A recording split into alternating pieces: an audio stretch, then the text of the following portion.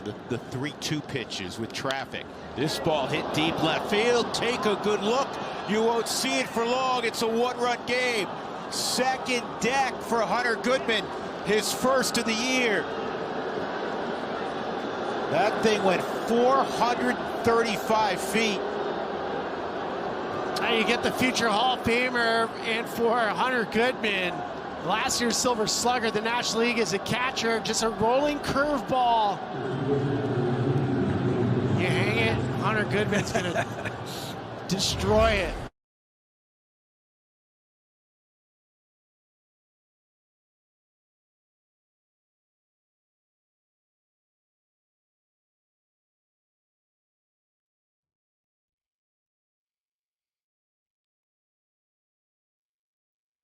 Happy opening day to all those who celebrate. Of course, in a winter where it snowed, I think like 2 combined inches in the city of Denver, and it's been 80 degrees every single day. Opening day for the Rocks ends up being, 35 degrees this morning. It'll be around 50.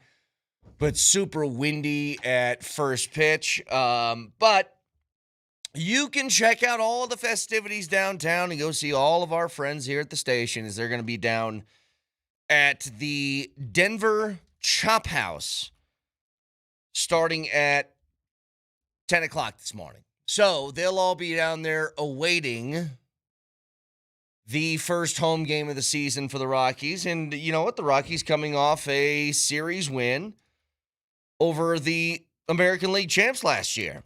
So maybe it's building some momentum heading into this first home opener of the season. Now, I do want to get to the Rocks in a little bit. What I'd like to discuss is injuries. And this time, not of somebody on the Avs and the Nuggets.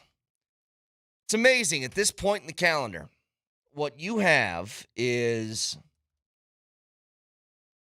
a whole bunch of teams jockeying for position. You usually get to this part of the year, and there's a handful of teams that think they are capable of going out and winning with,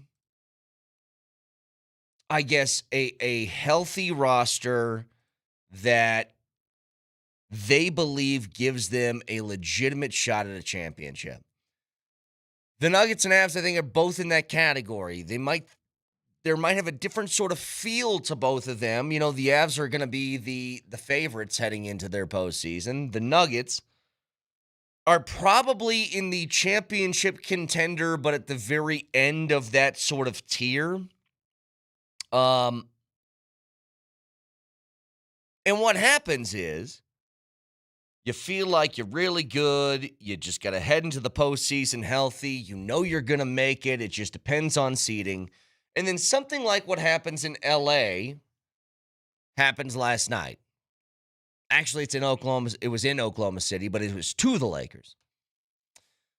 Luca Doncic leaves the game in what, at the end of this, I think it's much better than what it initially looked like. When he chucked the ball away and started hobbling off the court, everybody, I think, initially thought it was something way worse than a hamstring.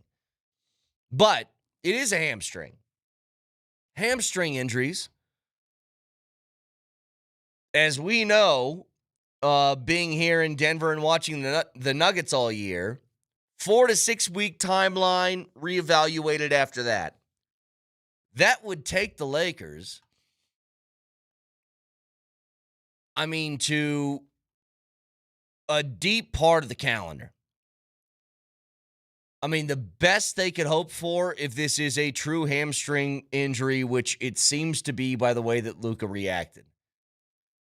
You're looking past the first round in maybe best case scenario. I can't remember exactly how the calendar falls. Dating back to last year, kind of what that looked like when you played in the second round of a series. So just going to, I guess, where the Nuggets were last year. So postseason starts right around mid-April. Once that starts, that takes you through early May. Because if you remember, they really try and space out this stuff. So when the Nuggets finished the second round against Oklahoma City, remember, they went 7 games. They ended up at May 18th being their final game of the year. 4 to 6 week timeline for Luca. You're looking at best, he gets in early second round. At worst, it takes him kind of all the way through that second round series or beyond. This is huge because now, all of a sudden, the Lakers, who are going to have to play either the Houston Rockets or Minnesota Timberwolves in the first round, they were already going to be in a battle. It's going to be even more of that moving forward. And this is why when I talked about, and I brought this up yesterday, the alternative of playing guys at the end of this year to continue to compete for seeding and the risk of having people get injured, is it worth it? And some people just kind of throw their hands up and say, hey, man, you got to play. So if you get hurt, you get hurt. And I'm cool with that. But my question is, if somebody major on your team goes down at this point in the season when, to be honest, I don't know how much it matters if you're the 3 seed, the 4 seed, the 5 seed, the 6 seed. You know, we always talk about home court. The Nuggets haven't been great at home this year anyway. And no matter who you play in that sort of rotation of 3 through 6, they're all kind of the same sort of difficulty. You can have a preference and say, well, I think Houston's a little bit worse than what Minnesota is, and maybe Minnesota's a little bit worse than what the Lakers would be, or whatever. You can have your preferences. The point is, they're all kind of the same. And the Nuggets are in that same category. Like, I think anybody in that 3 through 6, if you played a series 10 times, anybody could come out winning 5, 6, whatever. But now, with Luca out of the lineup for the Lakers, think about how much stress that puts on a dude who is 41 years old. You went from Luca being the guy to LeBron's got to go back and do that again. And I think LeBron, who to his credit, he took a backseat role to Luca because he had to. Because Luca's better than he is now. It took, 22 years in the league, but finally, he plays for a team where he was not the best player on the roster anymore. And now it's going to be him and Austin Reeves that are going to have to carry that team past that first round at minimum. At the end of the day, it's just basketball. It completely changes the way that you view the Western Conference and what can happen. And Texter says, is the 3 seed in play now? Yeah, kinda. I mean, here's what the Lakers have left in their schedule. They play Dallas. They play OKC on Tuesday. They're still going to be playing to make sure that they keep the Spurs at an arm's length. Then they play Golden State, Phoenix, and Utah. Golden State and Phoenix, I don't know what their situations are going to be. They look pretty locked in. But is it possible? I suppose. The Nuggets would probably have to win out to make that happen. But again, I'm really not all that concerned with where the Nuggets are going to end up. I'm concerned that Luca thing doesn't happen to you in these final days before the postseason. Say what you want about the loss to Vancouver and how ugly that was for the Avs. The bigger news to come out of that would have been if Marty Necas was more injured than he seemed to be. Wouldn't it? Like, win or lose. And The Avs place a little bit different because they have been in position to take this number 1 overall seed all year. The biggest thing that can happen from here to the end of the regular season is an injury. That's it. The Lakers were already getting blown out. Like, that's the other thing. When Luca went down with that injury, it was 90-58 in the third quarter. Like, the game was over already. They were down 32 with, 19 minutes left to go, 20 minutes left? The loss is nothing to them. Doesn't matter at all. It's strictly about, do you have the healthy bodies heading into the postseason? And again, when I brought up the question yesterday, it wasn't an argument in favor of it. I was just curious how people felt. At this point in the season, you kind of got what you got. I don't know how much more ready you're going to get before the postseason starts. You've had now, what do we have, 5? Is it 5 games left or 6 for the Nuggets? They're 49-28. 5 games left. I don't think anything's going to be found in the last 5 games.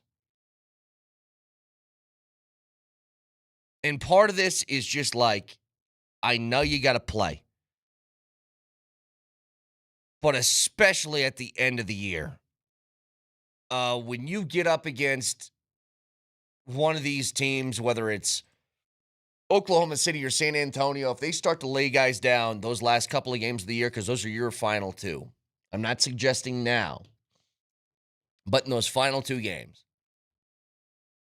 I think there has to be at least consideration for just keeping guys out of the lineup, and you throw out the Grand Rapids Gold for the last couple of games. You know, I'm all for the idea. This Saturday, there's huge games for both the Avs and the Nuggets. Like, you got to continue to compete this Saturday. I want them to treat Saturday's game against the Spurs, tomorrow's game, as a playoff game. I want to see how you stack up against the league's best, against a team that just doesn't lose anymore. You know, think about the run that the Spurs are on. Guess what happened yesterday? Surprise, surprise. Spurs won again. That's 11 in a row. You just check the schedule for the Spurs. They have lost. Think about this for a second. Holy smokes. Nelly, what's the date today? Tell all the people. It is Friday, April 3rd in the year of our Lord 2026. Do you know since February 1st, and just so people are aware, that is almost, 2 weeks prior to the All-Star break. So think about how long ago the All-Star break was. Got it in your head? See it? Now guess how many games the Spurs have lost since February 1st. The answer's 2. One of those to the Nuggets. They have lost 2 games since January. I want them to treat this as a playoff game. See where you truly stack up against a team that's been playing that well for that long. And here's the other thing. If you do win tomorrow, you might put the Spurs in a position where they shut it down, and then you can get an easy win at the end of the year again as you play them the final game of the season. So a lot on the line. 303-504-0925. It is opening day. We got a bunch to talk about this morning. Stick around.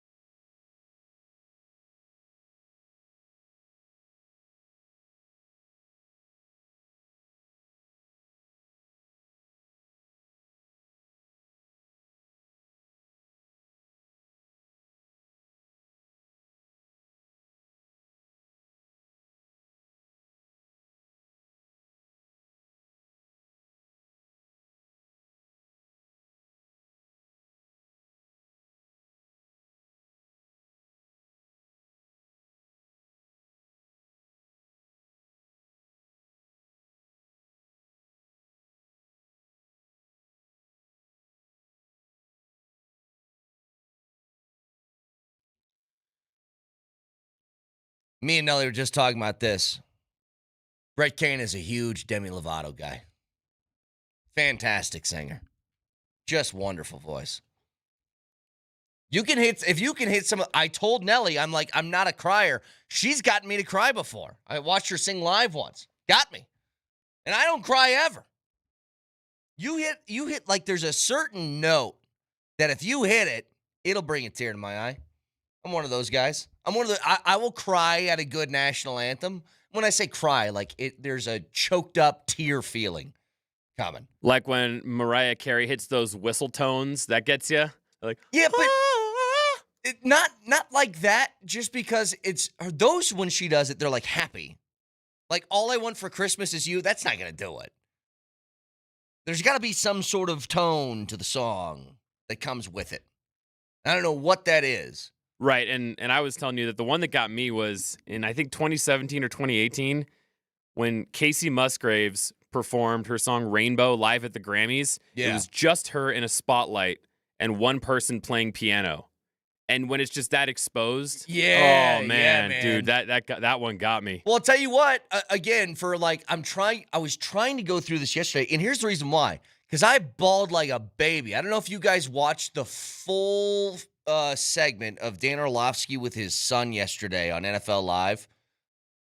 I don't know if it's like me being a dad now or something, but it wrecked me. 5 minutes of me just holding in every single human emotion that I have, being like, come on, man, you don't got to cry at this stuff. And then just a full well of wet eyeballs by the end of it. If you haven't seen it, I retweeted it on my Twitter, at Brett Kane Radio. At some point, when you're not at work, don't do it at work. It'll get you. Do it when you get home, when you're about to go to sleep, something like that, because it was beautiful yesterday. So, again, with where the Nuggets and the Avs find themselves, this is very, very clearly a race to the healthiest. That's what it is. And the problem that a lot of teams find themselves in, including the Nuggets, is that health is not a guarantee, and it is also a very difficult sort of maneuver here towards the end of the year. You don't really know what the last handful of games are going to bring and how conservative do you want to be with it? Because I'll tell you right now, there is no conservative nature heading into this weekend. These are two, I think, massive games for both teams. For the Avs, it's simple. You beat Dallas, this thing's over. Vancouver doesn't matter. I know that it's about the standard of play that you want, but ultimately, the Avs need to win 3 games. It's over, pal. If they beat Dallas, they need to win 2. And so, win tomorrow, and here's what's bizarre. Both of these games are going to be at 1 o'clock tomorrow. The 2 biggest games left on both teams' schedules, playing at the same time, middle of the afternoon, tomorrow. Spurs and Nuggets, by the way, are going to be on AM 950. Avs in Stars will be on 92.5. Both of them 1 o'clock.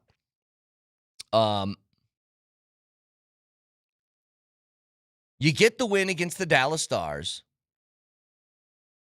You are a single win away from clinching that number 1 overall seed. And then I think you get real picky and choosy with who plays and when. I think you have to be. I think it's the smart way to do it. And I will point back, I still remember the panic that was setting in with some Avs fans towards the end of the year of that 2022-2023 season. The end of the 2021-2022 season. The Avs were rolling. They were at the very, very end of the season. They were 55-14-6. If you were to compare that to where the Avs are right now, because how many games is that through? That would be Season 75 games. So that was 75 games in. They were 55, 14, and 6. They're right now 74 games in. They're 49, 15, and 10. Then the Avs went to lose 6 of their last 7 games. And very simply, it's because they decided to shut people down. Once they got to that point in the calendar, it was a lot of guys being held out of the lineup, and then a lot of guys who just, let's be honest, didn't really care. Already had things locked up. You can put yourself in that same position with a win tomorrow against the Dallas Stars. Knowing where you're at, knowing what you have already in the bag, if you beat the Dallas Stars tomorrow, you need either one more win for the rest of the year in the final 7 games, or you need Dallas to lose one more time. That's it. So this thing is done with a win tomorrow. It's done really right now, unless you completely fall apart. But you got to be very, very careful, I think, with how you handle the rest of this season. That's all. Health is the number one most important thing, and I think especially for the Avs. Like, here's the differences. For the Avalanche, health is the only reason that I think would keep the Avs from winning the Stanley Cup. I think that would be it. I think you're too good everywhere else. You think about this for a second. You have the most powerful offense in the league. You have a defense, when they're on their game, minding their P's and Q's, are really good at limiting scoring chances. You have goaltending and Scott Wedgwood that is number 1 in the league in save percentage and goals against. You have a top 2 penalty kill in the league. And now your power play is clipping along at not only a respectable level since the post-Olympic break, but a pretty damn good one. You really don't have a weakness right now. Health is the only thing that matters. And entering the postseason healthy should be of the utmost importance. Now, to the Nuggets side of things, health is viewed to me a little bit differently. A healthy roster is the only shot you have to try and compete for a championship. You suffer, I think, an injury to that lineup, especially of the guys that I would consider your top 3 to 4. I don't know if you got a shot. I think the other teams are just too good. Think about how good the Lakers have been, especially as of recently. You know, we kind of went through it with the Spurs and how many games they've won. Only 2 losses since January 31st. The Lakers have been on a roll. They've won, let's count it out here. They have lost 2 games since March 6th. They lost last night 139-96 to Oklahoma City. And it wasn't because Luca got hurt. They were down 32 when he got hurt. That's the team that you're facing at the top of the heap. And what's funny is, look, man, you play the Thunder tough. You really do. And I think part of that is you have how would I put this? You have a very interesting problem that teams still don't know how to deal with, even the great ones. You can have multiple 6-footers. You can go small. You can do whatever. But when you play against Nikola Jokic, you know you're going to be in for a dogfight because it is very, very hard to blow out a team that has a player of that caliber on it. But I think this Luca injury, it shifts a whole bunch of different things in the Western Conference. It could lead to the Lakers having a first-round exit. And if you want to take that to an even farther place, like, think about this for a second, Nelly. If Luca Doncic misses, in what seems likely he will, the entire first round of the postseason. And the Lakers now lose because they lost their best player. That's an offseason in which nobody knows the status of LeBron James. They don't know what he's going to do. They don't know if he's going to come back. They don't know if he's going to keep playing. You could see a total revamp for the Lakers at the end of this season. And I know it's going to still have, Luca and Austin Reeves and two of the three core pieces on it. But if LeBron decides to leave, it does change up things a lot.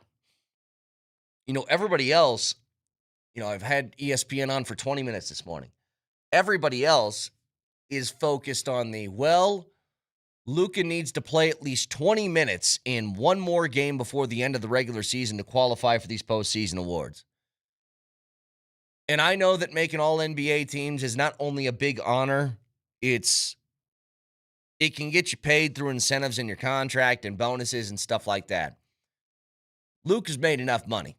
I don't think they're going to risk that at all in the final 5 games, I believe, for the Lakers.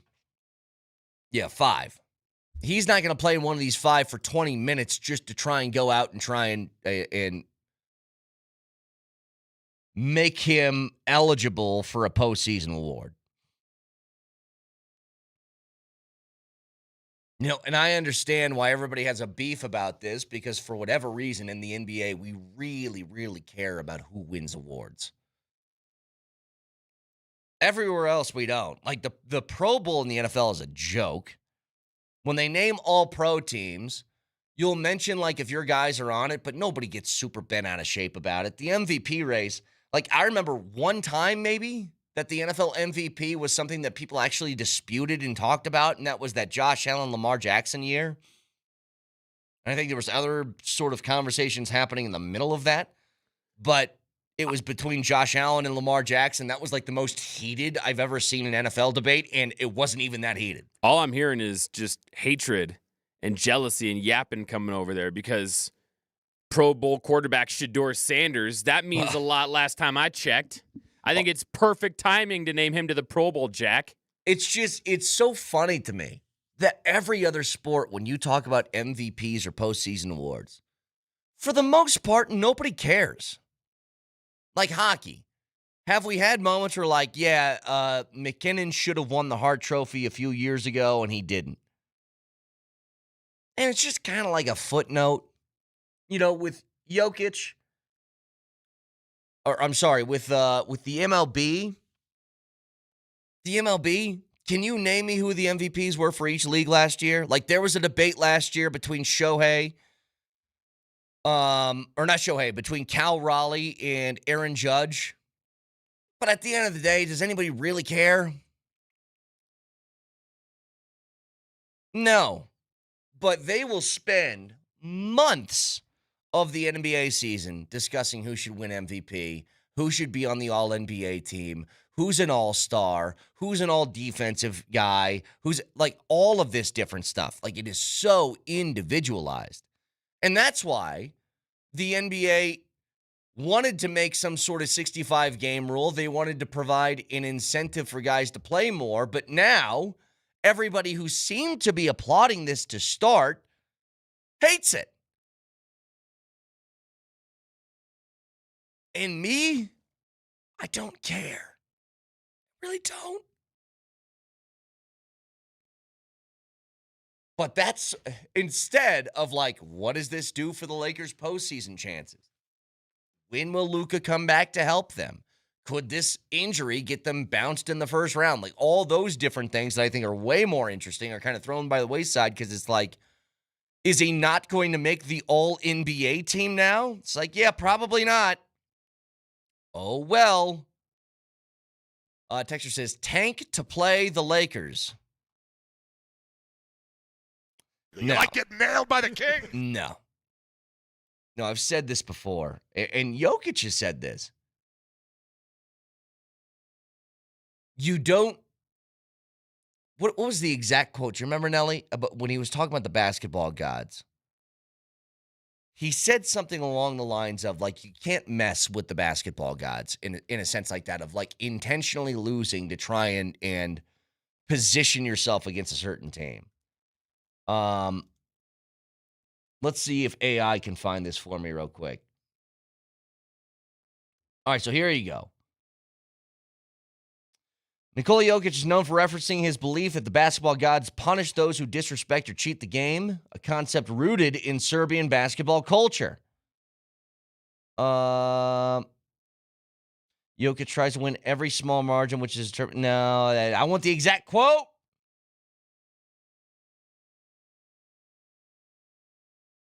Don't know. Can't find it. Oh wait, maybe this is it right here. But this was about stat chasing. There was one that was about positioning yourself for the postseason and like intentionally trying to lose. And that's what he took issue with. It was like, you cannot mess. So here we go. Serbians, this is a quote from, this is the Nuggets assistant coach. Serbians have something that we call basketball gods. If you play the game in the wrong way and you don't respect the game, basketball gods are going to punish. Same thing. If you play basketball in the right way, basketball gods are going to reward. So you try not to cheat the game. He's trying to win every exact little margin. But I think that's messing with the basketball gods, and you don't want to do that. You want to have play to win every game. Now, when I'm talking about benching guys at the end of the year, that's not to intentionally lose. That is to protect your assets heading into a postseason. So a lot more to get to with this in a bit. We're broadcasting opening day, Denver Chop House, starting at 10 o'clock. It's powered by the Will Hite Law Firm, who reminds you, don't drink and drive. Learn more about the rideshare reimbursement program at willhitewins.com. The Will Hite Law Firm, helping you celebrate safely. And stop by and say hi at the Denver Chop House, starting at 10 o'clock this morning for Rockies opening day. Back after this.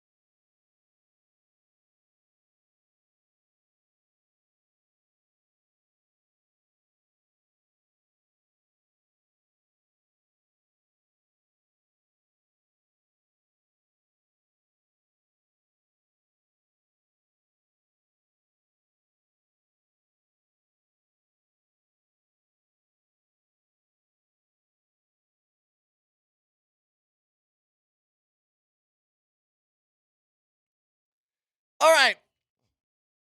Opening day today, we also have, at the end of each hour, not this one, but the end of the 7, 8, and 9 o'clock hours, what we're going to have is we're going to get our drop tournament boiled down to our national title game. So it's going to be another one where it's 4 different clips stacked against each other.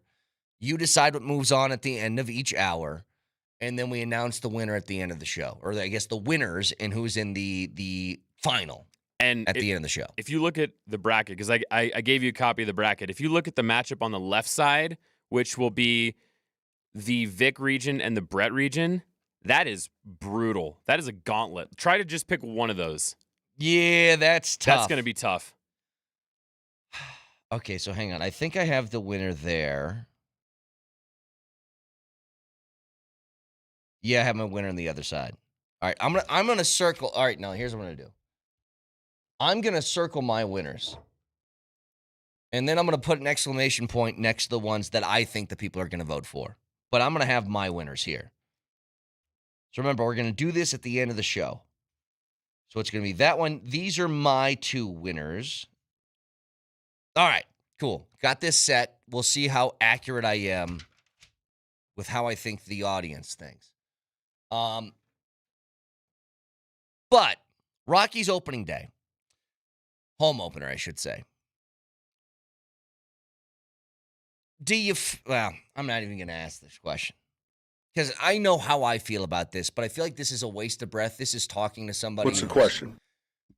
I was going to say, do you feel any differently about this Rockies teams than ones in the past? And I know the answer I'm going to get back, and I don't even want to do that anymore. Because it's going to feel like a futile exercise.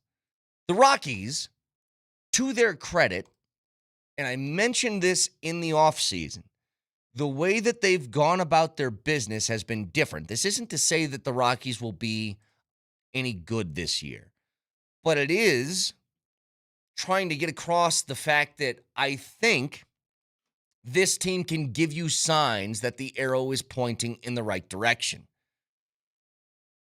Like I said before the season started, huge, lofty goal.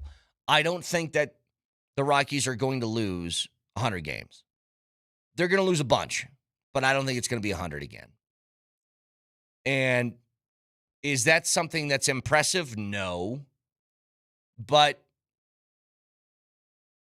the way that this new regime has gone about building this roster has seemed different to me. And I'll give you an example. It's short. It's 6 games into the season. But going out and getting veteran pitching and basically admitting we don't have enough guys in the farm system that we trust to bring up to the big leagues yet. Let's go out and get veteran arms. If they play well, we'll flip them at the deadline. If not, then we just lose a couple $1 million over the course of a year. That's number 1. Number 2, Angel Chivilli last year, who was a okay, I suppose, guy in the bullpen. You flip him for a TJ Rumfield, who seems to have a lot of promise, was the number 22 prospect in the Yankees organization. You say, you know what, we're going to give this young kid a shot at first base. And boom. First 6 games of the year, looks like you found somebody who is a reliable presence at the plate, doesn't chase pitches all that often, has a plan every time he steps in the box, all that great. I just feel like the way they've been doing business is different and more intelligent than they have been in the past.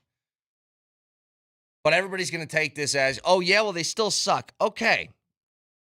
But this is the same sort of concept of when the Avs had their 48-point season, when the Nuggets were toiling around in the post-Carmelo era, when the Broncos were missing the playoffs for 8 consecutive years. You knew the difference between, especially with the Broncos, when they were just trying to hang on, when the Broncos were signing Case Keenum, when they were signing Joe Flacco, when they were doing that stuff to just try and hang on to whatever small amount of winning they can get, as opposed to truly building the team back up. There's a difference. And when you start at such a low point, which the Broncos never did, the Broncos were never like 2-14. But when you're coming off 119 losses, it's going to be a longer climb back to relevance and back to competitiveness. You have to make small, incremental steps. And I think that this season can provide one. And just what sucks today is that the day that everybody wants to go out to Coors Field and have the big party is like the coldest day it's been in weeks.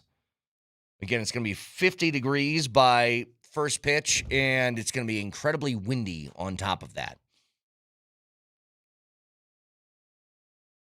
So 303-504-0925. I like certain aspects of how they're trying to improve the team. I don't know if they're improved or not yet. They've won a playoff series. Good Lord, I wish. They've won a series already this year, which took them until, was it June? Like the first week of June last year, Nelly? Is that what we found out from last year, their first series Sounds about win? right, yeah. Took until June last year to do that. Well, you did that in the second series of the year against a really good team, by the way. Like, I don't know what the Marlins are. They're 5-1 after their first two series, but they played against the Rockies and the White Sox, who have been like the two worst teams in the MLB over the last 3-4 years. But it's not so much about the roster itself. It's about the direction that they're taking the roster in, which I really appreciate. It's the leadership that I appreciate. The guys in charge that seem to have a semblance of what they're doing. So that's what I like.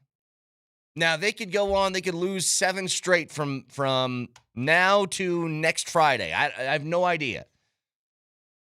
But all I'm getting at is I do think that the structure that is in place within the organization now is in a much better spot than it was 7 months ago. That's all. So they get going 2-10 today against the Phillies. There's a quote I've been wanting to play for a while now, and we'll get into this in more detail a little bit later in the show, but it's this from Sean Payton at the NFL owners' meetings. I saw the stories, all right, and I don't believe them. And so it's not let's run it back. I hate that term. All right, it's not let's run it back. Let's understand one thing. It's anything but that. When you win 11 of 13 one-score games, like you saw the flip in just one season between Kansas City, it's how do you improve your team, and the better you get, the harder it is to improve your team. And so you just weren't patient enough for us to trade for Waddle. Your stories had been written.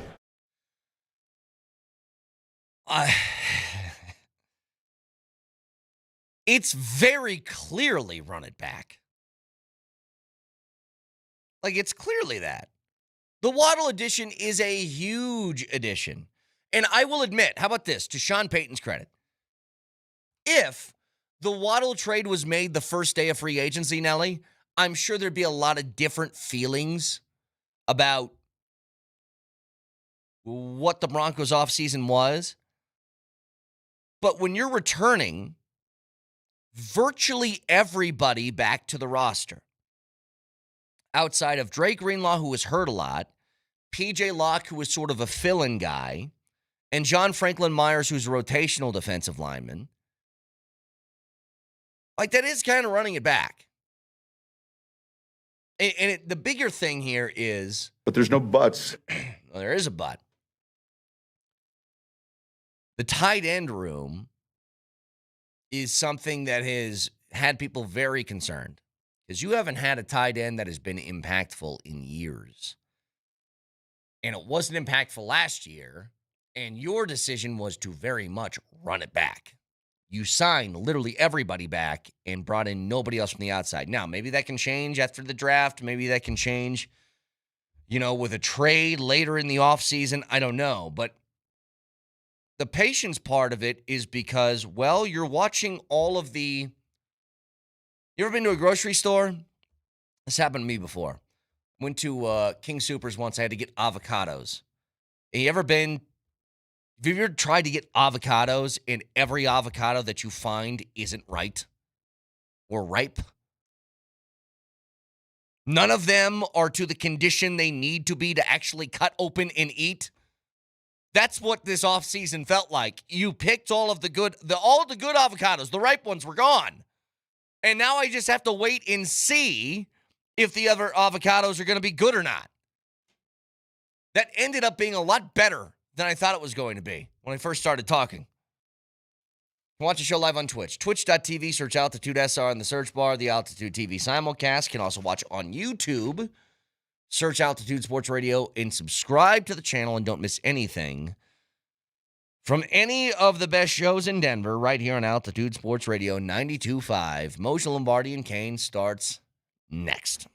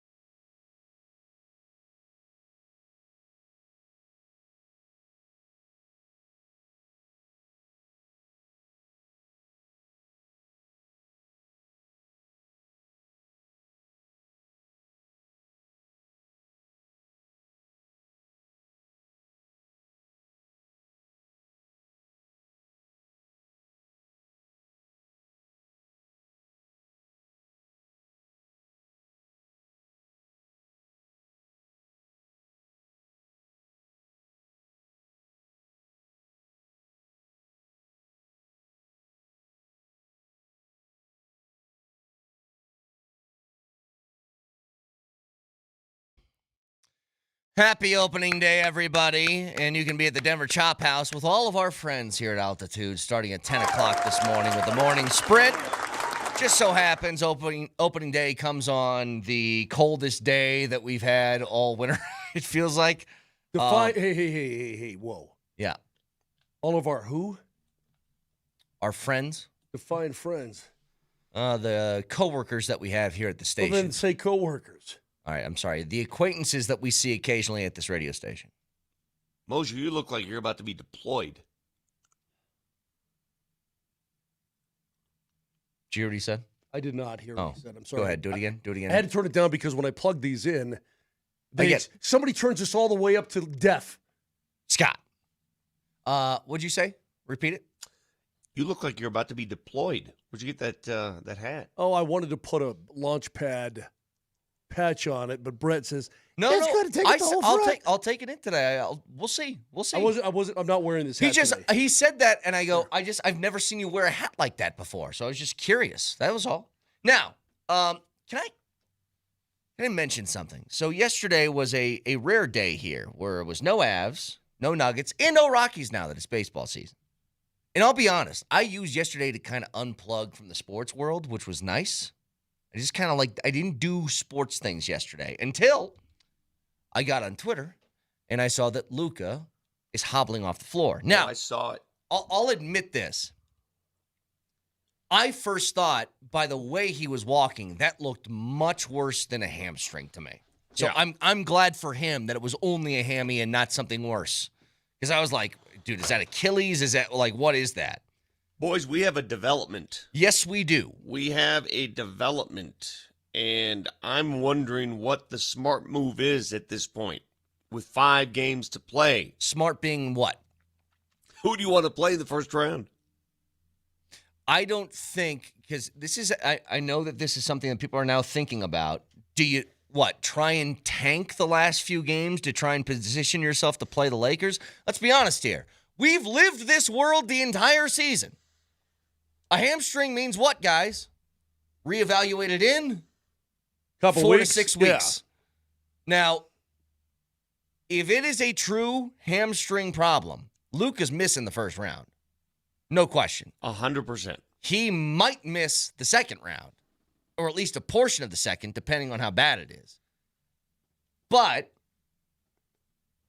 there is, I think, a quote that Jokic has used multiple times. And, Vic, I was trying to see if I could come up with this at the end of the appetizer, and I couldn't find it anywhere. Do you remember, it was a few years ago, similar situation, can't remember the exact details, but it was a discussion of do you try and lose a couple of games to position yourself to play a certain team? And he talked about you can't tempt the basketball gods, that you can't do that. And Yep. I'm a full believer in that. So am I. But in certain situations, let me tell you what's at stake here. 5 games to play. The Nuggets are now 1 game back of the Lakers. But in reality, they're 2 games back because of that damn ending in L.A. where your boy Reeves hits the left side of the rim and they eke out a victory. That play, as much as it hurts, could be the difference. That play. Because of the 5 remaining games for the Lakers, even without Luca, they play at Dallas. They should win that game without Luca. They have Oklahoma City again at home. And Oklahoma City is still battling with San Antonio. Oklahoma City is still, even if they're not battling, they're still playing with that vengeance. Remember, the Nuggets have to play Oklahoma City again, too. And San Antonio, twice. Last 2 games of the year, we'll see if there's still stuff on the line. I just don't think, even with the Luca injury, even without him for these 5 games, I don't know how you're going to catch the Lakers. I don't know how you're going to make that up. So here's the other part of this that I think is interesting, because we were just talking about this, and I asked the question yesterday, and it was purely a hypothetical or just I wanted to gauge the room. I don't believe in this, but I discussed, you got 5 games left. You got guys getting hurt left and right. Is there any thought you'd put into, damn the seed, who cares, just shut it down? Play the Grand Rapids Gold last, handful of games here and just make sure you get there healthy. Well, you look at the Lakers game last night. Do you know what the score was when Luca got hurt, Moj? They were I down do not. They were down by 32 points in the third Well, quarter. they lost by 40-something. They were down they were down 32 with 7.5 left in the third. Brett, the game was over midway through the first quarter. I watched it. Yep. The game was over. They're up 22 points midway through the first, and you could just feel the onslaught. You could feel it. It was over. And this isn't a judgment here. This isn't a criticism. This is nothing. I think they did everything the right way. You can't bench a guy for the rest of the game just because you got beat pretty badly in the first. But he aggravated it early and then came back. But to get hurt while being down 32 5 games before the postseason is extra salt in the wound. Brett, at halftime, they evaluated. He felt something. They said, you're fine. They put him back in there. Yeah, what was that Reddick quote? He wasn't fine. So it wasn't just playing in the third quarter and getting blown out. It's playing in the third quarter on a hamstring that he had previously injured. Yeah. So now when you look back at what the Nuggets did with Payton Watson the other night, that's a smart thing. Get him off the court. So J.J. Redick last night, Moj said, we checked him out. He got worked on. He was cleared. We weren't going to put him at risk. And well, they did. Well, I mean, if the player says I can go, then I know. the player goes. There's no one to blame. Yeah, I don't know. There's no, but that's that is the mystery of the hamstring. The hamstring is the most mysterious injury, it seems, right? Calf, hamstring, soft tissue. Because you're like, oh, it's fine. Yeah, that was nothing. And then next time down, a simple play. Ooh, that's something. And the way he reacted, listen, I am a sports doctor, but I am not a long-term prognosticator when it comes to soft tissue. You're right. When you see him hobble, that's a month. That's a month. Moj, I thought he popped his Achilles. Well, so did I, because he stood straight up. He just threw. So it was mid-play. It he was just weird. chucked the ball away. It was weird. And walked off the floor and laid down. But Vic, he stood up. He did the I really have to go to the bathroom bad kind of move. Yeah, you know what I mean? he did. Yeah. It just looked really, really, really awkward. You guys may have not seen this. I tweeted it out. The exchange Austin Reeves had with an OKC fan. No, I didn't see that. OKC fans, some of those guys, what punks. The OKC fans making fun of Luca, saying maybe if you played some defense or something like that when he's on the ground hurt. And Austin Reeves goes off on this dude. Good for him. He should. Good for him. I agree. I tell you what, these OKC fans, they've graduated to number one on the list. I remember I told you guys, you both disagreed with me at the time. I bet you've changed since then. These necks from OKC. I said if you could beat one team, either the Lakers or the Thunder, who would it be? And I said it's no question the Thunder to me right now. No question. Have you changed on that? Well, I mean, I'm watching this exchange and I'm saying, why would you talk crap to an injured player? You should be ejected. It was a front row person sitting in the front row below the. You should be ejected automatically. Yeah. Why would you do that? What? I mean, it's a game. You want your team to win. I get it. I speak to all fans, even Nuggets fans listening. Why would you do that? What would. Moj, if you saw somebody speak crap to an injured player, what are your thoughts on that? My thoughts are that's low rent. My thoughts are it's not necessary. It's gauche, if you will. Something like that. Yeah, when I say something to him, I might not. I don't have to, I guess I have to be in the I think it's an instant ejection. Yeah. I think you should be ejected. Well, here's the other thing to this, and this is where things get really interesting. LeBron, by the way, my YouTube golf show that I love, Bob Does Sports, LeBron was on it yesterday. He was? For a full hour and 15 minutes. I got to tell you, it's the first time I saw LeBron actually kind of being himself instead of playing the LeBron character. You know, like he does his barbershop show. Yeah. It's like you can tell he's trying to play LeBron. I got to tell you, I actually kind of liked him in the video. I did. It's terrible golf swing. But how does this show score all these guys? LeBron said he got into golf. He started watching the YouTube golf shows. He thought they were funny. They DM'd him, and he said, I'd love to do it. Really? Yeah. Who are these people?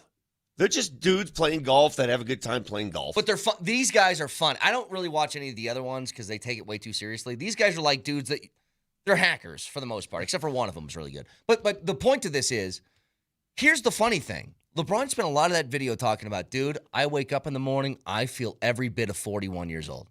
He goes, I wake up and I don't know if I'm going to play every single night, right? Well, guess what just happened? LeBron has taken the back seat. He has realized he's in a place in his career, still a good player. I ain't Luke anymore. You're going to have to take the lead on this thing. I'll back you up. Guess who's the leader of that team now again? It's the 41-year-old. Exactly. But is this the show where he said, why would I want to wake up in Memphis and go play in Memphis? Yeah. Is this, Yes. That's the show. That okay, one. so I saw the quote. I guess he was on that program when he said it, right? Okay. Yes. Okay. Well, again, I don't know if they can lose 2 more times, and the Nuggets would have to wipe the slate clean and finish undefeated. The tougher part might be the Nuggets finishing undefeated since they have to play San Antonio twice and Oklahoma City once in these remaining 5. So I got a thought on that. If you want the 3 seed. I got a thought on that we'll get to in a second, and it's why I think both games tomorrow are massive. But yes, Moshe. I've been thinking about the West, and I've been thinking about the Lakers in the 3-hole, the Nuggets currently in the 4-hole, and down the road. I don't know what I want. I don't know what I want. You know what I've come to, Moshe, on that subject? I don't know what I want. I don't know what I want either. I also don't know what I don't want. I agree with you, Moshe. I've never been more confused about what I want. I look at all the scenarios and I play out second rounds in my mind, and I'm like, I don't know what I want right now. You know what I want? You know what I want? I want what I saw is the Lakers against stiff competition on the road. You saw what Oklahoma City did to them. They devoured them. Yeah. The Nuggets in OKC could have won both games. Should have. Yeah. Right? Yes. Well, here's on that subject, here's what I'm getting at. Here's the conclusion I've come to. 5 games left for the Nuggets. I really don't think it matters.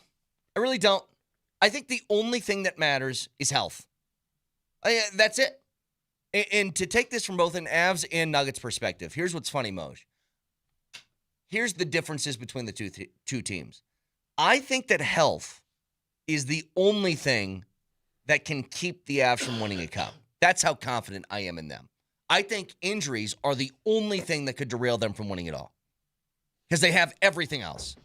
No, I'm just saying. I think that's it. Can I knock on my wood anyway? Here's the difference for the Nuggets. I think being healthy is the only shot they got. Yeah. And likewise, I look at a team like OKC. If they miss a piece of that puzzle, they don't care. They got pieces waiting in the wings to fill the gaps. They didn't have Jalen Williams for like months, and it didn't He only matter. played 30 games. Yeah.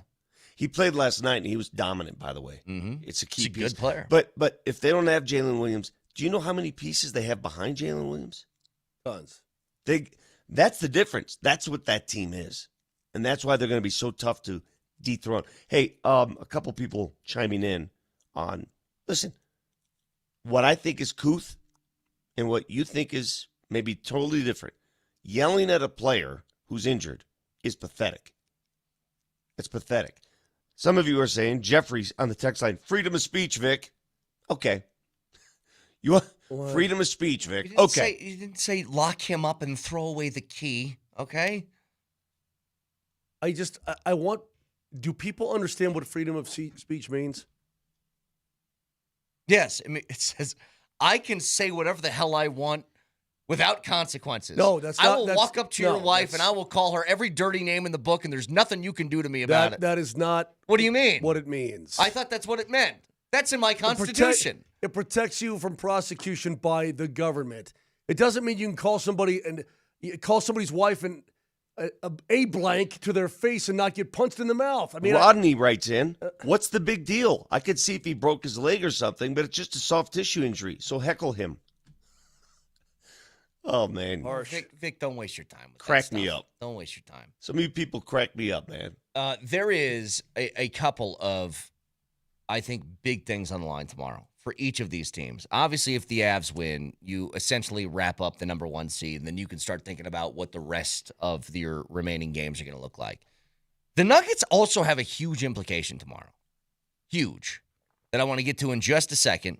Back after this.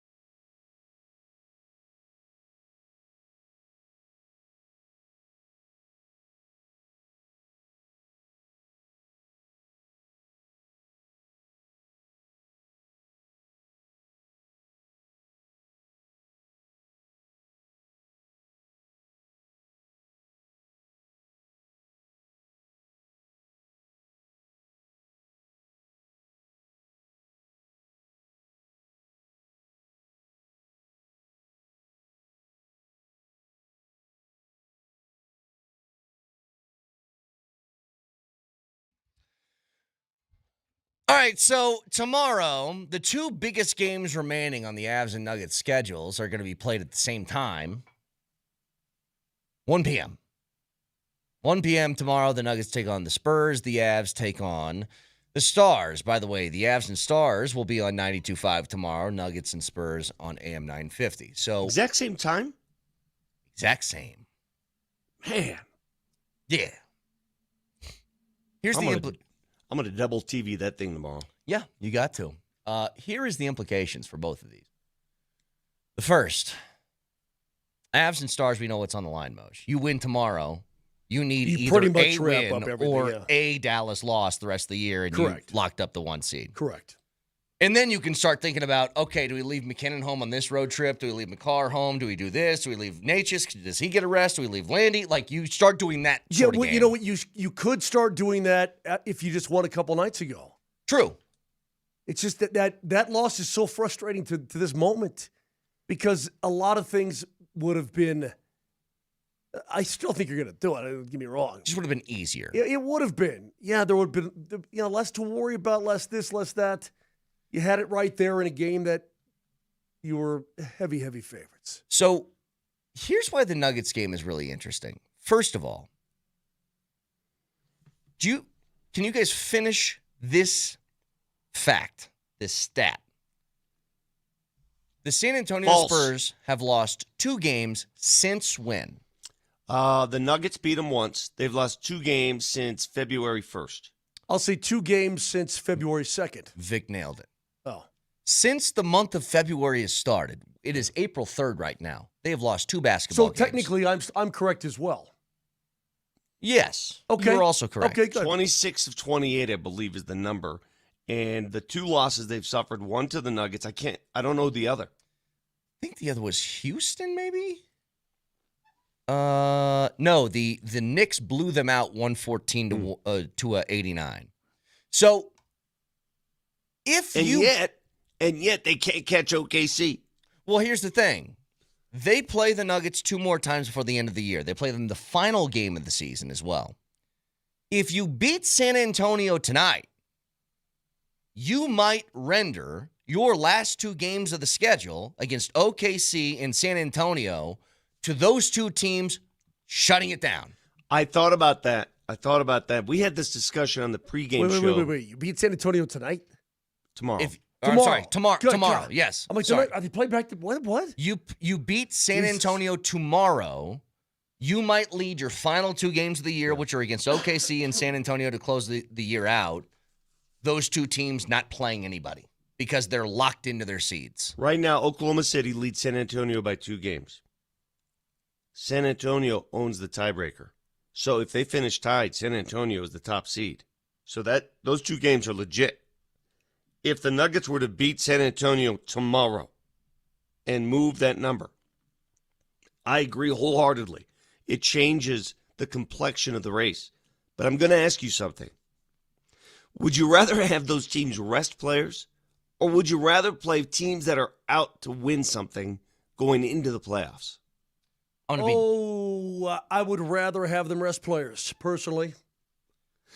I would rather they rest and you rest. Yeah, I want a fully sure. rested last 2 Rest? games. Yeah, I Because, want a rest. Vic, I don't think any of these games, any of these 5 games, outside of seeding, which matters, but I don't think it's going to even remotely have an effect on how the Denver Nuggets are going to play once the postseason rolls around. I agree. And that's why last night, everything rolled out perfectly for the Nuggets. The Lakers lost. Hell, and they lost more than a game. They lost their best player. Minnesota lost. Anthony Edwards is up and down. Jaden McDaniels is out. They're injured. So these injuries for those teams cannot occur at the worst possible time. Perhaps the Nuggets face their travesty, their injuries early in the season, and now you hope to avoid them. Knock on. Yeah, I hope. But I'm with you. I have no idea what I want down the stretch. I don't know who I want in a matchup against in the first round. I don't know who I want in the second round. So much of this can change. Yeah. Brett, you're driving me home from the golf course. Right? Okay. It's cruising your gray Oldsmobile Buick, whatever it is you got. It's a Ford. Okay. And you say, hey, you a little hungry? American. Like, yeah, I'm a little hungry. Want to stop and get something? Yeah, sure. Where? I don't know. It's a conversation I have with my wife. What are you hungry for? I don't know. What are you hungry for? And you'd say, I don't know. You don't know what you want either. You don't pretend you know what you want because you don't know what you want. Vic doesn't know what he wants. I don't know what I want. In fact, we may get down to the last game of the regular season. Vic, we may get down to Sunday, April 12th at San Antonio. I still may not know what I want. I mean, I may know what I'm exactly getting, but it doesn't mean I want it. I may want it. I may not want it. I don't know because a lot of things can change. I agree. And I don't know, I'm like, God, do they really want the Spurs in the second round? Or would they just, puncher's chance at OKC? I mean, I don't know. And not only the second round, first round. Would you rather take on, I mean, think about it. Would you rather take on Minnesota, which is always tough, right? Always. But a couple of their star players are hurt. Do you want Houston now? They seem to be healthy. Do you want to drop all the way to 6 and play the Lakers without Luca? I'm being dead serious. I think that all of these different potential matchups, no matter who you play, whether you're the 3 seed, the 4 seed, the 5 seed, the 6 seed, doesn't matter. I think the difficulty level of the series are all the same. It's just a different way that you're going to have to win them. You're right. Except now if the Lakers don't have Luca, then then you want them above everybody, but it's going to be too hard for you to even position yourself to play the Lakers. You're correct, but pulling teeth is pulling teeth. It doesn't matter which tooth, it's going to hurt. Yeah. That's how I see facing any of these teams. Yeah. Just as an aside, you were talking about going to get something to eat. I know this is an old trope that everybody has in their relationship. It's always like you and your wife, you're talking about what you want to eat for dinner. But this happens to me all the time. I am like a Hoover vacuum. I'll eat anything. Like literally, it doesn't matter what you put in front of me. I'm like, cool, fine, I'll eat it. My wife is picky. And so when I say, I don't care what we eat, I literally don't care what we eat. When she says I don't care, and then I mention someplace, and she goes, no, I go, so you do care what we eat. And that drives me nuts. I'm like, you just pick something then. Welcome pick to the club. I'm like, I'll eat whatever. I don't, grilled cheese, fine. I don't care. Happens every single week. Every week. Especially like Fridays. You're done cooking meals. Just a quick aside. But to your point. Thanks for that wonderful aside. Just sharing a detail about my life. Thanks, though. That was deep, profound, and it really changed the course of the show. Spicy. Just sometimes we have our own personal anecdotes that we kind of toss in here really occasionally. Just every once in a while, we just throw in our own personal things in this life, If I hear about Vic's snowblower not starting, that's a really good. I know, but we are unfair as human beings because if Moser were to share that story, how would you react? It's 20 seconds. Let's just be honest. Your time of talking about this is more than the time I spent telling the thing. Moser, I'm defending you in a roundabout way here. I don't need your pity. Tomorrow, which game is more important? Avs Stars for the Avs or Nuggets Spurs for the Nuggets? Okay. You're going to hate my answer. Why are we okay. Well, I'm just curious. In the grand scheme of things, I know this is a Sophie's choice. No, the grand scheme of things, the Avs game is more important. Bottom line. But they lead. They have room for error. But I'm saying that you can basically end the discussion tomorrow, bam, done. If the Nuggets win or lose, the discussion's going to continue on. I disagree with you. I think if the Nuggets lose at home to San Antonio with things at stake, it sort of sends another message like maybe you can't play with San Antonio. You're gonna hate my answer. You're gonna hate it. Okay, go ahead. You're gonna hate my answer. I'm gonna hate it? Yes. Okay. I think a lot of people might hate it. I don't think any Nuggets game matters from here on out. Huh. I really don't. I don't think it means a thing. Because I don't buy into, especially with them and how weird they've been at home, I don't even know if home court matters. Like, I don't know if, I think it's just kind of, you're at the point of the season, you're at where you're at. You're going to roll into the postseason. I have no idea what this team's going to play like. I have no idea how guys are going to respond to their knick-knack injuries and soft tissue things. I have no idea. So should everybody just stay home? Like, I don't know, Vic. Like, you tell me. What's the importance of the last 5 games of the Nuggets? Depends what you want, seeding-wise. I could see the importance, though, for the Avalanche from a psychological standpoint. Yeah, just lock it down, and then you can rest guys later. More than that, psychologically, it's the Stars. It's the Stars. You beat them on their ice, and a message is sent. I agree.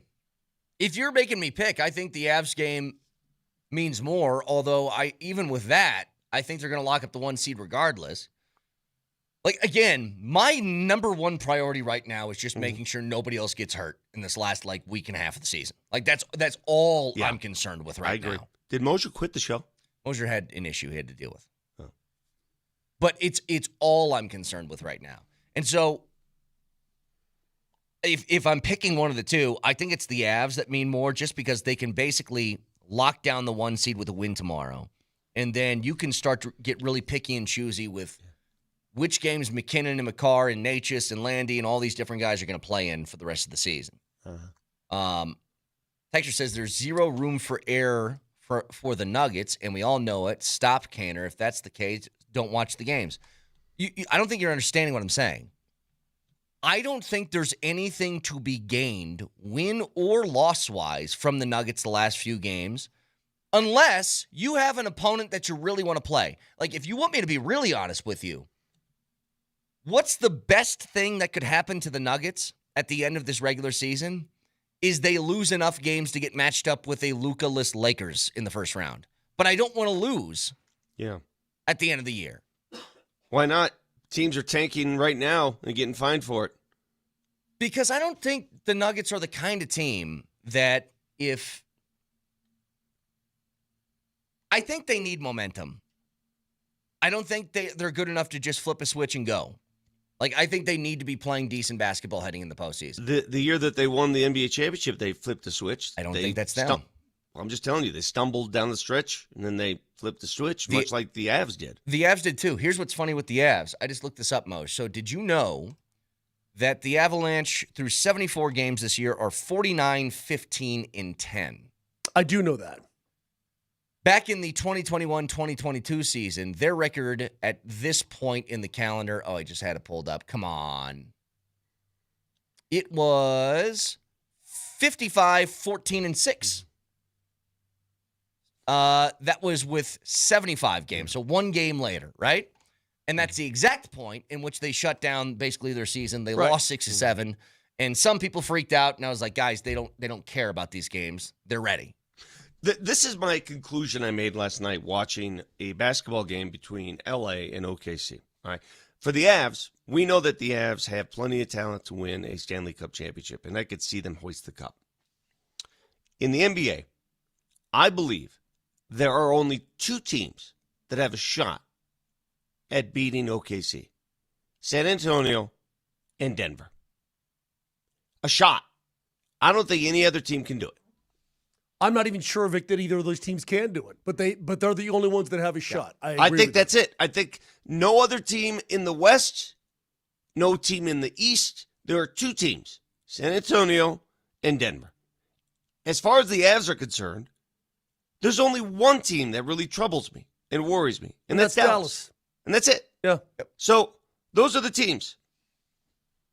You know, at the same time, I was thinking about this. I'm thinking, oh, God, Dallas, and you worry, and they should be worried the other way too. I mean, because the Avs are a damn good hockey club. You don't think they are? Well, they should. Well, their fans probably are not. Oh, we own you or what? They should be worried as well. Let's just not put all the eggs in the, oh, God, you got to play the Stars basket. Who cares? Man, they got to play you. They got to play you. They don't want to play you, but they got to play you if both teams win. Like, I think that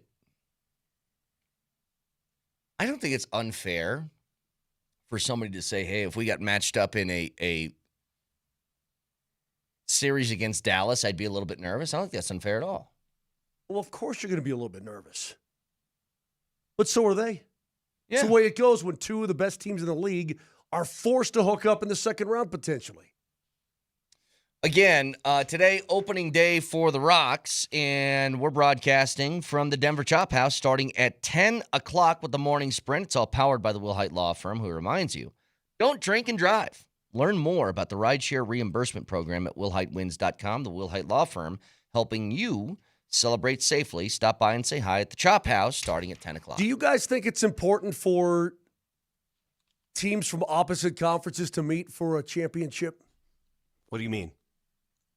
Is it important? What Yes. does that mean? You do.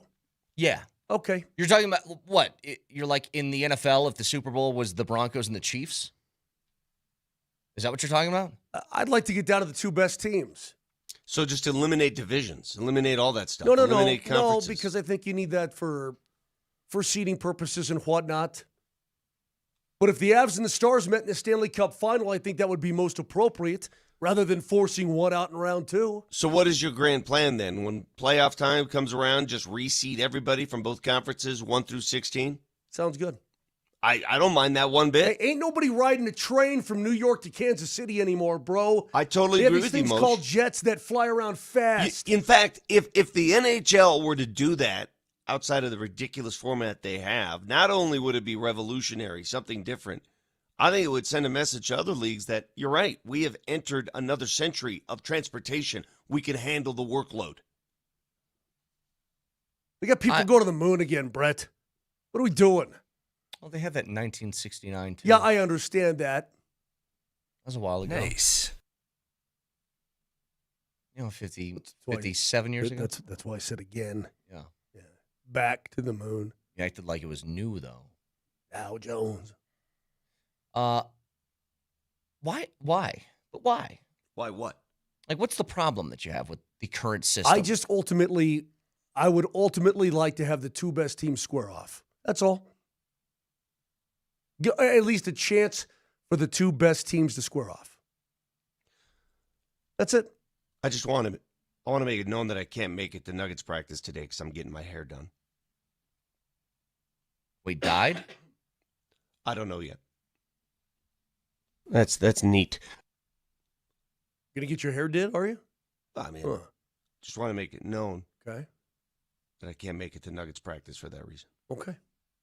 Are you be sharing personal anecdotes today? Well, I mean, as long as you did, I'm going to start sharing more. That's fine. Uh-huh. I mean, we did talk about your hair for a long time on the show before. I got a lot of other stuff lined up. I'm going to wash Okay. my hands during this break. Why? What did you do? What did you do that necessitated washing your hands Just haven't during washed this them in break? a while. Oh, okay. 303-504-0925. Back after this.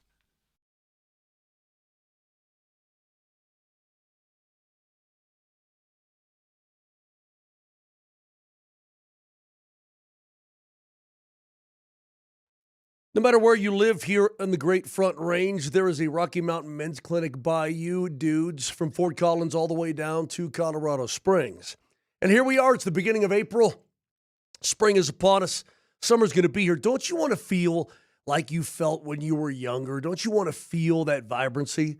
Right now, maybe you're tired, not sleeping well, low on energy, not seeing the progress in the gym, all these kind of things. Well, Rocky Mountain Men's Clinic can help you because they have low testosterone treatments that are absolutely fantastic. I went through it. I'm very, very happy, and you will be as well. And right now, they help men go even further. They got 4 targeted body composition plans featuring GH peptides, NAD+, GLP-1s, PDAs, and more, all designed to boost energy, support metabolism, enhance recovery, and accelerate fat loss. So do yourself a favor. Find out what they can do. Give them a call today, 720-440-7900. Most guys wait a year or longer. There's no need to do that. 720-440-7900, or go online and see everything they do at RockyMountainMen'sClinic.com.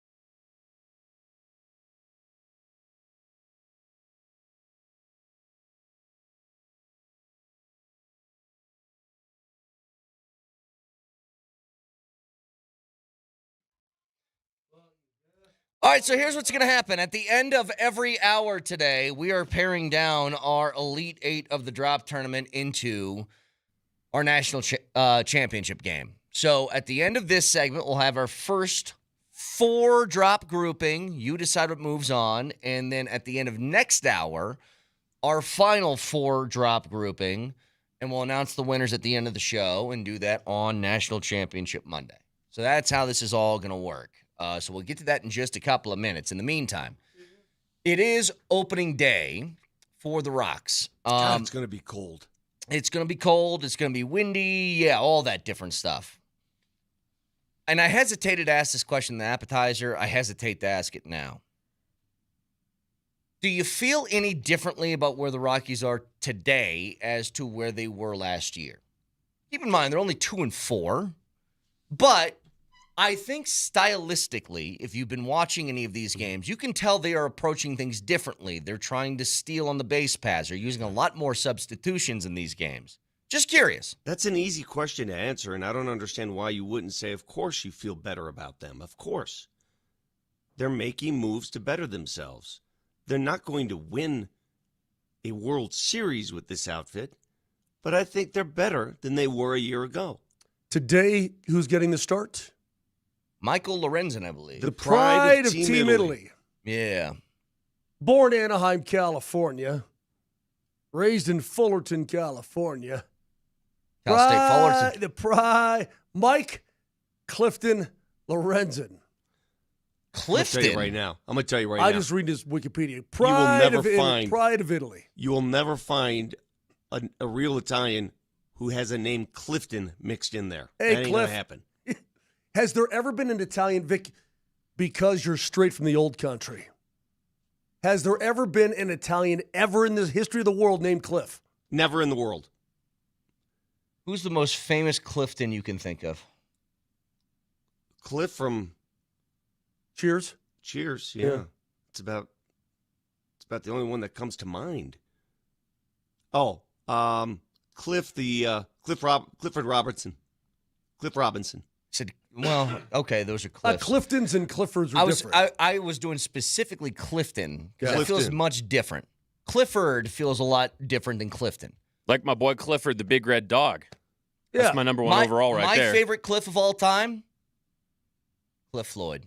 Yeah. Love watching Cliff Pretty Floyd. good player. So, do I feel any different about the Rockies than I did at this point last year? Not really. Yeah. I mean, they won I a do. series, which is awesome. The 3 they lost in Miami, You don't all see by progress? one run. Yeah, I do see progress. I do. You But know, Vic, you know they have a plus run differential, and they're 2-4. bro, we're 6 games into the season. I know, but there's Okay. progress. Dude, last year they didn't win their first series till June. They went months I without dig. winning their first I road dig. series. I They've dig. already done that. Of course that's progress. I dig. They're not going to lose 119 games again. But if they lose 100, is it any better? Does it feel any better? I've Yeah. been on record. I don't think they're losing 100. I- They might lose 98, but I don't think it's going to get to triple I digits. think the volume of losses, I understand that's at the end of the day, that's how you evaluate. I just think they're a more professional outfit. It feels that way. I think so too. And I think that the moves that they've made in the offseason, I think you can already tell has had an impact. I think having a more veteran lineup, I think pushing Senzatella to the bullpen is really smart. Getting guys like Sugano, like Lorenzen, like Quintana in here to provide some stability when they know they don't have arms that are ready or maybe good enough in their farm system right now to throw on the big league club. Bring the veterans in here. If they play well, we'll flip them. If not, then we just lose a year of money. No big deal. Yeah. But on top of that, you think about Angel Chivilli, who was a reliever for the Rockies the last couple of years, who was fine. I wouldn't even say he was good. He was fine. You flip him for TJ Rumfield, who looks like a guy who's ready to compete at a major league level. The only thing that hasn't happened yet, and it's why it's hard to evaluate this early, because they've played 6 games all on the road, all, pretty much at sea level, not having to deal with any changes, is when you have to go through those back and forth altitude, sea level, that's when things start to go awry a bit. Sure. That's when you have to challenge yourself as a pitching staff, as a hitter. We've talked about this. And if you turn a blind eye to this, if you're one of those Rockies fans that says, oh, you're just making excuses, I don't know what to tell you, but the altitude does make a difference. It does. You have to be able to adapt. It takes a different mindset. And that's why this is not to say that the Rockies are good. This is to say I think they're better than where they were last year, which is the point. To improve your roster and your team. That's all. Okay, that being said, I'm sitting here patiently. I'm listening to both of you. Mm-hmm. Chip your teeth.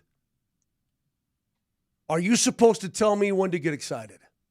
No, I'm not your excitometer. Then stop acting like my excitometer. You just asked a simple question. I don't care if it was a simple question. You're throwing it on me. I'll tell you, I'll get excited when I damn well feel like getting excited. Nobody's trying to push you into the excitement zone. You certainly are right now. Nobody's trying to titillate you.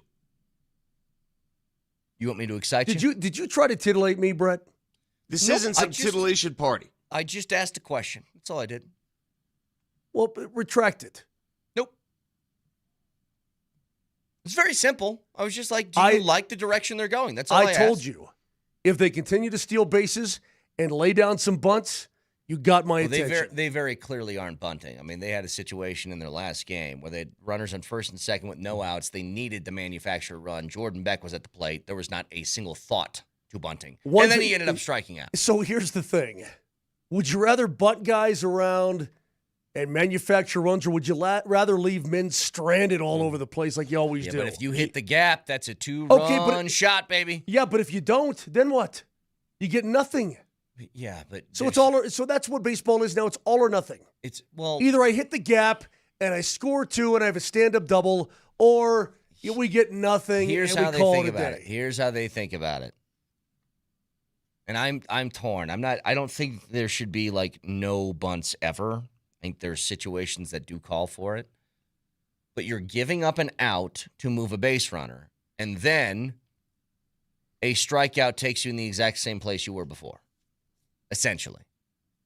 You're still looking for a base hit. That's all. So whatever. Let's go to our first grouping here of the drop tournament to try and get to our national title. I have circled the ones that I feel like are going to be the winners, or I feel like should be the winners. And me and Nelly have made sort of a bet here on what the people are going to choose. But here's how it works. We're going to play all of these. I'll give you a keyword to text in, and you decide with that keyword who moves on to our national title game. So Group 1 is a 1 seed, a 6 seed, a 5, and a 7. The 1 seed is Houston? Detroit? Mary had a little... Clam? Yes, Mary had a little... Yes. I'm sure she did. That should be noted, by the way, that is the only 1 seed that made it to the Elite 8. The only one. That is. Yeah, let's go to the 6 seed. Well, I think that, obviously you want to win Game 5. Is that gum good? Damn, it's too much in my mouth. Huh? It's too much. Oh, wow. And then a 5 seed. This place, American Airlines, the Mavericks, this was my safe place. And now I have nothing. I'm so sad, man, for real. I love that guy so much. I love that guy. So much. And then a 7 seed. Welcome back to the Brett Kane Hour. Brett Kane has passed away. He's no longer with us. Welcome back. Brett Kane, no longer with us. I'm Mark Bertinoli, filling in this morning. Every time I hear that, you know what I think? Is the idea of saying Brett Kane no longer with us, I think is really funny because it's subtle. But when he straight up says Brett Kane has passed away, it almost like it's too upfront. I mean, he almost added like details to it. No longer with us. See, that is subtle. Brett Kane has passed away is like, all right. Brett Kane has passed away. He's no longer with us. Brett Kane has been hit by a truck. It was ugly. He is no longer with us. Nelly, I don't have what words to text in here, so you're going to have to help me out on these, on what these keywords are. Yeah, sure. If you want the 1 seed, you text in clam. Mary had a little... Clam? If you want Vic's incredible interview question to move on, you text the word gum. Is that gum good? If you would like our favorite sad Mavericks fan to move on, you text the word nothing. And now I have nothing. And if you want Berto's eulogy for Brett Kane to move on, you text the word past. Brett Kane has passed away. He's no longer with us. Jeez. So You decide what moves on. We have another grouping, our final grouping, that we'll do at the end of next hour. So stay tuned for that. 303-504-0925. So it's funny. Speaking of making changes, and are the changes enough? And are subtle changes enough? And I've been sitting on this piece of audio from Sean Payton for a couple of days now. Just couldn't ever get around to it. Too many other things going on. But I do want to play this for you. This is from the NFL owners' meetings. And it's about their approach to the offseason. And it's maybe the first time this offseason that I've heard Sean Payton a little bit snippy with media members. Yeah. Because it was, it's one of those, you guys formed your own narrative from an ignorant standpoint because you don't know what the plans are. Like that sort of tone to it. So I want to get to that in just a couple of minutes, and you can listen to us anywhere in the world on the Altitude Sports Radio app. It is powered by the Will Hite Law Firm. Injury lawyers, go to willhitewins.com. That's willhitewins.com. What about on Artemis? You know what? We looked this up. Artemis does have Wi-Fi. Did you guys see, by the way, they have one toilet on that thing, and after they took off, it malfunctioned immediately? Saw that, yep. Can you imagine being stuck on that one toilet with Moser? Oh. Yeah, but what are we doing? I guess I'm spoiled.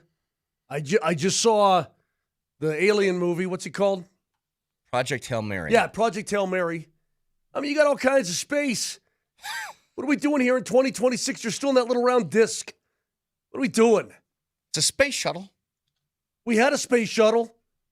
All right. So we get back to this. We're back to flying discs. I want to play. Little tubs. I want to play this audio from Sean Payton in just a second. Stick around.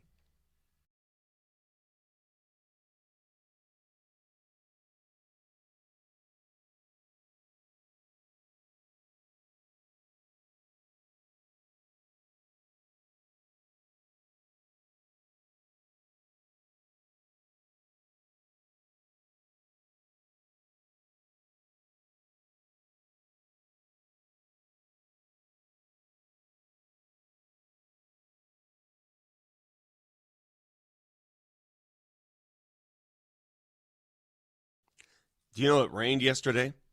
I saw it a little bit. The day before, it rained a lot. I saw it. Imagine if you had your lawn ready for that liquid, that moisture. Imagine if you had deep plugs of aeration done on your lawn. How much better your lawn would look and feel today. You need aeration, especially with the drought conditions coming our way. Mile High Aeration does it better than anybody. 303-778-1000. They've been doing it for years. Family owned, family operated. 303-778-1000. They've got the red and white signs all over town. You know what I'm talking about. Their machines are the reason why they're so effective. Heavier machines, pulling much deeper plugs, allowing the moisture and the fertilizer to get to the root of your lawn. Check them out online. They do a lot more than aeration stuff. MileHighServices.com. That's MileHighServices.com.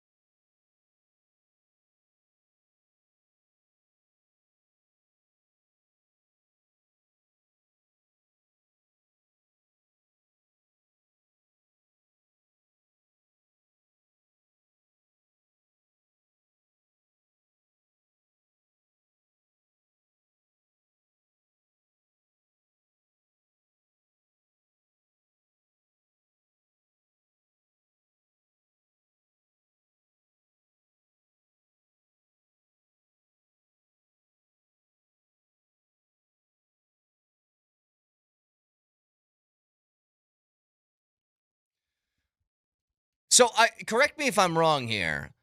I don't believe that I've heard snippy Sean Payton really all offseason yet, right? He's actually been like almost overly cordial during this offseason. What do you mean, he's a normal human? Yeah. Well, he hasn't spoken much.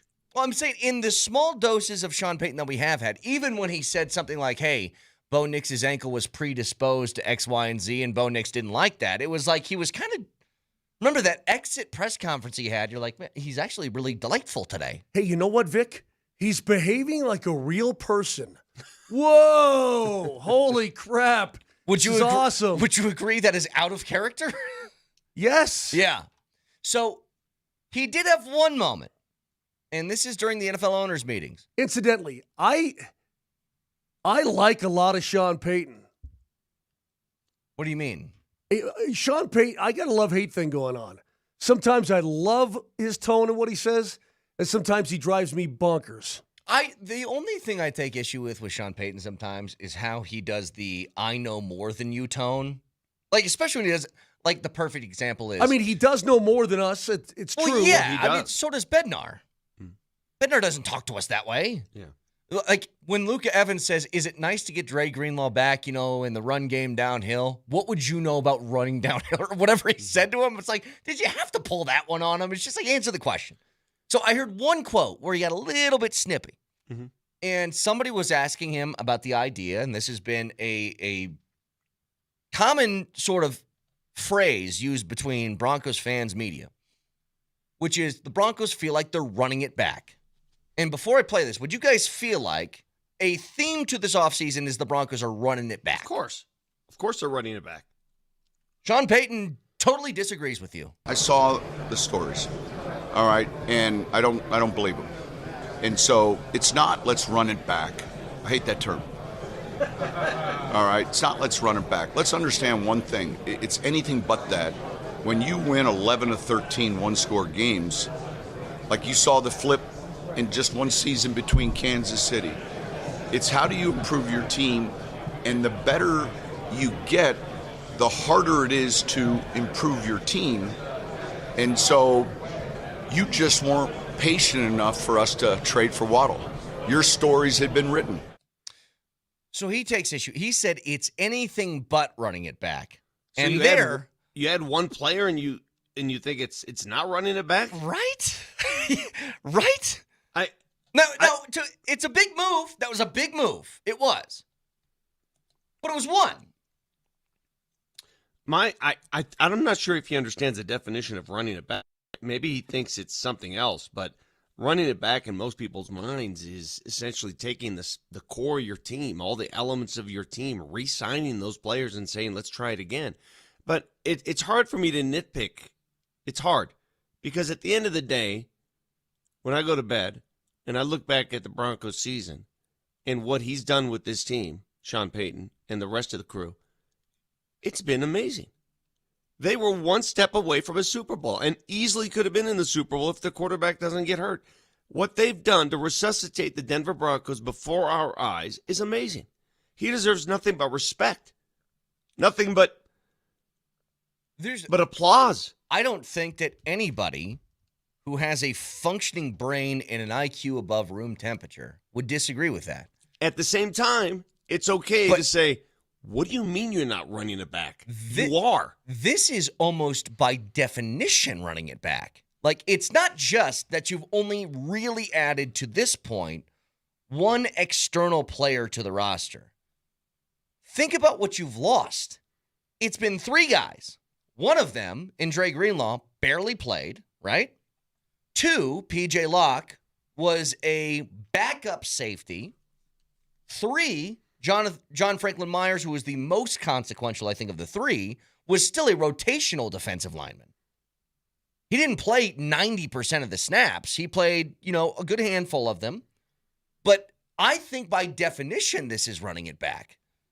And if you're going to use one acquisition as, well, here's an example of why we aren't, then no team has ever run it back in the history of sports. I don't know why he's so offended by that. Yeah, me neither.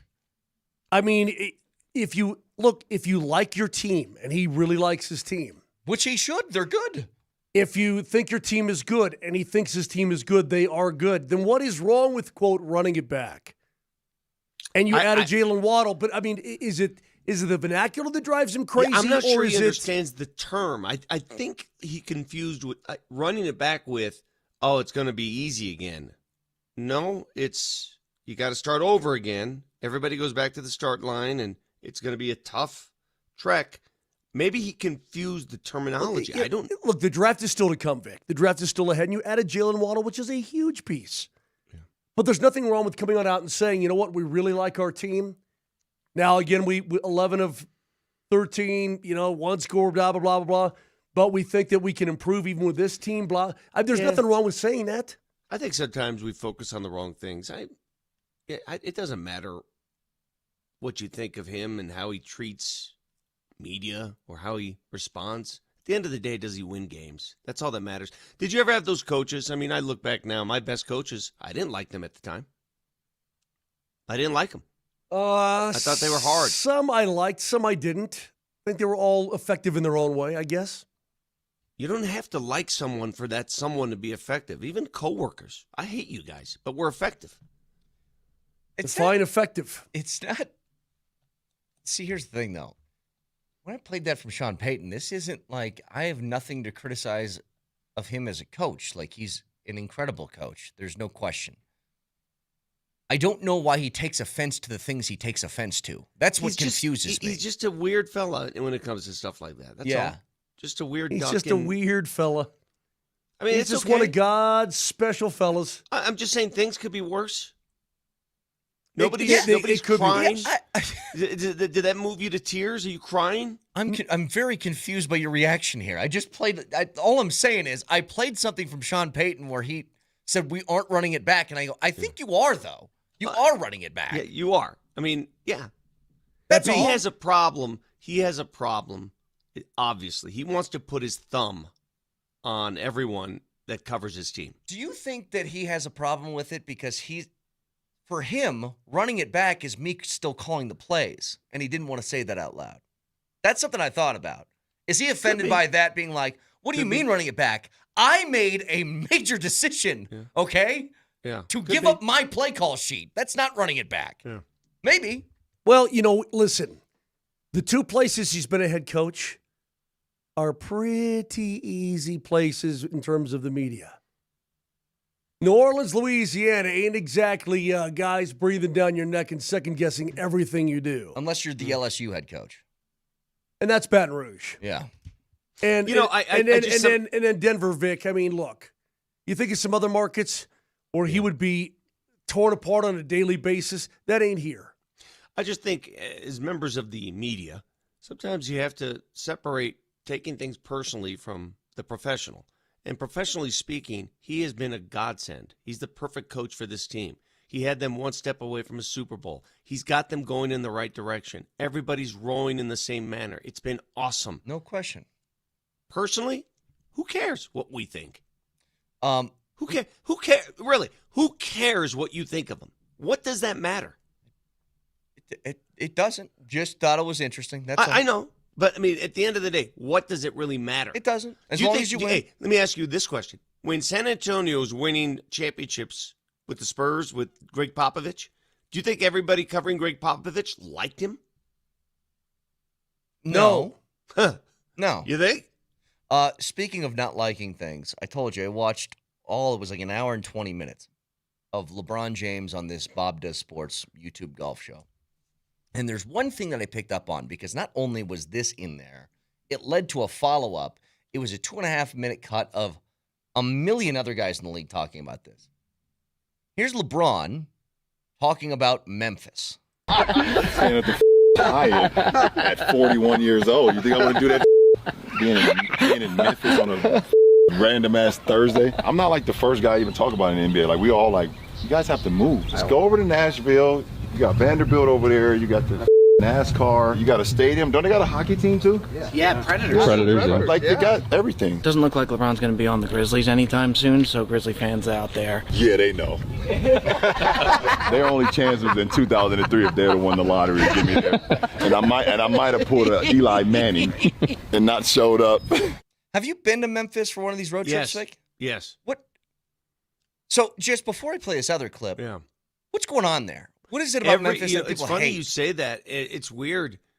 You talk to a lot of NBA players. Who was the guy, Bain, that got, remember he got traded got traded from Memphis to Miami? Mm-hmm. And it's almost, Orlando, I'm sorry. Yes, he got traded to Orlando, and he was like, oh my God, thank God. He couldn't wait to get out of Memphis. Couldn't wait. They hate Memphis. Well, here's a supercut of, this is 2.5 minutes long. We've cut it to 50 seconds. Man, I used to hate flying into Memphis, bro. What's your least favorite city? Everybody's got to have one. Yeah, Memphis, probably. I mean, the hotel is probably the worst hotel in the NBA. The food there is good, though. Do you ever walk into a hotel room and just be like, wow, thousands of people have slept in this bed before me? Yeah, especially when we go to Memphis. I be like, damn, my hotels ain't nothing in Memphis. Be dirty. I walked in the Memphis hotel one time, I had stains and on the bed. Memphis, which should probably be in Nashville, should be an Eastern Conference team. Adam, let them just do us all a favor. I just don't think it's a destination city. You know, Nashville's one of those cities that people enjoy. Memphis, it is in Tennessee, so you get a tax cut, like it's good on taxes, but it's just not a city that's pretty, I guess you could say. Oh, Memphis is easily the worst. I know the hotel they're referring to. The hotel's right across the street from the arena. We've stayed there many times. It is pretty, in terms of NBA standard hotels, I can see why the players don't like it. But the Nuggets this season, Memphis has been a nightmare. They go to Memphis for that one game that gets, remember, it got postponed because of the winter snow that hit. Yep. Then they have to go back there on the second game of a back-to-back. You don't have to ask the Nuggets twice. They hate Memphis. I've been a lot of places. Never Memphis? I've never been to Memphis, Tennessee. Do you think that that's on the horizon, or are they just going to move that thing a little bit farther east and take it to Nashville? I have no idea. Well, they should. I mean, ownership has to come into play there. If the owners want it in Memphis, that's where they're from. I can tell you this, there's no reason to go to Memphis. That's a good point. And I mean, unless you want to go to the Mississippi River, yeah. Hey, Nashville is so much different than when I first started going there so many years ago. Well, yeah. Become Nash Vegas. My first trip to Nashville was almost 30 years ago. Dude, it is totally different now. Hold on a second, but these people make it sound like some other cities are welcoming and beautiful. Milwaukee isn't great. No, it's not. Milwaukee's awful. I could pick a bunch of cities that I'd say, nah, you can have that. It's pretty amazing, though, to hear all of them. You think Oklahoma City's a walk in the park? Although Oklahoma City in the summertime is a nice park right outside the arena. Just saying, to have everybody on board and all of them say, that place is horrible. I never want to go there. I don't think I've seen that before. I'm sure, like, if you caught NHL players in an honest moment, would they say that's like Winnipeg or something? Yeah, maybe. I don't know. I don't think Columbus? I like Columbus, actually. Yeah? I may be the only one. I like Columbus. You know what, though? At the end of the day, what kind of role does the city play in attracting free agents? Like we know Miami does. We know L.A. does, right? Attracting free agents. Yeah. Denver's a beautiful city. We know this. But it's not like the Nuggets have attracted free agents. No. Ever. Paul Millsap is the biggest name free agent that's ever come to Denver. You think guys are clawing to get their way to Sacramento? No. That's my hometown. Believe me, they ain't. I don't think Detroit is on the top of many people's lists either. Not right now. Yeah. 303-504-0925. Back after this.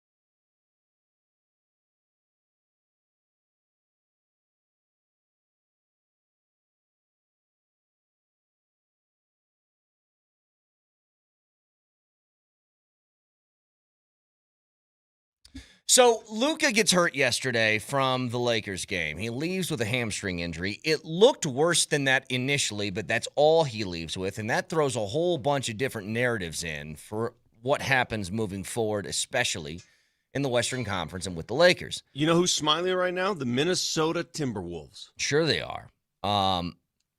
Here's the interesting part of this, though, to me, is that I got all these different channels on this morning, ESPNs and Fox Sports and all that different stuff, right? Do you know what the biggest thing that I've seen them talk about from the Luca injury? Because it's not seeding. It's not what the Lakers are going to do in the playoffs. You know what it is? He needs to play 20 minutes in one of these final games to hit the 65-game threshold. Yeah. They're very obsessed with this. And I'm like, out of all the things to think about from Luca going down with a hammy this late in the year, you're concerned whether he's going to be an all-NBA guy or not? That's what you're talking about? I could see why the players are concerned because those are financial incentives that they lose. If you don't hit that 65-game mark and you're not all-NBA, there's money that it costs you money. It does. Luca's got plenty. He's got plenty. Okay, but you can understand why a player would be perturbed. Now, why anybody would make that like the big deal at the end of the day in terms of the awards. Maybe for the MVP race because they're all about the MVP race at ESPN. That's their number one attraction. Well, that's the thing. Like, that's what I was thinking about. I was trying to go through all the sports, and let's say this rule applied to all the other sports, that the NFL, you had to play in at least 13 games. The NHL had to be 65. The MLB had to be 30, 20, whatever. And I'm trying to think, out of all the other sports, can you guys give me the most discussed / disputed, talked about MVP race of any of the three other sports? It's in recent memory. No, it's NBA by far. It's not even close. No. I'm not saying the NBA. Of course, the NBA is leading. Joker Embiid. No, hang on, Vic. I don't think you're understanding. I don't remember a single, heavily disputed MVP thing in any other sport. Well, the year that Taylor Hall beat Nathan McKinnon for the Hart in 19, I was pretty whiny about it. Yeah, I'll be honest. Josh Allen, I thought and McKinnon Lamar, got there jobbed. was some. Josh and Lamar's the only one I can really think of that people took time. What I'm saying is, Mose, you might have been in on the Taylor Hall McKinnon thing. ESPN wasn't talking about that. When was the last time anybody in any other sport besides the NBA, you heard them openly lobby to win the MVP? Wemby's doing it every day. He's whining his butt off, yeah. But, in baseball, did you hear it? No. Did you ever hear Lamar Jackson going, I should win.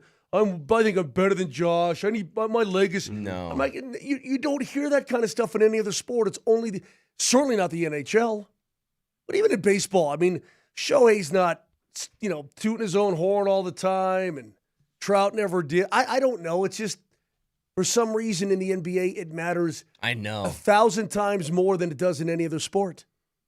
It's immediately what they went to is 65 games. Cade Cunningham gets hurt. 65-game threshold. It's not about what does Detroit do now, who's led the East virtually all year and might not have Cade Cunningham, who had a collapsed lung. It was, man, let me tell you something. What if Cade Cunningham isn't allowed to be an all-NBA guy? It's like, all right, who cares? Boy, yeah. Let me give you an example. A texter does say, just real quick, Aaron Judge and Cal Raleigh last year, but that wasn't something that they weren't First doing Take it. spent 20 minutes on, and they weren't doing it. It was other people doing it. But did you ever hear Aaron Judge lobby to be the MVP? No. Or Shohei, or Jose Abreu, or Trout, or Mookie, Altuve? None of these guys are like, oh yeah, it should absolutely be me. Not one time, and didn't go on and on about it. It's just of it's all a little bizarre. It's simple. Of all sports that are team sports, basketball makes itself the most about individuals in those team sports. So the Lakers are the worst non-play-in team. Holy now, right? crap! What? I love to go back and read some of these names. Oh, Brett, do yourself a favor sometime. Yeah. Grab a Sixer and just go back and look at the list of MVPs in the last 100 years. I know. It's pretty in baseball. It's pretty awesome. Remember, be careful when we have Moser just reading names from the 70s and 80s. It could take a while. Brett loves that. Oh, I do love that game. But let me ask the question again. Oh, what the hell? Go ahead. Give me about 5 or 6 of them from George Bell, 1987. Toronto's finest. He and Andre Dawson. Dawson wins. Yeah. How about Thurman Munson? Well, the late Shout great. out Kingpin. Dave Parker, Willie Stargell. Hose. Dave Parker Hose. Raleigh Fingers, Robin Yount. Wait, Raleigh Fingers won an MVP? Uh-huh. For the Did he win a Brewers. Cy Young that year too? I don't know. How do you how can you win MVP and not Cy Young? I guess is what I'm saying. Probably could. First of all, how many pitchers have won MVP? The former Detroit pitcher Denny McClain. Verlander did. Yeah, I remember that. Verlander did, but Denny McClain had to have. He won 30 games. So Kershaw in 2014, Mm-hmm. Verlander in 2011, and Dennis Eckersley in 92 are all in the modern era, which I don't know when that starts, whatever. No, When Bob you've been Gibson won it over Denny McClain. Wow. Do you include Shohei in that discussion? Include what? In what discussion? That he's a pitcher who won Well, an they MVP? I mean, he was. Because He is a pitcher. Baseball awards. but Baseball awards an MVP in two different, the AL and the NL. They Yeah, I award know. Two, so. Yeah. So to go back to this, out of all the non-play-in teams in the Western Conference, are the Lakers now the easiest bet to get by in the first round? 100%. Well, it changes everything, and that's why Minnesota right now, at first Minnesota was in trouble because Anthony Edwards is off and on with the knee injury. They lost Jaden McDaniels. Who knows when he's going to come back? He's got a bone bruise, so you're thinking, oh, well, they're done. Well, if they get those guys back for the playoffs, and it looks like Minnesota, which lost last night again, is headed for that 6th seed, you're thinking, well, that'll be a quick one and done. Nope, because at this rate, they will play the Lakers in the first round. And who would you take right now? The Lakers with an iffy Luca or Minnesota with a Ant-Man coming back and an iffy Jaden McDaniels? T-Pups. Who would you take? T-Pups. T-Pups. 100%. I think they win that series. Oh, to win. Yeah. Yeah, I think they win that series. I think so, too. I just think you went from LeBron playing, I think, a perfect role for him at his age right now, which is he can give you spurts of dominance. Dude, we saw this when you played the Lakers in the playoffs. Is it 2 years ago even? LeBron in the fourth quarter, you could tell in that series, especially games like 4 or 5, like he was wearing down in those. And look, he's in his 40s, like he should. He's starting to recognize, though. Did you see what happened last night? Man, he blocked a shot last night at the age of 41 that most people at the age of 21 can't pull off. He also missed a dunk again. Oh, that dunk would have been hard. Are you talking about the one where he tried to dunk over a guy? A baseline dunk. Oh, okay. I didn't see that one. Baseline dunk. He missed. And then goes, what? Like, how did that stay out? He hits the front of the rim, and the ball ricochets off the back of the rim and comes out. I'm like, Father Time, I don't care if you have all of the best training from Germany, or you got stuff from, Uzbekistan. I don't know. Fibers wear out. The body gets older. And I just think that even in one playoff series, but it's a playoff series between teams that are all like, they're the same skill-wise, talent-wise, production-wise. You're asking LeBron to carry a team in a playoff series at 41 years old. I think it's just too much. Too much to ask. Going back to your original question, at this point, with 5 games remaining, 3 of which are against San Antonio and OKC, twice San Antonio for the Nuggets, I don't know what the best path forward is. I don't know if there's a particular track that we should be rooting for. I don't know if – I don't think they can catch L.A. because I know only 1 game separates the Nuggets and Lakers, but it's actually 2 given the tiebreaker. Lakers would have to lose 2 more times. Their schedule's not hard. They have OKC on it, but that game might be moot if the Nuggets beat San Antonio tomorrow. And the Nuggets have to go perfect. But Vic, this gets back to what I was talking about before when I said I don't know what I want. And I don't know what I don't want. Would you rather stay in the 4-hole and host Houston? I would want home court in the first round. I would want No, I'm okay, but that's not the question. You're talking opponent. Would you rather stay in the 4-hole and host Houston, whom you want? Yeah. Or go to the 3-hole and host Minnie? I would take Houston because I don't, the Minnesota thing always scares me more. Okay, so than Houston. you're advocating do just enough to hang on to the 4-hole.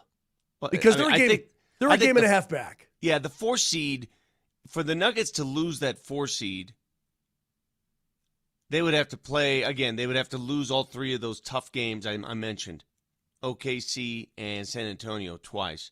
And then Houston has to go perfect here. Man. What do you want, Brett? What do you want, What Brett? do you want? What do you want in life? What do you want? Houston, probably. See, you don't even know. You're just like us. See, Fresh. Yeah, I know.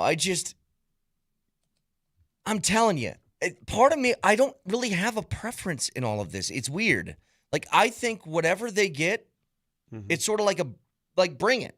And I'm telling you, I think this is less about opponent to me and more about me trying to figure out what I think the Nuggets ask are. me. So keep an eye on this game. Keep an eye on this game. Just before I ask you, Mose, keep an eye on this game because 6 games remaining for Houston. Houston is a game back of the Nuggets. Nuggets own the tiebreaker. They host Utah tonight. They'll beat Utah. They're at Golden State. They'll beat Golden State. At Phoenix. I don't know about that one. Philly now all of a sudden. Isn't Steph back for that Golden State game? They may. Sunday he's supposed to be back, right? Philly's getting their guys back. But the big game for Houston, the second to last game of the season, they host Minnesota. That game is going to carry consequences for both teams in terms of playoff seeding and positioning. Who knows? Minnesota may look at that game and say, we want to lose. Ask me who I want in the first round for the Avs. Moj, who would you like the Avalanche to run into first round? Selfishly, I would love to see San Jose. Sharks. I would love to see a series against Celebrini and company. Who do you not want to see in the first round? Winnipeg. Winnipeg lost 3-0 to Dallas last night. Saw that. Totally fine with that. No problem. Good. I agree with you. Keep Winnipeg out of the mix. I don't think that I'd be that freaked out by a Winnipeg series, but I think if I had my preference, I would rather not face them out of all the teams. I would rather face San Jose, Nashville, or L.A. Yeah. They're all tied at 79 points, but the Sharks have a game in hand. I would rather face all of them than Winnipeg. Of those 3, I would rather face San Jose. Now, if you're talking about where do I want to be, going to L.A. in the springtime ain't too bad. But I don't think any of those teams beat the Avs. I'm telling you, the Shark series would be it'd be more fun. The Kings play an ugly brand of hockey. UC Soros could get hot for the Preds and maybe force it 6-7 games. I wouldn't like that. But the Shark series, I think, would be a fun series. But you think it's the most entertaining brand of hockey, and it would be the quickest of the series against San Jose? Correct. It would maybe go 5. Maybe. Yeah. That's my opinion. Yeah. I think I'm totally with you on that one. Again, to go back to the Nuggets, though, when you ask what do you want, usually at this point in the season, I have a grasp on who the Nuggets are, how they play, and what matches up better with them. In years past, when they played against Minnesota, I didn't want that because Minnesota played a physical style that was tough for them to keep up. To be honest, I don't know. I don't know what is the matchup. Like, how about this? Ignore the teams, Vic. Give me the style of game that you think fits the Nuggets best as far as an opponent. You talking about matchups? Yeah, but ignore the actual teams here. Just what's Moser just said the style with the San Jose Sharks benefits the Avs the most. Both teams will want to skate. I don't think style is a factor for the Nuggets. I think they could play whatever style you need. So what are they? See, this is what I keep coming back to. What are the Nuggets? You know what the Nuggets are? I mean, if you watch the Utah game the other night, that's a team that's just like, let's get to the postseason already. I mean, that's the look that Joker gave you, right? He's sort of tired of these regular season games. Let's get to the games that matter. Yeah, completely. Is that fair? Is that a fair assessment? Totally fair. What do you want? It's not that simple. What do you want? That's my new favorite actor. Wait, that's Gosling? That's Gosling back in the day. La La Land? What do you want? No, that was The Notebook. But here's, I guess, how about this? For those out there who want Houston, and I think if I had to choose, I think that's what I'm looking for. Houston, out of all the teams that are in the 3 through 6 seeds, are by far, not even close, the best defensive team left. The best one. You don't struggle in the offensive department. You can score, but they would make it more difficult. They also are by far the worst offensive team left. Give me them. Yeah. Give me them. Okay. Hey, by the way, Vic, both games for the Avs this weekend are national TV. Tomorrow is national TV in Dallas, so I'm not going. Sunday at home, St. Louis, national TV. I'm not going to be working that game. What, you want a cupcake? No, but if I told you, if I tell you what I'm going to do instead of going to Dallas tomorrow, Brett, I probably shouldn't tell him, should I? He's just going to be a jerk about it. I promise to be sensitive, and whatever you're doing tomorrow is going to bring you happiness in life. So why should I judge you? What are you doing tomorrow, Moshe? Now you hit it.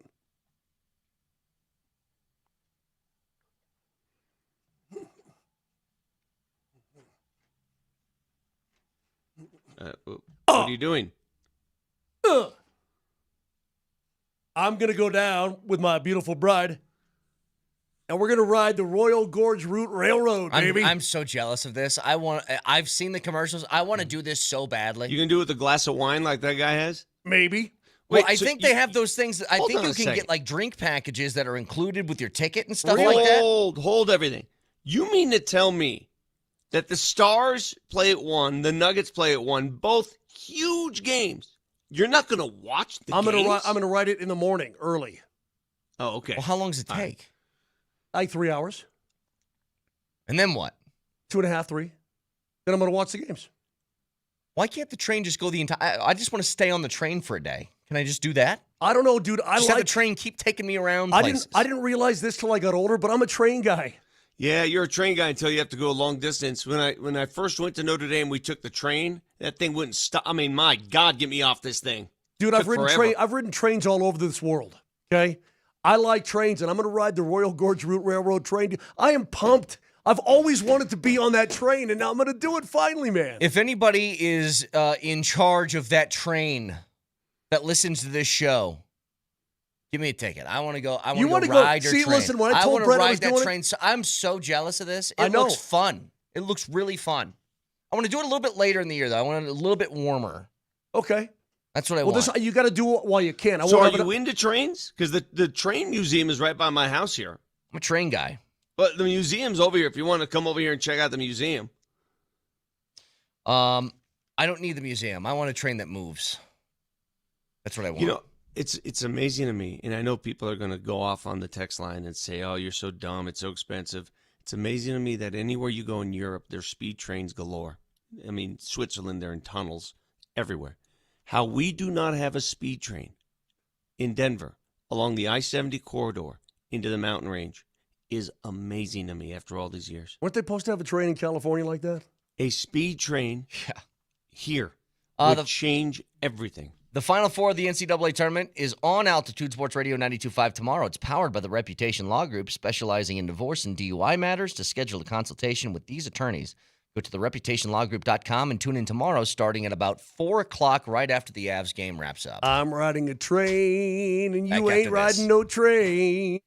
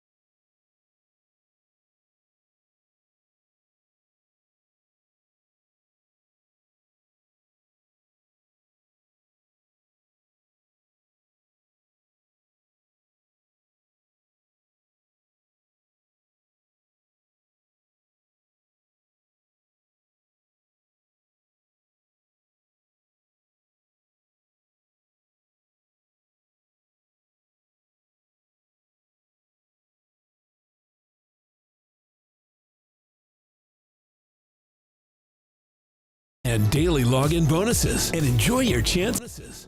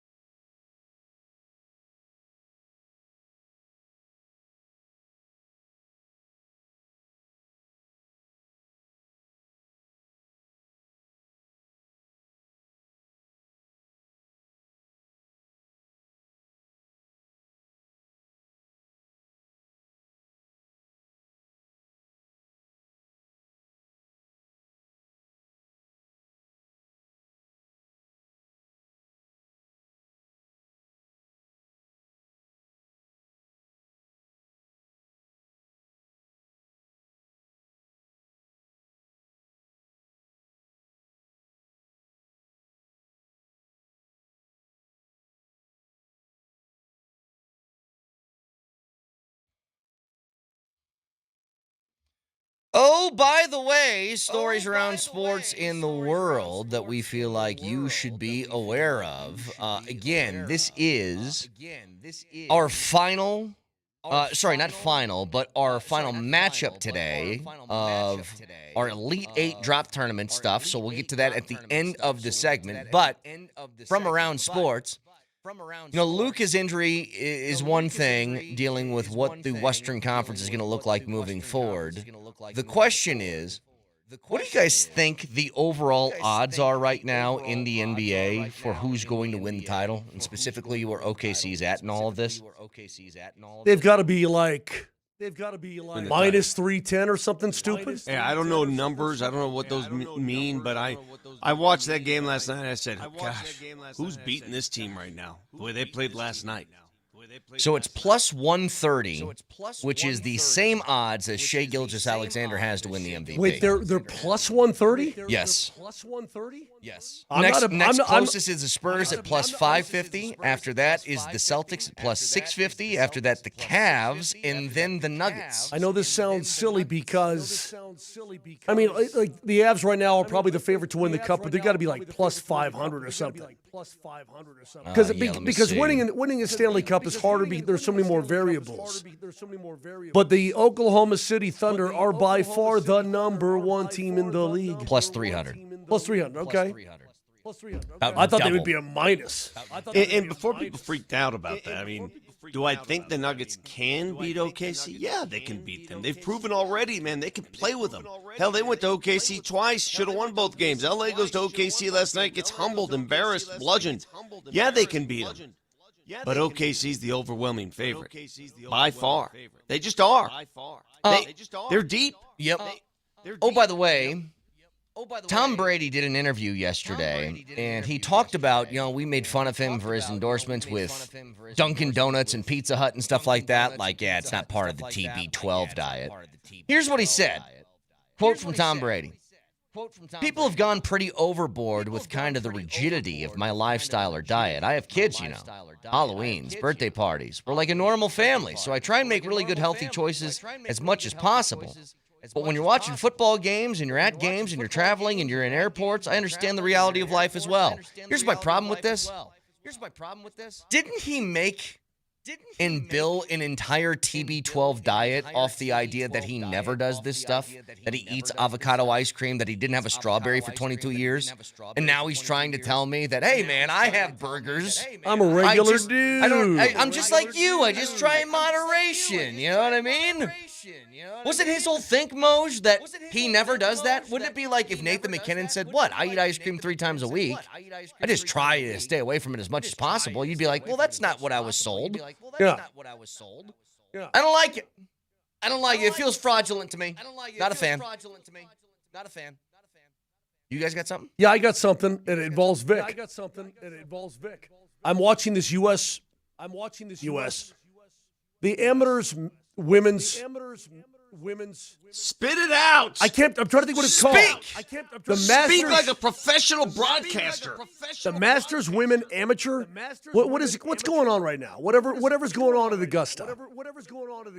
And it looks pristine. And it looks amazing. And I still, oh by the way, can't believe for the life of me that Vic Lombardi got to play Augusta last year. 3 days. Yeah. And the small course. No, Moser, I didn't get to play Augusta. I played it 3 days. I lived it. I am it. And some of these young gals, dude, are hitting unbelievable shots. And it gets me so amped up. I get so fired up. I mean, the Valero Texas Open is this weekend. I don't give a rip. All I can think about is Masters Week next week. Yeah. That's all I can think about. How about this one? Who's your early favorite, by the way? Tiger. No. Did you see what Nick Faldo said about Tiger? Yeah. Nick Faldo said, it's about time the tour and everybody associated with golf treat Tiger at an arm's length. In other words, they don't want to welcome him back to anything golf-related. Yeah. I think they say that now until Tiger is out of rehab and healthy enough to play in a tournament, and then it's like, oh, woo, Tiger's back. Easy to say now.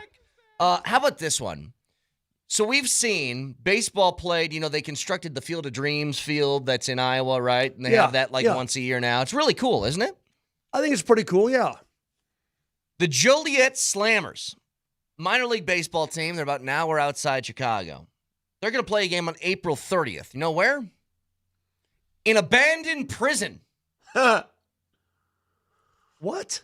They're going to construct a baseball field in the yard of an abandoned prison. The Joliet prison was active from 1858 to 2002. That's cool, actually. Why is that cool? It's the same prison. Blues Brothers had a scene in there in that movie. But they're going to make that in a prison. And I actually think it's kind of cool, too. I don't know why. I think it's cool. Well, I think it's cool because, the number one sports radio show in prisons across the country is our radio show. Damn right. So the more prison talk we have, the better.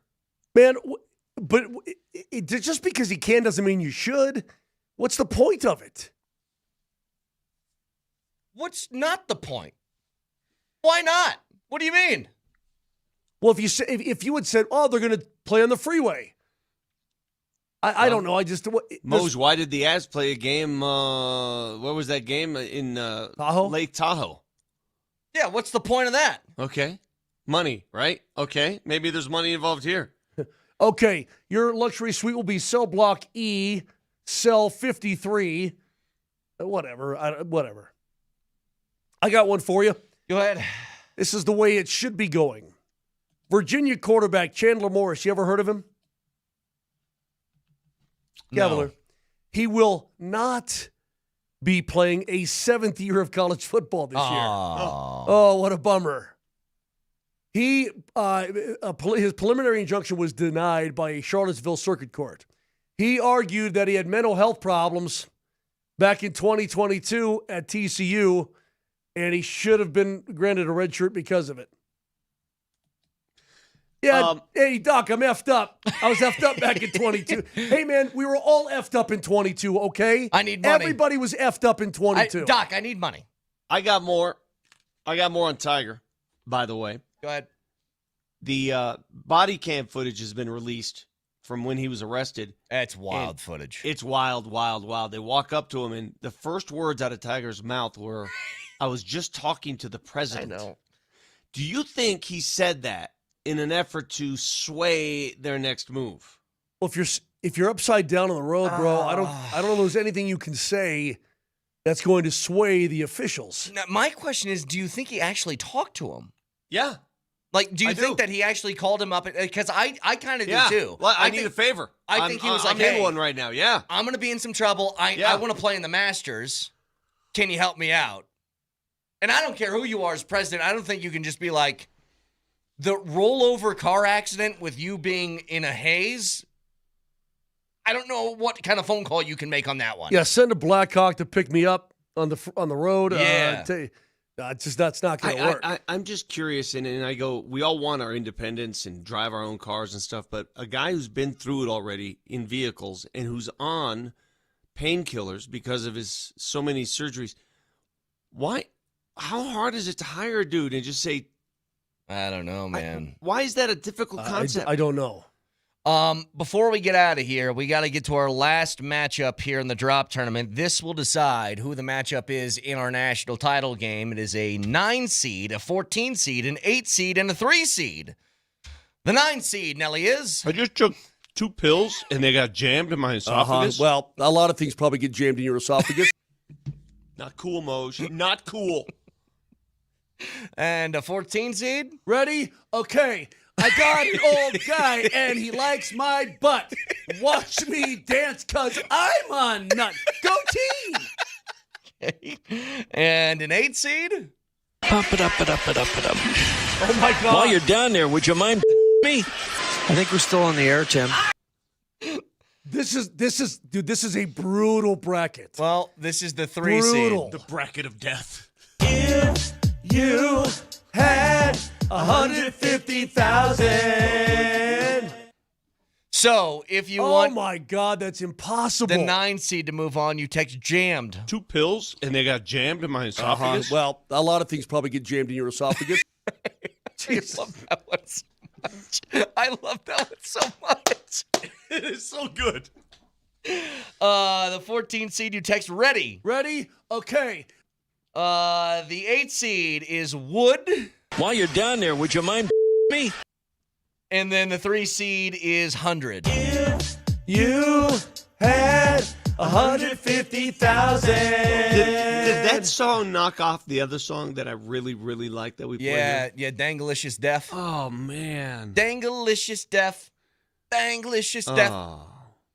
I did love that one. Yeah, it was a battle. It was a battle. So, we'll announce the winners of these 2 groupings at the end of the show. We'll get our national title matchup.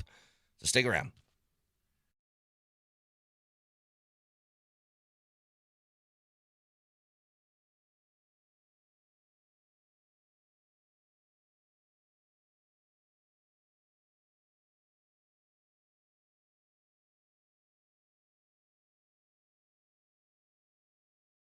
Imagine waking up slopeside in your own Breckenridge Ski Chalet, private, refined, truly exclusive.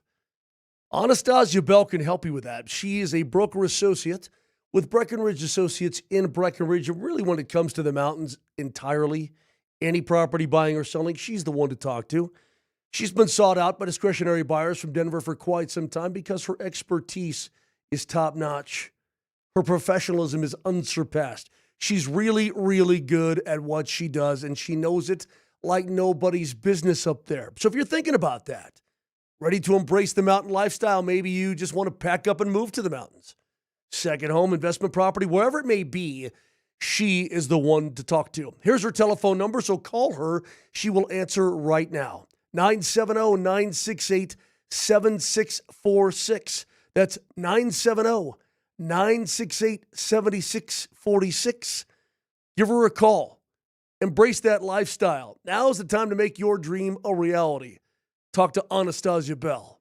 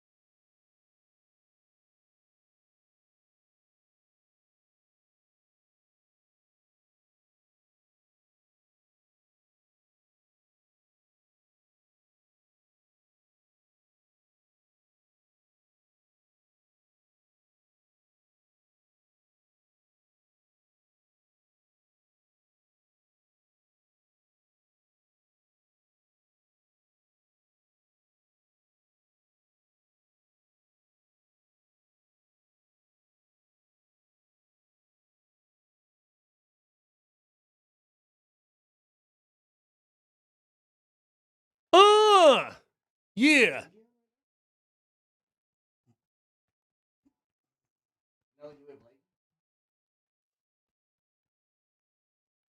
All right, we'll see if we can locate Jeff Legwald here.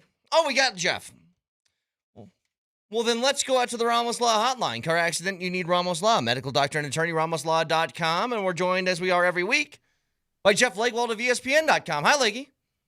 Good morning, fellas. You know, we were just playing a little funk music coming back. If I could think of one human on the planet who would be the most opposite of funk, I look at Jeff Legwald. And that's not a pejorative. That's not bad. It's just that for every yin, there has to be a yang. So for every killer funk tune, there has to be a Leggy. I love the funk. Don't ever forget it. Do you really? I love that. You a Parliament guy? Like George Clinton? Oh, way back, yeah. George Clinton. Grandmaster so Flash. Yeah. I'm an OG. How about so that? Good. Hey, Jeff, what do you make of Sean Payton?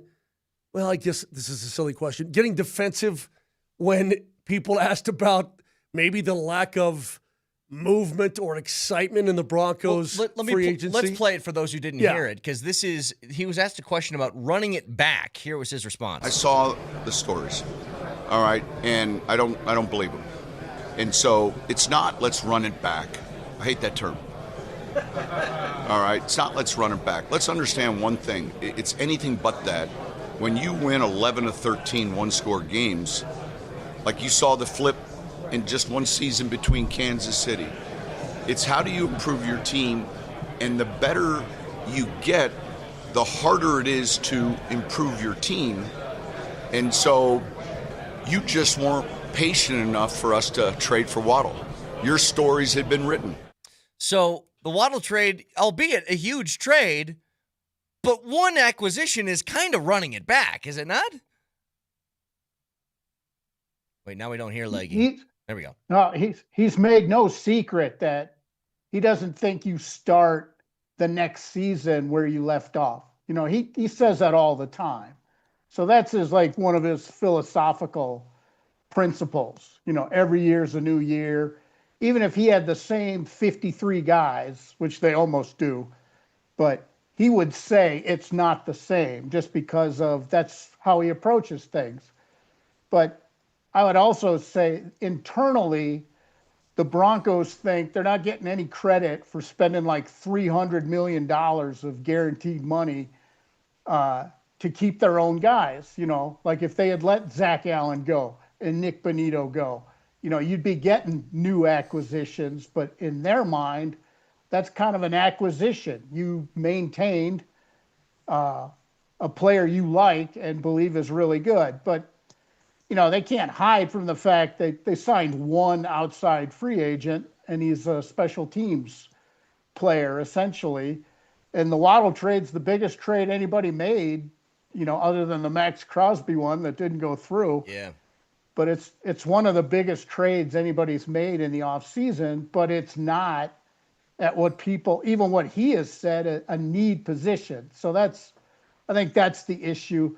But he hates running it back. He hates when you say, you know, you start this season where you left off. Like you went to the AFC Championship game, so you sort of start there. You're a Super Bowl contender. That's not how his brain functions. But is it fair? Is it fair for me to say that me still being married to my wife for another year, that we ran it back this year? Is that fair? Yeah, he may hate the phrase, but it's like me saying, you know, my height is my height. I can say I'm disappointed, but it is a fact. He also doesn't like talking about humps. Those are things he doesn't like. It's not our hump. No, he doesn't like humps, other people's history. Yeah. You know, there's a lot on the list. But Jeffrey, run it back is pretty high on the list, I will say. He did mention that Jonah Ellis is going to see some work at inside backer. What do you think that'll look like?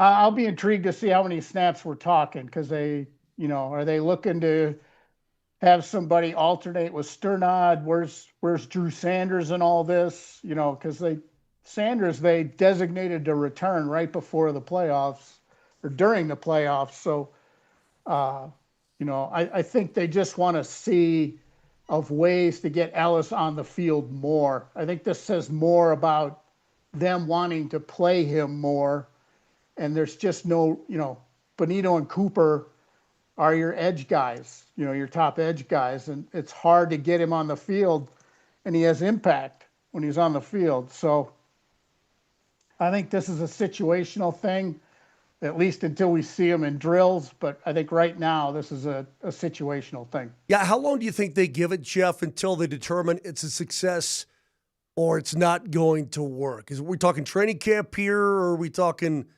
preseason? What are we looking at?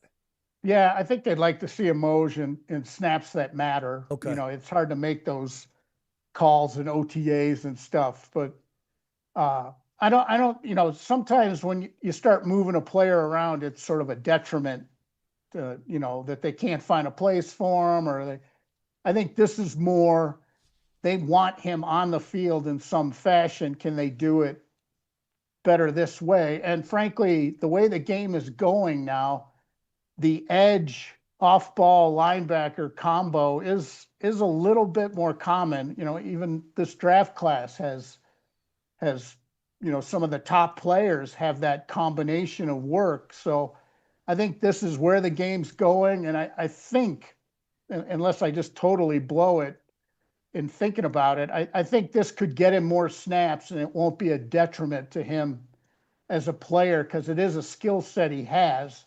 They just chose to play him at edge, full time when he came in. Jeff Legwald, All Conversations with Leg, brought to you by the International Brotherhood of Electrical Workers, IBEW Local 68. Start with a job, end with a career. That brings me to another mystery, speaking of linebackers. What's Drew Sanders? What's that guy? Yeah, I think the injuries have really derailed a career. I mean, it's you don't often, when he came into the draft, you don't often see, 100 tackle guys in the SEC that had that many sacks. You're talking about one of the most productive players in the draft he was in. And then the injuries have just crushed, and they've tried him everywhere, and he really hasn't been healthy enough to see if any of these spots are going to work. And this sort of mini revelation, I had heard at the end of the season they were trying to think of ways to get Ellis more involved. I didn't know if that would be inside linebacker at that time, but it does say something that they're going to do this with Ellis, with Sanders still around. And again, they elevated Sanders to designated to return right before the end of the season. So he was obviously getting healthy. So maybe they got to look at him then. But I want to see what the rotation is when they finally get on the field. They'll be the latest team on the field for team drills in the offseason this year. It's just Sean's prerogative. They're just going to wait and do OTAs and mini camp all in June. I'm not sure I've seen that in the current schedule. Hey, elsewhere in the AFC West, we had the debate the other day. I like the fact that the Raiders went after Kirk Cousins and provided some mentorship for Fernando Mendoza. And I don't mind Fernando having to sit a few games. Our boy Brett there disagrees. He thinks that the rookie should play right away. Where do you fall on that one? Well, I will say where John Spytek falls, the GM. He has already said, I've spoken to him, about QBs, and he has said he doesn't think it's a bad idea for a guy to come in and sit a little bit. I think when you have the number one pick and you're betting so much on this player to bring you back, I would guess they're gonna take it a little slower. Now, do I think Mendoza's sitting out his rookie year? No way. But I do think they will take it a little slower along the way. And Clint's a really good quarterback coach, a really good offensive coach. So if Mendoza blows them away in training camp and all of that, you could see the move right away. But they have said they're going to structure it to go a little slower. And, I think with the flame out rate as it is, I don't necessarily think that's a bad idea. They spent a lot of money on a center, which was a really good move when you're going to have a young quarterback. And Cousins, and all the people I've known who have dealt with him say he is a good sounding board for young quarterbacks. This isn't a veteran guy who's going to sort of, do the whole cold shoulder thing on the young quarterback Cousins comes into this with no doubt who the quarterback of the Raiders is going to be long-term moving forward. So it is another epic win for his agent, though. He is the king of guaranteed money. This guy's unbelievable. We should all hire that guy. McCarthy, he makes it happen. Hey, Jeff, I talk about this from a Broncos perspective. I guess Mendoza's pro day was really, really good. Like, he's looking like the incredible real deal. When do we start worrying about him in the Raiders? Is it a year down the line, 5 years? I mean, what's the time frame here in your opinion? Well, I think they have the look of somebody taking a little slower and steady approach. They've been real herky-jerky. The owner especially hasn't been able to hang in very long on any plan. So I think,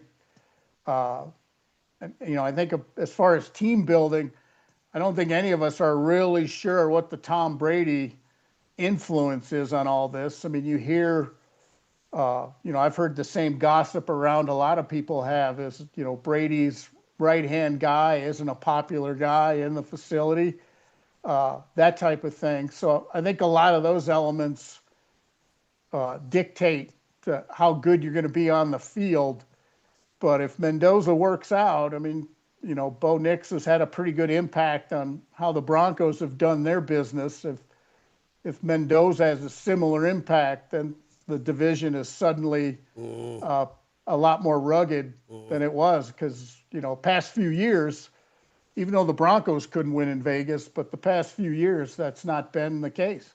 Who's more concerned about the idea of replacement refs? Is it the players or is it the actual NFL? Brett, I think both sides are concerned. The NFL won't give it up because it's a negotiation right now, but nobody wants substitute refs. And I think, honestly, if the more the players are vocal about it, the better chance there is of a deal getting done. Because I've said all along, the players' union should make that a huge thing. Cracks me up though, Jeff. The players are talking about, we need the professional refs, and yet every player is bitching about the refs come football season. It doesn't. Yeah, no, that's the funniest thing. Your allies at different times in life it's a little odd, but yeah, if you asked them in November, they would have said we don't want any of these guys. But right now, they want them all. Yeah, so. But I guess they want 500 G's. Jeff, that's a lot of money, man. It's a lot of money. It's you get negotiation what you can negotiate, right? I mean, if you could get that, then that's the market value. Obviously, as long as I've been covering the league, the team owners have fought full-time refs.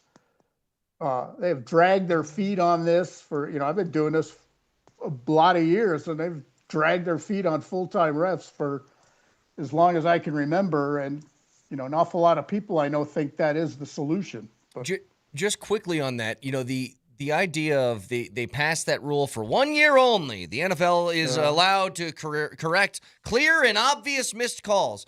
Why would that just be for this year? If something is clear and obvious, wouldn't you want that changed anyway? Yeah, I think this is more of a test negotiating tactic. Yeah. They want to see how this is received. And I think some people are uncomfortable for, a lot of reasons with one sort of faceless entity being in charge of all the calls, in all the games. To me, if you're going to do it, you better be putting a camera up so people can watch you doing it. Totally. If you're going to have this much involvement with gambling and all the rest of it, you better make sure, none of your officiating decisions are made, by this nameless people in a room somewhere that nobody sees or nobody understands how they do their job. Do you like the ABS thing going on in the MLB right now? I do, because that seems more finite than a lot of NFL calls. Yeah. You could put it's like tennis. I don't think there are many tournaments with actual human beings calling the lines anymore. I think there might only be like one or two That's totally electronic, but that's very finite space. You know, you're dealing with inside the line or outside the line, and that's it. And there are some calls in the NFL that are like that, but an awful lot are not. You know, holding and all the rest of it is PI. I mean, I'm not sure you could always, you know, there's any way to fully automate that, but I know some umpires are not happy with ABS right now because it's making them look bad. Yeah. Hey, Gennaro Gattuso is out as coach of Team Italy. What do you think about the Italians missing out on the World Cup yet again? Oh, I know Vic is upset by that. What did he say? Oh, No is he? espresso? Wait, is Vic upset about it?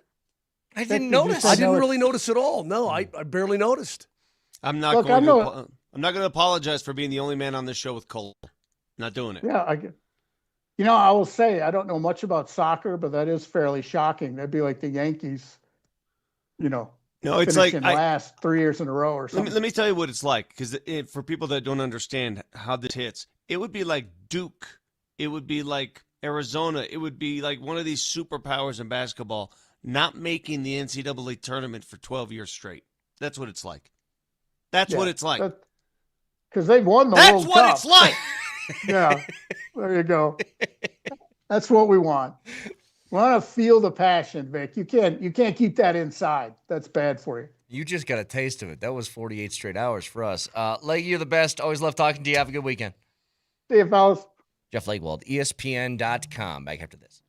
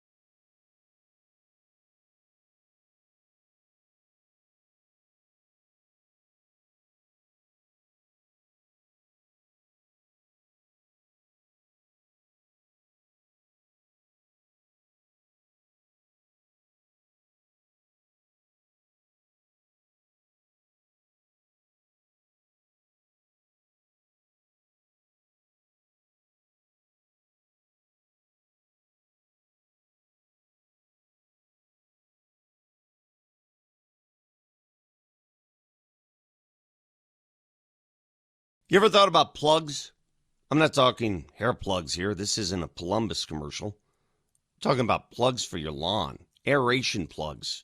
And nobody does that better than Mile High Aeration because their machines are heavier than most. So, thus, the plugs go deeper into the lawn, allowing those nutrients to get up in there, the fertilizer to work. Special sauce fertilizer is what they use. It's full of nitrogen to get your lawn green and green and green. And especially this summer where water restrictions are coming, like it or not, this is more important than ever. If you want to get your lawn, at least give it a fighting chance.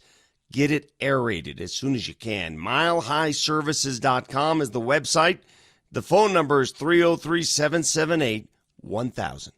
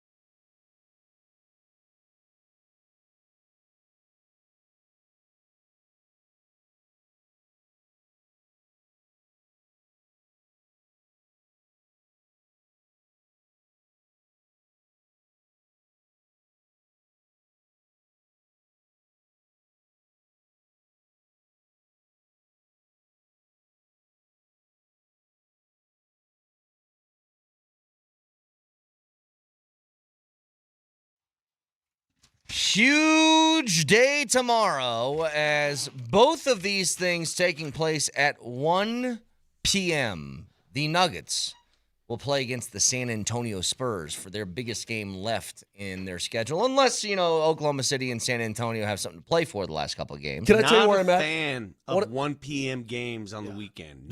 I've never been a fan. The Avalanche, also playing at 1 p.m., will take on, and it is by far their biggest game left in their schedule, the Dallas Stars tomorrow in Dallas for essentially a chance to close out that number 1 overall seed. Can I tell you where I'm at? I'm not worried the Avs won't win the West. Not worried they won't have the number 1 seed. But I'm getting antsy to get it over with. Vic, I'm getting antsy to finish it. If you win tomorrow, and by the way, just go in and win the late, great Peter McNabb. Man, he had a way of simplifying life. He'd say, just go win a dang hockey game. Yeah. Just go win a game. Close this thing out. Come on. Get your butts into Dallas and go win a hockey game. And if you do that, you essentially do it. That's it. This season, every game has been a 1-goal game. Stars won in a shootout. I mean, they've all been shootouts. Stars won 5-4, game 1. Avs won 5-4, game 2. That was in Dallas. My goodness. Stars won in a shootout, 2-1 in game 3. That was back on the 18th of March. And this is game 4. I mean, so these are 2 tight teams. Go win a game in Dallas. Mose, let me ask you the obvious question, because we know the answer. Is there any doubt Wedgie will get the start tomorrow? I don't think there's a doubt. You throw Blackwood in then against the Blues on Sunday. Nope. Which one? Tomorrow. All day, every day. Hammer shark. Shark. The big thing, though, with these 2 games is the implications of the Avs game are pretty obvious. You win that game, you've essentially closed out the 1 seed. Bam. Then you can figure out. Because your magic number is now reduced to 1. That's it. That means 1. a Dallas loss or an Avs win from there on out, and you're in. So then you can start thinking about magic numbers. Future plans, where you want to play guys, where you want them to rest, who goes on a road trip, who doesn't. You can start to play that game before the postseason starts. Which is essentially what you want. I mean, that's ideally the scenario you want to throw out there. The Nuggets game is similar in a way. If they beat San Antonio tomorrow, San Antonio could very likely go back 3 games to Oklahoma City, which means the final 2 that they have against OKC and San Antonio to close out the year, the Nuggets could be facing 2 teams who have shut her down before the postseason starts. I'm still debating what I want to see. If I want to see the Nuggets take on highly motivated teams or teams that have shut it down, and I'm still 50-50. I still think there's a part of me that wants the Nuggets to play tough games down the stretch. I'm like that. I like adversity. I like going uphill. Did you say I'm like that? Yeah, I'm hard like that. I like going uphill. I like sweating. I like making things hard. First of all, you can't call yourself hard. Can't say I'm hard like that. Somebody else is going to say he's hard like that. Go ahead, say it then. Second of all, you were the biggest coward fraidy cat I've ever seen in my life the first time the Nuggets played the Lakers in the postseason. No, I'm hard like that. And third of all, if you like sweating, you actually have a Flatirons Fire live read coming up in this next break, so maybe you could incorporate some of this into that. I will. In fact, use this. I sit in my sauna at 287 degrees. I'm hard like that. I'd like to get you in there, Moshe. I saw it. I'd like to get you in there at 192, see how long you last. You know me, Vic. I would cook in there for half an hour. I don't care. I love Seriously? it. Dude, are you kidding? Now, I'm more of a steam room guy than a sauna guy, but it's the same thing. I like It's to the cook. same thing. Steamers are better. But back to the Nuggets, I honest to God, I'm not let's just stay saying on how that. hard you are. No,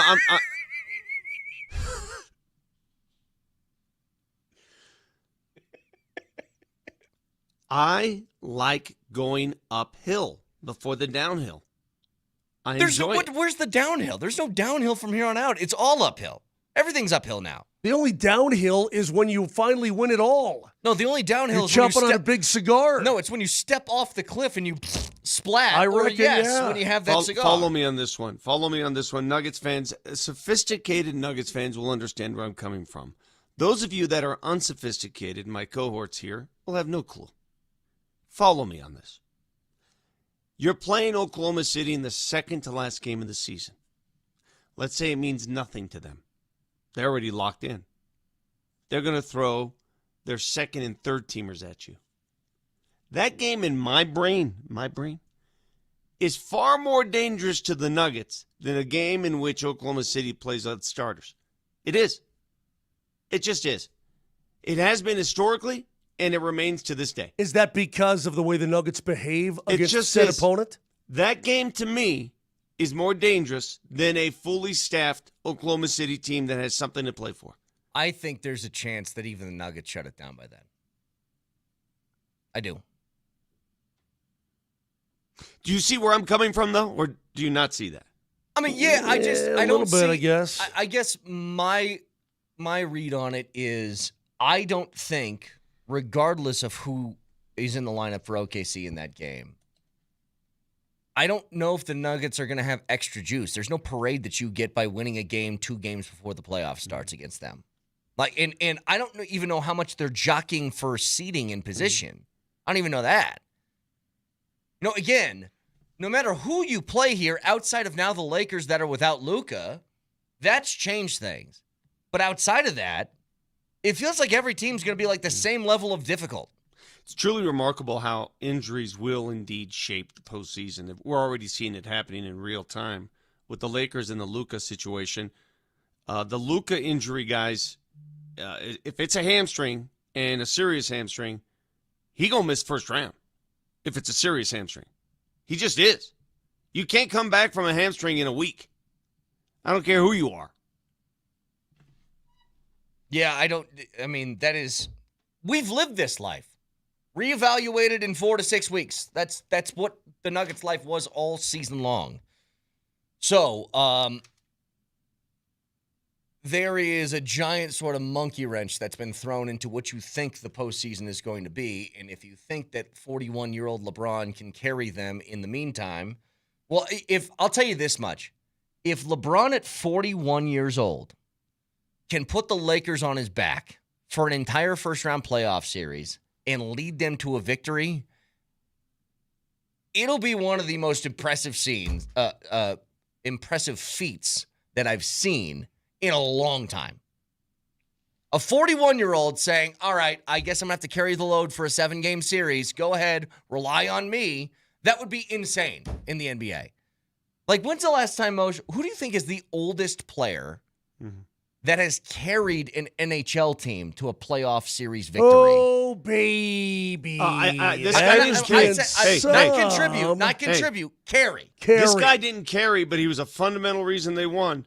When Ray Bork was here, that was a big deal. Yeah, but There's a guy named Sakic that was there, though. Yeah, I know. Forsberg, and so they didn't. But yeah, LeBron's going to have to carry. I'm talking about be your first line center. You know, be in contention for the Conn Smythe to be able to to win it all. So you're asking who is the oldest carrier of all times? Yeah, of all teams in any sport. Any sport. I mean, I guess Tom Brady, Tampa Bay. Tom Brady, yeah. Yeah. Yes. Tom Brady, Tampa Bay, already into his 40s, carried that team to a Super Bowl championship. The end. Now, again, I think there's a little twist to that one because that one isn't like... You don't rely on athleticism necessarily at the quarterback position to be successful. It's a little bit easier as you get older, I suppose. Well, then why isn't everybody doing it? No, I get it. I'm not discounting anything, but I'm saying comparing that to a 41-year-old basketball player carrying a team just is a little different. Yeah, it definitely is. I mean, the amount of physical exertion that he has to have. How old was Dirk when the Mavs won? 36, 35, 36. That's pretty impressive. Yeah. Hammer Shark.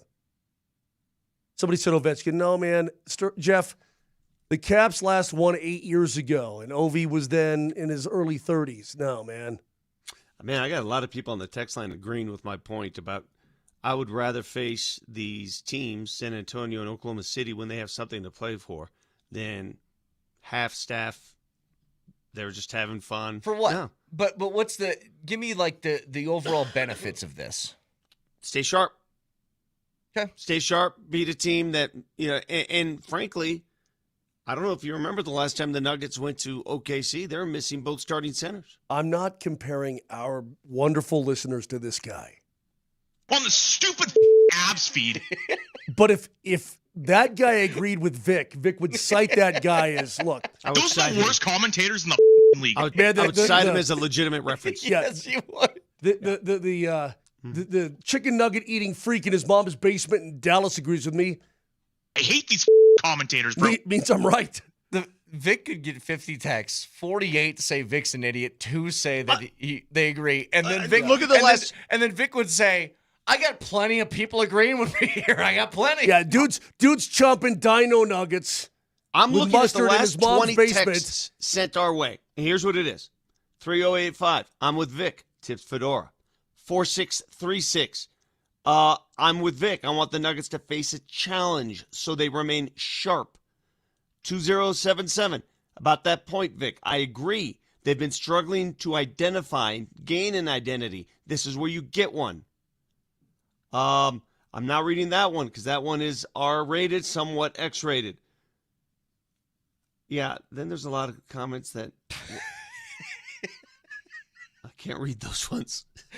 Speaking of old, Brent Burns tomorrow is going to play in his 1,000th straight game. Pretty awesome. He is the second player in NHL history to do that. That's crazy. Nick Lidstrom got to 1,000 on the back end, I think. It's an insane number. You know what the all-time Ironman is? In any sport? No, in the NHL, Vic. Do you know who it is?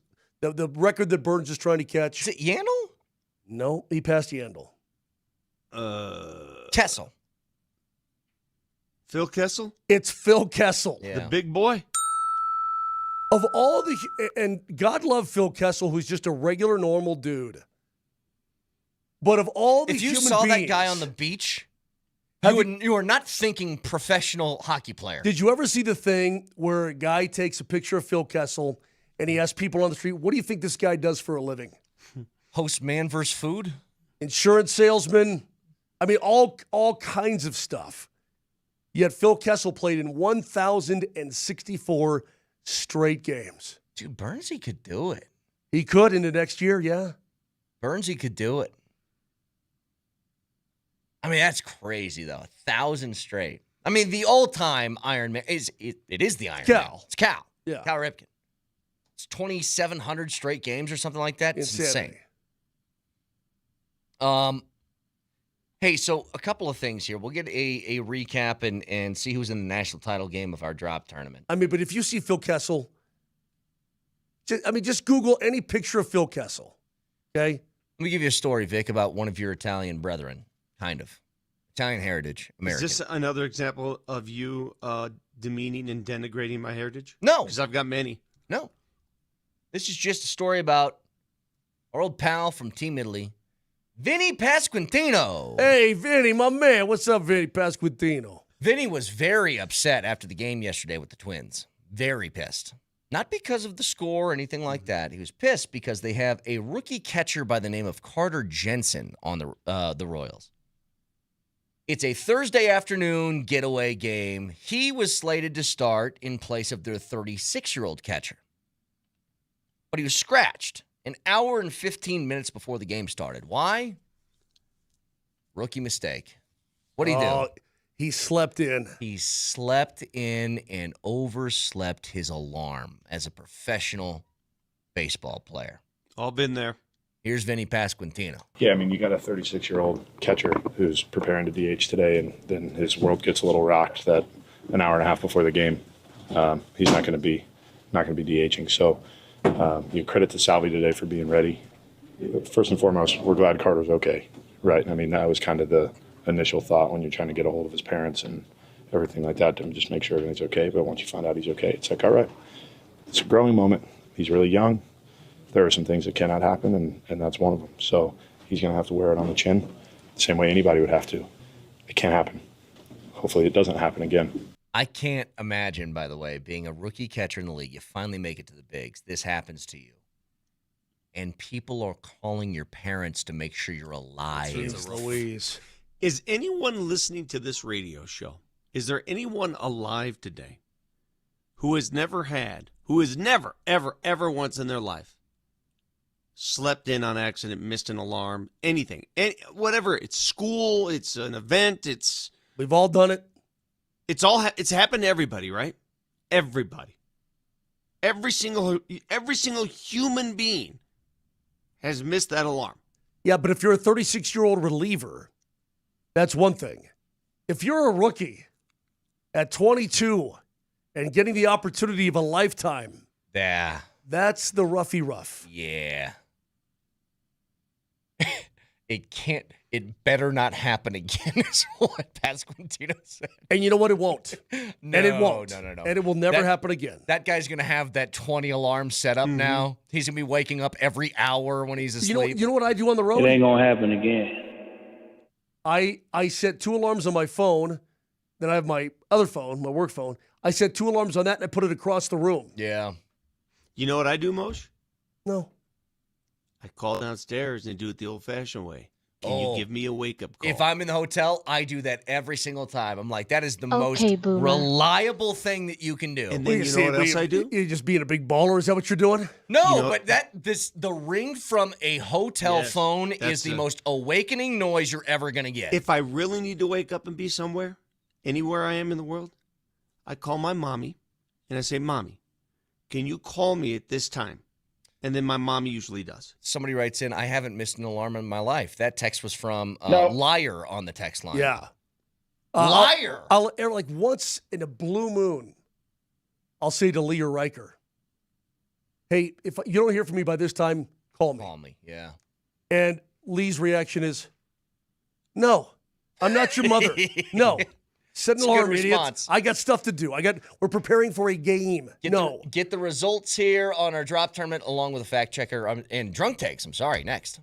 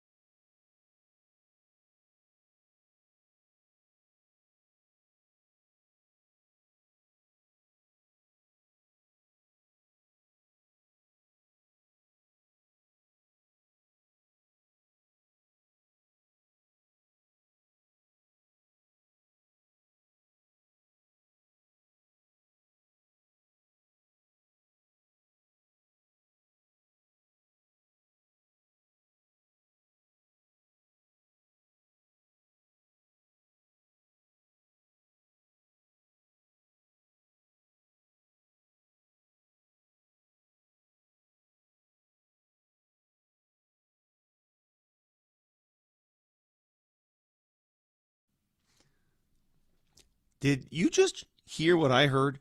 Brett Kane challenged me to a sauna off in my own sauna at about $1.92. You want to go 192 and see who can stay in there the longest? Let's go, baby. My sauna was built right here on premises by Flatirons Fire and Design. We don't mess around in my thing. In fact, if you want to upgrade your patio furniture, if you want a sauna, if you want a fireplace, if you want a pizza oven, Flatirons Fire and Design got it all. Check out their showroom on 53rd and Bannock, North I-25, or go online at flatironsfire.com. Right now, they've got a new offering, Affirm Financing. That includes no interest for 12 months on qualifying purchases. So whether you want that oven, that fireplace, that sauna, go to flatironsfire.com.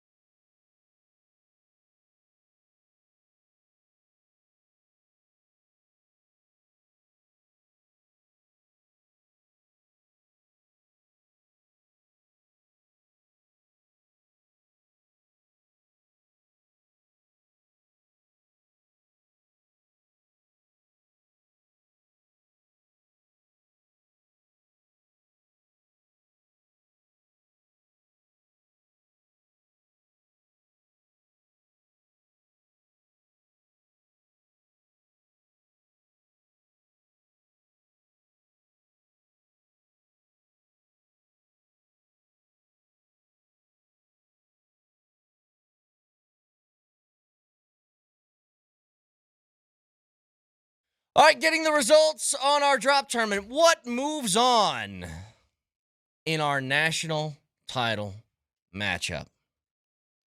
From Group 1, it was a battle between Mary Had a Little Clam.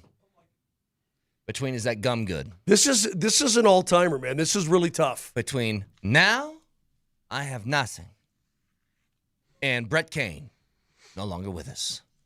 The winner and moving on to the national title is Houston? Detroit? Mary Had a Little Clam? Yes, Mary had a little. Yes. I'm sure she did. That one is fair. Oh, my I God. chose my winner. My winner was And Now I Have Nothing. That was my favorite in this. That was the people's choice. So Mary Had a Little Clam moves on to the national title game. And in Group 2, This is the group of death. Moser saying, I'm sure you've had plenty of things jammed in your esophagus. Jesus. Moser's cheer. It was while you're down there, would you mind? And then if you had 150,000. What do you guys think moved on here? I think 150,000. I would say moved on. esophagus. It's more organic. No, to the show. actually, Tim Saunders probably from Philly. No, esophagus. The winner is... Ready? Okay. I got an old guy, and he likes my butt. Watch me dance, cause I'm a nut. Go team! I don't want to You're disparage. kidding me. I don't want to disparage anything. I really think that's the worst of the bunch. I do too. I thought that was the out of all of them. Do a recount. I don't trust our listeners. I don't either. Do a I don't recount. understand. Are you kidding me? I don't accept that reality. No. That won by a few votes, and then second place was Jammed in Your Esophagus. I love that. Would you mind? Me was in third place, and then bringing up the rear was 150,000. 150,000 was last Wow. place. Last. Well, Clam's gonna beat the snot out of. Well, I can understand. 150,000 was some dude from another market. It doesn't play here, but yeah, words out of Moser's mouth. Words. The esophagus comeback was one of the best of all time. I'm so disappointed because if you gave me Mary Had a Little Clam versus Jammed in the Esophagus, I think that I would have. That's an all-timer. I couldn't choose. That's Dookie and LV. I almost think. Is this allowed? If I put it to a straw poll and I just had them pitted against straw each other. poll it right now. No, we got to move on. I can't tip the scale. We live in a society with rules, Brett. Are you sure? Man, I'm positive. Yeah, all right, so before we go on, who do you guys like in the real tournament? Clam's gonna the real tournament. Oh, Clam. Oh, well, esophagus. The Rhode Island Clams. By the way, while you're down there, would you mind me? All those games are going to be right here on Altitude Sports Radio, by the way, the Final Four. I would like to see Arizona, Illinois.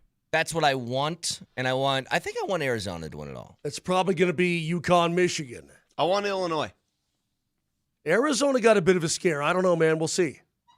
Arizona can score, though, man. I know they can. I don't think Illinois has enough to do it, but I would like Illinois. Their only hope is to play four corners, Vic. That's their only hope. Is to play just nothing but defense in four corners. That's you know it. why I want Illinois? For a state-run school that's been around a long time, what are they? What is it? Bunch of Euro dudes, actually. No, but I mean, just program-wise, history-wise, they're always just sort of there. Illinois. Just there. Yeah. So if, out of all the teams left, if Arizona wins, they'll be that first team west of the Mississippi, whatever that stat is in the NCAA tournament. They'll be the team that breaks that record, that 50 consecutive years or whatever it is of no team west of the Mississippi Did they winning. They never won under Lute Olson? Mm-mm. Wow. Yeah, they did. Yeah, they did. What are you talking about? I covered it. What was it? Wait. What was the stat then? I was at the Final Four. Miles where they won. Simon and all them guys. Hold on. What's Mike this? Bibby. How long? Richard Jefferson. But how long ago was that? What year was it? 25 that was in the years late ago? 90s.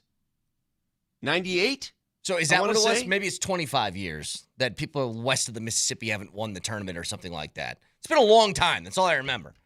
Miles Simon, think about that. Those old Arizona teams. Yeah, they won in 97 under Lou Miles Wilson. Simon was the best player on those teams, and he didn't even get a long NBA career. He just got a cup of coffee. Simon, Bibby, Jason Terry. Wow, man. They had some ballers, dude. They were rad. Yeah, they were rad. So I just got a text from Nelly. So we're going to have, first of all, people are going to still be at the Denver Chop House. We're going to have all of our promotions people there, but I guess it is so windy that we cannot broadcast from the Denver Chop House. It's that windy today? That windy. What does the wind have to do with our Sanford and broadcast? Raj right here. What does the wind have to do with our broadcast? I'm just curious. Well, I don't know if it was like our tent was trying to blow away or they're outside. Yeah, they're in front of the Chop House. Oh, well, I mean, that makes perfect sense. Why are they putting these people outside? Oh, yeah, let's take away a valuable booth. That's true. On opening day to let Raj and DMac barf all over the place. Moj, do you remember when they put us outside in front of that Safeway, how cold you were and how much complaining you did? That was cold. Do you remember that? It was cold. Yeah, me and Easy shared a very tasty you remember sandwich. that, right? Yeah. And by the way, we've all been in a Safeway. Plenty of room in there. Plenty of room. All kinds of space. I would have done it in the bakery. I would have been in produce. I've been in the deli. I have deli experience. I'm the only guy on the show who worked in a deli. I've sliced turkey. You have a brother named Adeli. Oh. Nelly gave me another text. Said this. Drunk Takes is ready whenever. It's a fruitful week. Oh, no. So let's see how fruitful with Drunk Takes. Moser, Lombardi, and Kane present Drunk Takes. For the record, I think this sort of dehumanizes us. And it really cracks at our credibility as a show. Drunk Takes.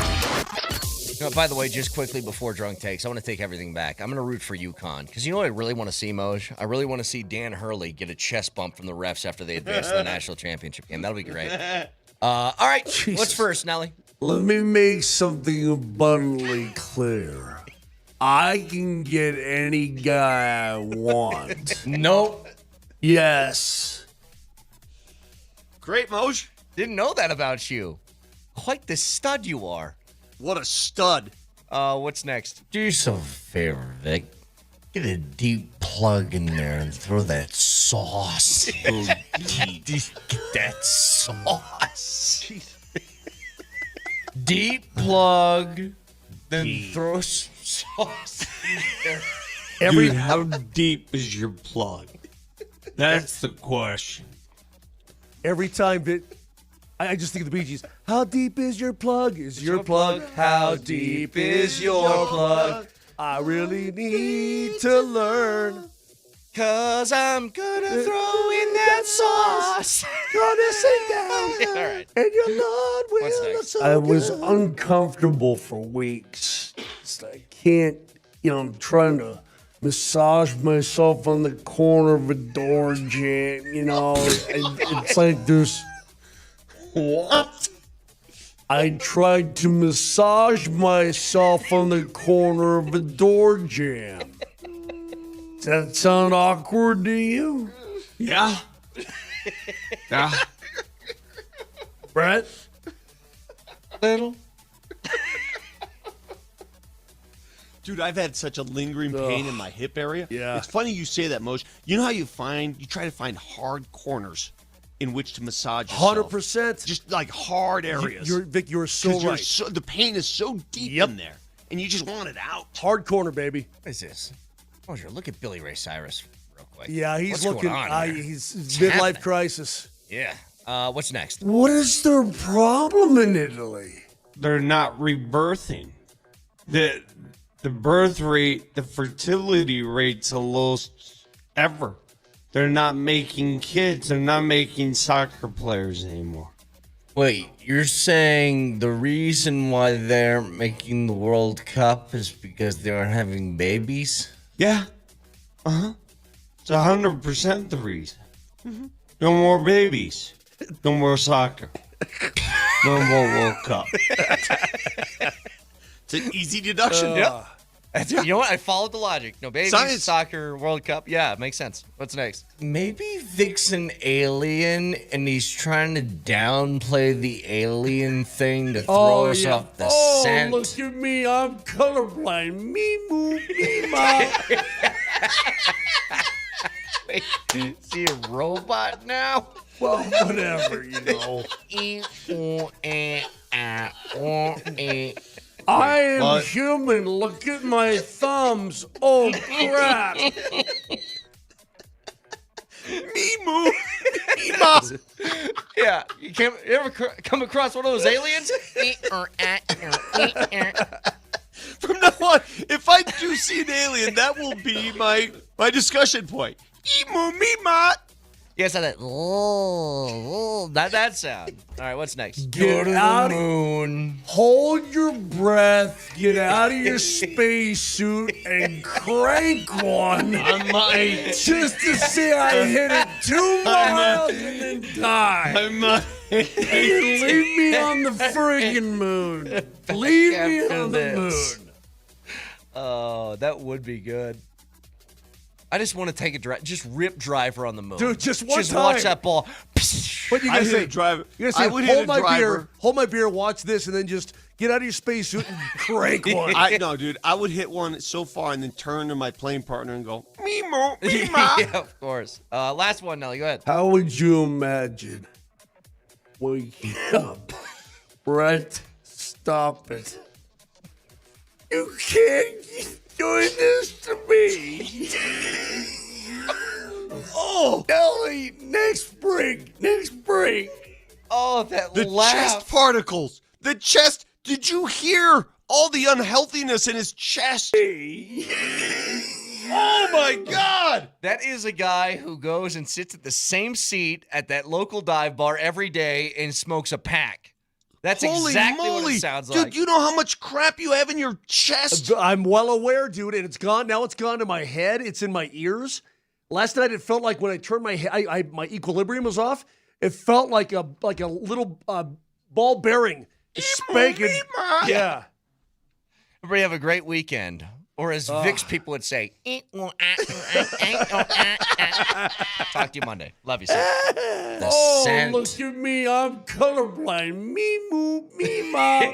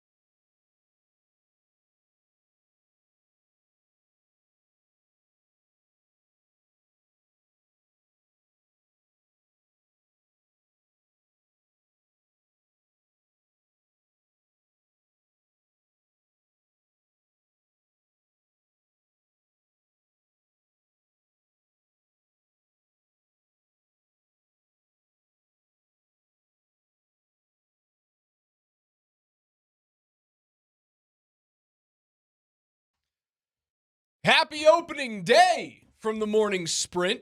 Alex Ryan-Emmy alongside the coach, Mike Sanford. KJ Granderson out today. Chris Mitchell in yet again. Rockies taking on the Phillies today. Aaron Nola taking the bump against your Colorado Rockies. That game at 2:10 p.m. today in a windy Mile High City. The big guns, the biceps, the triceps of Michael Lorenzen. The Italian Stallion. The Italian Stallion himself. Well, it is a very Italian matchup today. Aaron Nola and Michael Lorenzen out there. Vic Lombardi should be out there today. They certainly should be. If he wasn't so soft as it relates to braving any form of elements, because it's going to be blustery. It's going to be a little windy. bit cold. I'm going to still find a way to get in that ballpark because I love opening day. Heck yeah, you are. So that coming up at 2:10 p.m. is first pitch. Phillies are minus 210 favorites in that game. The Rockies sitting at 2-4, coming off of a series win against the American League champion Toronto Blue Jays. Got to be feeling good about that. We've got a day off of Nuggets and Avalanche, but tomorrow, big day. The same exact time, 1 p.m. tip, 1 p.m. puck drop. The Nuggets hosting the Spurs. That'll be on AM 950, 12:30 p.m. pregame with Bert and Oli. And then 12:30 p.m. pregame right here on 92.5 for a 108 puck drop in Dallas. Do we know the exact tip time? I assume it's 108 puck drop. I'm sorry. You said 108 puck drop. I think it's going to be 108. You're really accustomed to the timing of National Hockey League. Yes. Of the job that you do. Because I got to be out that when I do those pregame shows, when one does the pregame show, you're out on a minute and a second. You know to the second. You know it to maybe even the millisecond. I call it a nanosecond. Because if you get it late to Connor, then Connor starts the game off in a sour mood, and you don't want that to happen. And then you don't want a goal scored by the opponents in the first 15 seconds. Absolutely where not. He just says, and goal. It's the worst. Absolutely I hate not. listening to a Connor McGahee broadcast that starts out with the opponent scoring within the first minute. Puts me in a bad mood. I do not anticipate that happening on Saturday afternoon because, as we talked about yesterday, Scott Wedgwood gets the start tomorrow. Oh, yeah. And he's going to be a goaltender that rises to the occasion. Yeah, the Avs aren't fully healthy. You want to know why Scott Wedgwood gets the start? What's up? Tomorrow against the Stars. Why is that? Because you remember the scene from The Gladiator where the masses were going to say, kill him or not, and here's Caesar. Got the thumb out, and he's going up, Ain't down, it Commodus? up, down. What was his name again? Commodus? Commodus, there you go. Commodus is Jared Bednar, and he's given in to the Bronx cheers of Avs faithful that said, kill him. Oh, no. Guys, relax. We'll be okay. Mackenzie Blackwood, at some point in this postseason, is going to vindicate himself. I promise you that. I promise you that, Raj. He will be vindicated in this postseason. Last night in the NBA, and we're going to bounce around so many things with the Avalanche and the Nuggets today when it comes to injuries and how do you go over the course of the next week and a half with the Nuggets and 2 weeks with the Avalanche in terms of like playing guys or resting them and rest versus rust and trying to pick your first round opponent if you're the Nuggets. What happened last night between the Thunder and the Lakers, if that doesn't tell you the gap between the 1 and 2 seed and everybody else in the West, I don't know what does. And sixth largest defeat in Lakers history? 139-96? And Luca's now right hamstring is in question? If that's not just like a right hamstring tweak and it turns into like what Peyton Watson's been dealing with. Why are we having so many hamstrings in basketball? Do you remember? Oh, gosh, you weren't really a sports viewer in the 80s and early 90s, Raj. I wasn't alive. You were being born. I was being thought of. At the tail end of that was being era of planned sport. for. I don't ever remember Karl Malone sitting with a hamstring injury. I don't remember Bill Laimbeer sidelined with groin. I don't remember Joe Dumars has a calf. What's happened? Hasn't sports training gotten better? Apparently not. Luca Doncic, do you watch him play basketball? Is there anything that he does explosively or suddenly other than shoot the basketball quick release? He is not a baseline to baseline runner that gets up and down the court with extreme urgency. He's a good athlete. He's a savant for a guy that his body type doesn't exactly scream elite basketball player. But a hamstring for Luca Doncic? What are we doing, NBA? Brother, you brought out Karl Malone. What a perfect pull. Oh, gosh. Do you want to hear? No. Okay, good. Do you want to hear the games played for Karl Malone over the course of his career? I mean, I can tell you this because I remember every time that I watched an NBA basketball game that included the Utah Jazz, he was in him and John Stockton, they were playing. This is year by year. 81, 82, 82, 80, 82, 82, 81, 82, 82, 82, 82, 82, 82, 81. And then he played 49 games in 1999, and he won the MVP. Is that not unbelievable? And then the year after that, he played 82 games, and then 81 games, and then 81 games, and then 81 games. And as a 40-year-old for the Lakers in 2004, when he was chasing a title, finally played 42. And then hung him up. You know what's happened? That is an insane level of health. You know what's happened? You know what's ruined sports health? Third-party gyms. Third-party gyms. All these guys have their little training regimens. Yeah, but didn't it help Tom Brady? Yeah, but I'm talking about en masse because Tom Brady probably had a really good one. Is there consistency across the spectrum, or is it just marketing that gets a player like Luca Doncic to say, yeah, I don't really trust the Lakers training, so I'm going to go out and do my own thing with name an acronym and some really good Instagram channel that tells you that that's the place that Action Fitness. Action Fitness. And that's what you do. You go there and specialized training, that business wasn't even remotely a thing in 1980. How many games again for Karl Malone? And was he playing hard? And was there any apprehension to the style of basketball that he that played? Was heavy. And now everybody's got I got my trainer. I got my whole staff. Well, guess what? We're missing copious amounts of basketball games or football games now with all this specialized training. If you remove the 98-99 season, again, in which Karl Malone won the MVP by only playing in 49 games at age 35, if you remove that season and the 2003-2004 season when he was 40 years old and the mailman was like very clearly at the end of his rope just trying to find a way to glob on to Kobe Bryant in a Lakers championship. If you remove those two seasons, you get 17 years in the NBA. He missed a total of 9 games. That's insane. I don't know if it's training. Yes, it is, I Raj. certainly I believe... live the life. Is this coming from personal experience? You betcha. So there's nothing about athletes getting bigger, stronger, faster, jumping higher. Dude, what's the best ability as an athlete? It's always availability. 100%. So don't come to me. No. What I'm saying is the evolution of the athlete, of putting on more muscle. Dude, Karl Malone was I'm not bro. saying he wasn't. I'm not saying he wasn't. But the game is faster now, right? I don't know. The game is faster. The game is a 3-point game. But I think in a general sense, the game is faster. Yeah. I mean, it's hard to argue that. That doesn't contribute to the lack of availability? I mean, maybe. All I can say is that I'm not saying Karl Malone was out of shape. He certainly was not. This is the thing that my experience has. I've learned this. The two areas right now, and unfortunately, it's typically for the affluent in the high school space that can afford these third-party trainers, right? Oh, this gym. It's $200 a session. Oh, I know of people that are paying $10,000 a year to get trained by somebody, and then guess what? There's data that I see. Your gym is supposed to help player be better. Don't ever let that kid get hurt under your supervision. That's the worst thing that you can do. Because isn't what a third party, like whoever's training Luca Doncic, it's supposed to give him an edge, to give him the greatest thing that you can possibly have, which is availability. And now the Los Angeles Lakers are going to depend on whom?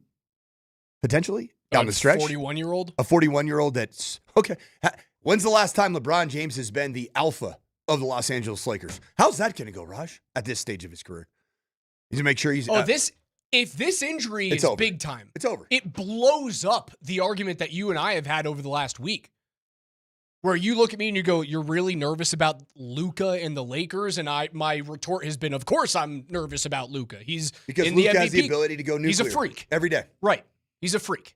Especially on the offensive side. I know he doesn't care to play defense, but he is, in terms of effective field goal percentage, either the best or the second best offensive player in the game behind Nikola Jokic. Yep.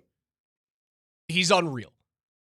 If this injury is anything close to what Peyton Watson's been dealing with, and you don't know if you have the guy in the postseason, the Lakers become an afterthought. Mm-hmm. It gets to the point where I would almost sit everyone and go, let's be the 3 seed if I'm the Nuggets. Or sorry, let's be the 6 seed. I don't have to be at home to beat the Luca-less Lakers, and I know we have no idea what's going to happen right now. But if Doncic is 60% of himself, 75% of himself, I'm going into LA. I'm doing that. I'm taking the 6 seed route. It changes everything if he's not healthy. Speaking of health, vibes on McCare? Fine. Good vibes. Fine. Fine vibes, we'll say. Zero thought. Like, I'm not even thinking about postseason Kale. concern. No. Good. I'm not thinking And about him for a second. I'm not asking you to hold to that. It's just, if you're the Los Angeles Lakers right now, and you see Luka Doncic pull up lame and grab his hamstring and have that unfortunate look that he is full leg, straightened out, walking off the basketball floor, does not want to flex it, that is terrifying. We don't have those same feelings with Cale Makar. We didn't have those. We didn't have that visual. No. You can see it. Like when Gabe Landeskog got obliterated against the side of the net, the pipe of the goal. That was not a great feeling as an Avs fan. No, the season flashed in front of my eyes when that happened. It's like, we're back to not playing. We're going to play in the postseason. You're going to lose Gabe in the Landeskog. second round. Yep. Yep. Here we are again. And that's probably what Lakers fan base is feeling right now. I don't have that right now for the Avs. I don't have it for Cale. I don't have it for Nicholas Waugh. I was a little nervous when Marty Nate just got up. And did you see that play in the third period? Or sorry, it was maybe the end of the second period, I believe. You got end hit, of the second. It was this weird 2 ships passing in the night, but at full speed. And wasn't expecting it and just ass over tea kettle. Yeah. In a sense. And landed on his shoulder, and he went straight. There was like 10 seconds to go in the second period. He went straight down the tunnel to go to the room, which is fine because there was no time left in the second. He did come out and play the rest of the third period. But at that point, I'd be lying if I wasn't holding my breath. Yeah, this is that time of year, right? I mean, it's that time of year where health is going to matter. And I go back to this. It's whatever you can do, you keep your players healthy. If you have high school athletes, college athletes, professional athletes, man, you know what you do? You go back to the old school days, man. You play your sport, you train for your sport, and you don't over or under train with some of these gurus that are telling you what to do. And I'm tired of seeing it, man. I'm tired of seeing superstar players get non-contact injuries that sideline the best and brightest out there in all of the sports. We were supposed to have gotten better from a sports development standpoint. In my opinion, we've gotten significantly worse.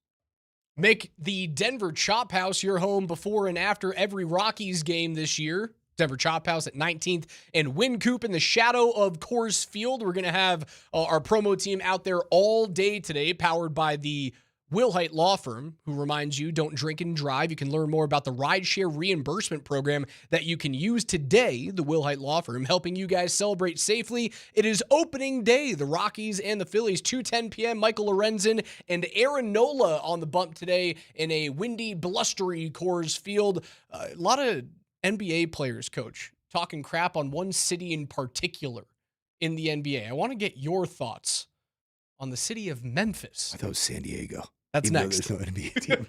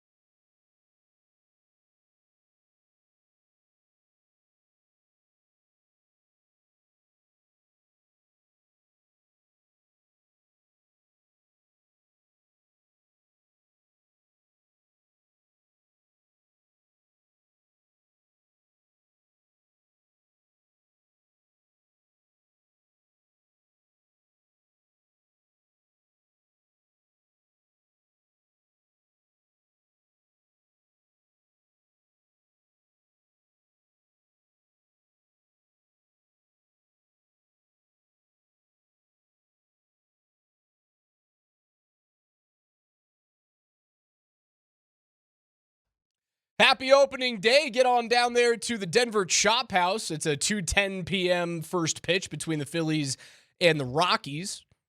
If you guys are having a couple of libations down there and taking advantage of, I wouldn't call it the great weather, but certainly the nice sun down there in the city. It's going to be a little bit windy. It's not going to be all that cold. Like, you're going to be in the low 50s and you're going to have sun, but it will be blustery down there. But if you're going to have a couple of adult sodas or partake in anything else, don't drink and drive. Don't do any of that stuff. Were you alluding to a Tiger Woods situation Maybe, here? yeah. Oh, man. Did you watch all those body cam footage? Oh, I sure did. And it would have been nice if Tiger Woods had used the rideshare reimbursement program provided by the Wilhite Law Firm. He'd be playing the Masters. Learn today at willhitewins.com. Actually, okay, we'll get into Memphis in a second. You opened up Tiger, who, unfortunately, like, my favorite athlete of all time happens to be addicted to opioids. Full transparency, this is sad. It is sad. It's sad. Like, we're going to have a conversation about this, and there are going to be so many images and GIFs. Are they GIFs or GIFs to you? I think it's a GIF. Okay, I agree with that. A graphic. I have been corrected on that before, and somebody's like, it's a GIF. No, that'd be a GIF, guy. Graphics interchange format. So, yeah, we're GIFing. Yeah. That's a morning sprint standard. Thank you. Thanks, Mitchie. There are going to be GIFs about his the field sobriety, the playing like. Did you see that? Oh, part? yeah. What is that called? Where you're like stacking your fists on top of each other. I don't know. It's like you're playing that game where you try to figure out who gets to bat first in wiffle ball. Where yes, but you're doing it by yourself. Right. What have you seen this methodology for determining sobriety? I've never taken a field sobriety test. So nor have I. Knock. Keep knocking. Yeah, don't do stupid things. Don't get behind the wheel when you shouldn't be. Or you can just ride share. Or you can do what I did this morning, and even though I wasn't intoxicated, I took a lift down to the ballpark. And then you took the Raj lift back to the studio. Raj just picked me up at Ball Arena and took me. It was nice to see you before the really program good. today. We had a nice little drive in together. We normally only get like 5 minutes in the same room together, if that, before our show. So having 40 minutes to chat was awfully nice. Yeah, the images that have come out recently and the body cam footage, like, he's very clearly not 100% there. And the videos of him putting the towel above his head with his wrists clasped together will live forever. Did you see that he was telling the deputies he was on the phone with the president? So what this is screaming to me is, like, when Johnny Bolin got pulled over for a DUI and was telling everyone that he was like the blood of the city and he was the owner of the Broncos, that's what Tiger's screaming to me. Oh, it all boils down to... It's almost as if, hey, sorry, I'll get to you guys here in a second. No doubt. I got to talk to the president real quick. Like, nobody is above the law, Raj. Nobody. And especially in this day and age, because everything is photographed. There are cameras everywhere. Think about Morgan Wallen and what happened in Nashville. It was Ring doorbell cameras catching him saying, explicit obscenities or racist, bigoted statements. Nobody gets away with any. I just went on a rant about I missed the good old days of the 80s and 90s with training and basketball players being available, like Karl Malone, who never missed games, yet all we see now are hamstrings and calves and all that. In a sense, I am glad that there is more accountability and less opportunity for those that are in the power or possess the power to get away with stuff like that. If you're Tiger, you got to face the music this time. Yeah, and my fear, he was granted permission to leave the country to seek help. I mean, I got fears that's it could lend itself to something that I don't want to have happen. The hope is that he gets right. Yeah. At this point, it's very clear the guy can't play golf without having painkillers in his system. So, again, for me, who grew up with Tiger Woods as my 100% bona fide favorite athlete of all time, like, there is an emotional connection for me to Tiger Woods, whether it's just growing up and sitting down on Sundays and watching the Masters and the U.S. Open with my father. Like, there is a very tangible feeling in my heart to that athlete. I don't need to see him hit another golf ball ever again if he doesn't fix this, right? If the only way that he can get on a course is a cocktail of hydrocodone and Vicodin and whatever else he needs to get through the day because of his 30 some odd surgeries, I don't need to see him play golf ever again. And that hurts me. I was really looking forward to him taking a chance to play in the Masters this coming week. No offense, Tiger. You think golf is beating your body up? Try to do what some of these football players have done that played 12 years in the National Football League. No, I'm not saying, but golf, man, a lot of your injuries that you're dealing with, frankly, have been self-inflicted. Oh, yeah. I mean, the way that he can't walk a course anymore is because, well, he rolled the car. He rolled the car. And how many has he rolled? I think it's 2 now. Yeah, and how many significant public crashes has he been in? 4. It's self-inflicted. You remember when he did that weird Navy SEAL training like Yes. 10, 15 years ago too? Yeah, and he screwed up his back. Uh-huh. Yeah. He is the greatest what if in sports, right? Because you still take all of these crazy things away, right? The Elin controversy and the Rachel Yucatel thing and the God, good pull. You could tell. I forgot about buddy. it. Again, Was she favorite athlete Waffle of all House? time. I think she was Village Inn or Denny's. Yeah, one of the two, Yucatel. something like Good that. Call. God, his life is a movie. Who's playing him? Who's playing him? I don't know. Like Jamie Foxx would have been perfect for him. Because we know Jamie Foxx can We know play. who it's going to be. Who's it going to be? It's going to be Michael B. Jordan. Michael B. Jordan would be fantastic. Done. And then old Tiger, really old Tiger, Denzel. I think Denzel's going to be too old when they make that movie. Yeah, it's because that movie's getting made. 20 years? I'd say 10. My fear is that it's going to be made in 10. Because I hope you're not right. Yeah. I hope he finds a way to get himself right and not put himself and other people in danger. And eventually, somehow, if he gets on the other side of sobriety, can play golf again. Because I will flock to the television. And I do apologize for typecasting because I actually think that I think Ryan Gosling would also make a very good Tiger. So I didn't mean to typecast with the Michael B. Jordan one. Don't you think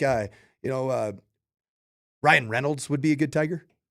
You not picking up what I'm putting down? No, there? I missed that one. Yeah, just saying why does it have to be a black actor? So you're trying to get him like Robert Downey Jr. in Tropic Thunder? No, we don't want that. We do not want that. One dude disguising another dude playing another dude. You what? Yeah, he is one of the greatest what ifs in sports because even if you take away all of that other stuff, you can make the argument he's the greatest golfer ever to play.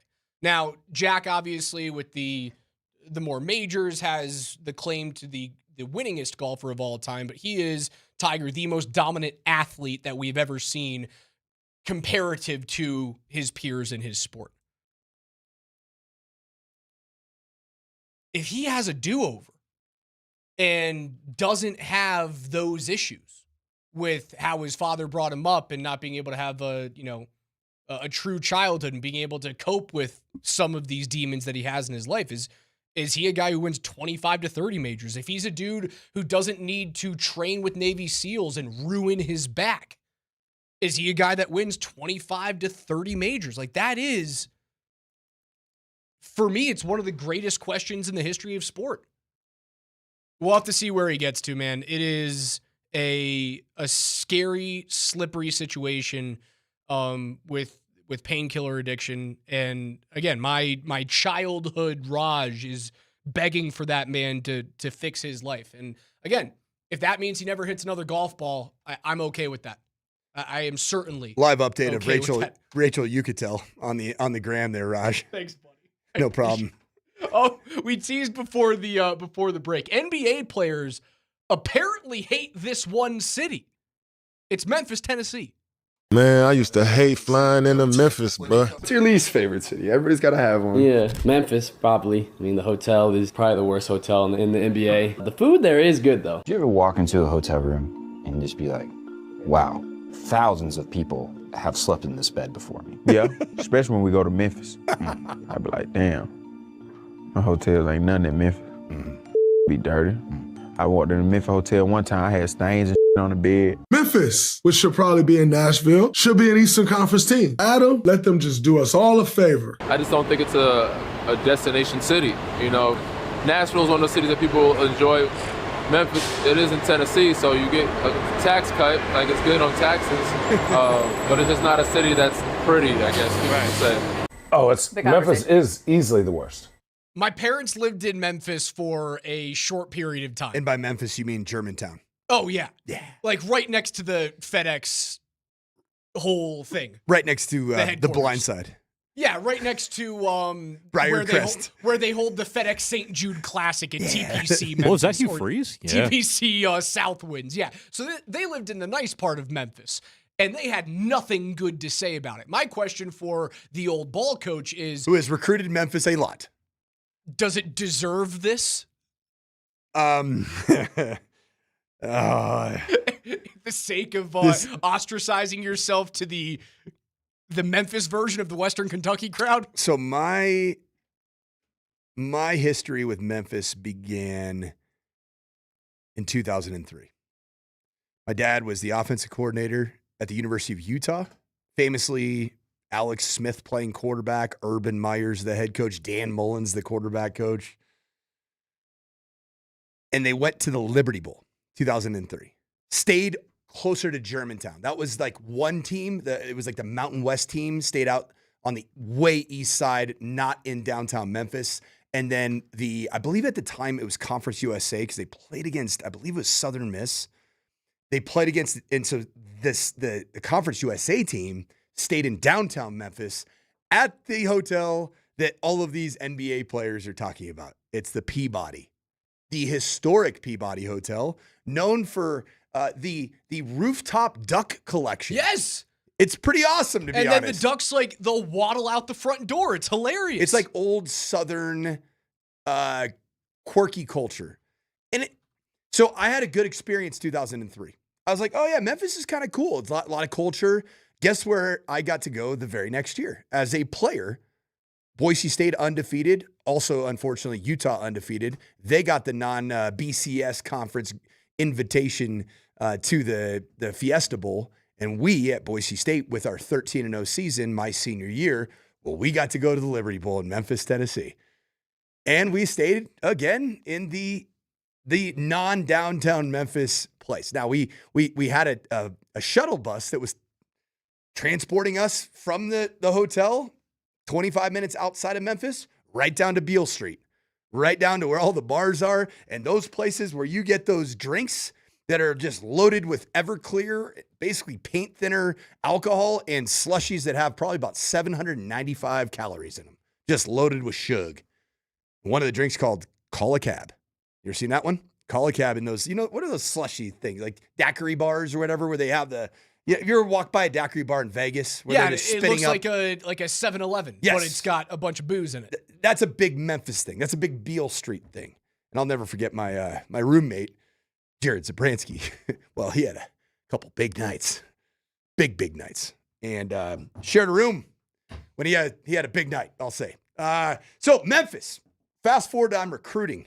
I go back to the city. I discover Rendezvous Barbecue, the best ribs that I have ever had in my life, dry rub ribs. That in and of itself has kept me going back to Memphis for years. It can save the city. It saves the city for me. And it's like the same employees from 50 years ago that are still they are grinding in a open fire, and it is dry rub ribs, and it is fantastic. Now, you walk from Rendezvous to your hotel, which the Westin is the other hotel.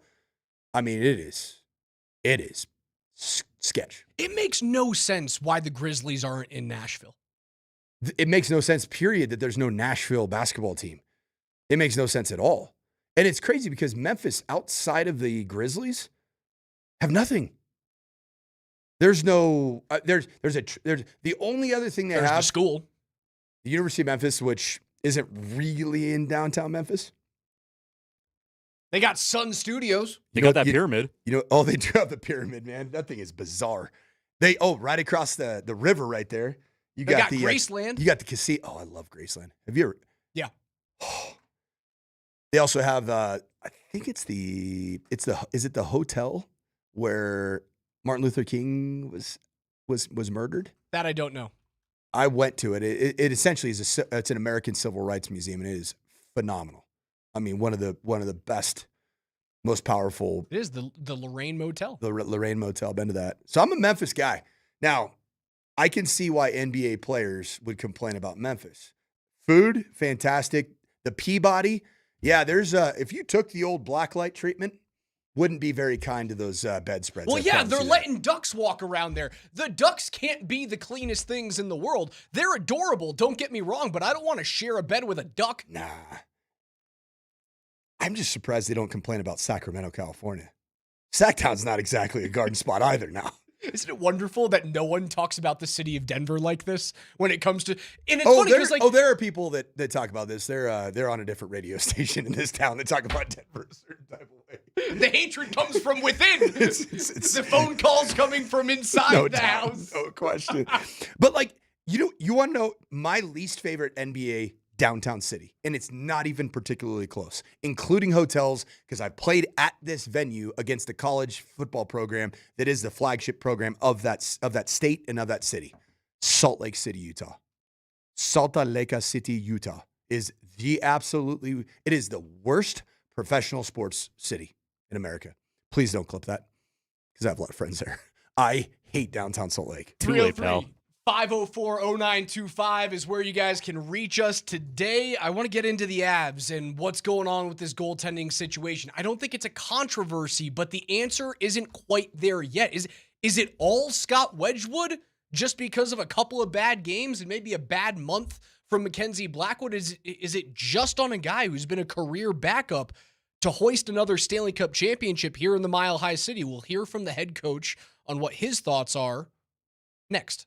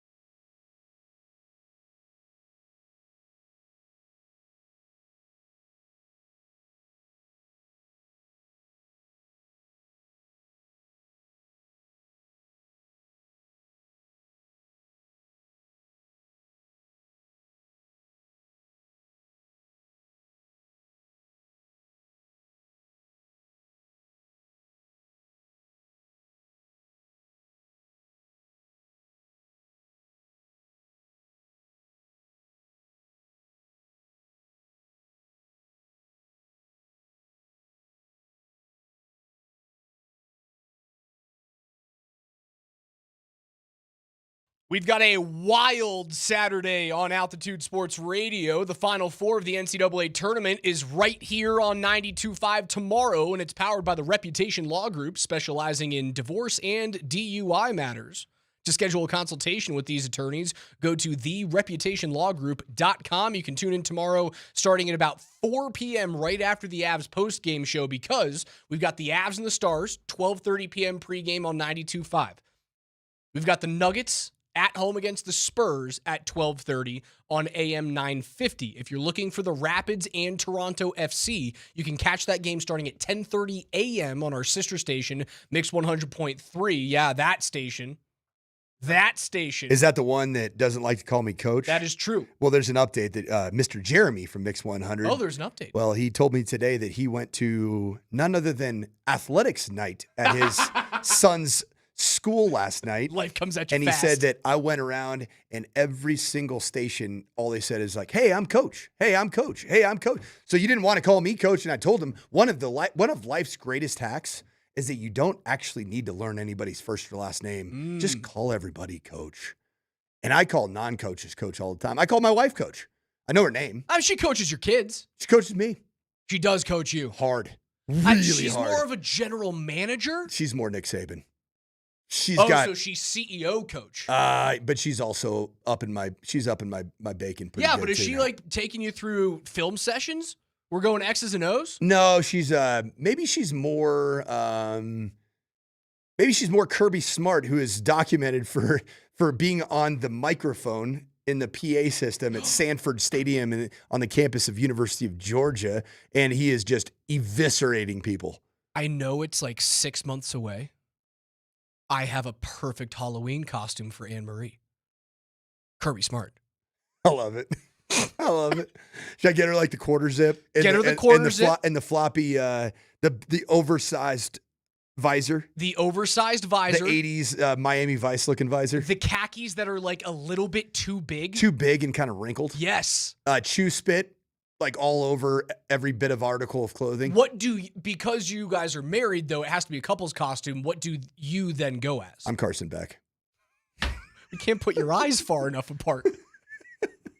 From one coach to another, here's Jared Bednar on his goaltending situation. I think we're comfortable with both of these guys. Like, I don't know how exactly it's going to play out. Someone obviously is going to get the start for game one of the playoffs, and I don't think we can be afraid to continue to deploy our guys like we have all year. It's worked for us. You know, if one guy stumbles, the next guy goes in the net. And when you run for 7 months a certain way, and then it works. Conventional thinking for me is just you gotta continue to do what you're doing. It's the rhythm of your team. It's the way it works. To say like, well, this guy's going to be our starter and he's going to play every game of the playoffs, that doesn't make sense for me.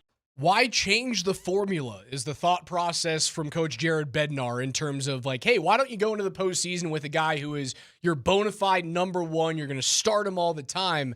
Now, I expect tomorrow, right, and this is coming just like 26 hours from right now, that Scott Wedgwood is starting against the Stars. He is, as of right now, your de facto number one. But we have seen that there's games in which he doesn't look like he is the same version of Scott Wedgwood that we've seen for the majority of the season. He's, a little bit too far outside his post when he's trying to make these like Dominik Hasek-esque saves. And Blackwood, more often than not, has been up to the task of coming in and winning the next game, up to the task of coming in and stemming the tide. I do agree with you. Blackwood's going to have to win a couple of games in the postseason if they're going to go all the way. But he's not the one. And I've seen too many chances for him to win it, to win the number one job back over the course of the next month, and Blackwood not step up.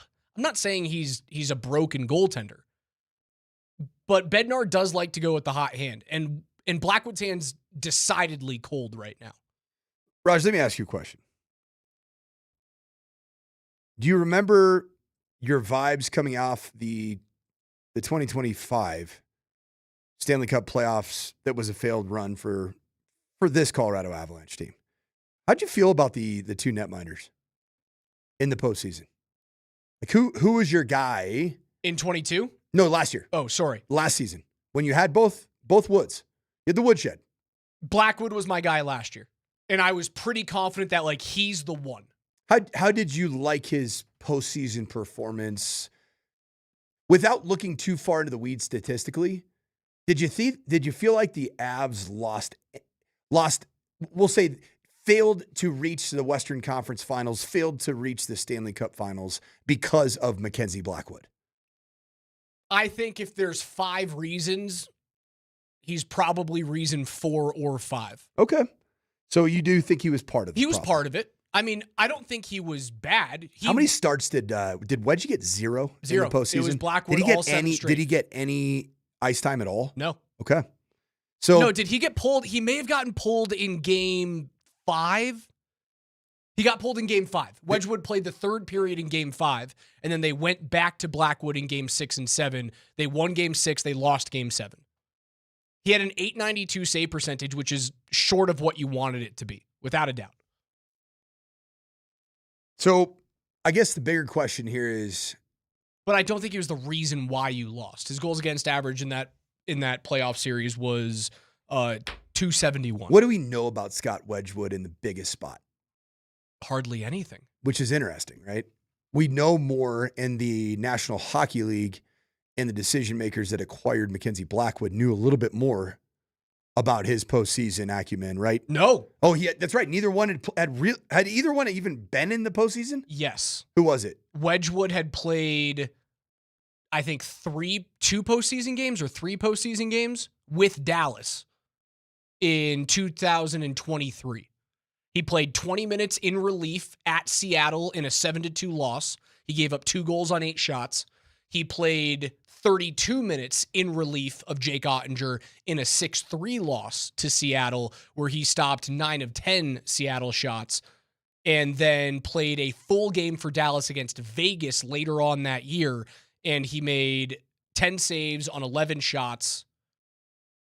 They lost 4-0.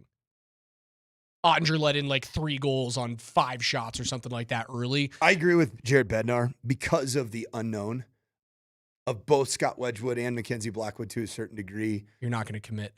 Yeah.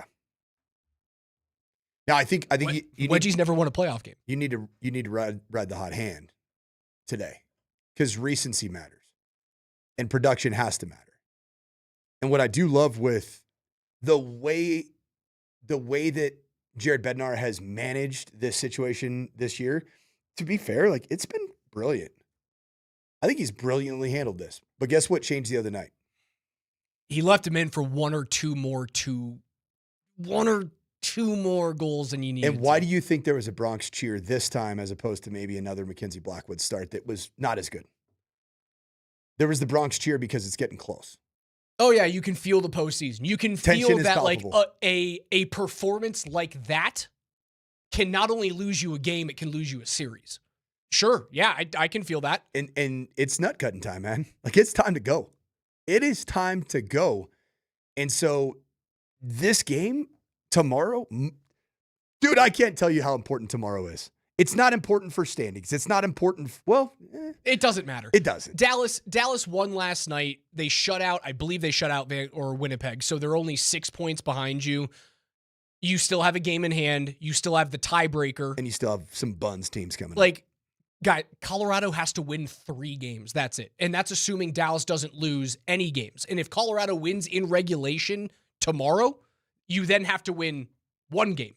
Your magic number is 6 points. But even beyond the math, the magic number, boy, is tomorrow important for Scott Wedgwood. It's important. It's not important that he wins the game. No, it's important for him. He's just got to look good. He's got to look...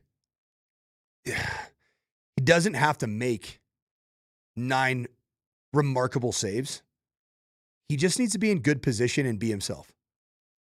And I think the team needs to skate well in front of him. I think there's far more to lose tomorrow in terms of goaltending than there is to gain in any other aspect of the game. Right? Because we know through the first 3 games of this series, this regular season series, the margin between these 2 teams is paper thin. If that. It is paper thin. 3 shootout games between these teams. Mikko Rantanen back? Mikko Rantanen is back. Is this going to be his third game back or second? That I don't know. Rantanen is back, though. He had a power play assist yesterday on a Matt Duchene goal. So I don't know if the result matters, but if Wedgwood looks terrible. He was back 5 days ago. His first game back was against the Penguins. Okay, so he's been back for 2. If Wedgwood is terrible against Dallas, I think some alarm bells start to ring. You start getting into that quarterback discussion. If you got 2, you don't you have got none. Yeah. But I don't expect that from Wedgwood. He's been great all season. I think it's going to be another incredibly tightly contested game, and Wedgwood's going to let in 3 or fewer goals, and the Avs and the Stars are going to play a great hockey game.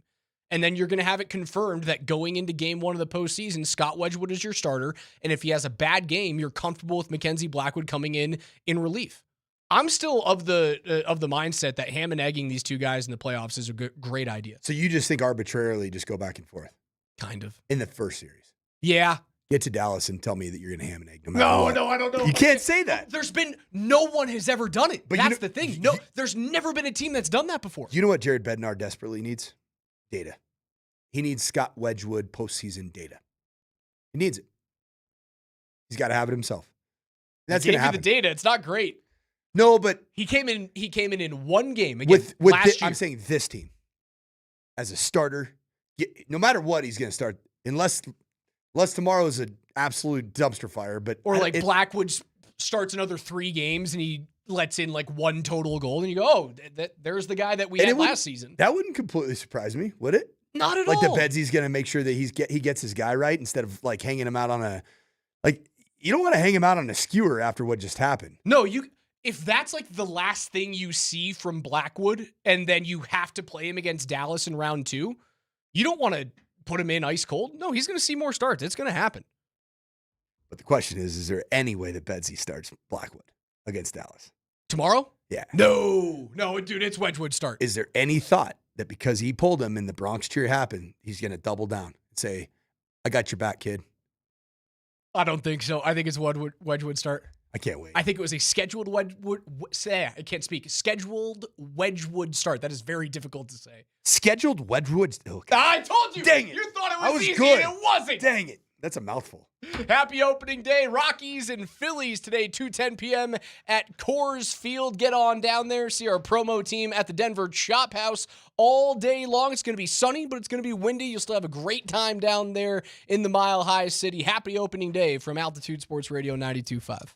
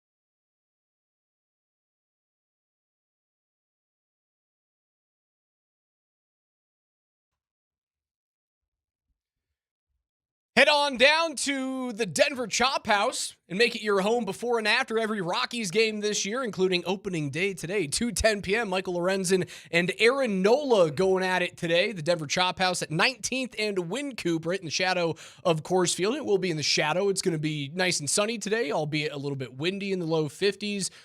All of our coverage on opening day is powered by the Wilhite Law Firm, who reminds you don't drink and drive, and you can learn more about their rideshare reimbursement program at willhitewins.com. There's a 360-degree photo booth. Get on down there, say hi, win some awesome prizes, thanks to our friends at Wilhite. Alex Ryan-Emy, the coach Mike Sanford. Rockies off to a 2-4 start, taking on the 3-3 Phillies. It's been wonderful to see the offensive boom so far out of Ezekiel Tovar. I haven't had a problem with that at all. Now, the offense is one of the main reasons why you haven't won more than just 2 games so far. Pitching staff's been great. It's been great. I'm excited to see the pitching staff at home. It's always a little bit. It is hit or miss. A little bit hit or miss. Right Easier there. to pitch in the domed confines of Toronto. And that went pretty well, did it not? Maybe they should just, the Monforts, instead of building another great deck to enjoy a libation, maybe they should put a roof over the stadium. No, what? You want to ruin the great vibes of Coors Field? You put a roof on top of it. You want vibes or you want wins? I don't know. The vibes of Coors Field are pretty immaculate. You want 1 beers or do you want 1 wins? That's the question. Well, I mean, we've seen wins happen. I know. It's just been a handful of seasons of crap. It's also, we'll find out how this entire season goes. I know, Raj, you read off a whole bunch of stats 2 or 3 days ago that were accurate, that losing fewer than 100 games is a highly unlikely. Highly improbable. It has to be one of the best turnarounds in terms of year-over-year wins that we've seen in the modern history of the game. And baseball does not give way to that often. You would have to essentially be the 2025-26 San Antonio Spurs. Yeah. But you don't have an alien right now on your roster here. Not quite, no. There's no Victor Wembanyama. You do not have a Wemby. Imagine Wemby on the mound. You'd hand the ball to the no doubt. catcher. It would be like Fence facing Jenny Finch from 30 feet away. 7'4", that wingspan, rocketing a 95-mile-an-hour bomb. Finch, man, she was awesome. That's my go-to softball player. Well, I mean, she was long, incredible length, great pitcher, threw absolute gas. I would have had a hard time locking in with those blue eyes, man. I'd be like, I'm spellbound right now. I can't get past those. She was fantastic. Do we think they take 1 from the Phillies? I think they win the series. They're winning back-to-back series? Oh, Raj, you have little faith. I am of little faith right now. The Rockies are one of the hottest teams in baseball right now. What are you talking about? They've won 2 of their last 3. 2-4. I'll tell you this, Raj. They were a 66% team in the last 3 contests. It's pretty good. Pretty good. And it was against the team that, where did the Blue Jays get last year? I mean, they were within a weird bounce. They were within a seam of winning the World Series. Yeah. Did they ever? I don't think they won back-to-back series last year. I mean, they didn't win a series until, did we say July or was it June? No, they did. They did win back-to-back series. I remember it actually. I think it was in August? No, or September? It was in mid-July. Oh, really? They had 2 home series back-to-back. They took 2 of 3 from Minnesota, and then they took 2 of 3 from St. Louis. I thought you were going to say San Francisco. No, of course they did. Back-to-back series wins there, and I think they took 2 of 3 against St. Louis on the road in mid-August, and then followed up by winning 3 of 4 against Arizona. And after that, you know what they did? They split with the Dodgers. So not only did they do it once, they did it twice, and they almost took 3 of 4 against the Dodgers right after that. Pretty fun, man. It's going to be an exciting time to be down there. I'm going to be at the ballpark watching some baseball. Raj, you got plans? You getting down there? Or are you going to try to hit the sticks today? No, I'm not playing golf today. Dude, it's 25 miles an hour wind. You think I'm playing golf? Who the heck wants to play golf in this weather? Absolutely not. I'm not doing that.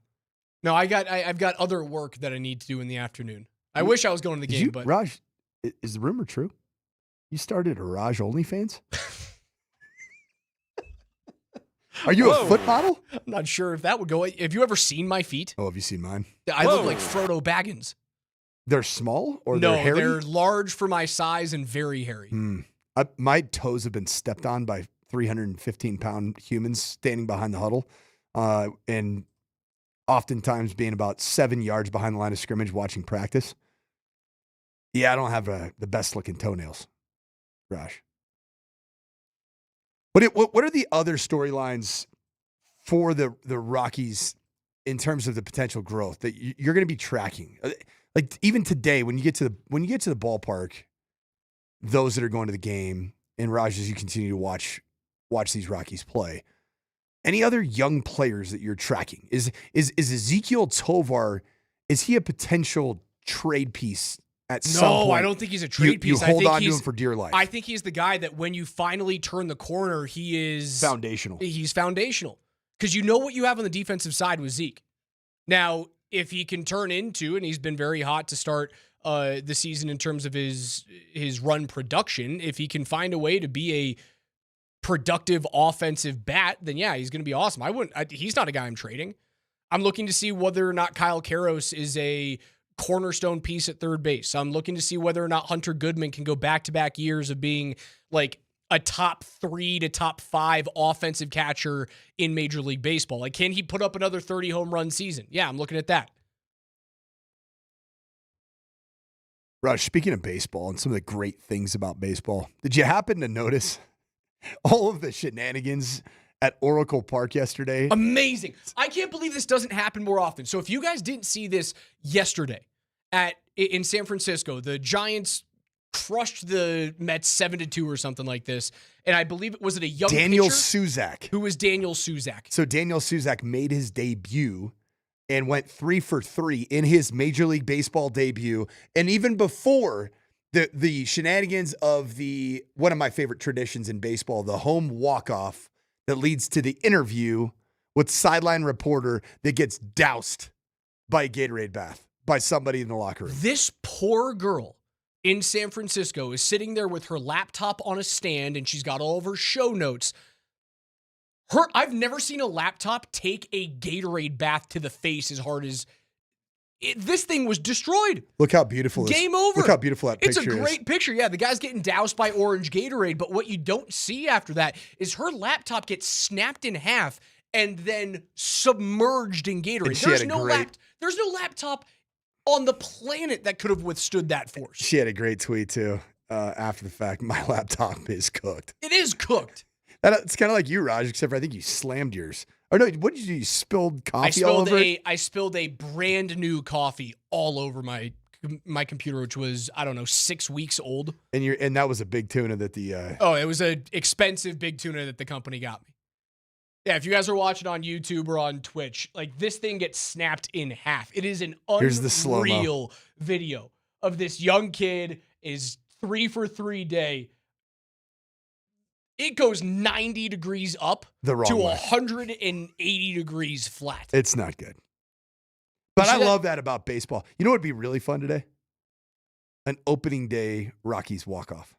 I'm going to throw that in there. It depends what direction the wind is swirling inside Coors. I just said walk-off, not necessarily walk-off home run. Just walk off. Oh, why not get greedy? Let's get greedy here. You're getting greedy with June 20th is your 30th win of the season. You're getting greedy there. You're saying you're not greedy with 98 losses this year. It's incredibly greedy, but it's too much to ask for a walk-off home run? Raj, you realize? Get greedy, baby. Do you realize that if the Rockies win today, you're 1/9 of the way there to 30 wins. The dirty 30 is 1/9. That's pretty good. Did you see there's a teenager playing baseball today? I did not know. Connor Griffin is the #1 prospect in baseball for the Pirates. What an awesome Gen Z name, too. Connor Griffin with a K? Yeah. Yeah. That's so Gen Z.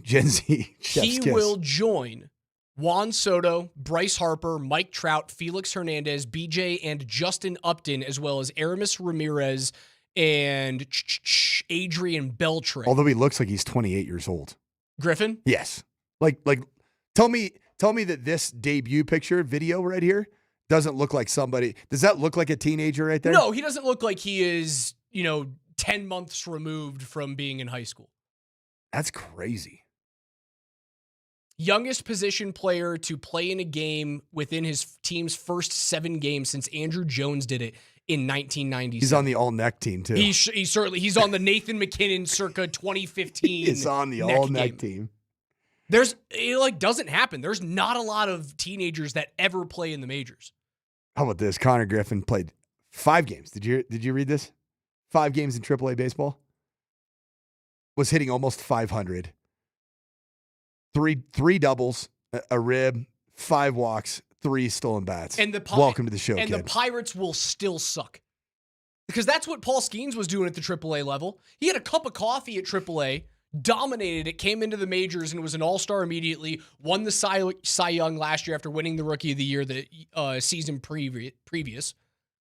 And the Pirates will still be terrible. All right, I got some more good vibes for you as we talk about Connor Griffin. The 22-year-old prized draft pick of the Colorado Rockies, Charlie Condon, right now in Albuquerque as an isotope. 7 of 18 right now. I want to see Charlie Condon up as soon as possible. You want to hear this? In 18 at-bats, already 2 home runs.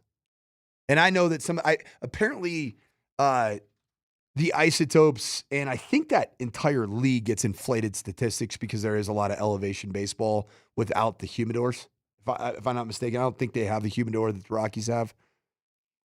But man, just seeing 7 hits on 18 at bats, that's trending in the right direction. Do we get potentially a Charlie Condon sighting, say, before June 20th, my dirty 30 date? It feels a little early, considering how often major league teams want to hold on to service years and hold guys in the minor leagues. Yeah, my dream this year would be Brenton Doyle in the outfield with Zach Veen and Charlie Condon on either side of him at one point this year. That'd be kind of sexy. It'd be awesome.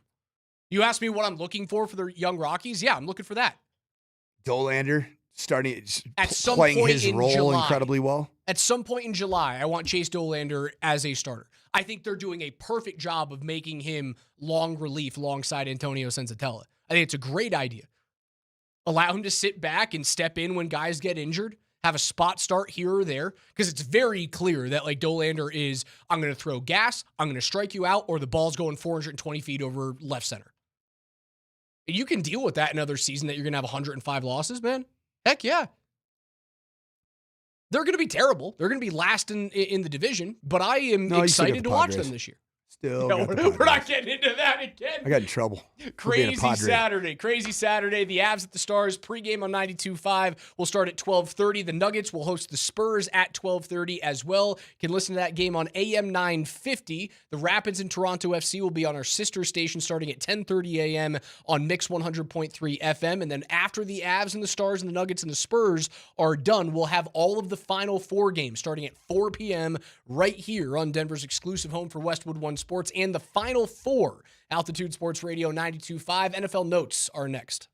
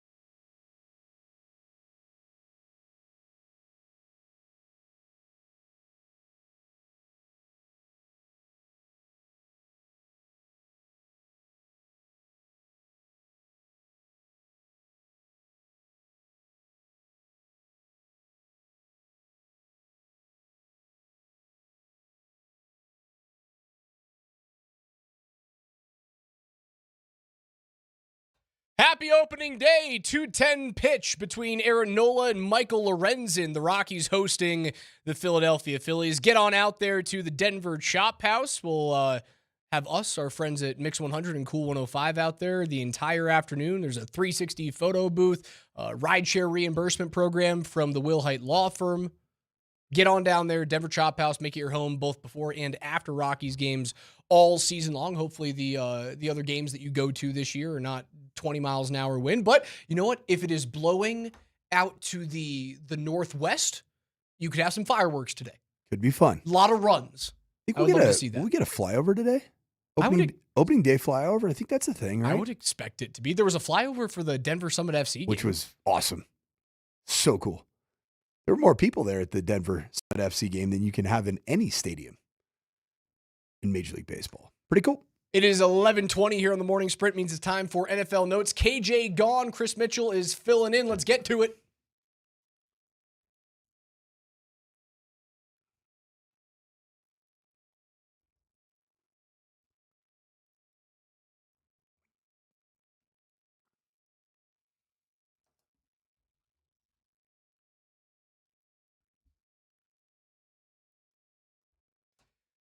Every day here at 11:20, we go through the biggest stories in the NFL with KJ's NFL Notes. Mr. Granderson is out on vacation for the remainder of the week, but we've been graced by the sultry tones of Mr. Chris Mitchell. Mitchie, what do you got for us today, man?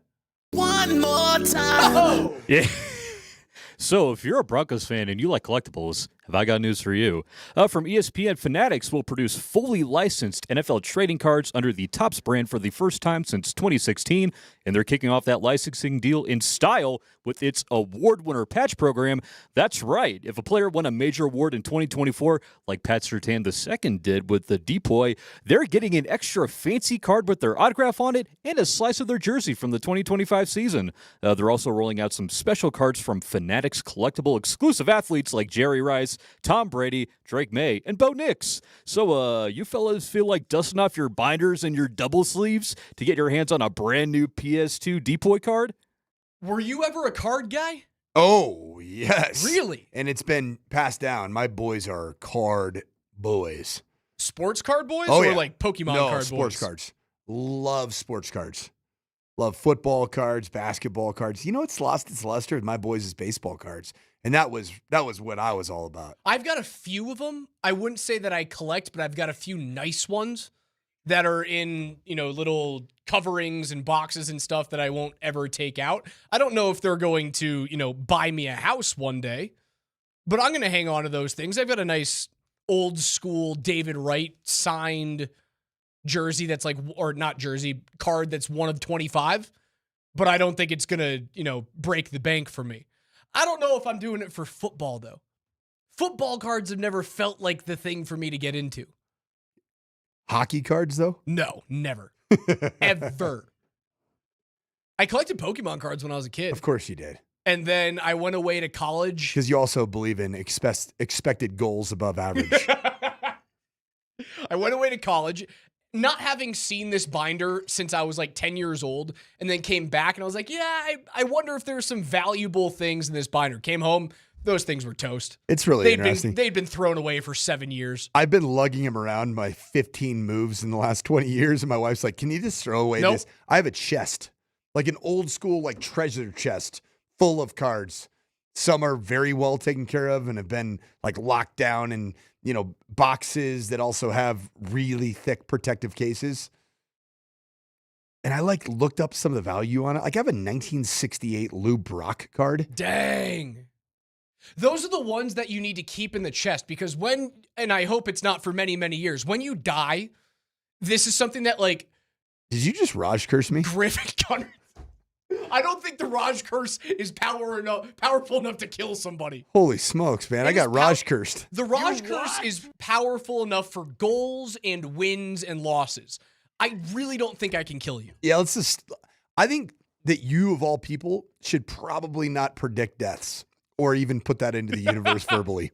Okay, so when you move on somewhere, this is something that the boys get to open up and they go, Happy Easter, by the way. He is risen indeed.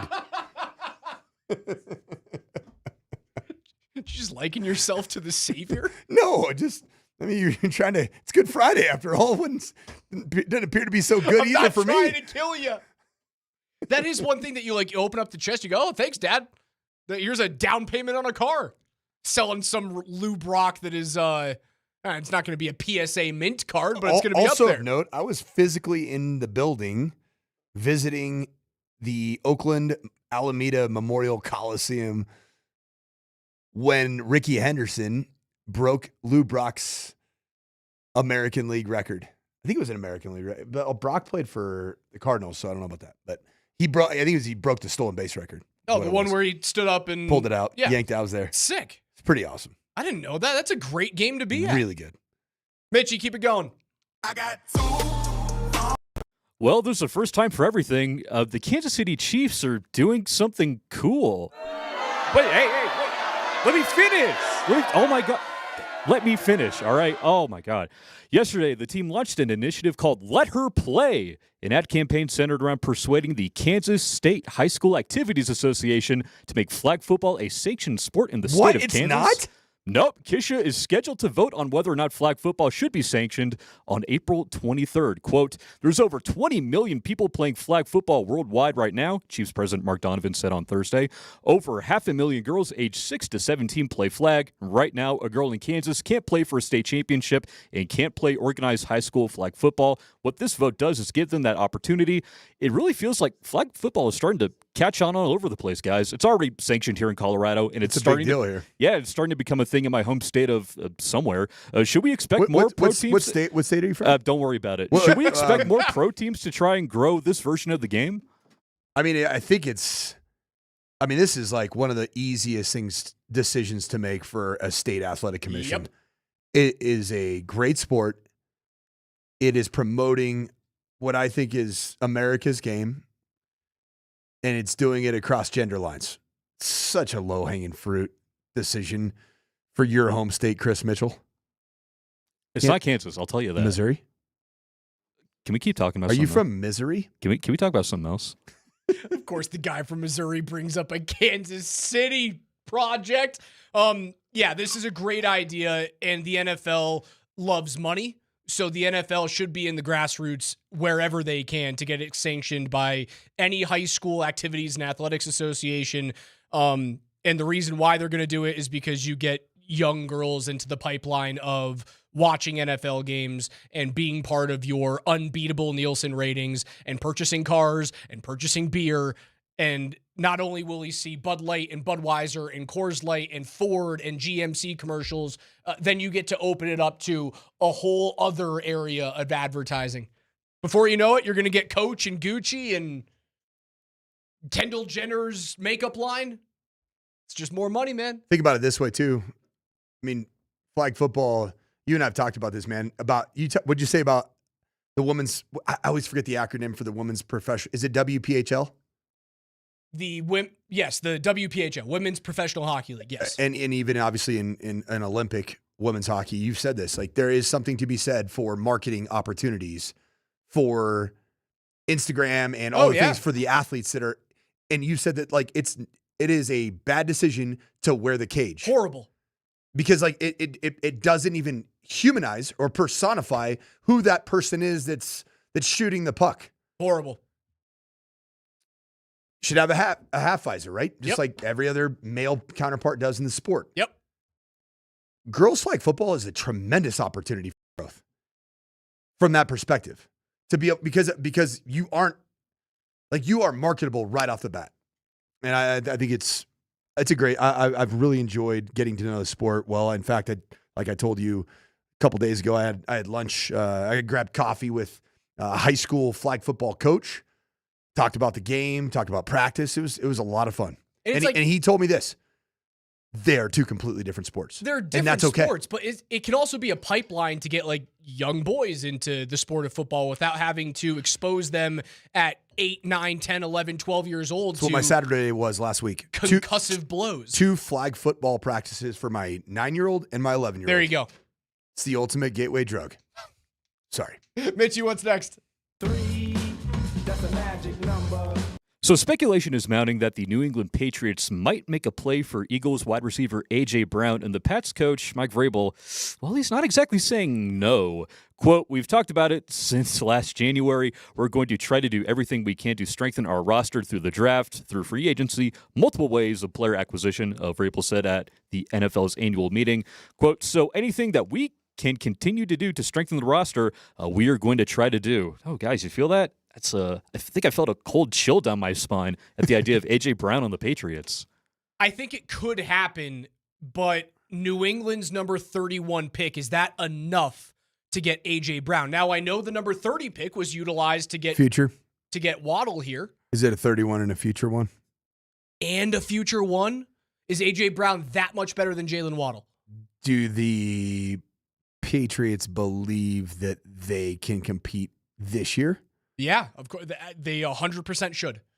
They won 14 games last year, and they were in the Super Bowl. I mean, if there's anything that we've learned about the Patriots culture when it's closest to the Belichick era, take on the headache. And the Patriots culture will ultimately fix the headache. They've taken on plenty of headaches, and they've done okay with it. Randy Moss, who I don't consider the worst of headaches, but... No, but that's just a gigantic personality. Now, they luckily had Tom Brady, which is equally as big of a personality as Randy Moss's was, to be able to like counteract it. There's a couple of alphas. Aaron Hernandez on the field made a lot of sense. Not everybody would have put up with every aspect of who Gronk is. I don't believe so. Now, when he was early on in his career, it didn't feel like the Gronk later. I would hate to see A.J. Brown in a Patriots uniform. Him and Drake May scare me.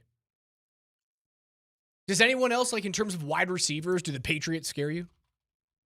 Percy Harvin. Percy Harvin? Oh, in terms of headaches? No, just I'm thinking about the all headache team that the New England Patriots have taken on. Percy Harvin headache?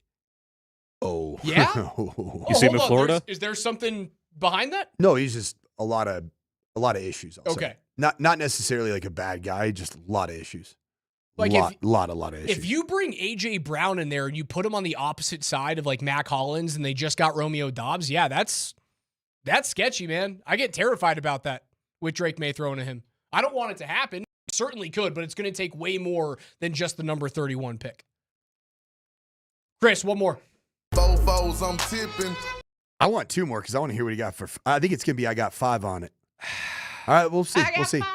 Well, I don't know about you guys, but I do love myself a good tree. That nature kind and the coaching tree kind. I'm serious. Go look at the Hayden Fry coaching tree sometime. Your eyes are going to pop out of your sockets. Good one. I bring this up because Sean McVey was having a chat with Kay Adams on her FanDuel show. Of course he was. And she was curious if he considers himself his own coaching tree or part of the Shanahan coaching tree. Here's that conversation. Why isn't it called the Kyle Shanahan coaching tree? Why is it the McVey? It should be. It should. Look at that. Here's the thing. I think no, it's I don't Mike like when Shanahan. you guys are friendly towards each other. It's the Mike Shanahan tree. We all started under his dad, and Kyle was the coordinator. And so, look, I have such appreciation for the history of this game. It's not like everybody that's come through our building, they've contributed, and I've learned from them too. And Kyle's somebody that I learned from, and I worked underneath him as an assistant. I can remember, when I was responsible for the red zone, trying to get plays in, and when he'd end up getting those in, you're excited about it. So it should be the Shanahan tree. I agree. I really like that answer. What do you think? I think that's the absolute right answer. Mike Shanahan, why he should be a no-brainer to be an NFL Hall of Fame head coach is not just because of his accomplishments as a multiple Super Bowl winning head coach. He should also be in because of the impact and the lasting legacy that he's had on the National Football League with its coaches. Anthony Lynn, Gary Kubiak, Kevin Stefanski, Kyle Shanahan, Sean McVay, Shane Steichen, Mike McDaniel, Matt LaFleur, Bobby Slowick, Zach Robinson, Zach Taylor, Liam Cohen, Shane Waldron, Brian Callahan, Dave Canales, Kevin O'Connell, Luke Getzey, Arthur Smith, Clint Kubiak, Alex Van Pelt, Nathaniel Hackett, Drew Petzing. It's the fact that dude isn't in the Hall of Fame is you insane. Basically just named the NFL. League. Yeah, except for Sean Payton. Sean Payton wants his own little tree. Sean has his own tree. Is that maybe a little bit why he did what he did with Davis Webb? Because if Davis Webb hits and then he gets his head gig and then he's planting Kilgore's acorns? the next guy?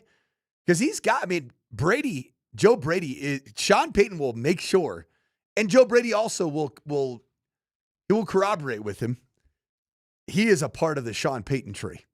Right, but the Sean Payton tree is Give the me the Bill Sean- Parcells tree. Well, it is, but I think it's been long enough without Parcells around in these that you can say that it's a little bit. There's been a new root system. Dan Campbell, Joe Lombardi, Curtis Johnson, Joe Brady, Dennis Allen, Ryan Nielsen, Mike Nolan, Aaron Glenn.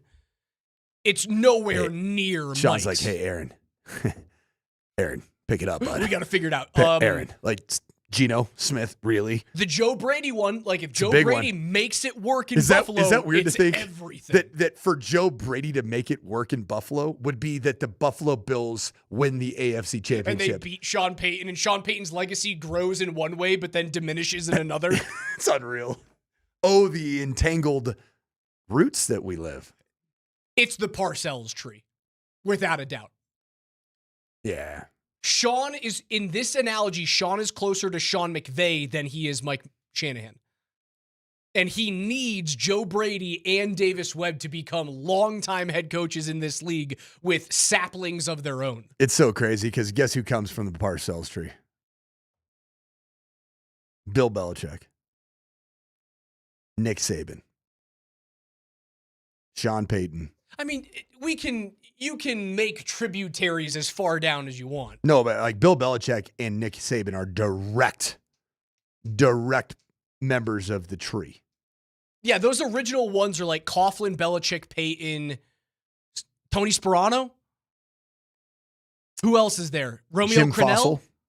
Jim Fossil is. I feel like he's a couple of removed. Romeo Crennel. It gets Tony worse Sperano. the farther you Todd go down. Haley. Yeah.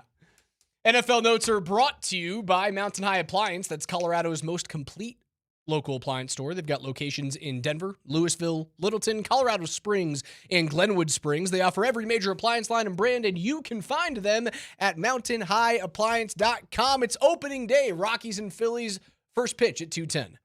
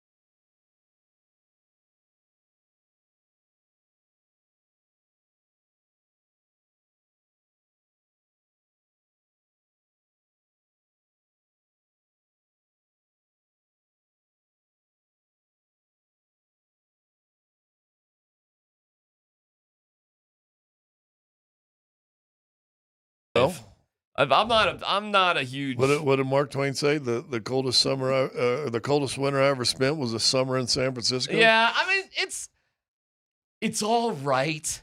It's all right. But I like it. It's okay. Yeah. But it's.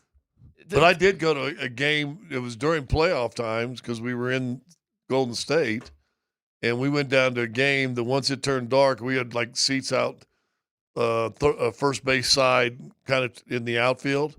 Good seats, but boy, I tell you what, but the lights went, or the sun went down, and the wind about the seventh inning, it was chilly. Jeff Huson, who's on the broadcast, joins us right now. We really appreciate your time, Huey. We're just going through some of the ballparks in America. How does Coors Field stack up, in your opinion, to some of the better ballparks? You know what? It's still up there. I mean, even though it's the third oldest in the National League, and maybe I think now 10th oldest in all of baseball, but it looks like it just opened in '95. So, I mean, every night you come to this park and you get to see this great view, and then I know the people up in I don't ever go up there, but the rooftop people get to see the mountains and have a good time up there. But I got a great view behind home plate. No doubt. Hey, when you've looked at this team so far, 6 games in, the pretty impressive series in Toronto, where are these guys at, and what's your expectations? Well, I think after what happened last year and even a couple years prior to that, things needed a change, and they did in this offseason. And what I like, and Scott, you know this, you walk into a locker room, you know if guys feel like they belong or if they don't. And so many times last year, I think you had guys that were just happy to be in the big leagues. Now, I get that because I was one of those guys that was happy at one point, just like, hey, I made it to the big leagues. But then you realize, you know what, there's more to being a big leaguer. And so I think what's happened now, and some of the guys that they've signed, and the young guys got another year older, it's just a different vibe when you walk in there. Guys, that you just feel it. And I think that's the thing. And you know what, there's going to be some struggles. I'm not going to sugarcoat that. But I think what we've seen, at least in these first 6 ball games, is they've been in every game. They lost 4 of them, but they were all by 1 run, and a couple of them, if you make a play, you're coming home 4-2. But to take that series in Toronto, I think it was huge. It took 20 series last year before they won their first one, and it was against Toronto. So I just think the way you look at it, I mentioned this to Warren Schaefer after the game the other day. It's going to be a gritty ball club. Jeff, what should fans focus on beyond just wins and losses throughout the first homestand and maybe the first 20 games of the season to feel like if there's real improvement going on? Well, I think you look at some of the guys they brought along. I think first and foremost, you look at the starting pitching. You went out and got some veteran guys, guys that have a lot of starts under their belt. So I think that's the first thing. I think the second thing is you look at some of the young kids. You look like a TJ Rumfield at first base, what he's going to be able to do. And then over at third, Kyle Karras. Of course, you have your holdovers in Ezekiel and Hunter. But I think for those guys, I think what you're going to see is the competitiveness when they go out there. So I think that's the thing that you have to look at, if you're looking at the first 20 games or so. I've always used 20 in the NBA and NHL. I actually gave baseball 40 games, Yeah. That quarter post. I always feel like you kind of know who this team is or who this team is trying to be at about the quarter post in a season. Well, and the identity and what they do. Yeah, I think we've seen the big difference, too, is the running game. 9 stolen bases now. The percentage is better from last year. You just feel like when guys get on first, they're looking to steal a base. That was an emphasis. But you're right, 40 games under your belt.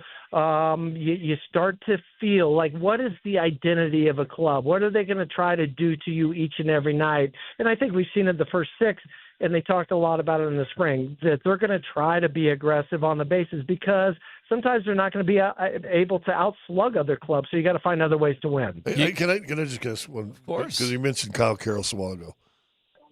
And I respect him as a player, hated him because he was a Dodger, and he always seemed to kill the Rockies. His dad? Are we going to see, is Eric in the building today? I have not seen him yet, but I guarantee you he's watching somewhere because he watches every single game. even if the Dodgers are playing and he's calling the game, he's got the Rockies game pulled up to see what Kyle's doing. I have not seen him yet, but I wouldn't be surprised if he sneaks in. Huey, I coached a 12U baseball team against them.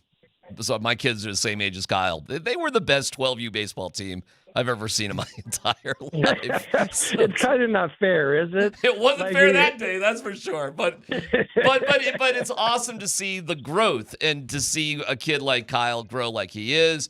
And the objection for people that we've had around here a little bit is the Rockies don't have good players. If somebody were to say to you the Rockies don't have good players, you would say what to them? Well, I would say maybe the depth of good players. I think that's the thing, and that's what they're trying to build back up again. You know, you look at at Kyle from last year to what he's doing this year, and I know it's still early, but just last year in September, the glove was great. The bat was getting, blown out of his hands a couple times, meaning that, he was just so tired from the end. So he did the offseason work. I think that's where he went out and traded for somebody like Jake McCarthy, who's, I believe, 27. Jordan Beck is one of those guys that's just 24. So I think what they're trying to do is bring some of these young guys along, but also sprinkle in the veteran players. So, you know what, if they're not quite ready, and we've seen it already with a few of the guys, they get sent back to AAA and try to hone their craft down there. And you know what? You finally got a catcher with the same name as the play-by-play guy, but the difference is the catcher can actually hit. Well, now it's two play-by-play guys. The catcher you work with. Hey, you guys will get a kick out of this real quick. You're right, Hunter Goodman. I hope he finally gets some of the credit that he deserves nationally. I know he went to the All-Star game last year, but still, it takes that second year after being an All-Star to finally it kind of catches up to you. But funny story, a couple times last year that Hunter's luggage would be brought up to Drew's room, and I was like, "Oh, dude, try to put his clothes on." No. That's funny. That's funny. All right. What's a realistic ceiling for this team this year? Obviously a marked improvement. I think, losing 119 games last year was one of those things you're just like, okay, we don't need the record. We don't need 121 or 122. I think a 15-game improvement, and that's still, hopefully gets you under 100 losses, but I think a 15-game, 20-game improvement is very realistic. All right, a couple quick questions for you. First, if somebody says, I don't trust the Rockies yet because I don't trust the organization itself, that's another complaint I hear. Like, oh, okay, I hear they've all made all these changes, but I'll believe it when I see it. What evidence do we have that, first of all, they're going to stick to what they're really doing and there won't be interference from ownership or the business side of things, and baseball will be left alone to do baseball? Well, I think with Paul and Josh Burns, I was just having a conversation with Josh Burns, the GM down on the field. Those guys have a distinct plan on what they want to do and how they want to accomplish it.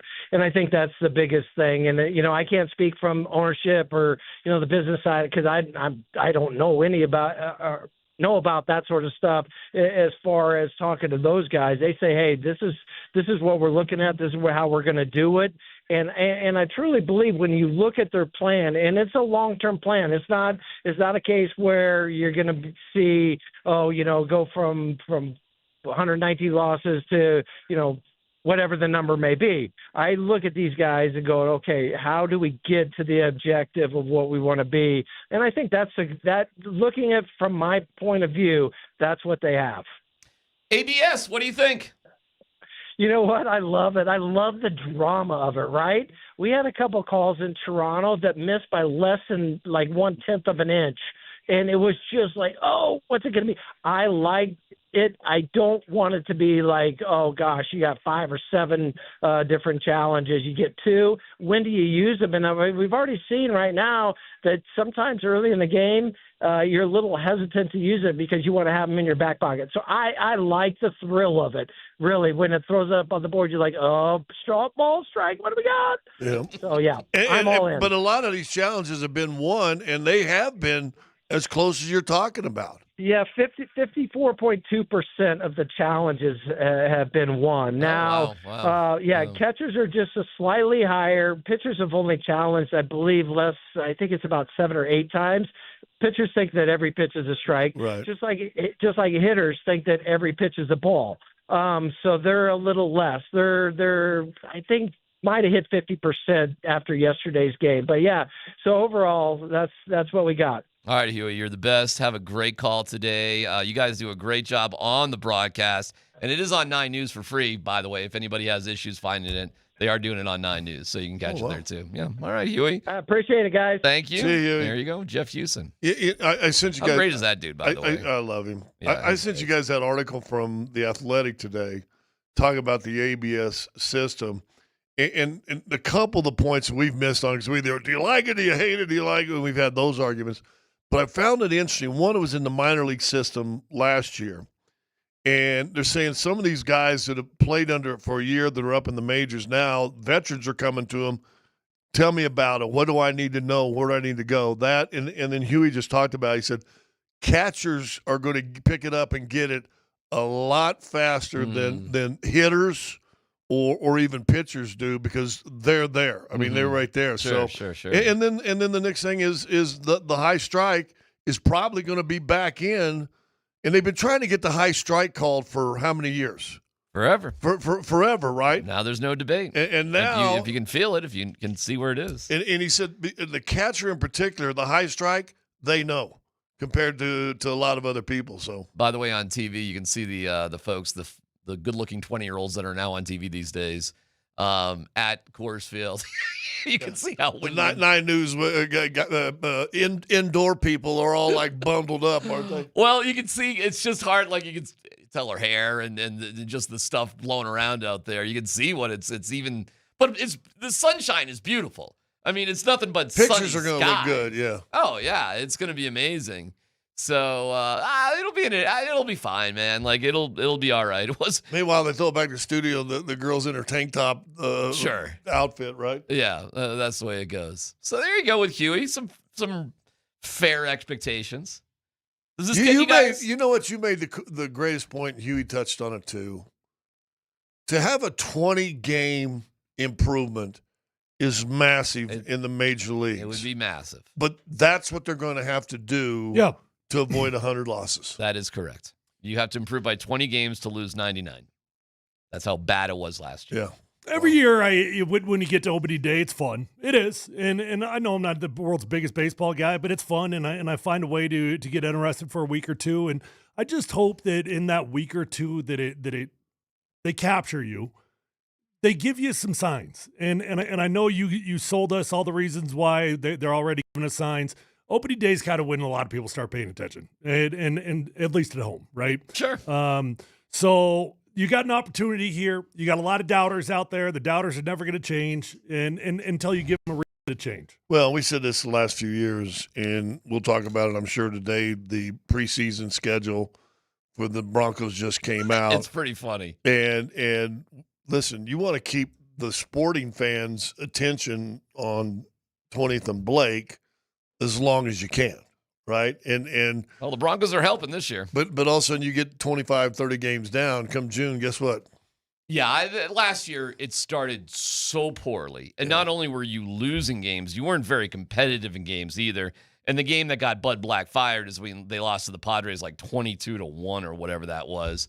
It was abysmal. It was embarrassing. And I've been crying for Bud Black to be blown out anyways, but I get it. Everybody likes him. To a certain degree, it wasn't his fault because systematically they weren't set up the right way at all. But it's not like Bud was advocating for massive change either. Like, he wasn't instilling what needed to be done. Well, listen, the guy that's got his comfortable lazy boy chair doesn't ever advocate to get it replaced and get a new one. There you go. And things were a little too easy down there. They were. And it was Buddy this and Buddy that and hey, Buddy, hey, Buddy, hey, Buddy. And everybody feels bad for Buddy and there's nothing Buddy can do. And I was like, there's a lot Buddy could do. He ain't doing it, and you're just making excuses. And then Warren Schaefer came in, and he lose too. And about this? And I'm like, oh, okay. But they were better with Warren Schaefer. I'm still not the biggest Warren Schaefer fan. Well, you started off, and then you realize he's Black Point too. he's a spokesperson for what they want to do. Boy, was that made clear over the offseason. Yeah, I mean, goodness yeah. gracious. I don't know if there's Who's the coach that calls the pitches? Alon. Oh shoot, I'm forgetting. Alon Leishman. What's the process? I'm genuinely curious. What's the process to call it off as a pitcher? They have PitchCom. So No. I know that. I'm saying so as a pitcher. I'm like normally I got a catcher. Analytics. No, don't like it. No, shaking it off. The pitcher shouldn't be waving anything off. Oh come on, ever? Not now. Wow. Yeah. Why would they? Because I know what I got. No. Well, they ain't doing that, which is good. They're having a game plan. They're going in. They have more pitching coaches. They have a different approach to it. They're calling pitches from the dugout. And to what degree they are, I'm not quite sure. I'd love to dig into that more as it goes. But there's no reason for pitchers to be calling off pitches right now for the Rockies. Zero. Yeah. They got, and another one of the improvements that they made was in the analytical department, where if you read any of the articles last year that were, listen, all the national articles that talked about the Rockies, I didn't find one that gave them, anything positive to talk about. But they had the worst analytic department in baseball. Yep. Well, that changes. I mean, one of the guys you hired was kind of on the ground floor of baseball analytics 30 years ago. Dee Podesta, and we'll have Dee Podesta on with us next week, by the way. Cool. So we can ask him about that. And listen, to me, I would ask him, did he feel like it was okay being betrayed by a fat kid? That would be a great question, because Dee Podesta's in great shape. Right. And he went to Harvard, not Yale, as it was portrayed. Well, but he didn't give permission. Right. That's why everything changed. Yeah, so it was played by a fat kid. That would be a funny question. All right, well, here we go. We'll check back in downtown. Mark Stout, our pal, will be on with us in about an hour. Coach Sanford is going to be inside of the ballpark, so we'll hear from him. But, yeah, the Broncos do have a quirky schedule compared to everybody else, and Luca goes down. How does that change things for the Nuggets? We'll get to that coming up next.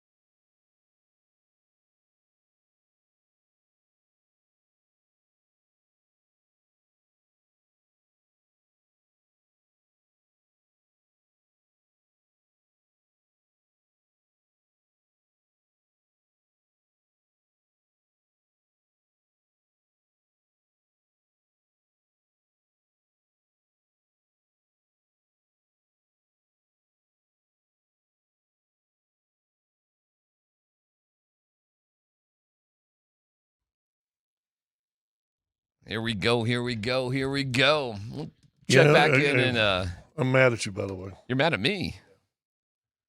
What's new? Why are you mad at me? Dan, can we get confessional music? And I mean, it is good. Man, wow. It is you want to good. do MTV style? It is Good Friday, so I mean, maybe a little confessional. What's going on? Well, I don't know if he has confessional music handy. Just serene and slow. Quiet. Okay. All right, never mind. He tried. I'm starting to buy in. What? I'm starting to buy in. To the Rockies? What? You're starting to buy into the Rockies? I'm starting to buy in. You feeling bad about that? Well, it's been 3 years of crap. No, I got you. And you kind of get used to, well, I don't have to pay attention to the Rockies. Yeah. By the way, we have the confessional music now. If you well, I don't have to pay attention to the Rockies for the last 3 summers. First of all, you got the screwy deal with the television. It's like empty screen, and all of a sudden you got something on the screen, then it goes back to empty screen again. And all you have to do is know when the game's on. That's all. But I hate that. And you can hit season recording, and it'll record every game. Well, go ahead, son, my son. I haven't bought in that much. but no, I read 2 or 3 articles today. Okay. And this is after 3 years of reading, I mean, all the national guys, whether it's ESPN, Sporting News, The Athletic, USA Today. Mm-hmm. They have done nothing but just pull their pants down and dump all over the Rockies for 3 years. And well-deserved. Well-deserved, right? I mean, yes. 100-plus losses 3 years in a row. Yes. I mean, the Broncos started getting dumped on when they're losing 11 games in a row every year, right? Mm-hmm. Well-deserved. Well-deserved. This is the first year, and listen, I read 2 or 3 articles today. I sent you the one. There's light at the end of the tunnel from the national guys are going, listen, we're just telling you, watch this young guy here. Sleeping Giants. I'm not into. Can we not use hyperbole? I'm not into Sleeping Giant yet. Sleeping Giants. But I've seen a little flip. So listen, and the guy goes, listen, they're still bad. But the improvements they've made in boom, boom, boom, boom, boom. And I'm like, ooh, something's made the national guys turn a little bit. Local guys, you're like Mike Evans. You know, spring comes and the purple shaded glasses come on. Everything's going to be good. We're flirting with an all-time record last year. So I sounded like that when I was screaming for Bud Black to be fired? You sound like that to start every season in baseball. So, now get the Disney music. Okay. We're off to see the Rockies, the wonderful Rocky baseball. Okay. Because so you're accusing me of blind analysis, not... purple shaded glasses. Okay. Well, I take offense, but go ahead, my son. Mike Evans did that one time. He and I are doing a show. He goes to spring training down there for like a week, comes back. Well, that will sell you. If you go to spring training, you're going to... And he came back and then, he started the season like 4-15. And you're like, Mike. Mm-hmm. So anyway, my confession is... Oh, confession music again, Dan. Confession, thank you. I'm kind of pulling for him. Okay, good. Kind of pulling for him. I'm kind of pulling for him. It's to the point where, like, we didn't know until kind of late that we were getting the remote shut down. I was going to go down there with my Royals hat. Okay. Started reading these articles, and I went, I'm thinking I could dig my Rockies hat out now. Oh, did you get the Rockies hat out? No, but I know where it is. You're this close. At least you thought about doing it. No, I know where it is. It's I know you could have worn it here. Well, it's still opening day. Right. Like, nothing changed about what's happening here today. Yeah, I ended up watching 3 episodes of Welcome to Wrexham, and so I was looking for my Wrexham kit. I've never met somebody who watches more morning television than you. There's no one in my house. Scott, I got up today at 6:50. Oh, they're not back from Norway yet? No, they're coming today. Oh, jeez. But I fixed my coffee. Okay. I do all my morning reading. Boom, boom, boom. Now it's 7:45, 7:50. Let's settle down for some Rob McElhenney and Ryan Reynolds. Let's see what these guys are up to. Welcome to Wrexham. Well, listen, man. I think it's one of the greatest documentary series I've ever seen in my life. I'm not going to argue with How many seasons have there been? Well, I'm in season 4. It's still ongoing? I think there's 6. I watched. I know I watched the first 2. I doubt they stopped. There's no real reason for them to stop. Season 2 was absolutely fabulous as far as the soccer, whatever. But just the social issues they dealt with and the community they dealt with, it really was good. I don't think they can get to Premier League, period, but if they can get to Champions League, which is ridiculous. Well, they are in the EFL right now. Are they not? They're not in Champions League called yet. I thought they were one away from Premier. It's EFL Championship is what it's called. Champions is one away from Premier. Yeah. So, but they were like the 5th, 6th level. I mean, they were way down. They're in a league. I think it's called EFL Championship, which is probably below Champions League. It's right below Champions. Wow. If That's you're amazing, a first or second place team in that league, you go to the Champions League. Yeah. If you're 3 through 6, they have a tournament from 3 through 6, and the winner of that tournament is the 3rd team that gets promoted. And right now they're in the top 6. Listen, so they'd be in that tournament. I think you make perfect sense with the Rockies. I think people should be fairly critical of them. I've always said the best way to be a Rockies fan is to hold them accountable, and that's why to me the whole like boycott thing and I don't pay attention to them to me is very weak. Like if you want a team to improve, pay attention to them. Be fair, but pay attention to what they're doing and know your analysis. That way you'll be better. And the Rockies have just pushed people so far away that even people who do like baseball or like sports have been too dismissive of them.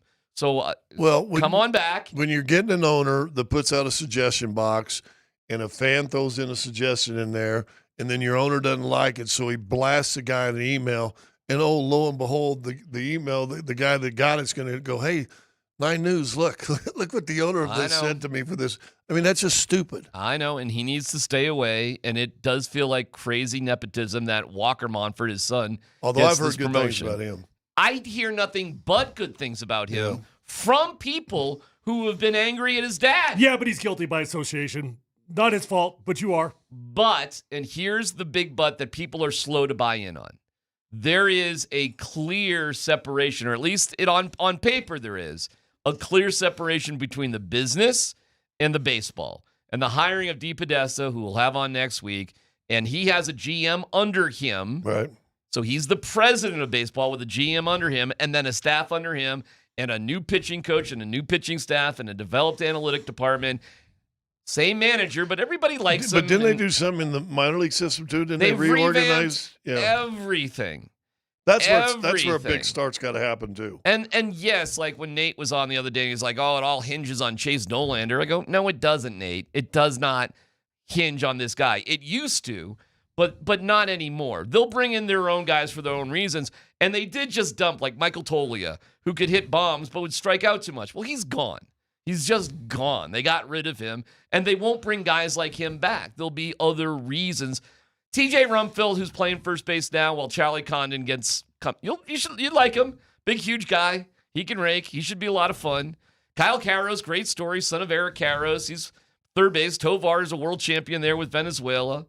Willie Castro plays second base, first base, all outfield positions and catches. Right. Like, he's an interesting guy. Goodman's interesting, how he's grown the last 2 years. And they brought in today on the mound Michael Lorenzen, which, Tyler, you might like. He's the most jacked up gym bro guy in Major League Baseball. Nice. You got to look into him. It's hysterical. You should look at a YouTube video of Michael Lorenzen's workouts. He is jacked. He's like 5-6%. It was on the Italian team, wasn't he? He was on the Italian team. Yeah. So if you want to get into something, check out Michael Lorenzen's biceps as he pitches today. He's known throughout his career as that type of guy. So they've got some good guys to root for, okay? And there's no reason to root against them. I mean, why pull against them? What's the reason? Have fun in downtown. You know what the reason became to root against them? Because you're angry at ownership. Because you're mad at ownership. Correct. And you're thinking all you're doing by going to the game is putting more money in his pocket. Correct. And he's not really helping. Correct. Oh, my God. Yeah.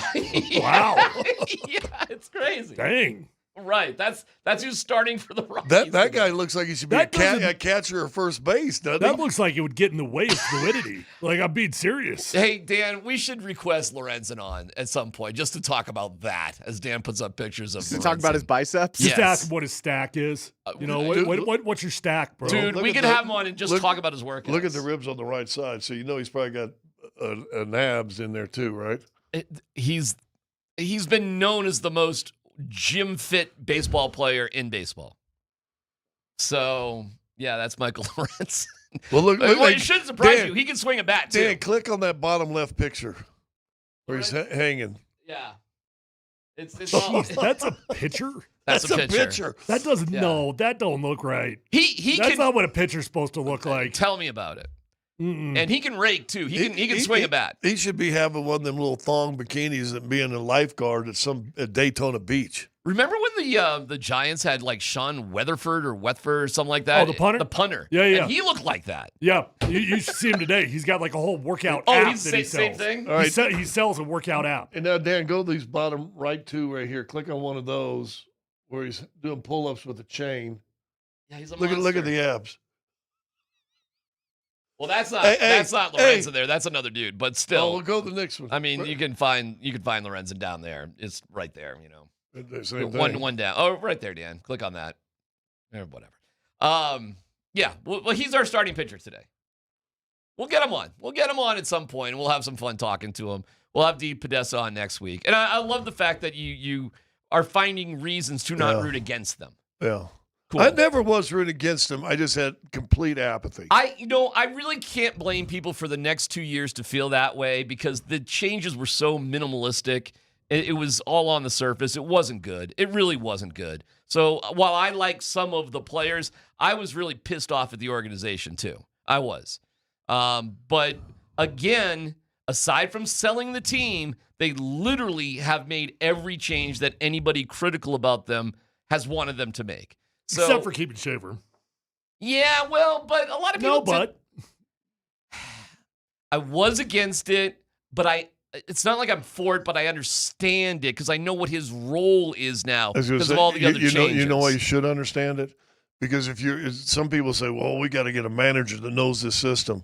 Go back and watch Moneyball when you had Art Howe, an old established manager. They're trying to change it to new ways, and how did Art Howe push against it? Yeah, that's true. You want a young coach in there. He's going to go with that's going to go with what we're doing. And I talked to Baseball Muggle just a couple days ago, and he said that's exactly what's happening, that it's all part of the plan. So, yes, he has certain decisions. I mean, ultimately, he's in the dugout. He makes the calls on some things, but every game has a certain way they want it to roll out, and it's not like just shooting from the hip and, you know, who knows what they were doing. And that's how they played.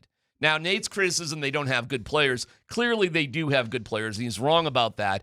But if you want to say they don't have the depth at good players, what Jeff Huson just said. That's also. what Huey said. And okay, you win that argument. Yeah. But to act like the Rockies don't have good players is just disingenuous and wrong.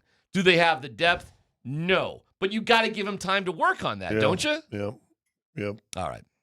And again, you know, when you start working on it, make sure your minor league system's about developing players. We will have our guy Stout on after 1 o'clock down there. Sanford, I think, is going to drip his way into Coors Field, so we'll have an update there. But yeah, the Broncos. Oh, Mike's going to the game? Mike is going to the game. Cool. Mike is going to the game. Mike doesn't miss sporting events, does he? He does have a press credential, too. So I don't know. But you got 3 kids. Yeah, I know. I no promises on that one. So we'll see what Sanford does. But we'll have our reporter on the scene as well as we do our version of opening day. The Broncos preseason schedule stands out. It's different than everybody else. Details why next.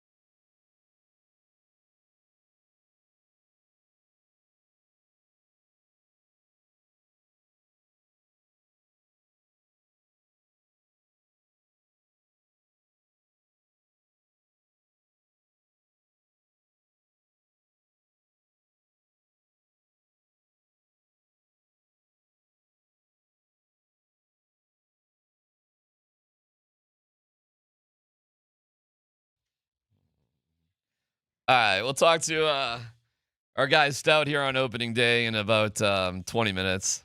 Let me pull some other things out here real quick. Happy opening day to you. The Broncos, man. So everybody announced their preseason schedules today. Like the NFL is out. What's the date? The 3rd? A lot of teams are getting going, next week. Like Tuesday, Wednesday, whatever. They're going. Like their programs. The Broncos. Are they wait till after the draft? No. Oh, the Broncos? Yeah. They're the last starting team with their program of all the NFL teams. So some teams are getting going next week. Others, like in 10 days, certainly we're going to start, whatever program. The Broncos offseason program, we've already talked about that, but we didn't have it in relation to everybody else, starts May 4th. Mm-hmm. It's the last, and it's not the OTAs. It's just the lifting. They just workout. the phase one. Phase one is Yeah. just lifting, running, and you've got some classroom work. Yeah. Well, everybody else is getting that done earlier and getting to the football stuff on the field. It's a nice little bone from Sean, How about that? a guy that doesn't give any bones in season, a guy that doesn't give victory Mondays when you win a game, and every other coach in the league gives you the day off when you win a game. A guy that uses every ounce of allotted time on the practice field when he can during the season and during training camp.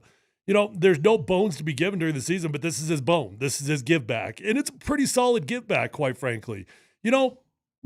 I do recall when I would show up for OTAs and I was like, God, I feel like I just left this place. Like I'm already back here. It's not that OTAs is a grind. Matter of fact, I kind of enjoyed OTAs. It's probably my favorite time of the year because you were doing football. You did get to work on your craft, but the pressure was very low. Nobody was getting cut. There were no consequences if you had a bad day. And then you'd be out of the building by 2:00 and go golfing with your buddies. Now, that doesn't mean the Broncos players aren't in the facility doing stuff. They are. Well, the ones that are around, yeah. Sure. It's their 24-hour fitness. It's their gym. They can use it if they want, on their own. It's just not an organized sort of deal. So I'm just laughing that, and did you catch Dre Greenlaw was pointing the finger at how Sean practiced as the reason why he was injured? No, actually, I did not. Well, I heard him talking about how unhappy he was throughout the season, but I guess I missed him talking about the practice style. He blamed the practice style for his injury. What did he say? It was too whatever, it was just the way they were practicing led to my injury. Like, okay. Well, I mean that's a bunch of BS, quite frankly. Of course, because he was hurt when training camp began. Of course. He was on the sideline. We were watching him work out on the sideline when training camp began. That was just one dude that just never wanted to be here. Might have some serious... He was just sad he had to leave the 49ers. He was. And he did get injured again, and it wasn't groovy. And Dre, you might have been sad to be here. The fans were sad with your performance. So there you go. So it all equals out. Two-way street. Do you like Sean having this flexibility and then giving the guys a little bit of a break? I mean, big deal, not a big deal? Well, does this mean that there's less of a break when OTAs and everything stop and then training camp starts? No, he doesn't. He doesn't go any longer. He's just got a shortened off-season program. Yeah, like their mandatory minicamp is the 16th through the 18th, and certainly, like last year, you'll practice on the last day of the minicamp because we're giving you other time off, not like we've seen in the past where it's field day or whatever garbage is going on. We'll just use it as a day. This is what we're doing. And I love that too, by the way. If you're doing it after the draft, then this way your draftees can get in here and your that is correct. Undrafted college players you sign can now come in here from day one, and it's not like Tyler's had 3 weeks of workout in, and then I come in and I've got to try to catch up to Tyler. Real quick though, I'll have to clarify that, Scott, because I'm pretty sure that the rookies still report earlier. And that's always been the case. The rookies could report before the vets could report. Well, not to the draft is what I'm saying. Right. But I'm saying they've got the rookie mini camp, and then there was like a week or two crossover in there. I bet they still have the rookies come early. Well, I think it's in there. Wasn't it in that schedule, the rookies? No, just says off-season program, May 4th. I think Tyler's probably right, though. I don't know if this includes like what is available for rookies. That seems to be a little bit different. Yeah, but if you start May 4th, they're and they probably, you're right, they probably have the draft. the next week usually to have the rookies May in. the force be with you Yeah. too. I'm laughing at this though because May 4th is just when they start lifting and running. Other teams are going to be well into their like OTAs on the field, that sort of thing. And the Broncos are just going to be like, forget that. They're not going to start the on the field stuff till June 2nd. And they're only going to have 2 weeks of that before minicamp. I actually like it. I like it. It's a veteran team. It's 95% of them are coming back anyways. Why stress them out? I know Sean wants to, we're starting from scratch. And okay, I got that. He also has a philosophy around the phase 1, phase 2 that is built around health. So number one, you're coming in later, but that has nothing to do with the philosophy of why he skips phase 2 and just lengthens phase 1. His philosophy is that they need more time to be in the weight room. They need more time to get in shape. He doesn't want to put them on the field and have injuries happen. All right, well, there's your Denver. They ought to get Lorenzen and have him come in there. No kidding. They ought to have Lorenzen come in there on the first couple of days with the rookie. That's what they ought to do. They ought to bring Lorenzen in when the rookies come in to work out for the first time, and then have this guy go in there and they go, what position he play? Where's he from? That's our putter. Is that a linebacker? I don't think Michael Lorenz would have any problem walking around an NFL weight room. I think he would fit right in just fine. Well, dude, if you're doing pull-ups, Holy good cow. on you. If you're doing pull-ups with a big-ass stick chain on you, dude, come on now.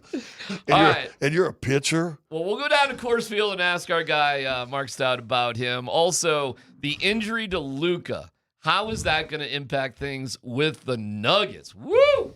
It's PhD on 92.5.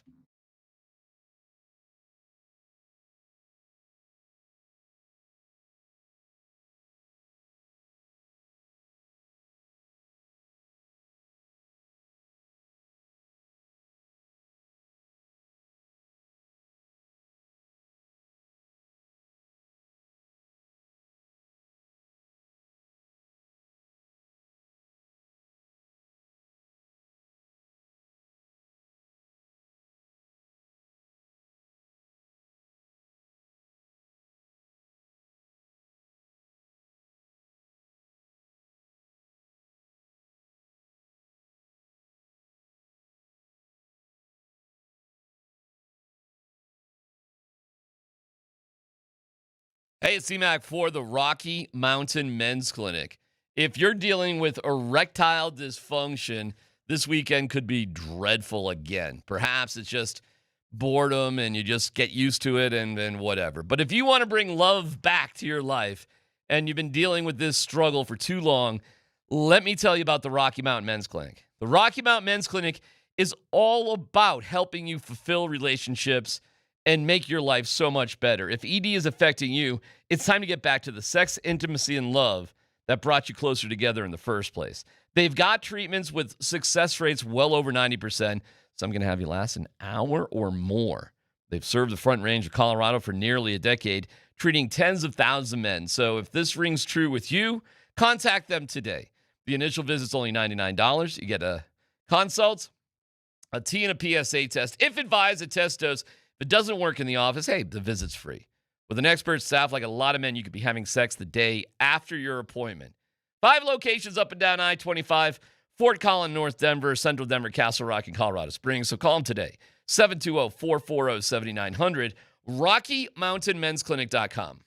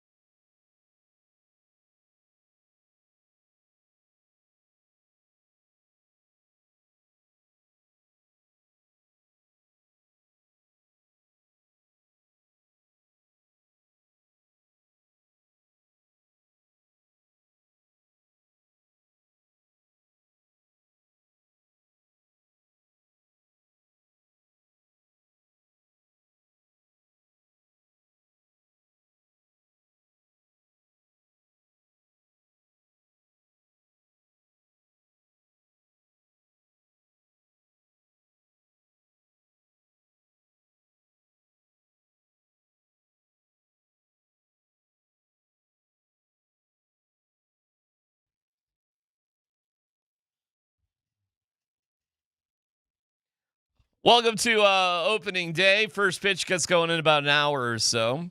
Thanks to the Denver Chop House, our home base for opening day. You can make the Chop House your home before and after every Rockies game this year. 19th and Wynkoop in the shadow of Coors Field. We love Chop House, no doubt about it. Brought to you by WillHiteWins.com. That's WillHiteWins.com. Don't drink and drive. Learn more about the rideshare reimbursement program from the Will Hite Law Firm at WillHiteWins.com. You can stop by and check out the 360 photo booth and say hi. All powered by the Will Hite Law Firm. So we got a photo booth. We got some friendly faces. We got the drinks rolling. We got opening day. And Michael Lorenzen on the mound. Mark Stout, who one of my favorite things about Stout on the TV broadcast, and he's done this for years. I mean, Stout have been friends for 32 years, which is crazy. Is Mark always finds like the little quirky, interesting things. And I think we've all worked with Stout at one point or another. And some of us have gotten tattoos with him.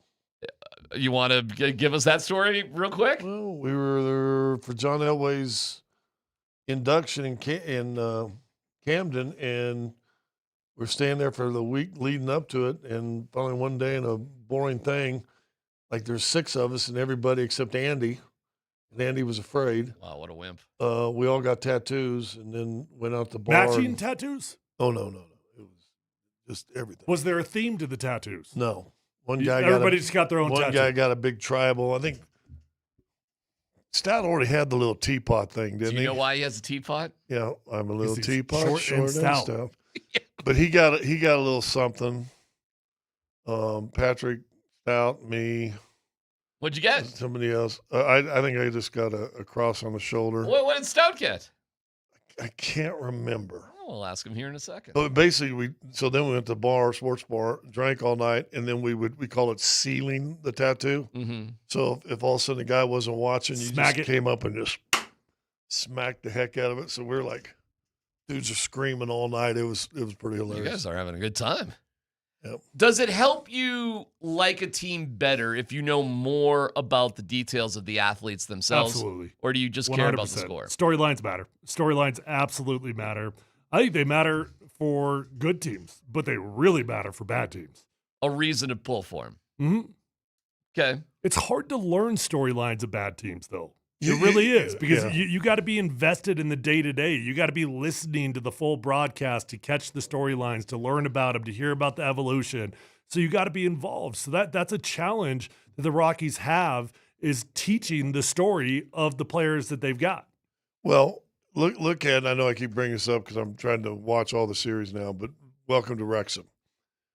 They took a fifth-level soccer club from a small community that you could really give a crap about, but then you got, a movie star and a TV star. And you go, oh, okay, I'll check it out. And then all of a sudden you start getting stories of the community, of the mining community, of the disaster that killed 264 people, of the being and boom. And then all of a sudden you're like invested, but it's the storylines. Mm-hmm. And then luckily they end up getting better and better and better and promoted, but it was the storylines that have made this thing successful.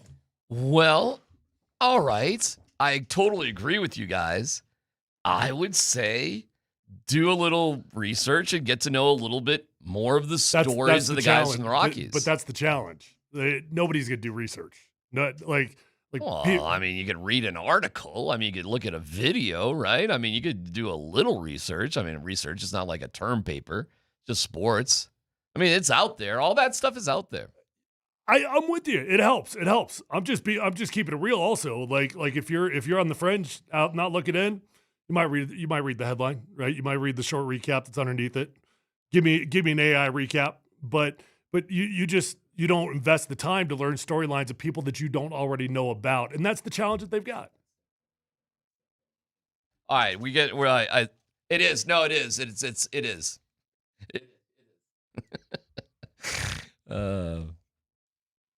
I know it's Stout calling, but it's a girl's name that's popping up on the phone. Oh. Well, that actually makes all the sense in the world. Sure does. So, anyways, we'll get him on in a second. So, what's the best story you can tell me about the Rockies right now from what you've You garnered? got a picture that is a gym bro that all of a sudden got me interested. You like that dude's got me interested. Yeah. You like that? I like that Eric Karros' son is your starting third baseman. I think that's kind of cool too. So that's a good one. Yeah. So there's two storylines I didn't have before today that I'm kind of excited about. But mid-show, we learned the storyline, so that's cool. Yeah, I thought the Lorenzen one would be fun. I thought you guys would like that one. Oh, my gosh. It's a good-looking bicep. That's all I know. How about his back spread or his... Mark Stout joins us now. He's on the broadcast, been on the Rockies. What year is this for you on the Rockies broadcast, Mark? You want me to round up? Sure. Pushing 20. 20 years doing Rockies baseball on TV. I mean, I left a year to hang out with Polumbus at Orange and Blue. Yeah, Didn't go buddy. so well. It was a great year, though, wasn't it? I don't know about that, Tyler. Okay. Fair enough. I mean, I was like, if you can't beat the Broncos, you might as well join them. And then they lost 8 straight under Vance, and it went off the rails, and that didn't last long. But even Tyler said, I'm glad you're back on baseball, Marcus. It's your wheelhouse. You didn't know what you were doing with football. Well, there's some significant irony for that as Mark covered the Buffalo Bills and was on the broadcast team for 4 Super Bowls, but, losing. Oh, wow. Anyways, we aren't going to go there. Mark, one of the things that I was complimenting you about is telling a story about all sorts of things. And going into opening day, I know you probably have a laundry list of different little factoids and stories that are interesting that we probably don't know. So maybe you can just give us a little insight to make us interested in this team of stuff that we probably don't know. Michael Lorenzen starts today. He threw a no-hitter for the Phillies in his first start at Citizens Bank Park. That was, I believe, like August 1st, 2023. The interesting thing about that is Lorenzen went to Fullerton High School in California. 3 other guys that went to that high school, including Walter Johnson, have thrown a no-hitter in the big leagues. That's weird. Wow. And Wow. Scott, you'll remember the name Steve Busby, right? Oh, yeah. Kansas City Royal guy. He's one of the dudes that threw a no-hitter that went to that high school, and then there's some other guy I never heard of. But that's a cool story. I'm enamored with TJ Rumfield because he looks like DJ LeMahieu, except he hits left-handed. And I had a conversation with him today, and I was like, you got to know DJ from the Yankees. And he says to me something that I laughed out loud. He goes, yeah, I didn't think DJ talked. I'm like, I agree with you. I tried to get nuggets out of that guy for years. He's one of my favorite Rockies of all time, DJ. Great player. I like the TJ Rumfield kid, too. I think he's a solid first baseman. And I even called – this is what you do, too. You name drop. I called DJ and talked to him, and he's like, yeah, guy's a big league hitter. Glad he got a chance in the majors. So we got a few of those. But opening day is a different animal, so – I don't get as much as that. I can't go as if, that's not an opening day thing, Mark. We gotta keep it a little bit more succinct. So I'll do whatever they want. Have you done a story where you're going to go in the gym and do a workout with Lorenzen? Are you doing that? No, I don't work for the Rockies. I would. I don't work for the Rockies. I think Mark's asking, would anybody do that? Like, would anybody want to go through a workout? DMac's not doing that. I'm not doing it. Or would you guys? Yeah, I would. You know what? You should see Tyler these days, Mark, and Scott, too. Would that be fun to get you two into a workout with Michael Lorenzen? I'm not jacked like that dude, but I could hang with that dude.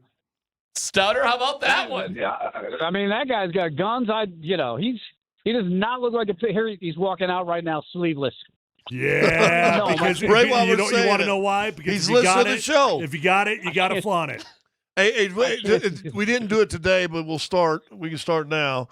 But we do Bro Tank Fridays here during the summer. Oh, okay. Yeah. Mark, they do Bro Take Fridays. You know what I'm saying? You can invite. Yeah, I'll just rotate Friday. I swear, he just walked out, looked around, and there he is, sleeveless. That was awesome. Hey, Mark, of all the changes that the Rockies made over the offseason, from calling the pitches to the dugout to analytics to whatever they might be, what excites you the most to track this season? It's like next gen. I went to this happy hour the Friday before the AFC Championship game. Cliff was there, Troy Rank, they're all here today too, and us from this era. And then I looked at the coaching staff. We were there to meet Warren Schaefer's new coaching staff, Paul DePodesta, Josh Burns, and I was just like, everybody's 20 years younger than me. This is how life works. And it was kind of I'm just going to get philosophical here. I read a Robert Frost quote this offseason that said, "The only thing I know about life is it moves on." And it just kind of hit me like, this is the next generation of Rockies baseball. It has to start somewhere. And, the player moves may not have been that important, but to me, that was the most important thing of the offseason heading into this year. Mickey Moniak. Oh, go ahead, Scott. I don't want to. I heard a quote this week, too. It's a little deep. I don't know who wrote it, but said, in life, remember, pain always ends, but so does joy. Wow. I read a limerick because I'm Irish, and it started. There once was a man from Nantucket, but I won't go on there with that. I know about the pain, Scott. I mean, we broadcast 300 some losses the last week. Think about that. Yeah, no, that's amazing. Broadcasts of losses. All right, just a baseball question for today. Mickey Moniak is back after fixing his finger. Is that right? And yeah, it was spring training, and he dove back into first. They tried to pick him off, and he jammed his thumb, middle finger, so. But he's back in the lineup. Tyler Freeman's back in the lineup. We're getting good starting pitching, Mark. We are, overall. I feel bad for Feltner for getting drilled in the buttocks, but they got to go a little deeper. They're positive about the veteran starters using, various pitch mixes, and we'll see. I mean, that's where it starts and ends with baseball. You got to get your starting pitcher to do his thing, and hopefully it happens today and continues going forward. But, yeah, it feels different this year. Do they have a timeline? Is there a timeline when the pitchers will go longer than 4.5 innings? Well, I think it's now. I mean, if they can. Well, they did do it on the road trip, right? No, I know they didn't do it at all. No. So, Feltner might have. He took that ball off the butt. He's fine. I talked to him. Yeah, I think they're stretched out, Scott. I mean, we'll just see what happens here. If you can get 6-7, but baseball's changed so much in that regard too. All right, with stretching pitchers out. So. Stouter, more than 30 opening days for you. What's your favorite memory? We'll leave you on that one. Favorite opening day memory of your 30-plus? Well, when we were at BPI, I remember sitting in the upper deck, that game against the Padres, Trevor Hoffman, when I think it was Barmas hit a homer, right, to walk him off. Chuck going 6 for 6 against Arizona, and 2 years ago, Ryan McMahon hit a walk-off grand slam. Right? I mean, that's unbelievable. Was it the home opener when Bichette ended the game with a homer in the 14th or 17th That's inning? going way that was back. the first game at Coors Field. That was 31 years ago. Right. I was at that game 14th until about inning 11 and listened to the home run on the drive home. Wow. Good thing to miss. All right, Mark. We'll see you on. Yeah, you got one last thing. Go for it. I know you got to go. Let's not talk about me and you working out with Tyler and Scott. This Hey, remind me what your tattoo was when we were at the Hall of Fame thing. This ties into the season and the game too. Warren Schaefer only knows me basically as Teapot.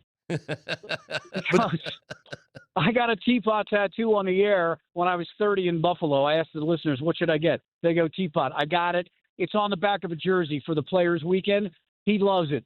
And I'll take it. That's endearing. He calls me Teapot. I'm good with it. But what was the one you got when we were at Elway's? Yeah. Oh, when we were in Canton. Yeah. Oh, I got dirty on there. I got the word dirty in Old English. Yeah. It had to do. That's when I was dating Amanda, much younger than me, and we used to listen to the radio, and that song "Riding Dirty" was on. And I, of course, was never riding dirty. So she called me dirty for fun, and I came back and I was like, I got a tattoo for you. And she goes, I'm appalled. That's the worst tattoo ever. Hey, but I got one with you. Yeah, I was telling that's the story not a bad early. tattoo at all. That's a great we tattoo. gotta let him go. Hey, but do you remember getting the sealing the tattoos that night at that bar? Yeah, of course I do. Yeah. Oh, okay. All right, Mark. Well, let's bad guy stuff, All right, man. We'll see you, brother. Go Rockies. Yeah. Mark Stout. Oh, Classic. we gotta let him go. He's got to be on TV. He's got a thing. Oh. He was gonna keep talking to us, but he's Dan. Am I right? He had to go, right? Help me here, Dan. That is correct. He has TV duties coming up short. He was about to blow past for his who? TV stuff. For MLB. But the game doesn't start till 2:30. They're doing pregame and all sorts of stuff. He's working. They're doing So whatever. is the MLB I don't know. network What do you do an hour before the game? We have for a Nuggets TV game? network. Well, they're on 9 News. They've been doing like a. So he's probably doing a news hit. We're probably gonna see him on that TV in like 5 seconds. That or a car. I don't know what he's doing. He could be doing a pre-recorded thing. Who knows? I don't know what you guys do on TV hours and hours before games. Who knows what you do? You guys get there like 9 hours ahead of time to do what? I have no clue. I just see you eating and talking. Are you going to put on the... It's on right over there. You put it on. That's 9 News. I'm thinking that thing's... 9 News is where the game is. That's where the game is. Unless Tyler just turns on his... I need to put my car show on. All right. Well, let's get to Luca, the injury, and what's going on there. Got Storage Wars coming on next. It's VHD.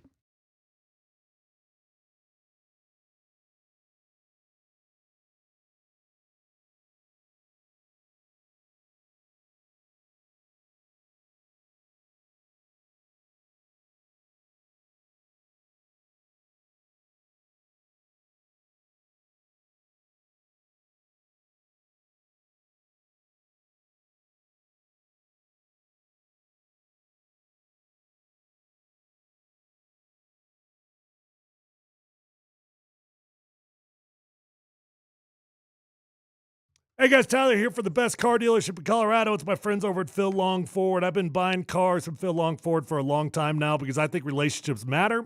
And if you value relationships, check out Phil Long Ford. You're going to become a customer for life. Guys, they're going to take care of you. You're going to get the best price. You're going to find the vehicle of your dreams. You're going to get in. You're going to get out. And they're going to respect you and your time. At Phil Long Ford, it's one-stop shop, and you don't have to drive all over the state looking for a new or pre-owned vehicle. Just go to Phil Long. There's over 8,000 cars, trucks, vans, SUVs, electric vehicles, even commercial fleet vehicles on their lot right this minute. So whether you're looking for a new vehicle or pre-owned vehicle, the vehicle of your dreams is already at Phil Long Ford. They've already got the best prices at Phil Long Ford. They also have an award-winning service department, so once you buy that new vehicle, keep it serviced at Phil Long, and you're going to have a beautiful ride for a very long time. Let them know that your friend Tyler sent you out over. Check them out online at phillongford.com.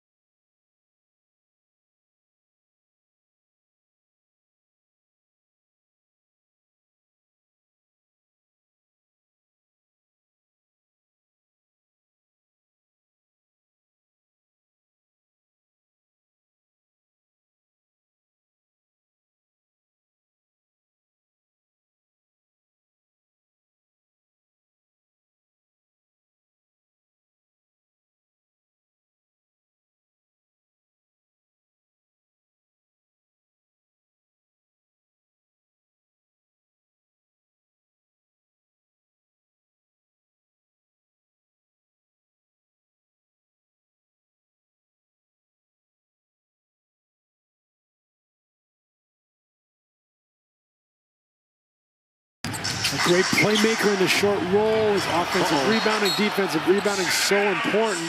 Whoops. And let's hope this is nothing. He looks like he's in a lot of pain now. And we just had JJ telling us before the game that because they have been healthy, that hamstring. And he was grabbing in the first quarter, and he's still down. That is Luca. Woo! Woo! Now what, Lakers? By the way, they were getting killed at the time. I think they were down by 30 when that injury happened, and they get absolutely destroyed by Oklahoma City. Meanwhile, we do have from my guy Brendan there at DNVR, a Nuggets update. Payton Watson week to week with his hamstring strain. Well, you only got like a week left, so I'm not sure. So which week is it? I mean, is it the first week or the second week of the week to week? I don't know, but okay. I mean, you got 10 days left. So Spencer Jones, day to day with his hamstring injury. Tim Hardaway Jr. went through all of practice.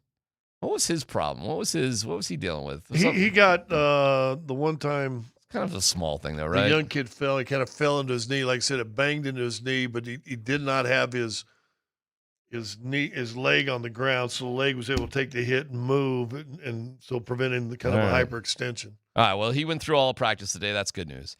And Aaron Gordon was careful, or Adelman was careful with AG in practice, pulling him out at times. We're shutting him down, right? Please.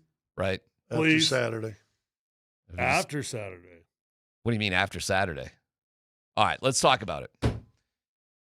We now know the Lakers, who have been playing really well, and if Luca's got anything serious. Lose. What lose? Play them.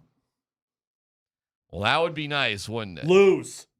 Just lose. Sit AG down. Just lose. Lose. Get the matchup that's best for you. Hey, there's a shot. Well, not really. Could the Lakers end up in 5th place and the Nuggets in 4th? Good. Yeah, but somebody would have to jump into 3rd. Houston's not going to make that big of a leap. Denver could jump into 3rd. I gotcha, but 3-6. Could the Lakers fall to 6th? I think it'd be tough. Oh, that's fun right there. Okay, I'm with you on that one. Wait, hold on. I'm a little slow. I'm with you on that one. Well, that's how you would face the Lakers. The Lakers, like you said, lose, end up in 6th place. Now, that is really tricky because the Timberwolves are 3.5 games behind the Lakers. There's only 5 games to go. So Minnesota would love to stay where they Minnesota would just soon end it where it is right now. Of course, because you'd be playing the Lakers without Doncic. Possibly. And you've been where's Anthony Edwards help the health? He just came back, I think, a game or 2 ago. So he ain't all with it. Well, he had an abductor, I think. Yeah. So if you're Minnesota, look at that. That's a good pickup. If you're Minnesota, why would you be motivated to do anything but lose right now and hope the Lakers can hang in there? But let me ask you the bigger question. With 5 games to go and Luca not there, gosh, holy cow. And look at this. This is tricky too. Let me just play this out. You got to beat the Lakers by a game. So you're really down 2 games to the Lakers. Or a half game, yeah. You got 5 games to go. If you ended up in 3rd, you'd be playing Minnesota. Right now. You would have home court, and then in the second round, you'd have the Spurs, who are 26-2 over the last 28 games. Well, they've won 11 in a row, including last night without Wemby. That's insane. Or you take on the Rockets if you just stay where you're at, and in the second round, you're playing Oklahoma City, who, I mean, looked unbelievable. What do you like better? What do you like better? I don't care. I think 4-5 would be. I think you can beat Houston. Great hotel in Houston if you go there. Can you beat Minnesota? Yeah, I think you can beat Minnesota too. I think it'll be a tougher series, but I think you can. All right. Who would you rather face? Would you rather have the Lakers just bottom out? See, I don't know. I don't think there's enough games there. Like, I do, because you got Oklahoma City again. How That's many going to be would a Lakers- loss. but the Lakers would have to. I mean, the Timberwolves would more or less. Timberwolves would have to win. Yeah, the Lakers would have to fall to 6th place. Yeah, so Timberwolves would have to win at least 3. Well, I think they'd probably have to win them all. I think so, because they're going to have to be hot, and the Lakers are going to have to fall apart. I mean, for you to get with 6 games to go, catch up to the Lakers by 4 games. Yeah, so that's probably not going to happen. Last night, the Lakers losing to Oklahoma City was the second largest margin for a 50-win team to ever lose by. Oh, that's a nice little stat right there. Yeah. That's an up yours Lakers stat right there. I like that. All right, so how do we frame this Luca injury? How do we frame it? They could plummet. It's their best player. They can plummet. And Reeves, their second best player, is banged up also. And by the way, which team in the NBA could win a first-round series without their best player? Two would play 7, Phoenix? Yep. Oklahoma City or San Antonio. They could? Yeah. So Oklahoma City could beat the Blazers. I'll just go with who's in 8th there. They could beat the Blazers without SGA. Probably. Could they beat whoever they face in the second round without SGA? No. Okay. Could San Antonio beat Phoenix without Wemby? Possibly, yes. Could they beat whoever they play in the second round without Wemby? No. Okay. Other than that, are there any other matchups where you could lose out on your best player, and specifically the Lakers, and win in the first round? Can the Lakers win a first-round matchup without Luca? No. I think it's going to be tough. I do, too. I think it's going to be virtually impossible. I think if it ended like it is right here, Minnesota would beat the Lakers in the first round without Luca. I do, too. I think they beat them last year, didn't they? You know what? So then they would play Oklahoma City.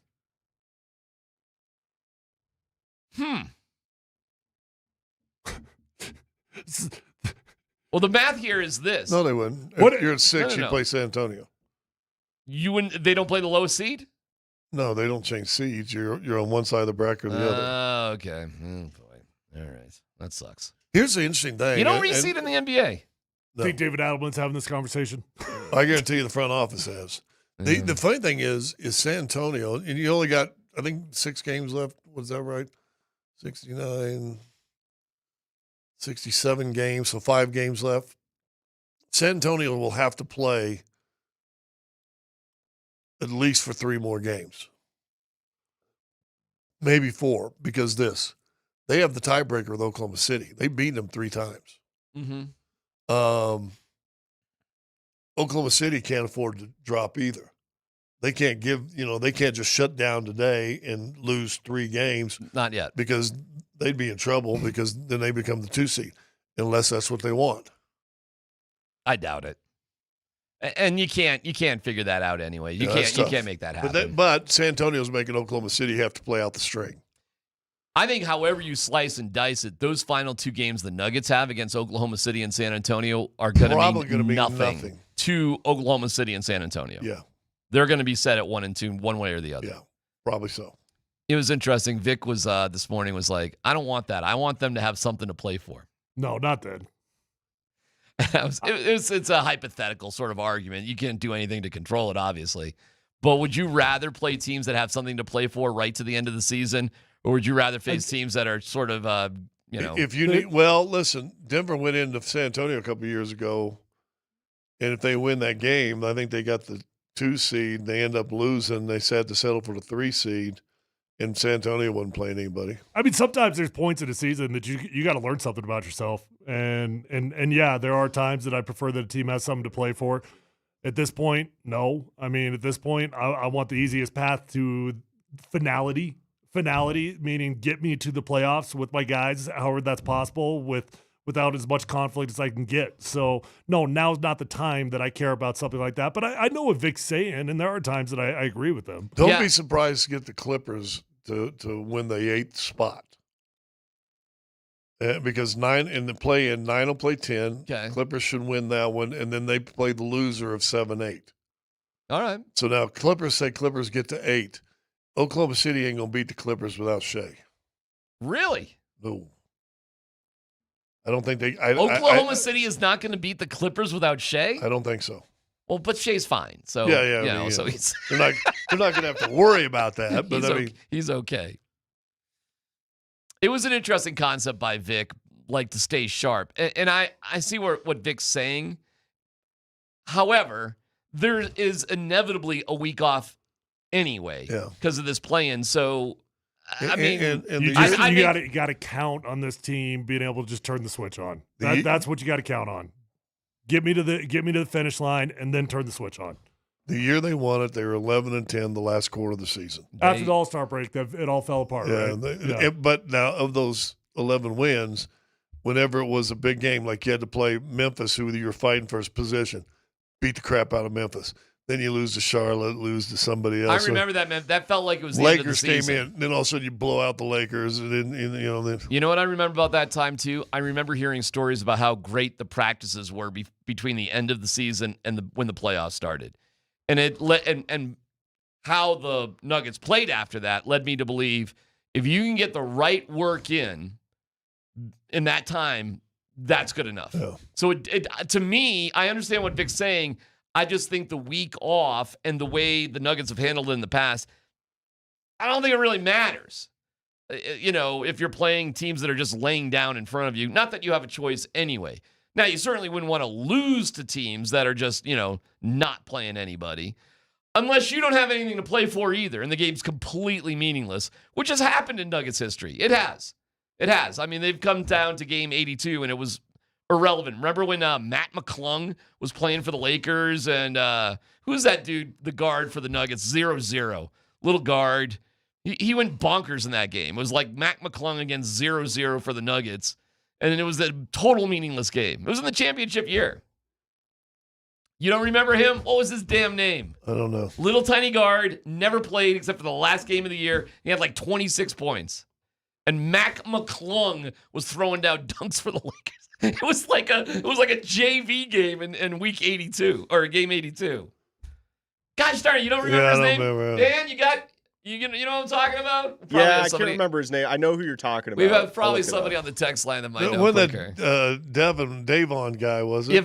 He was like 6'6". This guy was a small dude, wore 0-0. I'll never forget that game because neither team had anything to play for. Right. And it did show me, even in a game where nothing's to play for, how good guys are in the NBA. And who want to play. You could be the last guy on the bench, and you can light it up for 26 points. That's how good the NBA is. So that's the situation. Do we feel like the Lakers season is toast? Well, are we just going on the Nuggets history? I mean, how good is Denver without Aaron Gordon? No, they're toast. Your third best player. They're absolutely toast. If this is a 4-week hamstring thing, they're done. Text line, they're so brilliant. Marcus Howard. Yeah. That's exactly who it Marcus was. Howard, that's right. Exactly I do who remember it Marcus was. Howard. Look at the text line. You got a gold star. Good memory right there. Could shoot the heck out 3. That was the year before they won the title, by the way. Marquette, I believe. Sure, whatever. He was the last guy on the bench, and he put up like 26 points. Scott's right, Marquette. And Mac McClung was throwing down, he was a star. Good old Mac McClung of the dunk history. I actually laughed a little bit about that Luca injury, and it's a little bit of a warning, too. Like, first of all, seriously, why the hell was Luca in the game down 30 points? Because it was second quarter. They weren't down 30 when he got hurt. I thought it was the third quarter. Was it third quarter? And they were down by 30. Dan, can you double check that, man? Like when he went out of the game and what the score was? Well, maybe he's trying to get his. He's trying to get his for what reason? MVP. Oh, we saw the straw poll today. Did you see it? Oh yeah, that straw poll. The guy that does that straw poll. Luca's got no shot. He's behind Joker. Now. It's a week left in the season. It's SGA by a mile. Joker's got no shot either. Joker has no shot. No, he's going to come in third. This straw poll has been really good throughout the years. And should the case really be made stronger for Wemby? No. Well, he's second. I mean, he's second in the voting in the straw poll. You know what? No one wants to talk about it, but I'll talk about it. Great player. I mean, he's phenomenal. The athlete that he is. There you go. The athlete he is at his size is phenomenal. The talk about stories, what he did in the offseason to get ready for this year and everything else. But you know what he does best? He's 7'5". Ooh. Gosh, that feels like that's taken away from a lot of talent that dude has. Scott, they were down 32 points with in the third quarter when he got hurt. He shouldn't have been in the game. Probably shouldn't have been in the game. And let's just, with the Nuggets, let's be wary of stuff like that. And hopefully our team doesn't make any kind of silly mistakes like that either. If they're winning or losing, let's be balanced here. And this game is huge. Saturday against the Spurs. I do think it's huge. And I've actually changed my opinion a little bit with the Avs and the Stars. I'm more on your side of things, Tyler. Like, thinking about it, like, no, this one's a big deal too. It matters. Yeah, it does matter. You know, you got to step up. And you got to prove some things at certain times, and this is one of them. It's just Dallas. It's always got to matter when you play Dallas. It's beyond the points. It's more just It's a psychological thing that prepares you for the playoffs. Yeah, I agree with you. I thought more about it. It's huge. It's huge, and so is the game tomorrow against Spurs. I'm just looking at the straw poll thing that we got up. Yeah, two things is funny to me. Somebody that voted, like you see Shea, all 100 votes, was on the list. One person put him 5th. Yeah, how stupid is that? Okay, 99 votes. One person didn't put him in his top 5. Is that right? I didn't even notice that. And if you look at Luca, three people didn't put him in the top 5. And so I would ask this: why are these people allowed to vote? I don't know, but fortunately, just a couple of numbnuts don't really impact the overall sort of vibe. But there are idiots out there, as we prove every day. No dumb questions coming up next.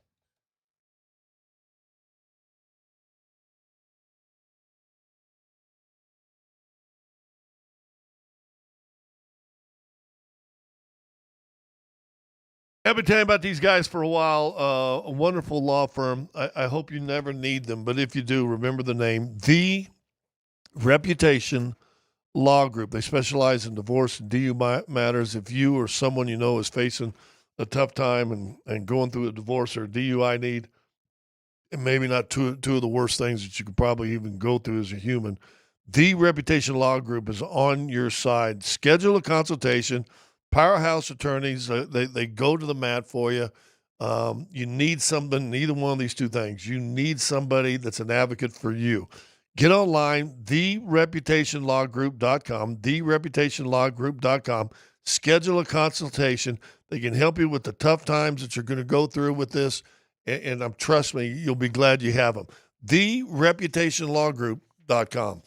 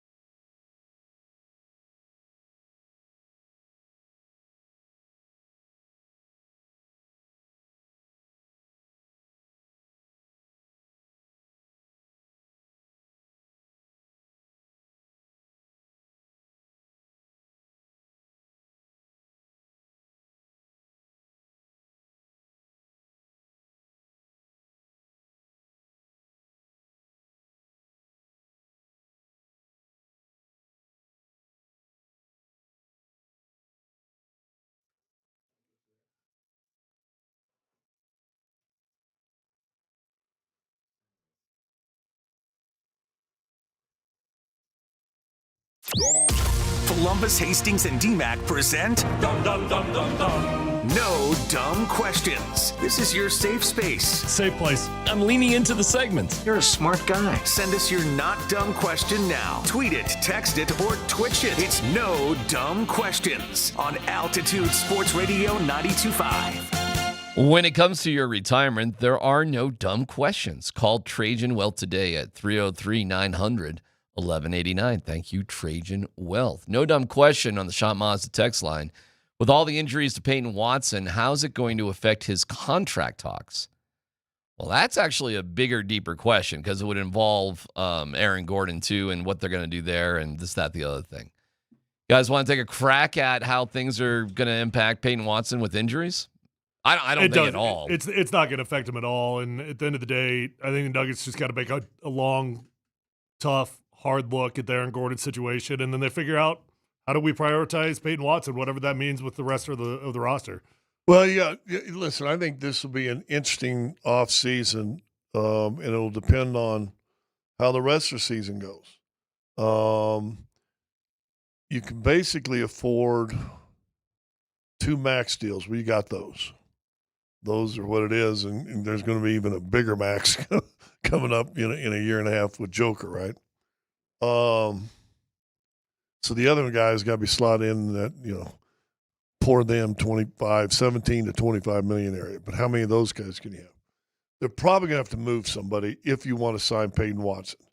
If you decide you do not want Payton Watson, then probably what you're going to do is have to find a trade partner that's willing to do a sign and trade. So in other words, you sign him for 3 years, $75 million, and then trade him right away for probably a player and draft picks. Why would you not want Payton Watson?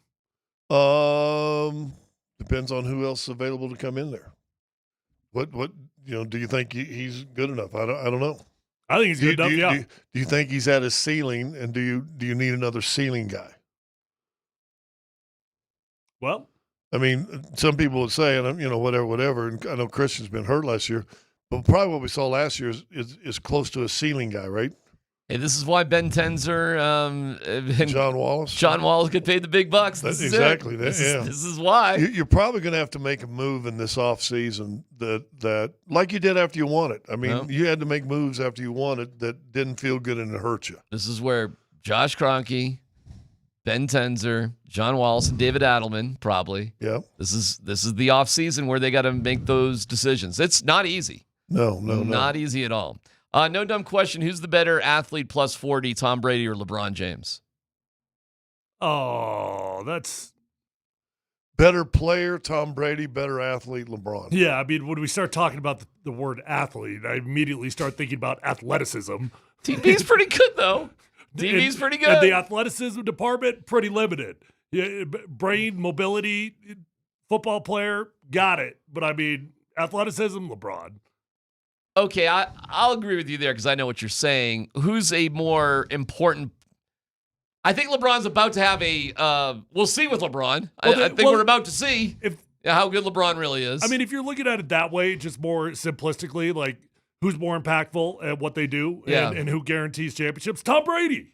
He won one. Absolutely, it's Tom Brady. And he was the best player on his team. On his team at 40, whatever. How old was he when he won in Tampa? 41, something like that. I mean, he's the best player. He was the best player on his team. And LeBron's 40 or 41. He's not the best player. I would like to see LeBron James at 41 go to a franchise like the Tampa Bay Buccaneers were before Tom Brady got there, and then turn that into a championship. That like that's not going to happen. Would you rather have LeBron James as your power forward next year for the Nuggets or Aaron Gordon? Aaron Gordon. And you sure? Yeah. Really? Yeah. I saw the ESPN prediction, by the way. We never did talk about that. The ESPN prediction that Denver makes a whole lot of sense for LeBron James this summer. Year? I don't have any interest in that. No, thank you. I guess he did. Wow, really? I'll give him credit for this. He did seem to work more kindly with Luca than I expected it to be. So maybe it could work. Scott, would you rather have LeBron or AG next year? I'd rather have a healthy AG. All right, well said. What's your no dumb question? You're such a coward. You're such a coward. Listen, if it's AG that's only going to give you 38 games a year versus LeBron, who's going to give you 60. Your what's more answer? helpful? Your answer comes with a huge condition, and then that begs the question: is AG ever going to be really healthy again? And that's again what the brain trust will have to talk about and figure it out. Because listen, I mean, they're a completely different team when Aaron Gordon is healthy and in that starting lineup. They're the best starting lineup or rival best starting lineup in basketball. What you got? Craziest food, and I'll tell you why I'm asked this craziest thing you've ever eaten. Snake, maybe? Snake? I've had snake. I guess Rocky Mountain oysters, I suppose. Cowballs. You loved that, didn't you? Yeah. I do love Rocky Mountain I oysters. mean, I guess that's the craziest thing. I guess I'm not that crazy, but that's when Rocky you think about Mountain oysters are just like any other fried food. Yeah, It's I know. just- But what can I tell you? What's your answer? I've had ostrich. I've had Rocky Mountain oysters. I had snake. I think that's probably as wild as I. Where's your head? What are you talking about? My family's been in Norway. Okay. You know, the warden ate the other day. A reindeer? She didn't do the reindeer because she heard it was gamey, but there was a reindeer stew, and I told her, get it. All right. I mean, how many people can say they had what else would you eat in Norway besides reindeer that's quirky? Whale steak. Wow. You can hunt and sell whale in Norway? She had a whale. Wait. You can commercially harvest whale in Norway. I thought that was like way illegal. Where do you get that? At a seafood place that was right on the wharf. You can legally get whale in Norway. It was at the restaurant. Am I whacked out here, Tyler? I thought whale was like way off limits. I've never heard of eating whale. I just asked the machine. I said, is it legal to eat whale in Norway? What'd they say? It says, yes, it is legal to eat whale in Norway. Wow. Norway is one of the few countries in the entire world that still allows commercial whaling. Damn. They've objected to the International Whaling Commission's moratorium and set their own annual quotas, primarily in mink whales.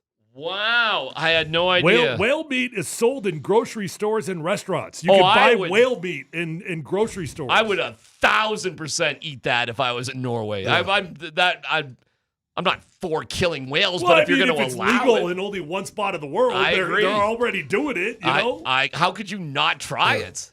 I would definitely try it. She was looking, it wasn't on the menu, but she was looking for clubbed baby seal, and it wasn't on there. It's PhD here on 92.5.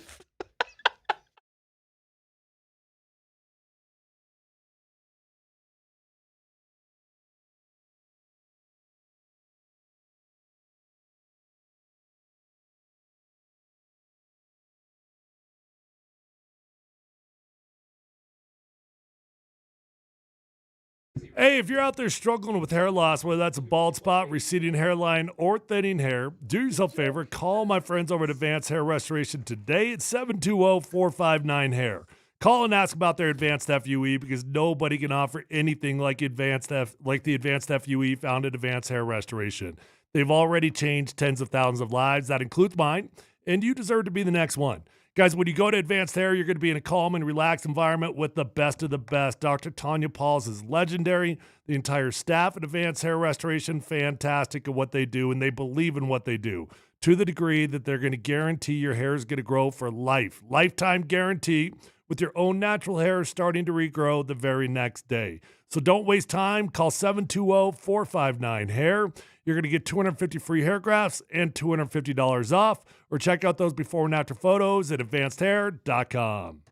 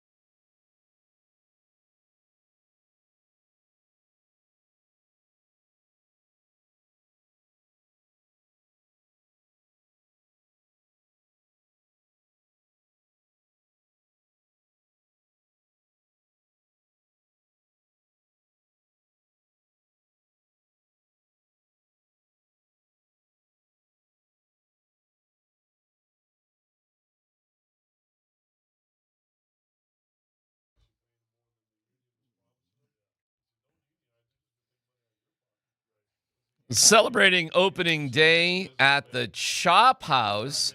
Make the Denver Chop House your home before and after every Rockies game this year. Denver Chop House, 19th and Wycoop in the shadow of Coors Field. Powered by the Wilhite Law Firm. Don't drink and drive. Learn more about the rideshare reimbursement program. The Wilhite Law Firm, helping you celebrate safely. Visit WilhiteWins.com. That's WilhiteWins.com. Stop by today and say hi, and we're all hanging out. The Rockies and the Phillies are on the base pass. It's absolutely gorgeous at Coors Field, but it is extremely windy and chilly. But boy, does it look gorgeous. Nothing but blue skies. Green field, it's mowed. If you're a mower, lawn guy, holy cow. Big mower over here. You're wearing, as Scott would say, sweatpants looking at that field right now. And, it's unbelievable. Woo! So keep you updated as things go here. The question of the day, aside from opening day, was great to have Mark Stout and Jeff Huson on with us. Mike Sanford will check in from inside of Coors Field in about 30 minutes as he's out there with the fam and having a good old time. We'll see how yoked up Michael Lorenzen does today against the Phillies. We're excited for the Rockies to be back at the end of the day and hopefully better than last year. However, the big question of the day really surrounds tomorrow. Who's got more at stake in two gargantuan games, which are going down at the same time? You can hear the Avs and Stars on 92.5, the Nuggets and Spurs on AM 950. Both pregames go off at 12:30. Who's got more on the line and why in two gargantuan games for both teams? Well, playoff position is still up for the Nuggets, so I would say the Nuggets. Mm-hmm. You've got a big enough cushion. You lose a game if you lose to the Stars. But as they showed us last time they played the Stars, they had the trap game, got smashed by Pittsburgh, end up losing in a shootout to the Stars, but you got a point. They got smashed the other day by Vancouver. Let's see if you can come back and now play the Stars again. Yeah, you know, with the Avalanche, I care about the game, and I think it matters just psychologically. It matters. It's Dallas. It's always going to psychologically matter. It matters for when you play them in just a couple weeks here in the playoffs. But to say there's something on the line would be lying. There's nothing on the line for the Avalanche. I mean, there's like literally nothing on the line for them. So in terms of the actual importance of the game, it's the Nuggets. Do you guys believe in good karma coming from good performances no matter what? Even if there's nothing points-wise? I do. Yeah. Is there something to be said for, hey, man, there are just some games you want to play well in? Like, all right, do you guys believe in 82-game schedules that some games, no matter what, just mean more? Yeah, and I'd say even the same thing with 17-game schedules in the NFL. You know when you're playing a team. In that game, you know, the Broncos, for example, when they went to Philadelphia, they knew they were playing a game. They're playing the world champs, defending champs at the time. It just meant more. It means a little more. When you're a team that thinks that you're pretty good and you're playing a team that you like the same, yeah, it means something. So both these games this weekend should be two of the most intense games at game 80 or game 76 and game 75. You know, it's funny because on paper, the game against the Jazz counts just as much as this game against the Spurs. So in a world where we're not discounting anything, where all things matter, come on, some things just well. Let me ask you this: they just do. Do you think them sitting out Wemby last night is a little bit so we can make sure he's ready for Saturday, as opposed? That's interesting. Well, you know what, Scott? I hope so. Because if that's true, that means the NBA still recognizes the Nuggets, right? Like that means. Well, other teams do, yeah. Yeah. So I hope that that's true. That'd be cool. The people that don't recognize the Nuggets are prognosticators and pundits and anybody that covers teams on the East Coast. Those are the ones. Where do I fit in that category then? You're in the middle of it, you know. But like. But let me ask this: we just saw this. We just saw the voting for MVP. Yeah, 100 voters. Only 99 of them put Joker on 1 through 5 ballots. I mean, somebody left him off the top 5. Gotcha. It's worked. Luca Doncic only had 97. 3 people left Luca Doncic completely off the top 5 MVP list. Yeah, that's why are those guys voting? Well, they shouldn't be, but that's different. That's different than what I'm talking about here. Like what I'm talking about is me as a fan of the Denver Nuggets right now. My expectations are so low for the playoffs. It's just so you're low. A pessimist. No, it's different. It's different. Like I'm looking at the reality of this team, and I know that when the Nuggets are healthy, they can win a championship. Yeah. This iteration can win a championship. But I also have very little belief that there's going to be anything different come playoff time regarding health. Yeah, so that leaves me with very little belief that they can win a championship. Well, I'm with you on that in the sense that my hopes for championship are tempered because of the health. If you told me going into this that AG is 100% and Payton Watson is 100%, then I'm like, I don't care who you play, where you go, let's go. Let's go. Listen, what did Oklahoma City say after they beat Denver in Game 7? We knew after we beat them we'd win a championship. All right. Boy, you've heard a lot of like, oof, why? Like that's the hardest team we had to play. And you know what? And I give Oklahoma City credit. You beat them twice. The last 2 times Oklahoma City beat you. Guess what? 2 last-second shots, and one of them was in overtime. Man, this Spurs team, I'm just looking at them. So Wemby, it's considered a management of a right ankle thing. Well, but it was a back-to-back, and they do have 3 games in 4 days. Yeah. I'm trying to remember the last time Joker sat out the back end of a back-to-back in 3 and 4. What was? I don't really recall it. And who did they beat last night? The Clippers, and they beat them by 19 points. They beat them relatively easily. At home, I think, right? Yeah. No, at LA. Oh, well. And they won the night before against Golden State in Golden State. So they're at the end of a 3-game road trip. I think you're hitting the nail on the head. I think they 1,000%.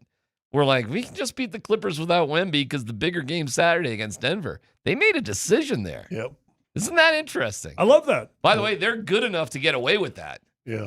Good for them. Damn, they're good enough. Hold on a second. But you've already seen. They're good enough to get away with that. But you've already seen they couldn't beat Denver without Wemby already. Okay. They got this circled. Ooh, I'm getting kind of.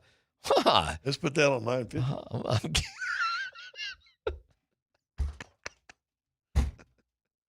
Well, we're going to put it on Prime Video. So make sure you guys at Altitude are rested.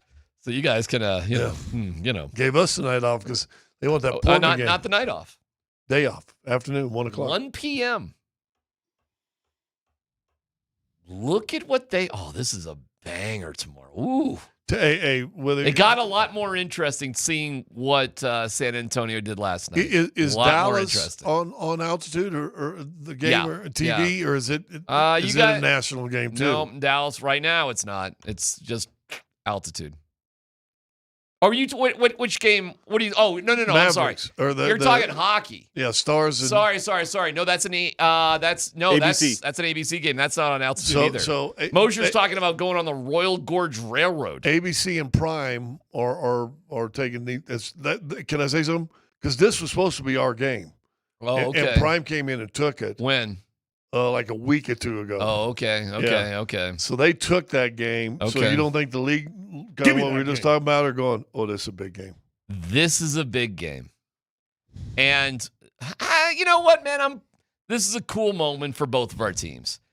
Like, not only is it a big game, but it's considered a national big game by the networks for both the Avs and for the Nuggets. That's cool, man. That's cool. The Avs and Nuggets are on a different plane than most teams. It's cool. Now, let me give you the big question for the Avalanche. Because they have a back-to-back. They ain't done with back-to-backs. They play St. Louis Sunday night at Ball Arena. As you can hear right here on 92.5. As the Dallas game, too. Okay. Who do you start tomorrow? Wedgwood. If you start Wedgwood tomorrow in what we're all saying is a game that just means more, and we all feel the same, right? One way or the other, the Avs are cruising to first place because it's they're going to get there one way or the other. Yeah. Right? We all feel good about that? Yep. Okay, so what are you saying if you're Bednar if you start Wedgwood? He's your best thing. And plus Blackwood, you've already threw the numbers out. Blackwood in Dallas has not been good in his career. So what are we saying for the playoffs then? What are we telling our team? Wedgwood. I'm doing the same thing, man. I mean, at this point, I think there's something psychological about the goalies that affects the team. Does Bednar need to come out and say it? No. No, not yet. Why? For who? For what purpose? The team knows. Why do we know? No, yeah. Fair point.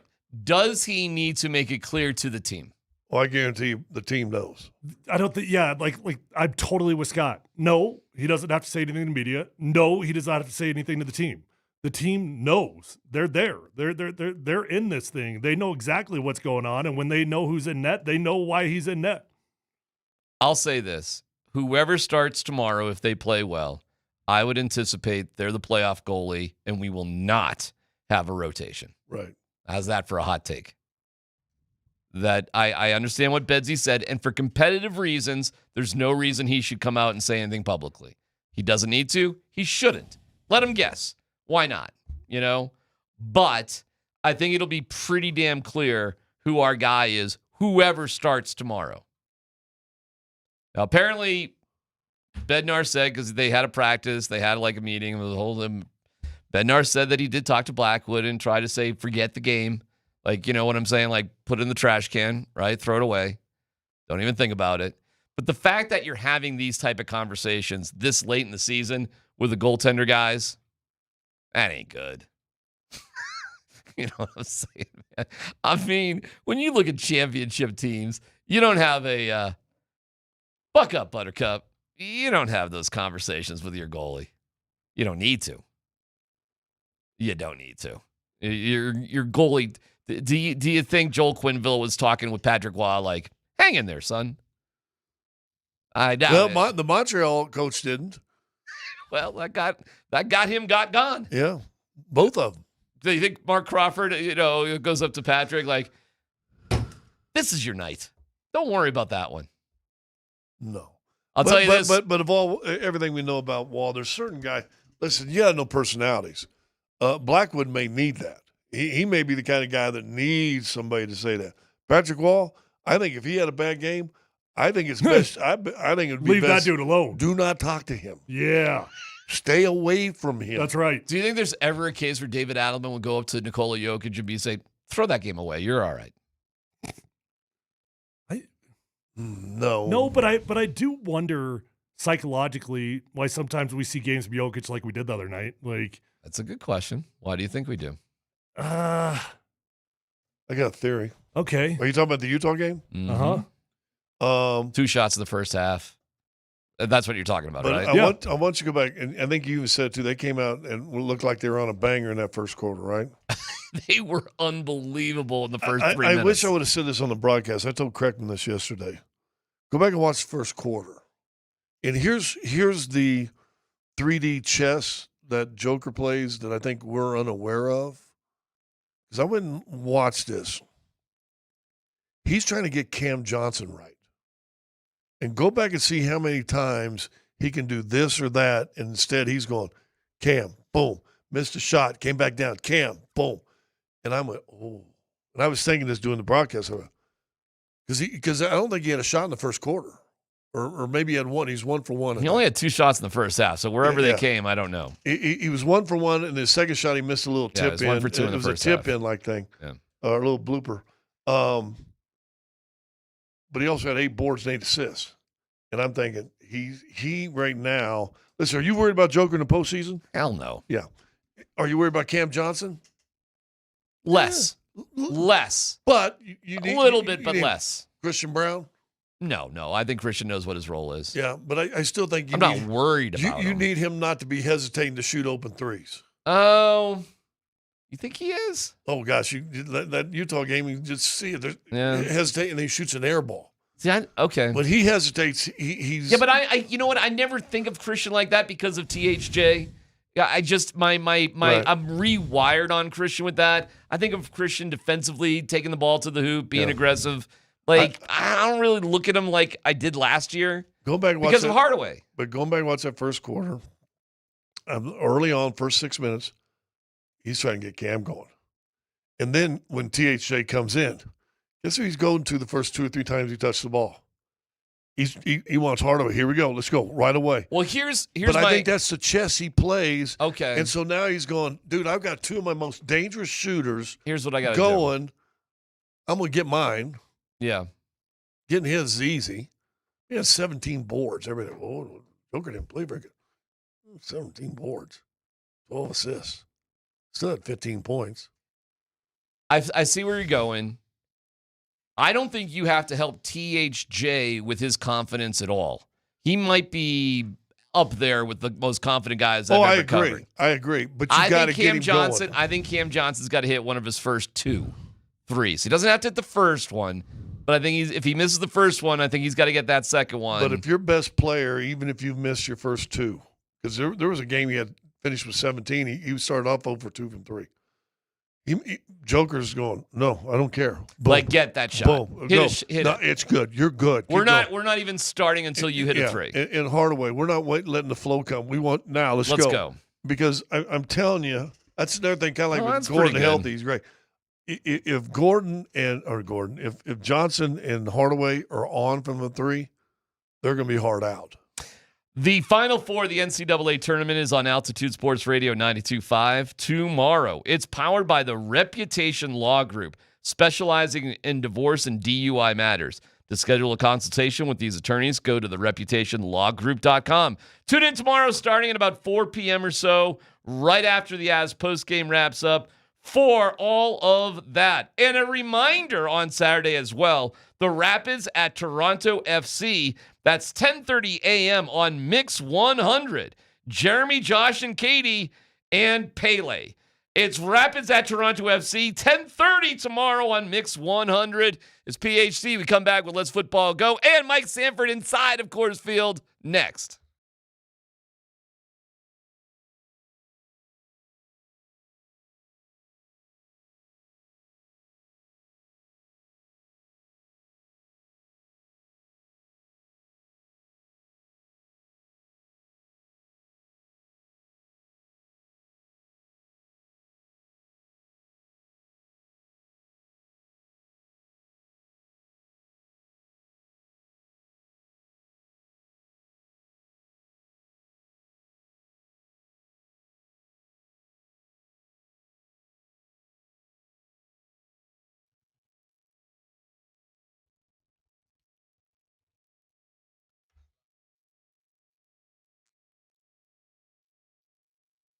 Hey, what's going on? It's DMac for the Rocky Mountain Clinic. Not all of us can look like Michael Lorenzen, who gave up a double to the first batter for the Phillies. All right.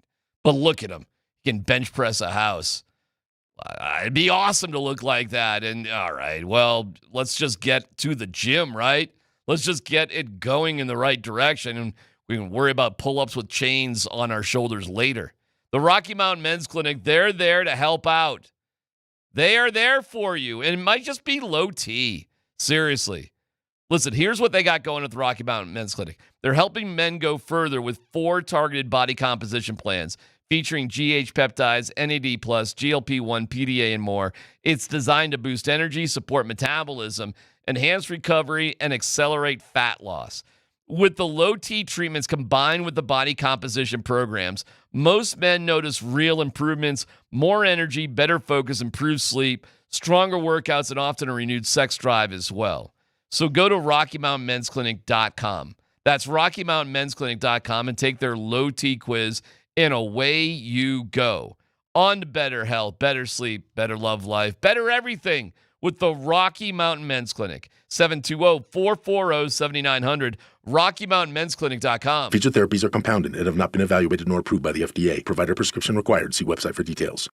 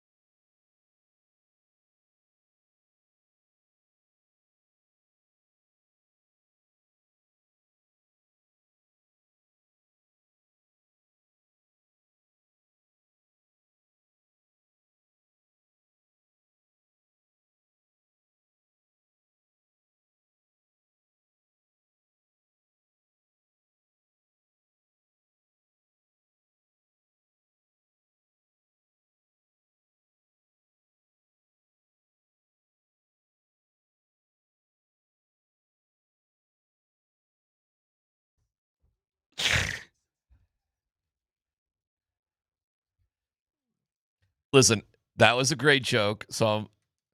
But you could say that was a great joke as it was. But you could say, well, she did have a club sandwich, and I'd be like, oh, well, that doesn't sound.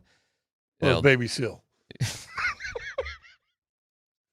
See what I'm saying? Just we can find when we go up on stage, we can fine tune things a little bit and get your club baby seal jokes in. Thank you to Mountain High Appliance at mountainhighappliance.com. Well, your Rockies are starting it off. We'll get to a sleeping giant update here in a second, Scott. All right. Let's football go. Dan Buds Quince Tanner. All right, guys. The Broncos have finalized their off-season schedule per the NFL.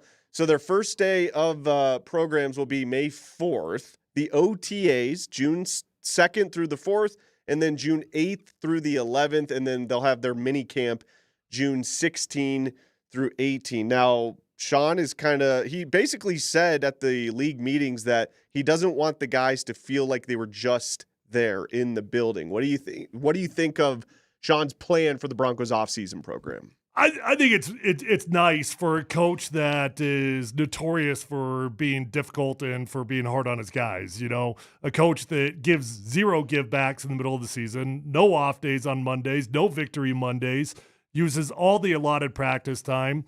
His one give back is in the offseason. Now, I don't know if the guys view that as a fair trade-off or not.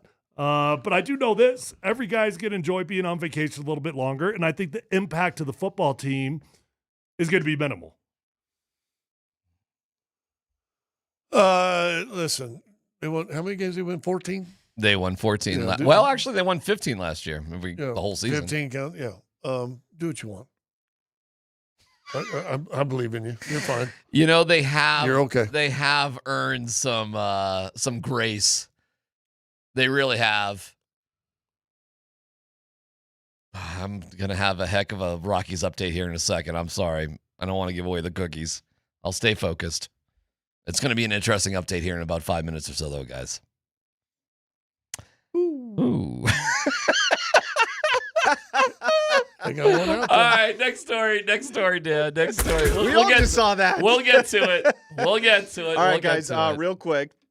What went wrong for Dre Greenlaw in his one lone season with the Denver Broncos? But I mean, just going from a 4-3 to a 3-4, man, it was a huge difference as well, man. So like, especially not being able to practice in the defense. Sure.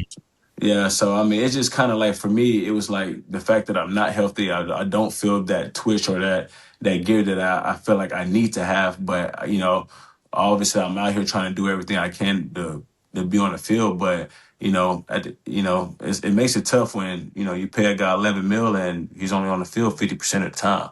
So it made it tough for me, bro, and it made it to the point where it kind of makes you not happy. You know what I'm saying? Like now I gotta slowly come in and take reps from somebody else, which they, the linebackers were playing really, really good at the time. So it's like now I got to come in. I'm just taking reps from this guy. All right, guys, what's your reaction to Dre Greenlaw there? Cry me a river, Tyler. I didn't hear it like that, actually. I didn't think that was that bad. I think that's human nature, man. I mean, when you're battling through injuries, it's not fun. He brought up a very valid point that I know firsthand from having firsthand conversations with some of the guys in that room, that it was an interesting dynamic when guys are playing well and then all of a sudden somebody comes back and takes your spot. It creates just animosity is not the right word, but it's just it's uncomfortable, especially when the guy hasn't been healthy. I didn't take that as bad as I guess you did. I think the guy was just really unhappy here, and there's a lot of ways to justify it, I suppose. I think guys get comfortable in systems, and I think he was comfortable in San Francisco. He probably knew as soon as he got here he wasn't healthy. He's behind the 8 ball anyway because of his health.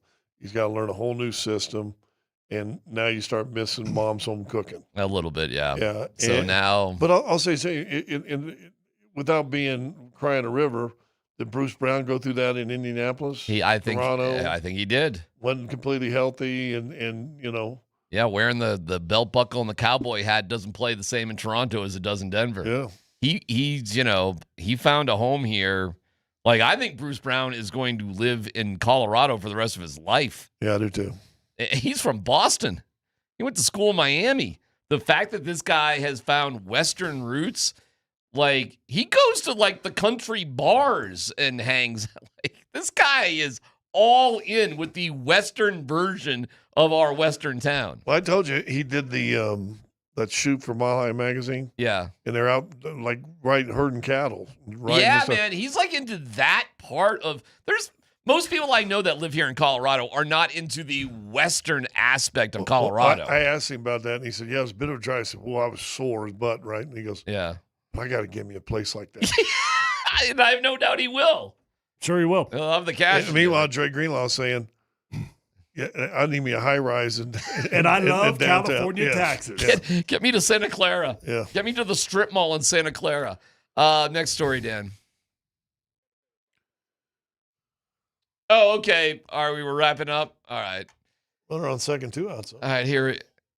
Okay, well, all right, you can fade the music down because it's time for a...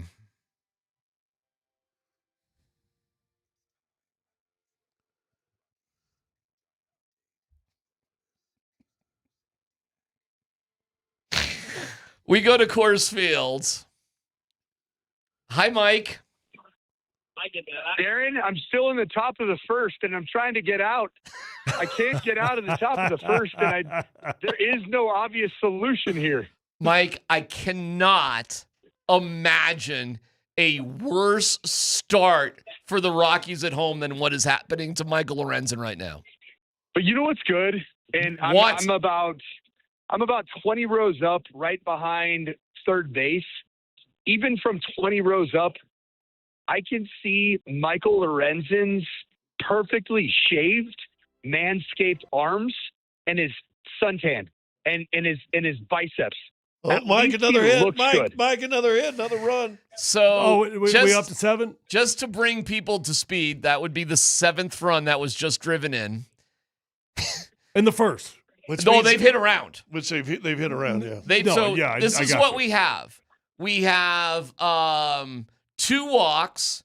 We have 6 hits, including a 3-run homer. We have 7 runs allowed, and we have a ball lost in the sun by Mickey Moniak in right field, Coach. You know what, though, man? The top of the first. Darren, I'm not going to listen to your guys' negativity because it's still a one-possession game. Man, you kick a field goal, a touchdown puts you up. You're only down 1 touchdown, man. What are we doing? You score a touchdown, go for 2, you can win this thing. Yeah, we got a shot here. How's the crowd? How they handling it? Yeah, it's business as usual. Unfortunately, I hate to say it. Nobody's reacting. Nobody's booing yet. Nobody's not one boo. It's hope springs eternal. That 2-4 record just looked so good when we woke up this morning, and everybody was happy. And the sun's out. It's a Chamber of Commerce day here, and it's actually not very cold. The wind is, it's blowing, but it's not crazy. It feels like a beautiful day in Colorado. The kind of day that most big guys like me and Scotty and Tyler would love to work out in, right? It's not a bad day. Yeah. It's a good day. Yeah. Problem is, all these pitchers that pitched pretty good in Miami and Toronto are now seeing the altitude and go, why did the ball not get down? We're looking at Michael Lorenzen, who shut down Team USA. He's given up 7 runs on 6 hits with 2 walks. I mean, he got he got unlucky with the Moniak thing. Oh, there we go. Oh, they're out of the inning. So did Moniak get charged with the error? No, there's no way. one touched the ball. No, if you lose the ball in the sun and it falls 10 feet from you, they're not going to charge an error on you, and they did not. It's a double. I was leaving my seats. I fully expected to call you guys at 2:30, 20 minutes after the first pitch was thrown. I thought it would be bottom of the, at the end of the bottom of the first, and Rockies would be up 1-0, and we'd have a little something fun to talk about. Yeah. Didn't know that there'd be 1 out, and Michael Lorenzen would be on track right now on pace to break the all-time ERA record, and not in the right way. Lorenz's ERA right now so is. Good. Guys, this is great. This is great. I'm sorry, DMac. This is great. This is perfect. It's everything that everybody wanted it to be. I'm sorry. It's what they wanted it to be, DMac. Oh my God. They didn't want it to be good. They didn't want it to be great. This is what they wanted. The people are getting what they wanted. All right, Coacher. Did you get a Gazilla hot dog, or what were they advertising? I mean, there's always that. There's the food. They did a big. You know what? Yeah, what do you got the One kids thing I'll yet? tell you. I got a bratwurst. Anne-Marie got a hot dog. We had the chill bumps going there with the F-16 flyover was incredible from the Colorado National Guard, Air National Guard, and pomp and circumstance. You can't beat opening day.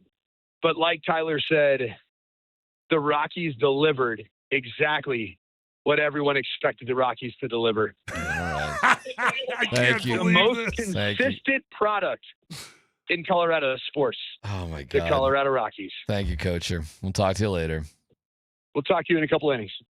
Yeah. Well, you're gonna call Nate and Andy. We'll be gone, but have fun. Yeah, if Rockies are pitching, no, he might catch the end of the. I know. He might wait 2 innings and we're still on. We're in trouble. All right. Well, there you go. That was your that was your update. Hope you enjoyed it. All right. Live from 2025, it's Rockies baseball. We're just. It's so great. I gotta laugh at it too. It's just perfect, I mean, guys. you know. We couldn't have asked for something more better. Holy cow. That had to be the worst first inning by a Rockies pitcher in opening day history. Gotta be. Oh. You gotta get Dan Hyatt on that one. It seems like You that gotta happened get 3 or 4 years ago. No way has it happened like that. And they gave up 7. If it did, you got a better memory than me. But the lineup goes through. You give up 7 runs on 6 hits. A ball gets lost in the sun for a double. I mean, we're talking a 3-run bomb. Let me look how far that ball was hit. I mean, that was, let's see if they even list what it is. Yeah, but the Rockies Sometimes they popped do. up. First batter. That sun looks tough. Home run. Oh, they don't list how far the home run was. I mean, it was a second. If you look right there, it says LFW. LFW? Yeah. Long freaking way. That was good. That was good. I like that, Scott. Second deck shot. It was a second deck shot. It was a second deck shot.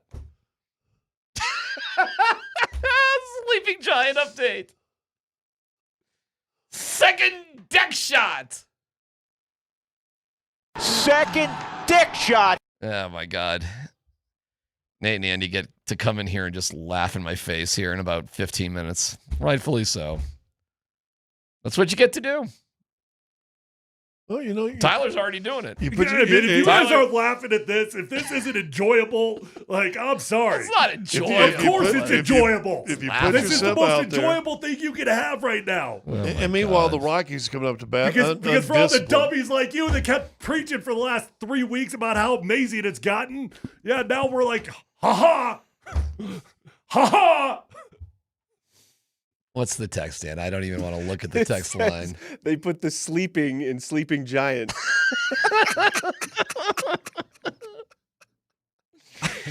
Oh, my God. Oh, here's Raj. The home run was 454 feet. LFW. 454. Thank you, Raj. 454. You can't even make this up with all the hype and opening. It's got to be the worst. Seriously, can you send a note to Dan Hyatt? Can you? Would you mind? Yeah. And just say, was that the worst first inning in opening day history? This is epic. It's just, it's epic. Holy cow, was that bad? I mean, it did end 7-0. Hey, if you're gonna it's so much easier to enjoy the misery of the Colorado Rockies than it is to hope for some sort of expectation. Come on. D-Mac, that's a fact. Come It on. is so much easier to enjoy the misery. I'm not Sorry gonna, that makes you sad, I'm but not it's gonna, real. I'm going to laugh with what happened and not buy into that. But I understand the What? humor. I don't not understand the humor. Okay. At what point of the season last year did it become easier to enjoy the misery? I never enjoyed the misery last year. There for a while we were cheering for the worst record in history. Well, I wanted Bud Black fired, so I guess when they lost 22-1 or whatever to the Padres and Bud got fired, I guess I felt pretty good then. But I wasn't rooting for the misery. I was pretty pissed off at Warren Schaefer near the end of the season because he was doing dumb things.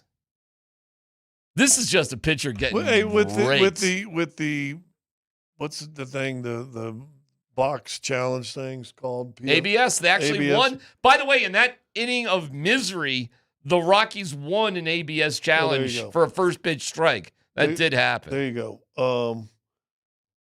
And I've in that article I sent you also, some teams are doing this, is making more hitters be more disciplined and not take close strike or not take close. Well, we'll see. Swinging bats. Oh, you're going to have to. Have Philly did it because guess what? He couldn't throw a strike. So guess what? I mean, they looked at a lot of pitches. They teed off. I mean, how many pitches did he throw in that first half inning? I actually have that. I can get that for you, my friend. I bet 20 plus. He threw 44 pitches in one inning. 44. Yeah. In a half an inning. Ooh. He did throw, of his 11 batters that he faced, he did throw 7 first pitch strikes. Yeah, one went. But he walked 2 guys, and that got him. He walked 2 of the first 3 guys. He walked Schwarber and Harper. And to add insult, it's like giving up a long touchdown drive, and then you come up and you go 3 and out.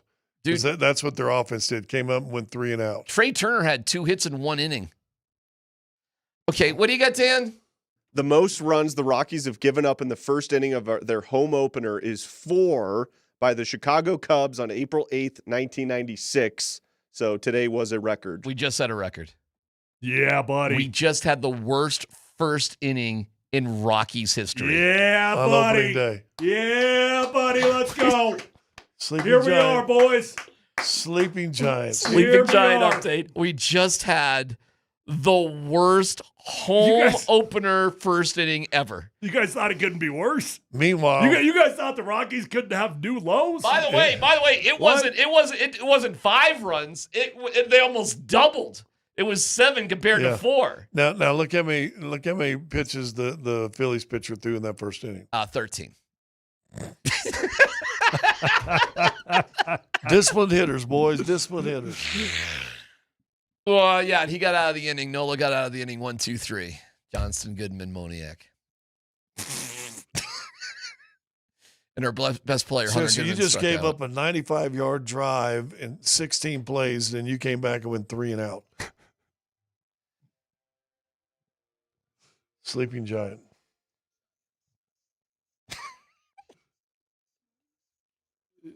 Yes. Okay, now it's just funny. Thank you.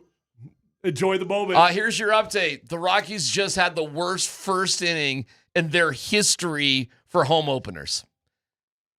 Back to you, Chuck. For 9 News, I'm DMac. Thank you for the 5-hour pregame. 5-hour pregame. Did anybody predict the worst first inning ever?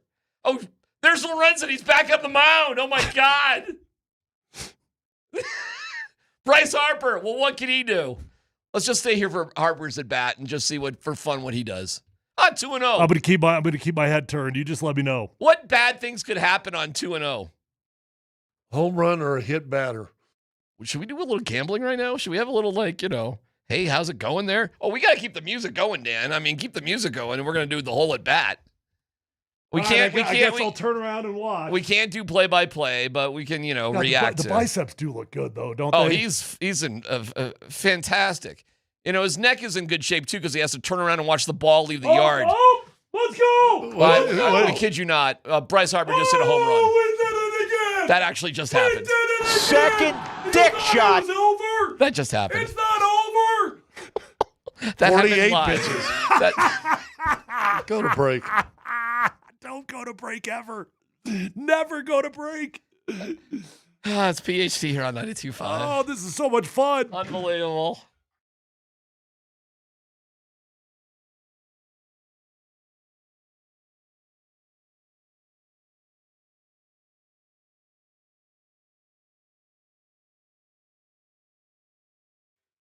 Hey, would you like peace of mind with your investment portfolio? How about starting with a second opinion? Just call my friends over at Trajan Wealth today at 303-900-1189. Call Trajan Wealth and schedule a complimentary introductory meeting to learn more. Choosing the right financial advisor is one of the best investments you can make for your financial future. So let Trajan Wealth's fiduciary advisors help you craft an income plan to meet your family's goals so you can focus on what matters most to you, your family. Call Trajan Wealth today to learn more. Guys, make sure that you've got a smart plan so that you can dream big, because with Trajan Wealth, they can make everything happen for you. You're going to get a customized game plan for your family, for your finances, for your needs. It's unique to you and your family, and you're going to walk away calm and confident in your future. Call 303-900-1189 or visit TrajanWealth.com. Advisory services through Trajan Wealth LLC, SEC registered investment advisor, client paid advertisement, additional disclosures at TrajanWealth.com.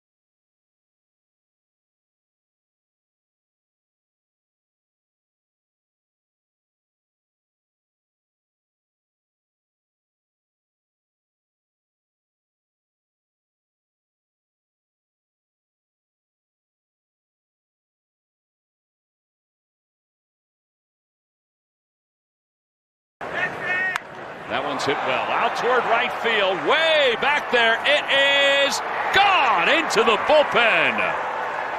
And Harper hits his second home run of the year, and the Phillies lead it 8-0. You know, his neck is in good shape, too, because he has to turn around and watch the ball leave the yard. Oh, let's go! I kid you not. Bryce Harper just hit a home run. We did it again! That actually just happened. Second dick shot. It's over! That just happened. It's not over! Wait. You got a mouse in your pocket? Who's we? We did it again? We did it again! Who's we? The collective Rockies hating we. The collective we that hate on the Rockies. Are you a Rockies? Are you in the Rockies hater club? I suppose it's easier to enjoy the misery than it is to expect growth and hope. Yeah. Okay. All right. I'm in the Well, club. are you a Rockies hater or are you an anti-purple glasses guy? I'm anti-purple glasses. I'm definitely not a Rockies hater. 100%. You just said we did it again. 100%. I would enjoy a ride for the Colorado Rockies. I have zero expectation of that happening. Your reaction was a little over the top for Rockies You know why, misery. DMac? Because if I'm going to find some joy out of the Rockies season, I'm going to find it wherever I can get it. So you're getting it in their misery? That's right. That's exactly right. We want to thank the Denver Chop House for being our kind host again this year. Thank you to the Wilhite Law Firm. Our opening day coverage brought to you by the Wilhite Law Firm. Don't drink and drive. Learn more about the rideshare reimbursement program, the Wilhite Law Firm, helping you celebrate safely. Visit WilhiteWins.com. That's WilhiteWins.com. Thank you, Wilhite Law Firm. Your fourth hitter just struck out, so the Phillies pitcher is now up to 18 total pitches for 4 outs. And he's throwing a perfect game. Can I jinx him? He's throwing a no-hit perfect game right now. Who's he playing? He's playing the Rockies. Yeah. Who's going to get on base for the Rockies today? You know what? Can I tell you something really sad? Here's what's sad. For me, that's sad. I will watch the rest of this game. I promise you, I will be watching the rest of this game. I don't know what to tell you about that. No, it's kind of the chink in my armor that I can't.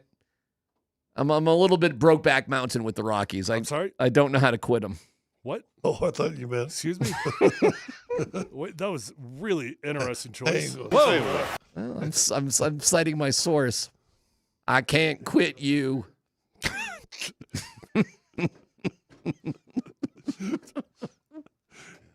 Was that live? No, it was not. Scott's being a funny. I heard it in my ears. Yeah. All right. Anyways, there's that. So All forget right, it. so- Don't hey, worry. So we'll talk to you next year. We'll talk to you next year at opening day. See you next year, opening day. Down at the Chop House. Make sure you stop by there. Thank you, Wilhite Law Firm. We appreciate you guys. Golly. We'll see you next year. See you next year for at opening the day. Denver Chop House. At the Denver Chop House. As the Rockies just went through their worst first inning ever. Somebody was like, they gave up 9 runs last August. Then we get the wax out of your ears. We're talking about opening day. Opening day. Hey, they got a base runner to walk. There you go. TJ Rumfeld just broke up the perfect game. Here we go. Rally starts one runner at a time. Starts one walk at a time. Hey, you get that train moving. Just keep that train moving. Don't give up. Hey, no dumb question. You guys own a chainsaw or ever wanted to? Oh, yeah, buddy. I love have. my chainsaw. I got- love my chainsaw so much. Do you know what I'll do with that, Scott? Sleep with it? I'll use that thing when I'm trimming hedges, just for fun. Just when You I don't use have your any chainsaw for trimming just hedges? when I don't have anything to cut down with my chainsaw, I'll use it on a bush. It's not very effective. It doesn't create the best Electric outcome. or gas? Oh, gas. So you got a big one. Or is it the mini blade? How many inches? It's actually not huge. I can hear like Nick- 16 Kinda inches like- probably? Yeah, maybe 6. You realize Nate and Andy are laughing at. Oh, he's laughing at you No, all right I there. got it. Go ahead. If you can let it loose. Look, it's a long season. You said that yesterday, Andy. I did because I don't want to jump one way or the other, but whatever. That's all you got. Hey, we got to hit. That's all. That's it. Andy. T-Mac. Come on, Andy. We're giving you the Bring it. mic. Andy, let's go. If there's ever been a time Double that I the right wanted field. you, needed you, let's go, man. Yeah, the mic's open. Go. I mean, this is it. I can But take it's it. it's the first home game. It just is. DMac, I told you yesterday. I've seen both good and bad. I haven't seen the bad go good too often. I'll admit that. But I've seen the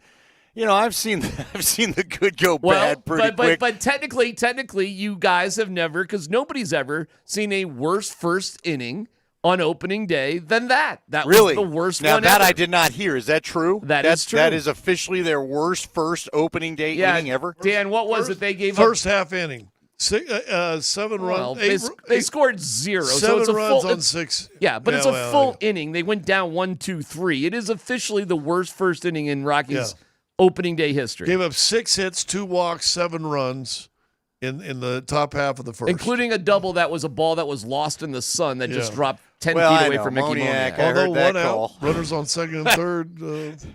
Jack was big happy about that call. I'll just tell you that. The Rockies do have runners on second and third, and we'll see how they don't put those runs across. I'm just saying, if you want to let me have it, you can let me have it. It's fine. But I don't. It's all right. It's fine because I told you it's. All right.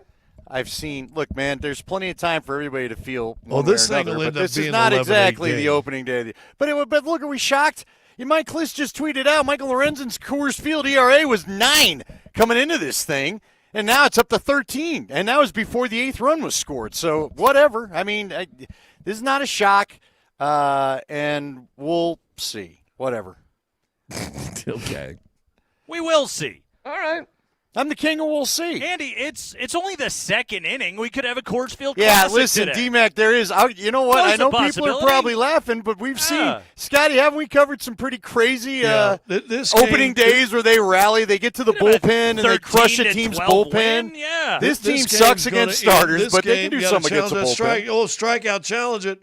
Challenge it. Oh, he didn't challenge it.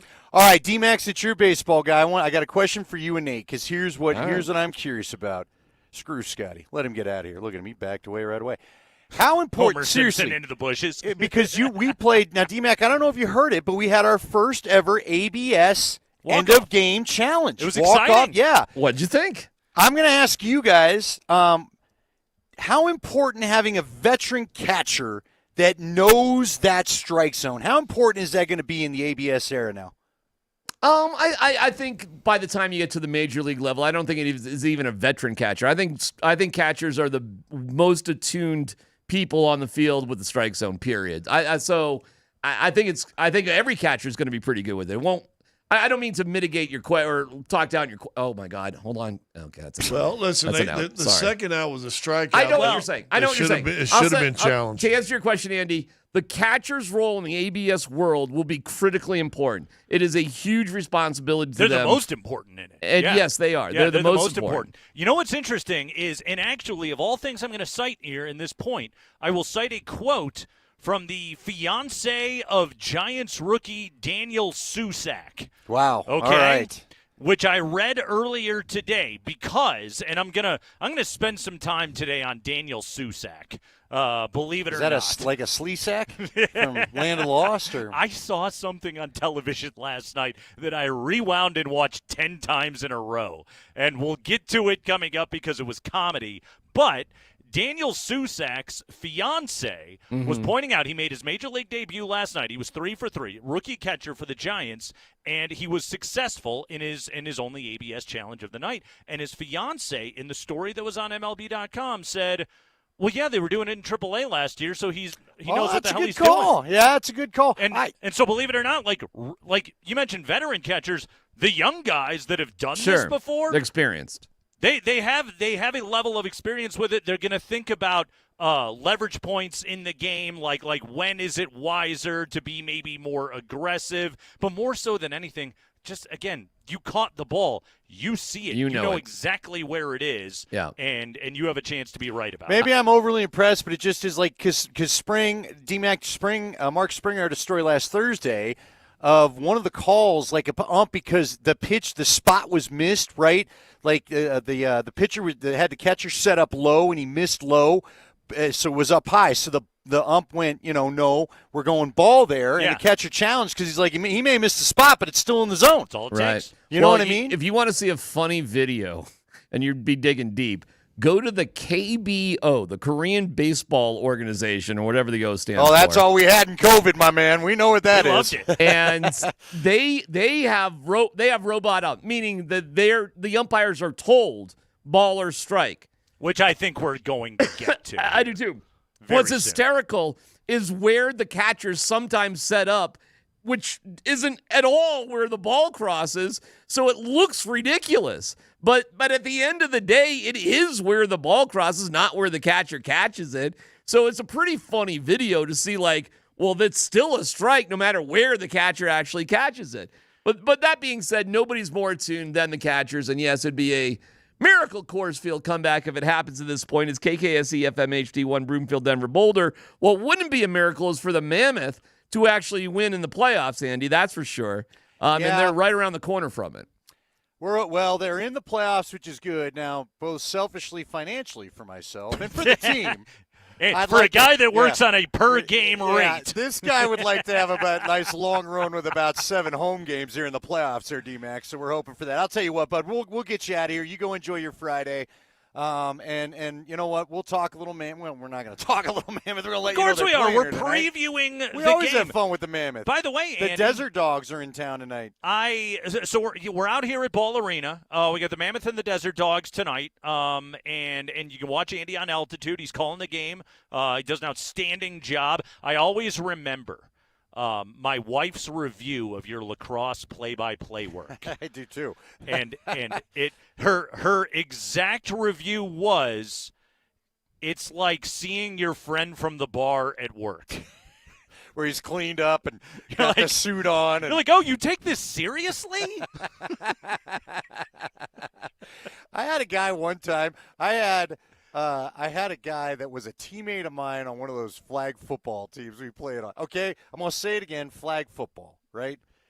In our Nevada flag football league, and I think we were playing in a tournament one time, but it was a spring football league, and I had a lacrosse played in the spring. Spring lax. Let's just say I took my lacrosse more seriously. How about that? So I told him, I ain't making that game, man. I got lacrosse all weekend. And he looked at me and goes, do you actually like that sport? And I was like, yeah, probably, guy. I don't know, I got about, I'm probably about 5 large into the equipment, so yeah, I probably got a thing for it. Yeah, you're what now, 4 decades in with this sport, I think? Oh, God, since 15 Probably. years old. Yeah, pretty much. So, yeah, you're right. Yeah, that's, I mean, am old. Your dedication to the sport. I will tell you this, though, ahead of this game tonight out here at Ball Arena, so when I got here just now, I was walking through the back tunnel, and I happened to look through, and just the gate to the field, do we call it the field? Yeah. Okay, to the field was just open, and I just wandered out there. Did you go walk on it? I did. I didn't realize how squishy it is. Yeah? It's very squishy. Oh, it is. Now, let me ask you this. You want to take those pants off, put some shorts on, and go get rug burn from No, that? absolutely not. No, that part of the game I could absolutely take a pass on. I played a lot of indoor soccer in my life. A couple slide tackles you regret? Yeah, you'll learn very quickly. Don't do not that. in here, man. In indoor, unless it's like desperation time. Playoffs. And you're trying to stop a goal from getting scored or something like that, but don't do that stuff. But no, the field it's considerably squishier than I thought it would be. Whatever the padding is they put under that carpet it's nice stuff. It is. It's a nice plush. Well, again, because this is over the hockey rink right now. They put down plywood, then they roll out the carpet. Then what's good for the Mammoth is they've gotten a couple days to let it stay there. So that helps. But yeah, I was taking shots. Romy Bean did that piece on Channel 4 a year ago where she put on all of the goalie equipment. Okay. Which, again, looks hilarious because I'm not sure Romy's 100 pounds. But, and, of course, Dylan Ward. Romy's about 5'10", maybe even 5'8", and Dylan's like 6'5". Okay. Now, they're both very skinny, but she looked like a turtle crawling into the shell and then tried to go out there and maneuver the gear just to take shots. They do. I mean, I have to say this, okay? And these guys, they're world-class athletes. Lacrosse goalies look ridiculous. They do look ridiculous. And especially what I love is there's like a video every year of 2 goalies fighting. Yeah. And everybody thinks because the gears makes them look fat that they're fat. and everybody freaks out. And then it's funny because then they got their fireman trousers on as they try to fight each other with the suspenders to hold the stupid pants up. But I was shooting on Romy, and Brad Self, the team's president, G-Man, came out, and he's like, kind of stupid outdoor shot is that? Because you want to shoot different in here. I was taught you want to hop the shot a little bit, so the goalie has to react to, because I played the position where you're shooting up high. Okay. So you want him to have to react to the shoot bounce, low. right? Well, and it bounces, and the bounce is unpredictable. So he's got to play not. Or it sets up a rebound for a teammate, right, et cetera, sure. But in here, and we got a guy, Andrew Q. If you're coming to the game, 47, look out for him. 40, now I'm getting my number. That might be McIntosh. Anyway, 42. Where's your chart? Get your chart out. I got it. But he is incredible. The pinpoint accuracy, and we'll get into – there's a lot to cover today. But the pinpoint – I've always told the league, because I always ask the broadcasters, what can we do to help the broadcast? And our guys at Flyer Out Drones that gave you and I those great ankles for the 3A championship game, I told our people, I was like, please go get the Flyer Out guys, and let's get a drone just hovering enough above the field that you can get a real taste. It is unbelievable. Nate, the space that they're shooting into. Nate has a Blue Diamond almonds container, if you can imagine that. Just a container, your single container of almonds. My almonds. This is the exact size that they're aiming at. This is sometimes the space they're putting their shot into. Okay. Because of how big those goalies, like, again, they'll tuck it just inside the corner of the pipes because the goalies have taken everything else away. It's insane. There's my TED Talk. Anyway. The skill level of these athletes is absolutely incredible. I feel like we probably have some new listeners that planned on listening to the Rockies game and have decided that with it being now 9-0, we're out of here. Yeah, now 9-0 in the top of the third. The Phillies have scored 9 times in every run. By the way, Michael Lorenzen is still on the mound currently. You're going to wear this one, pal. Yeah, first game of the homestand, and Warren Schaefer's looking at him and going, you're not crushing our bullpen today. I need 5 innings out of you, my guy. Yeah, he's like, guess what, bro? It's the start of a homestand. And yeah, this has got position player pitching vibes. Let me ask you this. When they sign a guy who has a 9 ERA, and Mike Kliss tweeted this out, go to his timeline, and it's got to be up to 10 now. I don't know. It was at 9. He went up to 13 when they were at 7 runs. I'm assuming it was infinite in the first inning. When you sign that guy to come and play here, you think Warren Schaefer knew we're probably going to have a couple outings where you're just going to have to wear one, bruh? I think every pitcher knows that. Like, you know that of every pitcher. When they pitch at Coors Field. What you have to worry about with Lorenzen is this is his first outing of the year at Coors Field. Like, is he already broken? Okay? Because it does that to veteran pitchers, and Lorenzen is very much a veteran pitcher. Like, you got to watch and see what Tomo Sagano's going to look like in his first outing as a Rockies pitcher. You always have to worry about these veteran guys who have never pitched here every day, who didn't come up in this system, who then they go out to Coors Field and they get their balls rocked the way that Michael Lorenzen has today. And then it's like, oh, is this guy – is he just going to get broken? Do you think he will? But isn't that why they signed a veteran? Although at this, but that's just it. It happens to veterans. Everybody, that's right? just it. It happens to veterans. Like last year, Chase Dollander, he had a good road ERA. He had a sub-4 road ERA. Yeah, he was very bad at Coors Field, and so it takes some time now. You know, I think Kyle Freeland probably took to it faster than most because he pitched at altitude and he grew up a Rockies fan, so he knew what Coors Field was all about.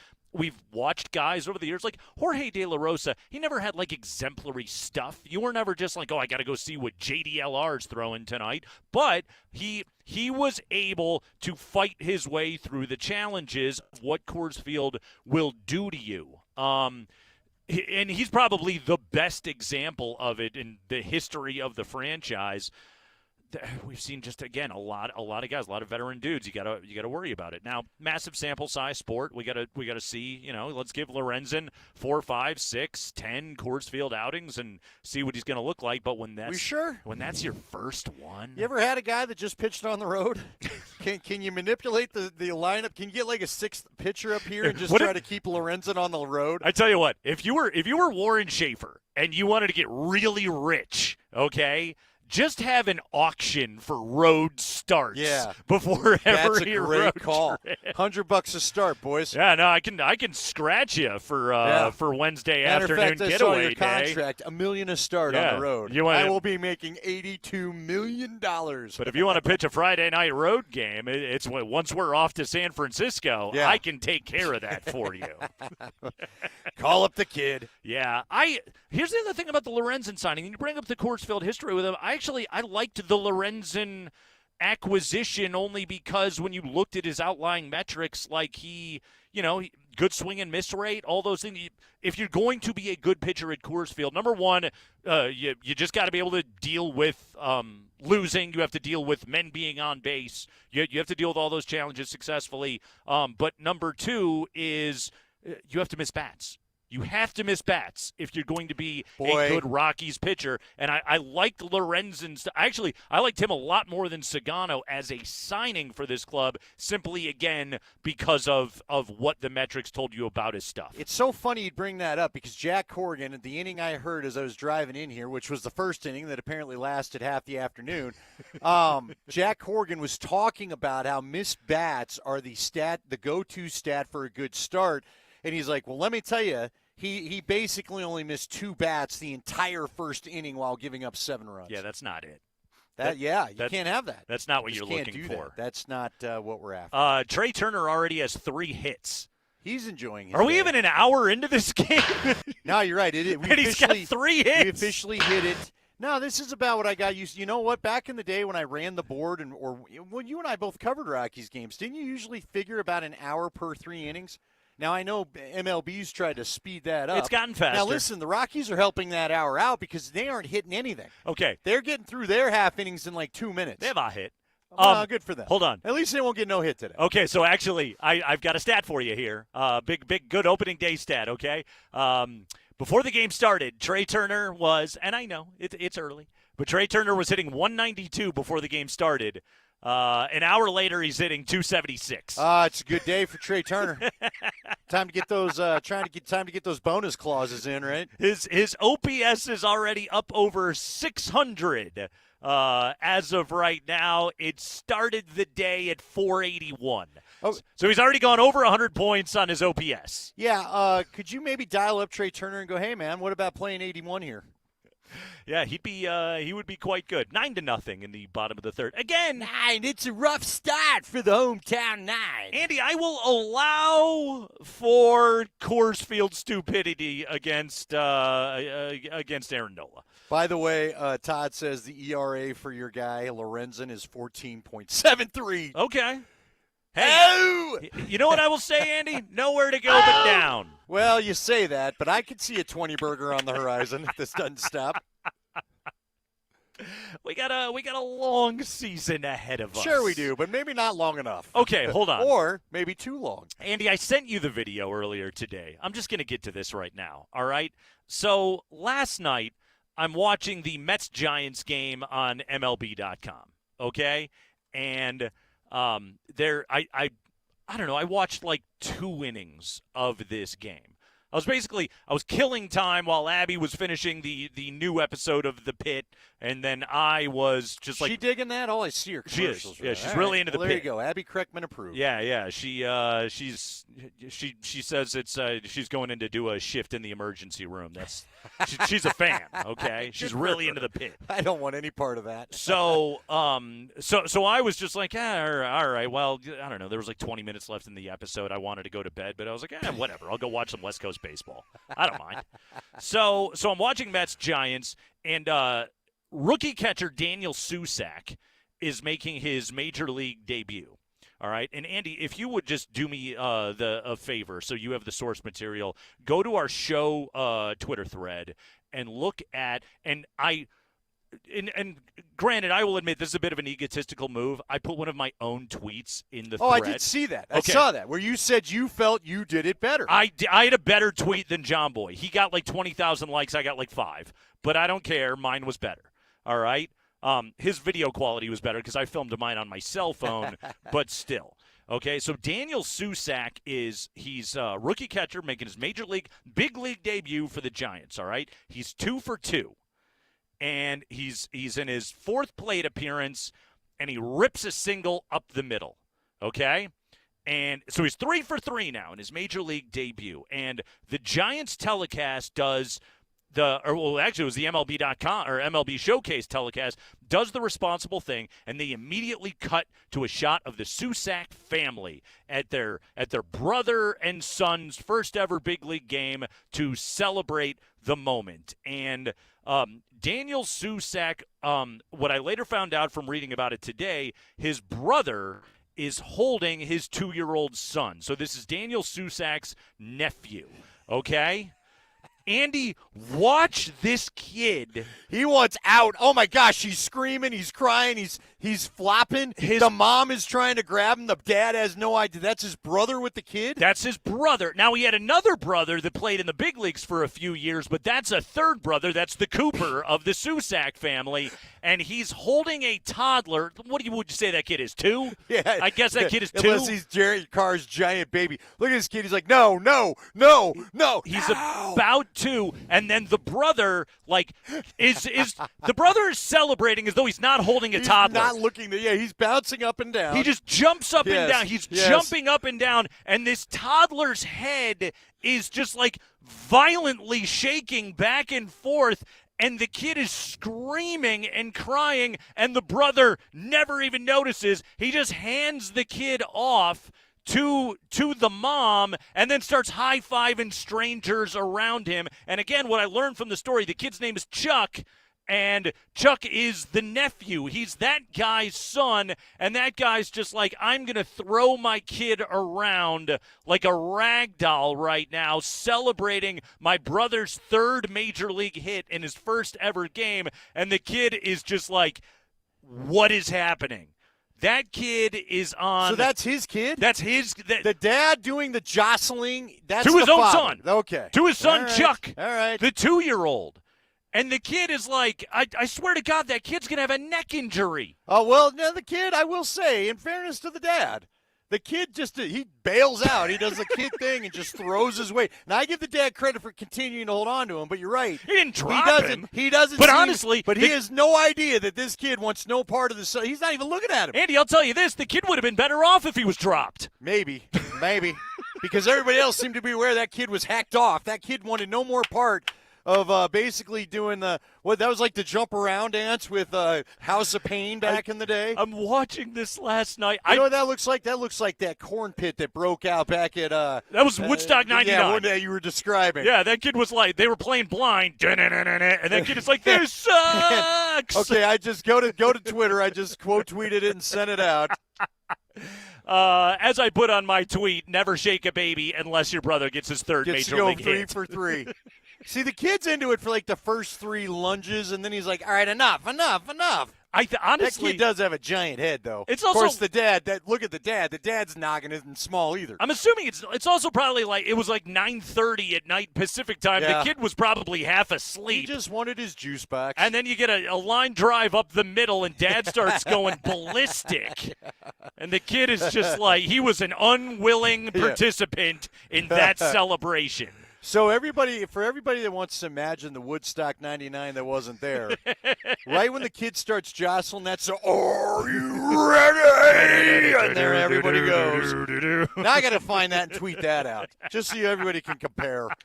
It's the Kreckman and Lindahl Show. We are live at Ball Arena, the Mammoth and the Desert Dogs, keeping tabs on what the Rockies are doing. But we'll take a quick break. Andy, when we come back, I have an interesting quote from an NFL executive about the Broncos offseason that maybe, just maybe, the Broncos aren't as pumped about their running back situation as they would lead you to believe. I'll give that to you next.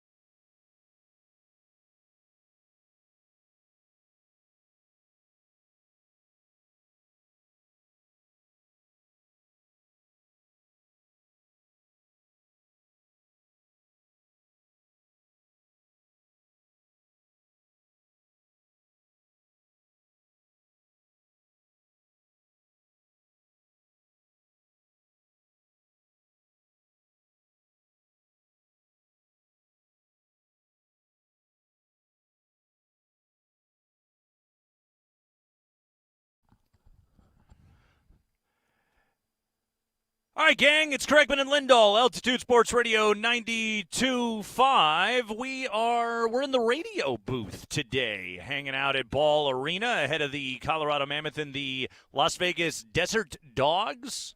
The Desert Puppies? The Desert Dogs, yes, just one S, not Desert Dogs. You don't see their little logo. They're really you don't want a scoop of ice cream on top of a hot dog, or maybe you do. They're a coyote. Do they have that at Coors Field?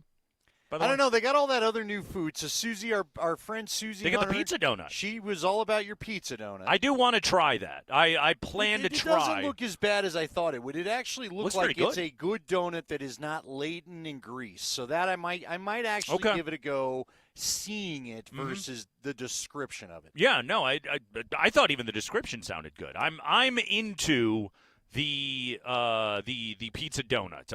I plan to try that this year when I visit Coors Field.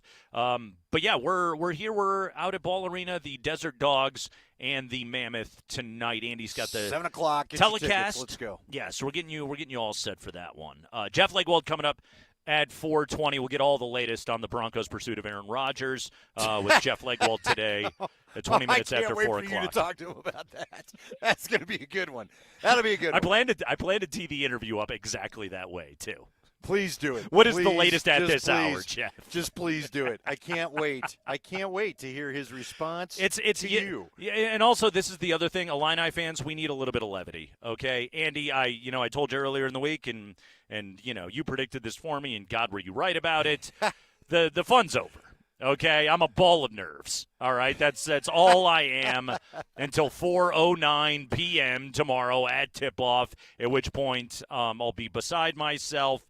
I've talked myself into Brad Underwood being one of the great coaches in the country. Now I've talked myself into him having a massive tactical disadvantage against Dan Hurley.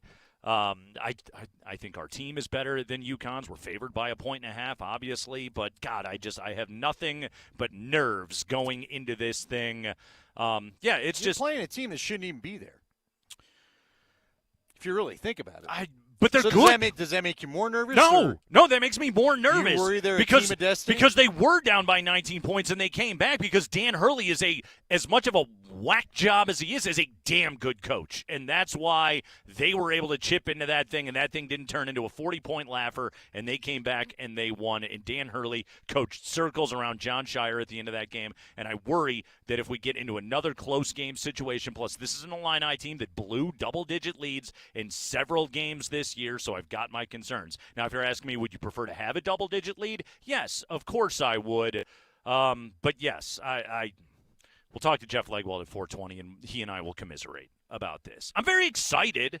I'm glad my team's in the Final Four, but yeah, but see, again, the closer you get, the tougher it is. Yeah, it does. The closer you get to tasting that bubbly champagne. That bubbly trip to the national championship game.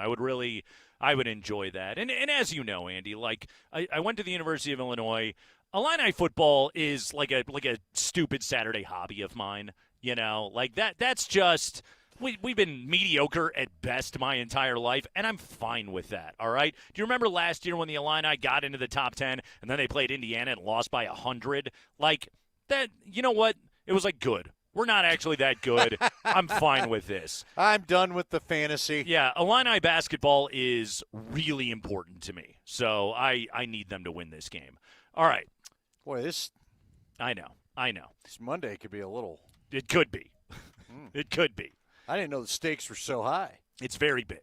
This game's very You're like important. An athlete where really the college means more to you than any pro association you ever had. This game means a lot to me. I want to read a quote to you, okay?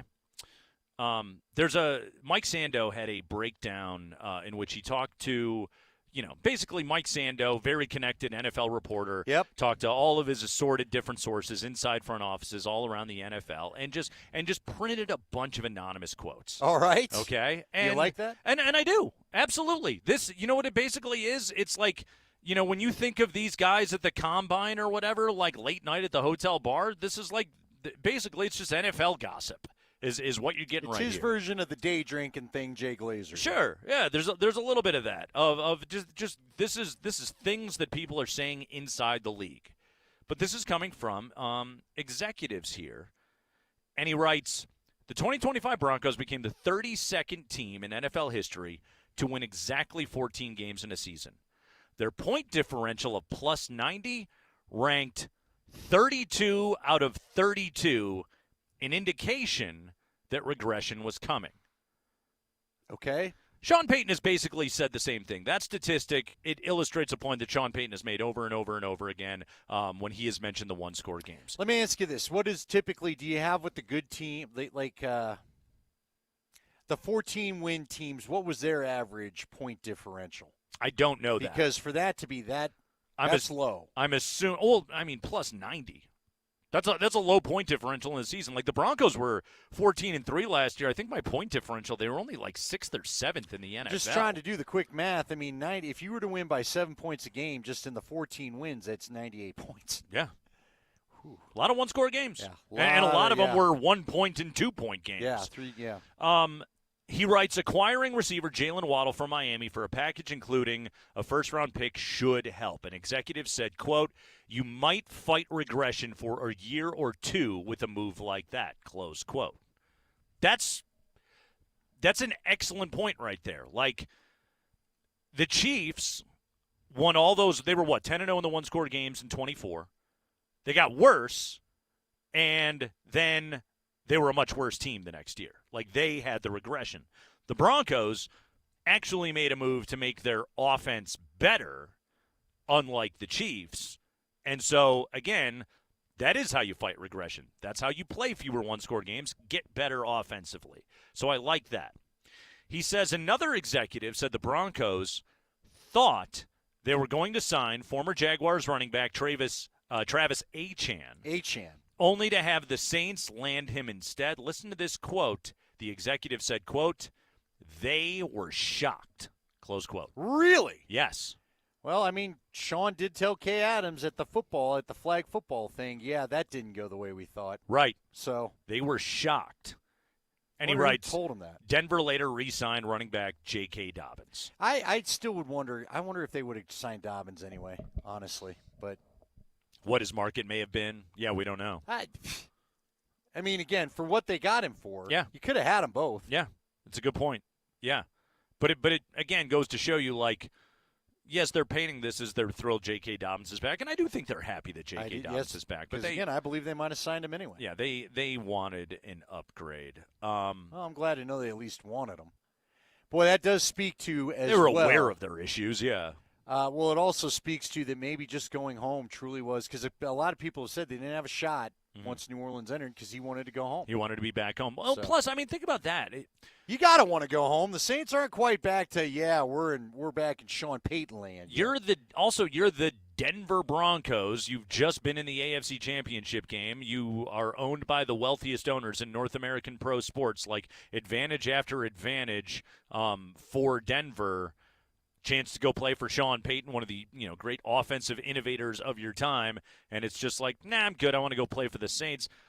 I don't think the Broncos are going to be losing too many free agent pitches, recruiting pitches like that. No, especially when that new locker room opens up from all that we've heard about it. It'll be nice. And that it's this, summer? I don't think they will, but again, guys still want to be – look, all we have to do is go back to the case of Dre Greenlaw yesterday. Sometimes, no matter how much money you have, he made it very clear that he didn't even hate Denver. He just was happy to be back as a Niner.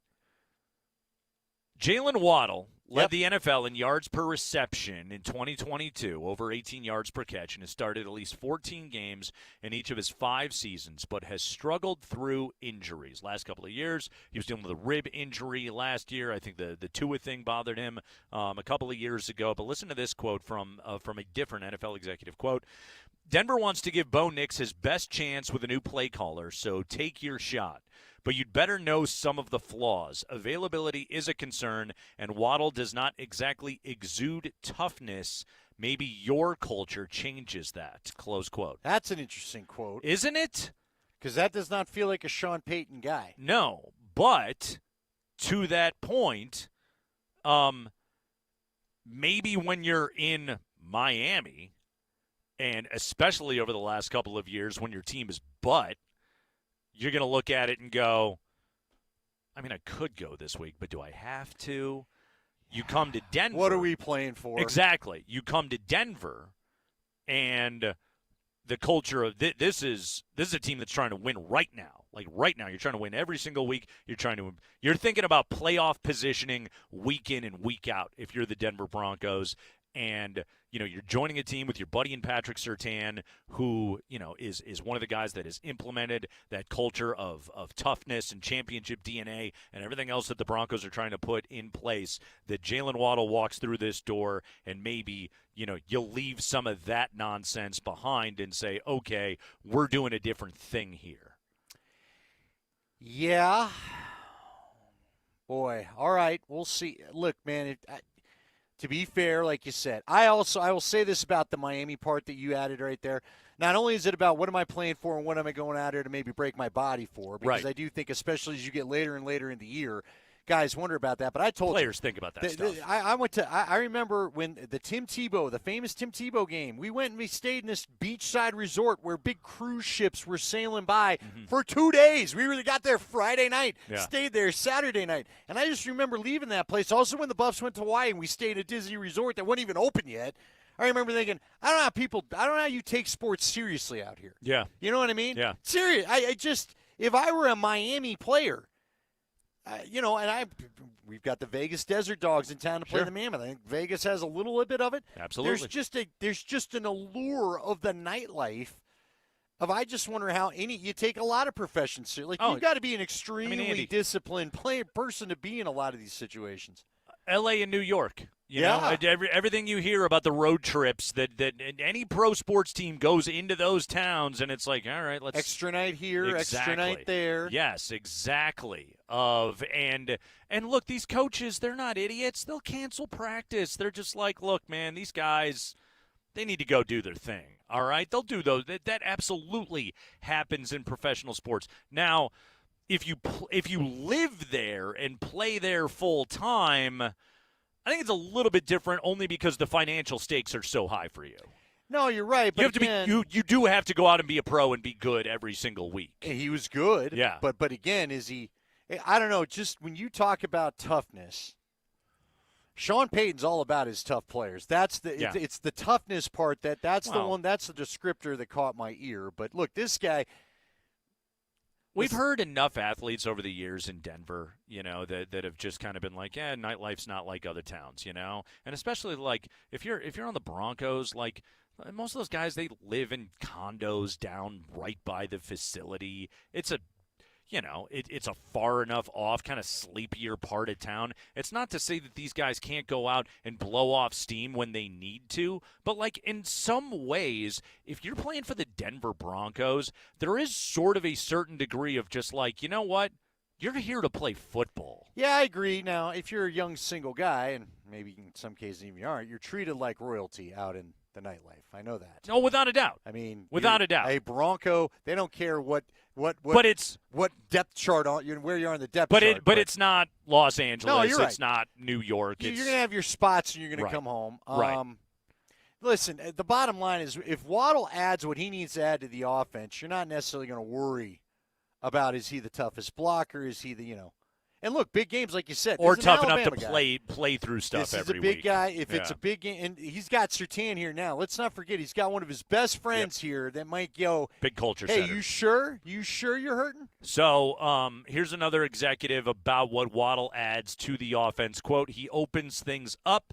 He is a good complement to Courtland Sutton, who is more of a possession receiver. He is a good stretch-the-field receiver. Waddle can run all these crossers and beat man coverage, and he is in his prime. That is going to be huge. Yeah. Waddle and Bo Nix on the crosser.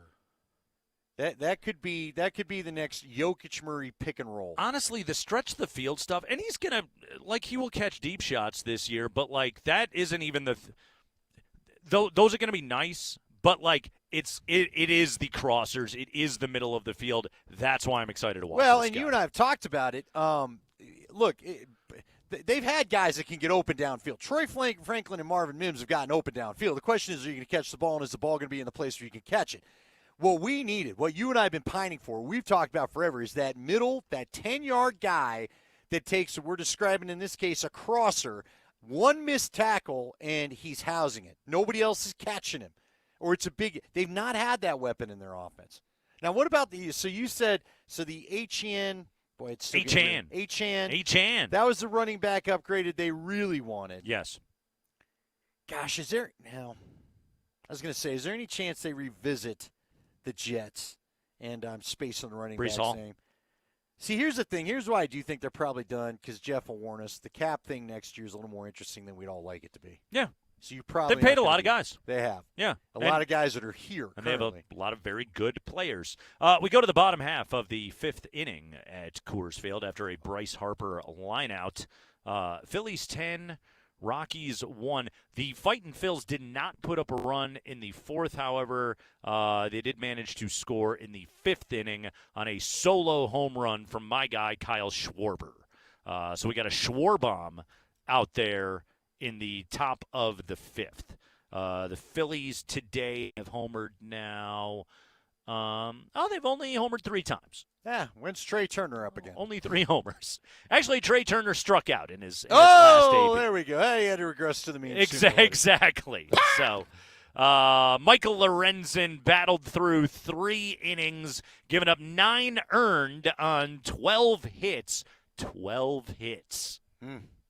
He walked 2. He struck out 2. How many batters did he face in those 3 innings? He allowed 2 long balls. Because I know they batted around in the first inning, and he was to 40 pitches before he got out of the first inning. Well, let's do some quick math. He got 9 outs. He gave up 12 hits, so that's 21. And he walked 2, so that's I believe he would have faced 23 hitters today. All right. Yeah. That's my quick math for you right there. Going swimmingly.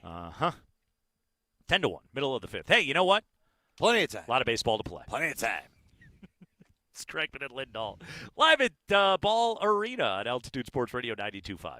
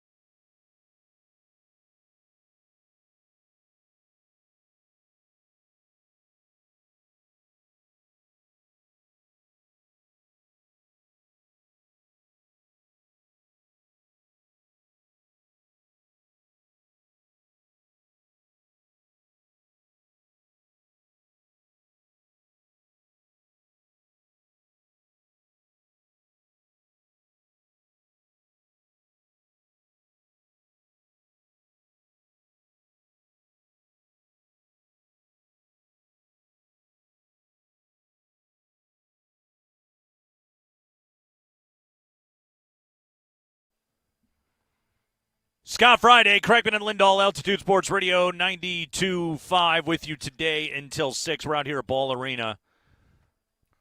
Final four of the NCAA tournament on Altitude Sports Radio 92.5 tomorrow, powered by the Reputation Law Group, specializing in divorce and DUI matters. To schedule a consultation with these attorneys, go to thereputationlawgroup.com. Tune in tomorrow starting at about 4 o'clock, right after the Avalanche postgame wraps up. Yeah, we got 1 o'clock Avs Stars tomorrow. We got 1 o'clock Nuggets Spurs tomorrow, and then we got 4 o'clock Illinois UConn, and Michigan Arizona is the later of the two games tomorrow night. Speaking of the Nuggets, ahead of this huge game with the Spurs tomorrow, I really do think this one's huge, by the way. That's no hyperbole there. I think this is a Give very me a couple big reasons why. Because you've got to continue to win games. You were playing a measuring stick game against what is right now the best team in the NBA. They are. Yeah, there's no doubt. Just flat out. Look at what they have argue been since the calendar flipped to 2026. Nobody's got a better record than the Spurs. Nobody is dominating opponents like the Spurs. I believe they will bring in 11-game win streak in. Is that correct? I know they won again last night without Wemby, but they are just an absolute wagon coming in here, and they're a measuring stick team. You've got to look good against these guys. And so I think this game is important. I think it's strategically important. I think you need to try and start to solve the Wembanyama problem a little bit. You've got to see what their perimeter defense is going to look like, because I believe the Nuggets are going to try and beat them from behind the three-point line. So this is a big information gathering game. I would say this is a game plan game. Okay. You know what I'm saying? Like, get a taste. Get a scouting. You go to Utah on Wednesday night. Right. Wank motion. Okay. Sure. You play the Spurs on a Saturday. You have a couple of days. Right. In some ways, Andy, it kind of mimics a playoff schedule this week. You've had a couple of days off. This is a good dress rehearsal opportunity for, okay, we're implementing a heavy game plan. We need you guys to download it, master it, and go out and execute it on Saturday, which is one of the things that, to me, Michael Malone's one of his greatest strengths was he was so good at having a really good roadmap going into a series. And I think that David Adelman can mimic that a little bit, but I know they got a lot of players that are very good at that aspect of the job. Okay, here's the scout. How do I go out and execute it? So I think this is a massive game for the Nuggets tomorrow. Yeah, I like what you're saying. The problem is Payton Watson, we find out, is maybe a little bit that hammy's just not let up. Do you want to play the Adelman audio? Let's play the Adelman audio. So week to week is what we understand of the situation. Spring, pull up the Payton Watson update from David Adelman today. As far as I know, yeah. And I don't know the severity of it in the sense of was it more extreme than last time. I just know that it's obviously an issue that he's going to have to work through like he's worked through it before. So unfortunate. He's had such a good year. I feel for him as a person, just not having the opportunity to come back and play right now is completely unfair to me. He's put the work in, but that's the way sports is, so we'll move on from that. Yeah, this sure sounds like it went from tightness on Wednesday night to you're getting an MRI. Yeah, dude, it's amazing how the hamstrings, and how about Luca Doncic? Hamstrings are changing the way this is all going. Yep. Do you think this will have the NBA look at all how they're doing things? Because, again, they're never going to give up games. You and I know that. But they may have to take a hard look at expanding this season. I know it's a long season already, but you may need to make it longer. Luca, that Luca thing looks like it's an MRI on his hamstring. That looks like Aaron Gordon territory. That's probably missing the first round. Cade Cunningham's not going to make All-NBA. He's got the collapsed lung thing that he's dealing with right now. Pistons keep winning, by the way. They're unbelievable. Anthony Edwards, I don't think is going to make All-NBA because he's not going to hit the 65-game threshold. Like, if anything, that data point right there is almost like it holds a mirror up to the NBA to say, okay, if your threshold is they got to play 65, if you're going to let them win a postseason award or get all NBA and then be able to benefit from that contractually because contractual raises are tied to those honors, okay, but we're coming to the end of the season and some of the most important players in the league for some of the premier teams in the game. We're talking about ratings getters. The Detroit Pistons, who are the number 1 seed in the Eastern Conference. We're talking about the LA Lakers, who are the 3 seed in the West, and they're the LA Lakers. And we're talking about the Minnesota Timberwolves, who have been a perennial playoff team for a number of years now, and they're going to be missing critical pieces. The Denver Nuggets, hold them up as an example of this. The Denver Nuggets have dealt with injuries this entire season and continue to. So that's yet another team that has been confronted with all this. Oklahoma City's been banged up as hell this year. Oh, yeah. They have been. Matter of fact, we had the report from practice today. I think it was DNVR talking about how Aaron Gordon got, pulled out of practice at points by David Adelman because he didn't want to be let Aaron get too crazy about it. Actually, I'm glad you brought that up. I want to go back and revisit that tweet really quickly. I just want to read this. This is from this is Brendan Vogt of DNVR, who said Adelman was careful with Aaron Gordon in practice, pulling him out at times. Yeah, just trying to manage that. Nobody wants any of these long-term hammies, and yet they just keep happening. Yep. And I didn't see the Luke injury, but I heard Brett describing it this morning. He said he and Vic were saying that it looked like Vic said he thought it might be an Achilles the way he walked off. The stupid thing about it too is he winced in the second quarter. Right. Like something was wrong. That should have been the tell. He should have been done. Right, and they didn't. Then they brought him out. They were getting blown out. They were losing by 32, and they put him back on the floor in the third quarter, and he blows a hamstring. What are you doing? And now he needs an MRI. Exactly. What are you doing? So, yeah, that's one of those situations. And again, with Aaron Gordon, it's like, all right, it sure feels like he's not going to play tomorrow, most likely. But also, and this, let's revisit my previous point about how big this game is. It doesn't change anything because, and I brought this up yesterday on the show, likelihood is you're going to play playoff games without those guys this year. Yeah, I mean, again, if this stuff keeps trending the way it is, to your point, you may have to get ready to do what you got to do against a team this good without them available. Yep, and it stinks. And teams usually have injuries in the playoffs. The Nuggets are going to be one of those teams. Now, let's think about this for 1 second, because I feel like a lot of times fans tend to be fatalistic. Maybe we in the media that watch it every single day tend to be fatalistic at times. And, Andy, I know you and I have had this conversation where we've just sort of scoffed to one another of just like, it ain't happening this year. Right, okay? right. And here's the thing. It's probably not happening this year, all right? Yeah, but Luca Doncic just blew a hamstring last night. Who's to say the Spurs won't suffer one of these? Exactly. Like, who's to say the Thunder, all right? Whoever as you pointed out, haven't really had their full team most of the season. Yeah, Jalen Williams has been in and out all year long. Shea has missed time. Chet has missed time. Okay. The Denver Nuggets, like Nikola Jokic and Jamal Murray are on your team, all right? You have 2 All-NBA players. You have 2 All-Star players on your team. As long as you have those guys, you can win any series that you're in. I firmly believe that. I like your chances a hell of a lot better with a healthy Aaron Gordon. But as everybody else is getting confronted with all of these injuries and guys missing time, like that's oftentimes the team that wins a championship isn't the best team. It's the team that survived the friggin' grind. Well, what still makes Oklahoma City scary is they've had to maneuver this too, right? Yeah. Like Denver knows what it's like without those guys, but OKC does as well.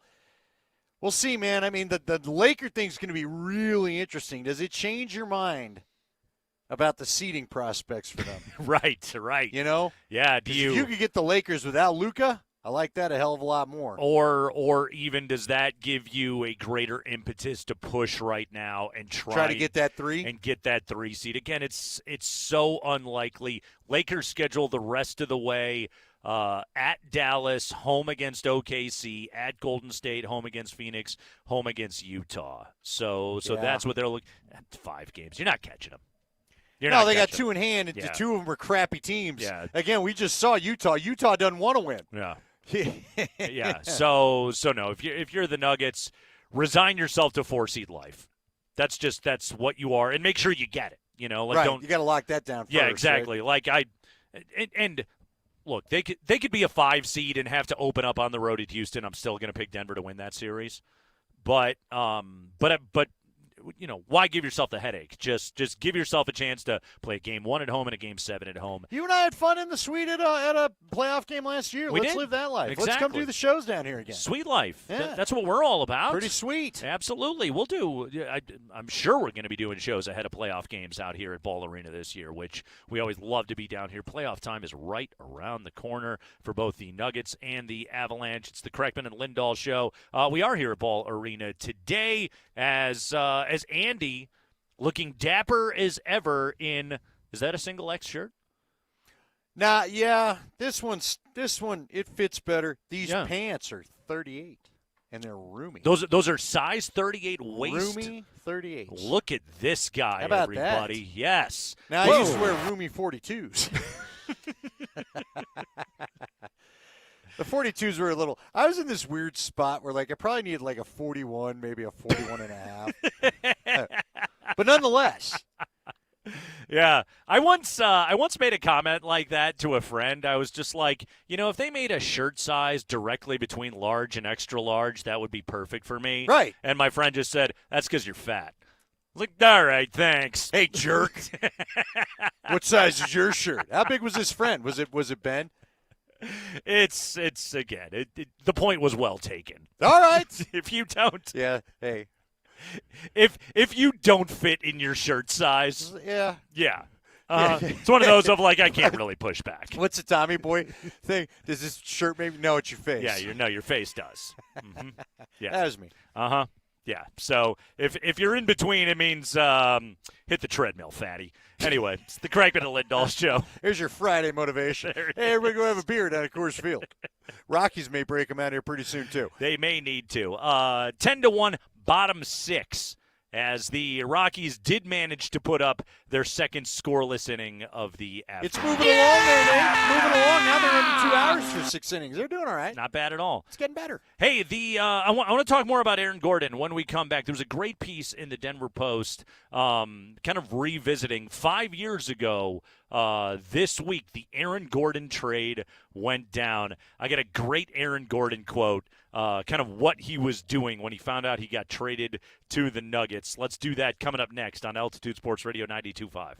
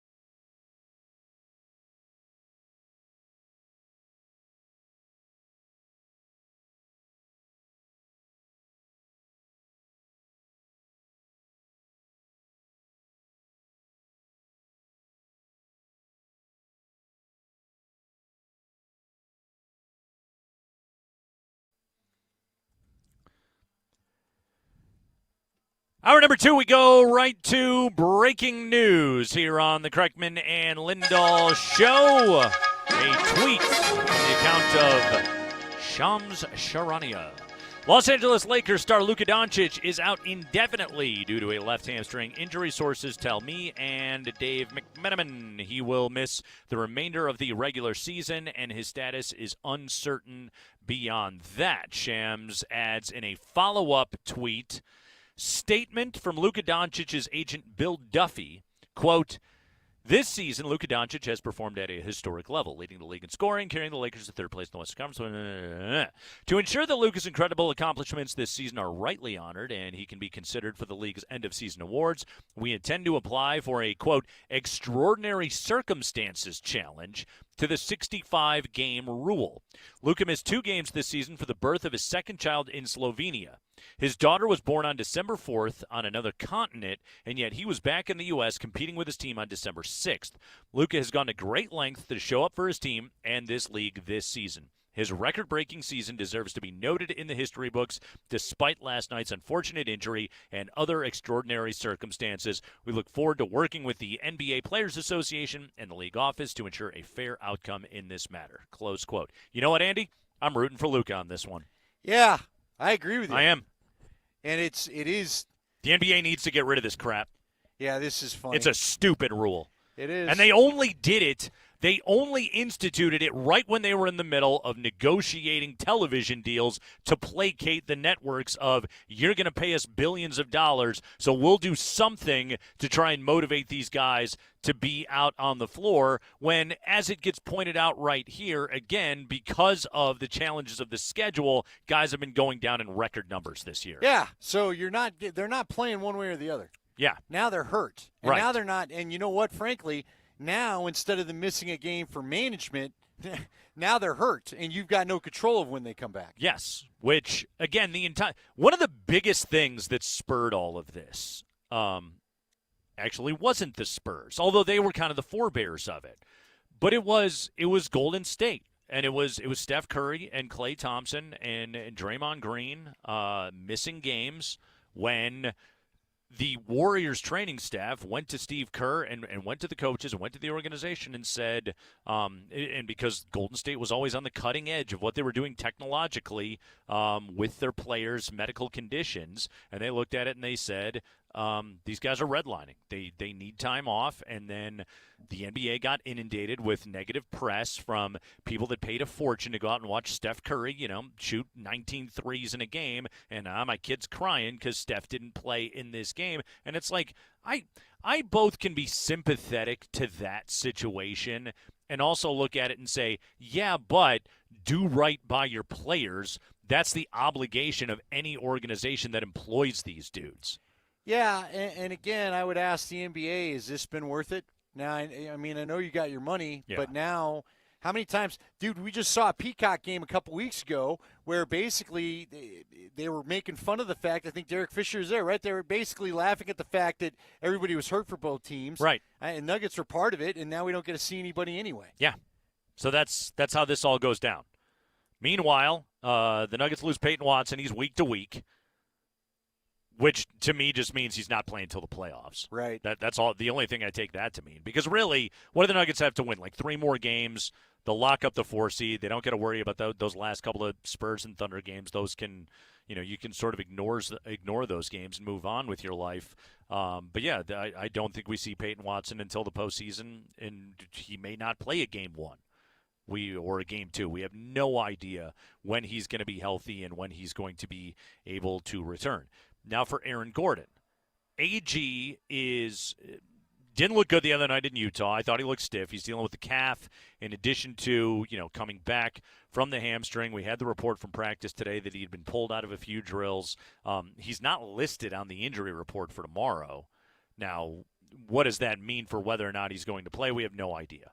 The Nuggets could simply say it's a maintenance day and he may not go. Right. We don't know. Well, and if they were already being careful with him in practice, right? I could see them maybe dressing him because it's not a road game, right? Right? They're at home.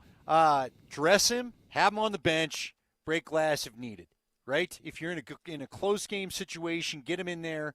Although I don't know, you want to throw him in. Yeah, but even even then, warm. yeah, you don't want to throw him in cold after he warmed up, 3 hours ago. I would not give him his full game load. I would not start him if you do choose to play him. How about that? Yeah, I would manage that thing, and like you said, I just call it a maintenance day. Exactly. Quite frankly, with Aaron Gordon, I would just.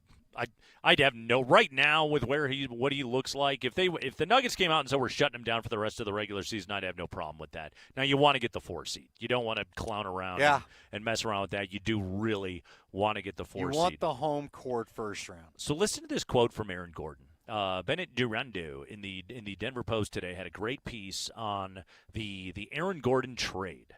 All right, do you remember the Nuggets sent Gary Harris and R.J. Hampton and a draft pick off to Orlando to acquire Aaron Gordon? It was the trade deadline in the 2021 season. The 21-22 season. So the year was weird. They played fewer games that season because of COVID, because they were coming off the bubble and everything else like that. Yeah, and they had to readjust the schedule. Yeah, and so the trade deadline was pushed back. Aaron Gordon was in Orlando, and according to this story, if you remember, I think it was Houston, Boston, and Denver were sort of the 3 teams that were circling in on a trade to acquire Aaron Gordon. And according to this story, I want to read this quote from Aaron Gordon. This is him talking to the Denver Post about the day that he was traded. What was Aaron Gordon up to? Listen to this guy, okay? I was kicking it with my homies, and Denver wasn't really on my radar. Well, it was on my radar, but it was like Houston, Boston, Denver. Got the call from Denver. One of my homies was like, bro, you guys are going to win a championship. I was like, what? For real? You think so? He's like, yeah, you're about to fit in. I said, okay, cool. Close quote. That was a smart bro of his. It was. Also, could Aaron Gordon be any more of a chill bro? Yeah. Okay, cool. I was surfing. I was kicking it with my homies. I was about ready to go catch a wave. One of them said this Nikola Jokic guy is pretty good. Yeah, that fellow you're going to join's pretty good out there. Right. Yeah, it's a great story, too. It really kind of goes in depth on the acquisition of AG and kind of what they needed Gordon to do. And, the organization's hesitation going into the trade was about Jeremy Grant, because they had Grant. They acquired him. He fit perfectly, and yet Jeremy Grant was like, I want the ball. I want shots. And Aaron Gordon was on a team in Orlando where he was a ball handler. He was their leading offensive piece. He took more shots than anybody else. And the Nuggets were like, is this guy really going to be happy here? And Aaron Gordon has been perfect.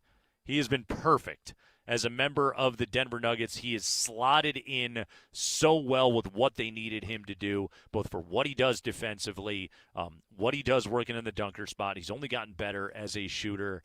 Andy, it's one of the great trades in Denver sports history. It really is, and he's been their toughness. He's been. Yep. I mean, again, we can't help but wonder, what does Game 7 against OKC look like last year if he actually plays? Now, I don't know. They were such a machine. Maybe you don't get it done in their building, but that game's probably not a blowout. I'm confident in saying that. Yeah. And again, we've wondered all year. We see when he's out there how much different a team that they are. Everything, yeah. You're right. It was the absolute perfect trade. He was the perfect third final piece. He comes in here. He actually nudges himself ahead of MPJ as far as I thought pecking order of the big 3. And, of course, MPJ was the 4th in the big 4. And you get your first championship. He's Mr. Denver with his shirt off, wandering through the street after the championship. That couldn't be more perfect. He serves chicken fingers right at his party. At his parties, yeah. When if you're lucky enough to get to go to one of his parties. Again, what's wild about this, Nate? Talk about 2 just opposite end of the spectrum trades on this day, because we saw something on Around the Horn yesterday. April 3rd, 2009. The Denver Broncos traded Jay Cutler to the Chicago Bears for quarterback Kyle Orton, the Bears' first and third selections in 2009 and first-round pick in the 2010 NFL Draft. It was April 3rd, 2009, 17 years ago today. Could that have been a less perfect trade for the Denver Broncos? Well, but see, so many people do point out, if you really want to follow the breadcrumbs long enough, Cutler's absence meant there was an opening for Peyton Manning when he became a free agent. Yes. Which now that's a lot of time between 2009 and 2012, but okay, yeah. And also, like, you make that trade because you don't want Jay Cutler anymore and because you think it's going to make your team better, which it actively made the team worse. It made them considerably worse. Because Josh McDaniel was convinced he could make anybody better. He could make anybody because good. Of the Matt Castle experience. And again, this all got That's what started he wanted. because he tried to go get Matt Castle. Yeah, he wanted Matt Castle. Who ended up a chief of all things. Exactly. I can win with Matt Castle, and instead the Broncos got Kyle Orton, who Kyle Orton appeared to be perfectly happy in Chicago. Oh, yeah. He was a Midwest guy to begin with.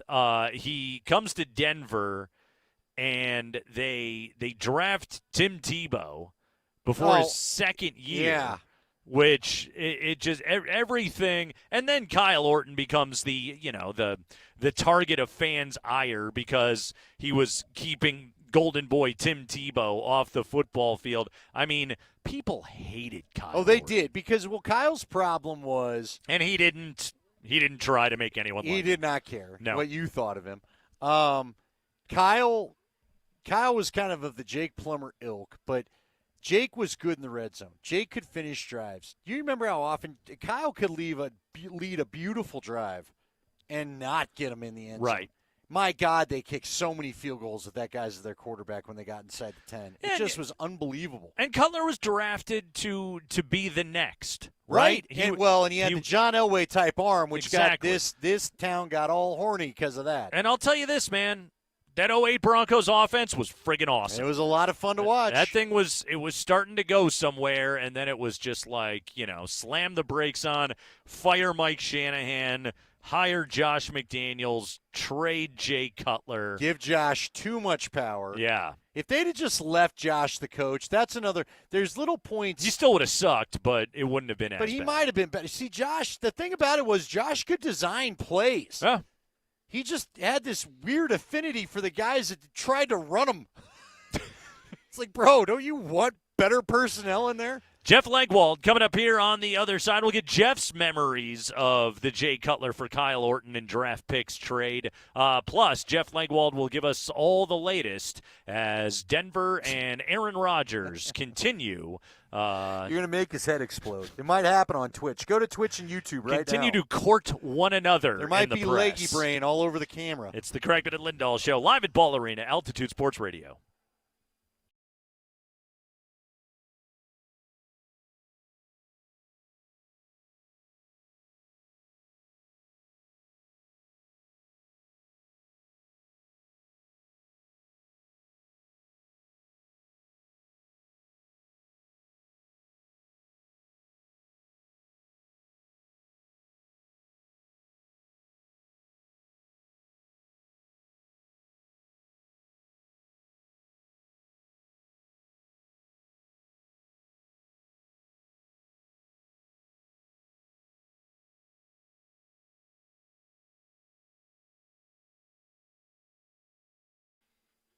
Hey, it's Nate Kreckman from my friends over at Roller Auction. You want to go to roller.bid right now and check out the April 2026 Government Fleet Vehicles and Equipment Auction, which is available for you to be able to bid right now. I am scanning through page 6 currently of this auction. If you are looking for your next daily drive, great place to check it out. They've got these police interceptor SUVs. These things are super cool. Many of them with right around 100,000 miles on there. The prices on these things are absolutely terrific. Guys, if you were looking for a well-maintained vehicle, maybe you got a teenager turning 16, 17, and you need to get them into an automobile, a great place to get a very affordable used car that has been well-maintained and is straight from government service is Roller Auction. Go to roller.bid right now and check this out. Also, make sure you are signed up to bid, and let me give you a friendly little tip.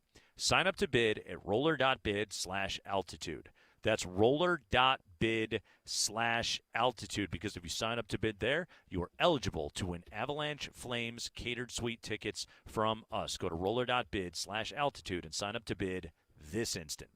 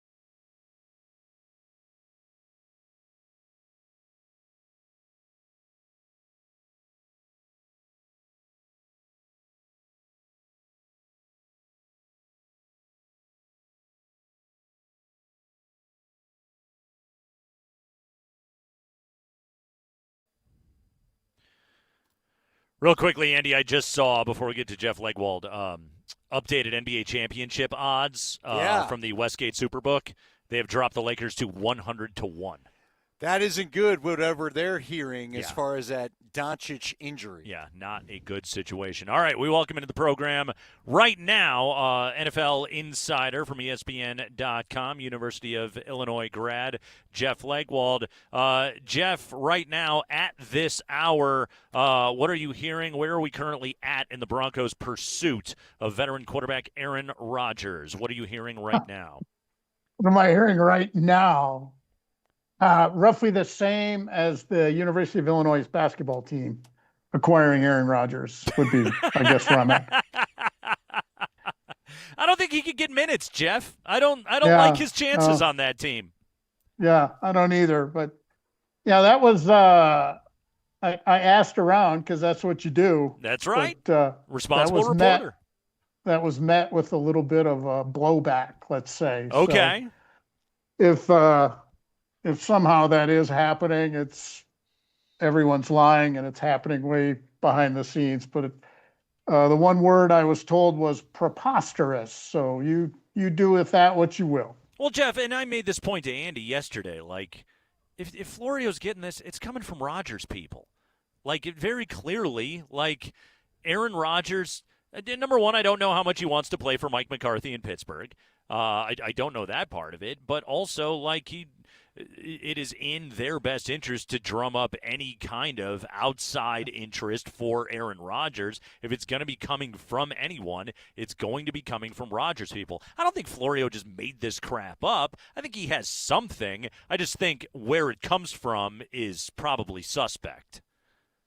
Yeah, and I'm a big guy on wording since that's part of the business. Yeah. And whenever you see things like could possibly maybe be trying to hopefully get a visit is really not. My editors probably say, why don't you hold off on that and come back a little later when you get a little more something. But Jeff, kind anyway. of to that point, though, it's something that we laugh about on this show all the time. Scoopster language, right? Yeah.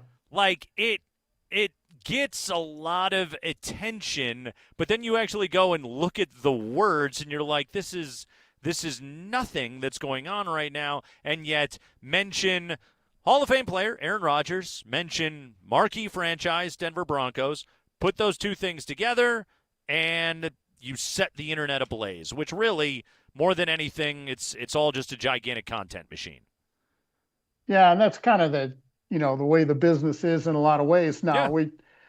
We grade things on likes. We don't click for correctness. We grade on likes. We grade on hits. If there was a button to click when it was right, then maybe it would be a little different. But we don't grade on that scale anymore sometimes. And I'll tell you, Mike Shanahan told me 20 years ago, if you work with players in some fashion, you're going to throw the Denver Broncos into the equation. It used to drive him crazy. He was never sure quite why, other than as a franchise, they've been willing to do things over the years that were big swings, and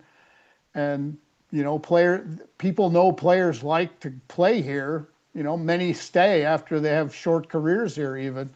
So, but he said 2 decades ago, if you need to drum up interest, you're gonna throw the Denver Broncos into the mix. And I've always remembered those words because they sure pan out to be right an awful lot of the time. All right, Jeff, it was kind of I don't know, we're starting to hit that little quiet time. But we did find out that they're going to start camp a little bit later. I think we may even talked about that on Monday. Sean Payton, I know Mike Garafolo took notice of the official NFL schedule, and they're not even hitting the weight room till May 2nd. Could there be, what do you think the main motivation is other than throwing the player a bone? Is there anything with Bo Nix's ankle timeline that maybe lines up better? I don't think it's a Bo Nix decision, Andy. I think this is, let's be clear. They will have the same number of workouts in the weight room and on the field they would have if he had started on April 15th, like they have some years. He has reduced the off time after the mini camp in exchange for more time now. And they're not skipping, a piece of this, as throwing a bone to the players. This is to sort of give them the same amount of off time they would have had before the offseason program began had they not made the playoffs. And honestly, I think a lot of other coaches are going to look at this and see how it goes. They won't know if this has any impact on how the Broncos play next year. But I certainly think,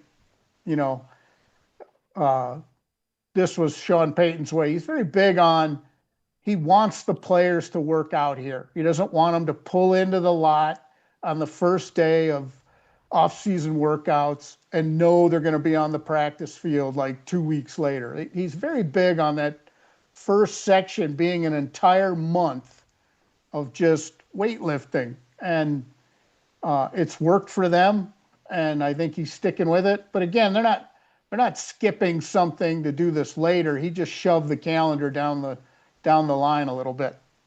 Jeff Legwald with us here on a Friday afternoon. Jeff, and by the way, first day May 4th, OTAs June 2nd to 4th, 8th through 11th, and 16 to 18. That's the mandatory mini camp coming up here for the Broncos. Jeff, what did you make of the Jonah Ellis news from earlier this week that Sean Payton could be looking to move him inside? Connect all the dots for us. What are the Broncos thinking on this one? Well, I think this is kind of a hybrid move that he could play both if needed, because, you just look at the draft now and there's a lot of off-ball linebackers that play edge on some downs. And I think that's just kind of the player that's coming into the league. And I don't think this is an indictment of Ellis in any way as an edge rusher. I think this is a way of them saying he can do all these things, get him on the field. Because, look, he's not cracking the, Bonito and Cooper are the top two edge rushers, and they're going to take the majority of the snaps, and it's just how it's going to be. But, he has the versatility. I don't think this is he's an inside linebacker and that's it. Now, I may be wrong when we see it on the field, but I think this is he can play edge in these certain looks. He could play inside on these certain looks, and I think that's what they're trying to look at. I think it's more intriguing. What does this mean to Drew Sanders? Because that was kind of the reason they sort of moved him inside or played him inside. So I want to see what that all looks like. And I will be stunned if they don't take an inside backer in the draft. And if they do that, what does that mean to this thought? I think this is one of those things you do if you don't get the guy you targeted at inside linebacker in the draft, or if that player isn't quite ready immediately. Yeah, but Jeff, you've always told me you want to handle your business in free agency or this offseason acquisition period so that you can draft best player available by the time we get there. To your point right there, even though they may add a guy, and at this point, if they can get Stowers or whatever they can get in the second round, it may be the fourth round before they can go looking for an off-ball backer. But wouldn't this kind of let them have the flexibility of not having to force a pick at a certain position in the second round? Yeah, and I think that's part of it too, is you want to cover all your options. And again, I watched Jonah Ellis, plenty of tape on him before he got to the Broncos. These are things he can do. I don't think this is a stretch for him. He can play both spots, and I think he can be productive. It's just, if you look at impact per snap, he's pretty high on that meter. And I think this is a way for them to get him more snaps, around the ball, because he seems to make good things happen. Yeah, I really like this move by the Broncos. And I also think it opens some things up for Q Robinson to possibly get some more edge rushing snaps. And that's what we're talking about. They really like Q Robinson. And, he got just barely a cameo and made stuff happen. So this is again, a team that likes its own players, trying to solve problems or issues with their own players. Jeff, Kirk Cousins in Vegas, when you're talking to people around the league, what are they envisioning for how the Raiders are going to handle the transition to Fernando Mendoza? Is Cousins merely a backup? Is he the week one starter? How are they going to play this? Well, I mean, John Spytek, former Bronco scout, but John Spytek is their general manager, has made it clear he's not going to rush. He said a quarterback, but we all of us standing there. Which one could it be? But he said they're not going to rush a quarterback into the lineup just because they feel like, that's where he got picked. So they've obviously taken the long view of this, and Clint is a very good quarterback coach, and I think he likes the idea of a go-between for a young quarterback and a coaching staff to lean on. And, from everything I've heard from, Mike Shanahan on, Cousins is a really good sort of teacher at the position. So I think, it's an expensive move. You're not getting it cheap. It's guaranteed money, but I think Cousins realizes he's at that point in his career. So why not really take this idea? Because you could be the starter for a little bit while they work him in. But Spytek has made it pretty clear it wasn't just a guarantee. Oh, you're the number one pick. You're the day one starter. He has said he would like, in a perfect world, he would like to wind it up a little slower. Yeah, he also moves into number 2 all-time this year, highest earning players in NFL history. So his agent should get a gold jacket. Yeah, He's put earned that more guy in the Hall guaranteed of money Fame. than anybody. Jeff, let's look at another quarterback situation in the division. You were out there. You've been talking to people. What are you hearing about Kansas City, about Mahomes' recovery, about Justin Fields, and kind of what the Chiefs are trying to do at that position? Well, Andy Reid's always felt like he can resurrect players and give them good situations and all those things. Now everybody I know around the Chiefs believes the recovery's going well. It's just you don't know how that all's going to look. Who's actually having the best recovery in the division, Jeff? Bo Nix or Patrick Mahomes? Yeah, it's probably equally as celebrated. Let's say everybody's ahead of schedule this They're time of year. attacking their rehab. That's what you're going to know. This is the time of year when everyone is ahead of their rehab schedule. Yeah, absolute absurdity. All right, Jeff, how you feeling, man? 4 o'clock, 4:09 p.m. Mountain Time tomorrow. How are your nerves on a Friday afternoon? I'm good. I'm steady. You're steady? I got to have a big draft day tomorrow before the game. Let's just say that. So we got to get up and dig in so I can be ready to. You're going to coach the TV like Nate here's going to do? Yeah, I got a lot of coaching to do tomorrow, You're going to Jeff. be doing the old wandering around the TV, yelling at the guys, hoping they hear you somehow? Of course. Yeah, like you never yell at the TV, dude. Come on. I never claimed I didn't. Yeah. You two are the calm. You're the scribes. Encouraging. You're the data guys. Encouraging claps. I'm not encouraging. I'm not. I'm a get your head out of the what? Yeah, my kids would say I'm more of a predictor. I see the trouble coming and I announce that the trouble we all is got coming. a little of that in us. Watch this. This'll. Honestly, Jeff, one of the things I love about this Illini team is, people have looked back and they're like, you lost to UConn by 13 back in November. The Illini are a completely different team right now, which, the teams that are still around in the Final Four, you don't necessarily always see that out of. But, Keaton Wagler, who's going to be a top 10 pick in the NBA draft, that's not what he was in November. This kid has grown into being so friggin' good that he went from lightly recruited prospect to lottery pick in the course of one college basketball season. He is absolutely special. He, to me, his play, his command of the game is the biggest difference between that matchup in November and what we'll see tomorrow. Oh, definitely. I also think, and we've seen it here from Nicola. I mean, a lot of the times European players are put in a lot more tense situations when they're playing youth. Yeah. But, because they play nationally more or even sort of, pseudo pro leagues more when they're younger. A lot of those guys aren't going to be nervous by the Final Four. So I think that is, for them, it's just, are they going to shoot well enough or not to handle what UConn does on defense? Yeah, you got to defend their pin down screens, and then you got to hit threes, man. But the famous Nikola quote, "I played in Serbia, brother." Exactly. Not worried about your Laker pandemonium. It's so different. Yeah, it is. It's so different that even AAU is not even close to what these guys have played, the gyms they've played in with the crowds, the environments outside said gym. Merkovich and the two Ivisic brothers, man, they've seen it all in the Adriatic Well, League. you guys better enjoy it because your team's going to get a lot more expensive next year. So hope you got the cash to pony up. Bring them all back. Absolutely. I saw a story where how many trips they had made to Europe to get these guys, and they've basically decided this is how they're going to do business, which I love.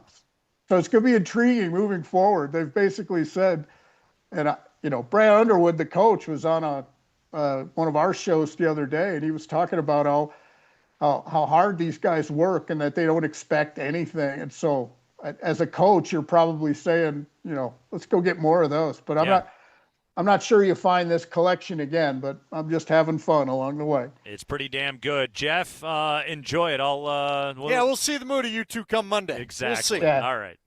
It's been a good, it's really funny that, the Final Four team way back, the Flying Illini, every player on that roster, on the whole roster, was from Illinois. Yep. And then you take this team to the Final Four, and it's basically a FIBA squad.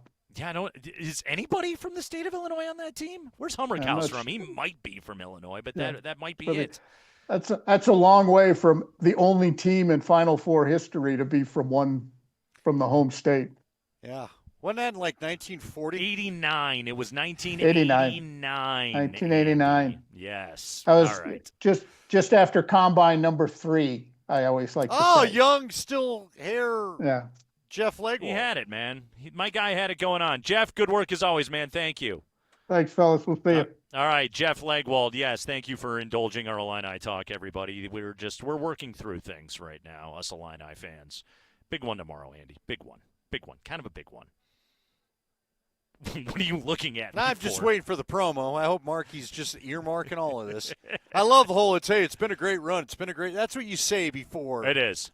It is. Yeah. Yeah. It has. You remember it as a great run when it doesn't go your way? Andy, That's the problem is you don't. It has been a great sure run. Has. You're right. Undoubtedly. Indubitably. Yes. I'd like it to continue. It's the Kreckman and Lindahl Show on Altitude Sports Radio.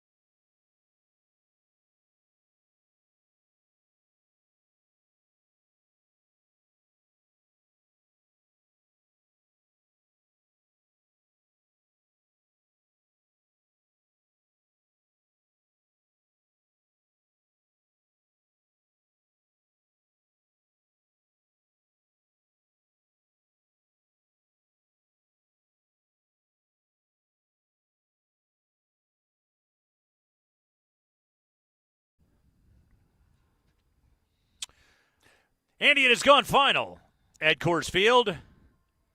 Phillies 10, Rockies 1. Well, they stopped the bleeding after that 7-run first inning. They got past the fifth and didn't let him score. So hopefully that sets up momentum for tomorrow's game. Michael Lorenzen, the starting pitcher today, takes his first loss of the season, falling to 0-1, 3 innings pitched, giving up 9 earned on 12 hits. He struck out 2. He walked 2. He gave up 2 long balls today. Valente Belloso. Could be Belloso. I'm not sure. Either way, he took it the rest of the way. 6 innings of 1-run ball while striking out 7.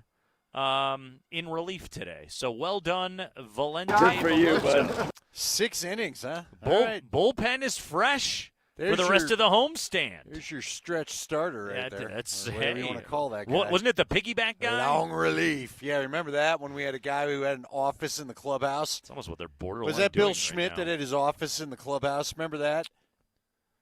That was Guy Vet. It was Guy Vet. Bill Guy Vet. Vet. It was Guy Yeah. Vet. Thank you. Let me just put my office in the clubhouse here. 2 You guys more mind against this? the Fightin' Phils, and then 3 next week at home against Houston before heading off on the road for a 7-game trip between San Diego and Houston. Rockies will start doing the altitude sea level thing, and we'll see how it all goes. It'll get better.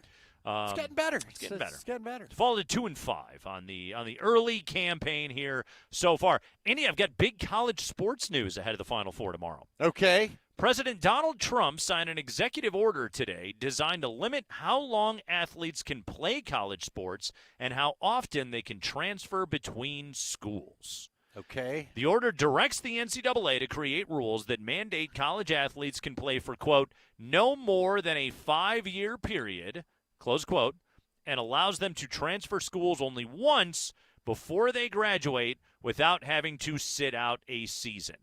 The rule changes are scheduled to go into effect August 1st. A school that plays an athlete who does not meet these new limits could risk losing its federal funding. The order also states that the NCAA should update its rules to create a national registry for player agents and create policies that prevent schools from cutting scholarships or other opportunities for women's and Olympic sports in order to pay their athletes.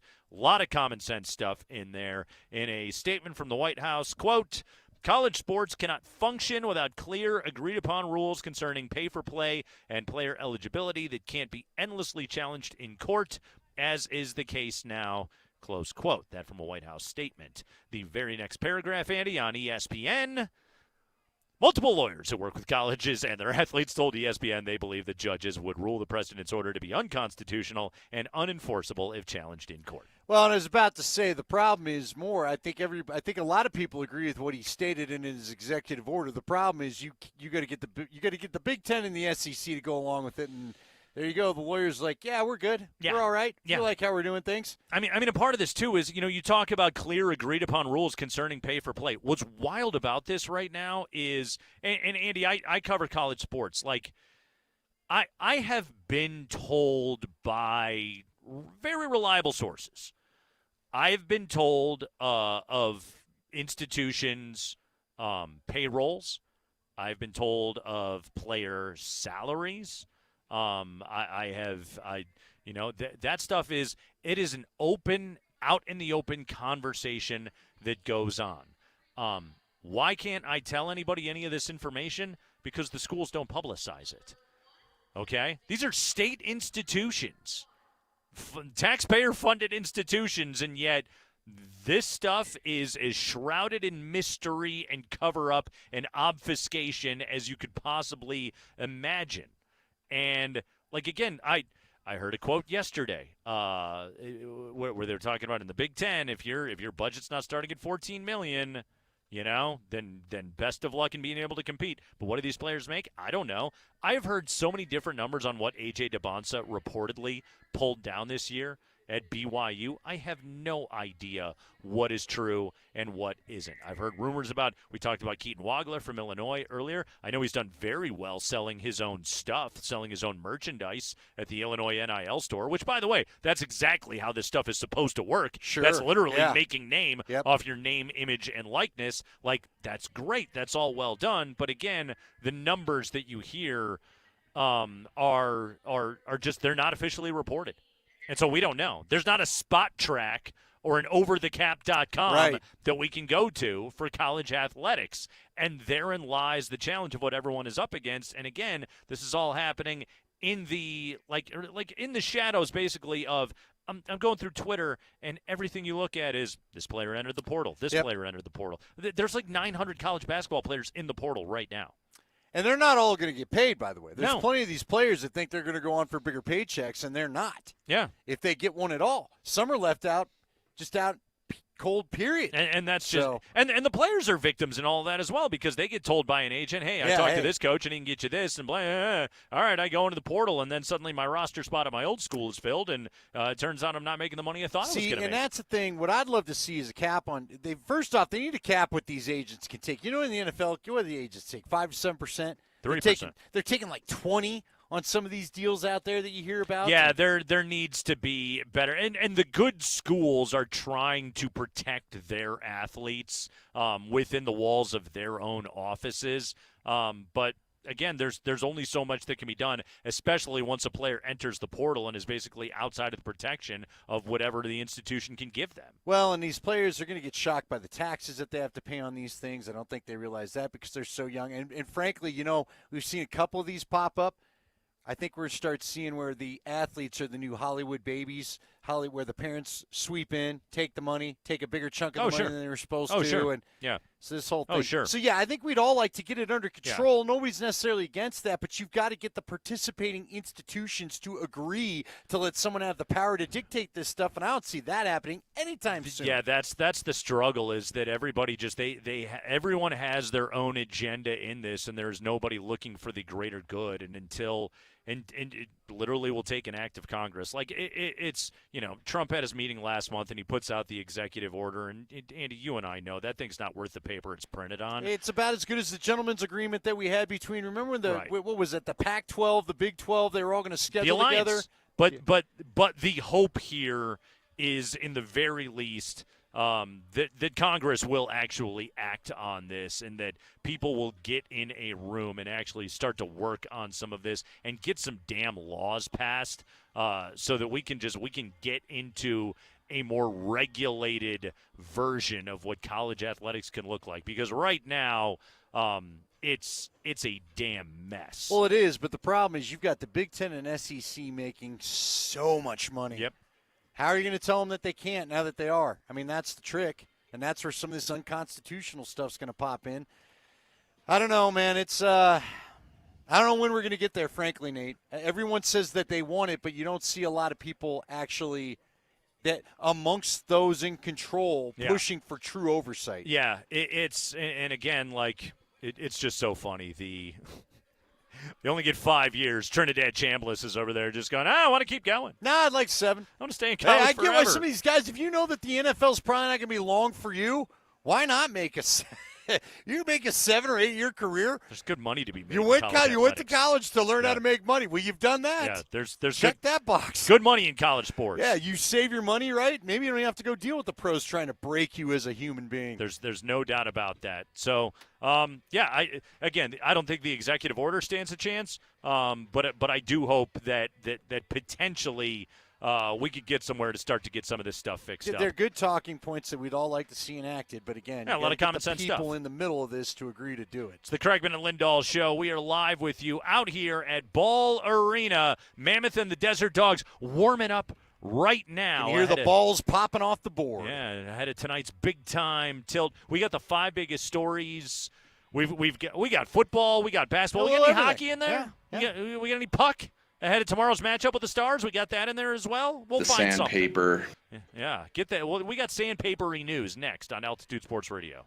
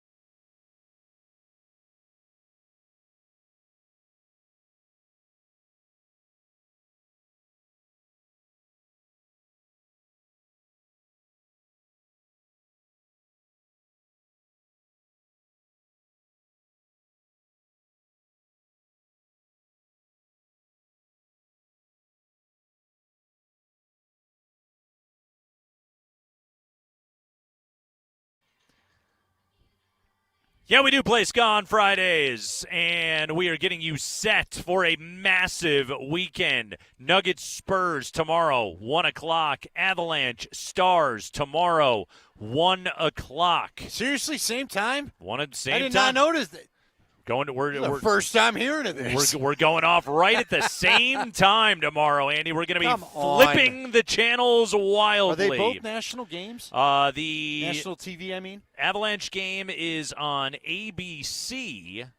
The Nuggets game, is that an Amazon? I think that might be an Somebody Amazon. picked it up, yeah, I thought. Yeah, Prime picked it up. That's what Scotty was saying, because he said it was supposed to be their game. By the way, really quickly, Spring, before we get to the high five, the Spurs won their 11th consecutive game last night without Victor Wembanyama, 118-99 over the Clippers in L.A. They are now 59-18 on the year. And Ty Lue had some frustration with the ability of his team defensively to keep the guards, De'Aaron Fox and company, out of the paint of the San Antonio Spurs. This is how Ty Lue broke it down after the game last night, talking about the perimeter defense against De'Aaron Fox and Stephon Castle and Devin Vassell and Keldon Johnson, etc.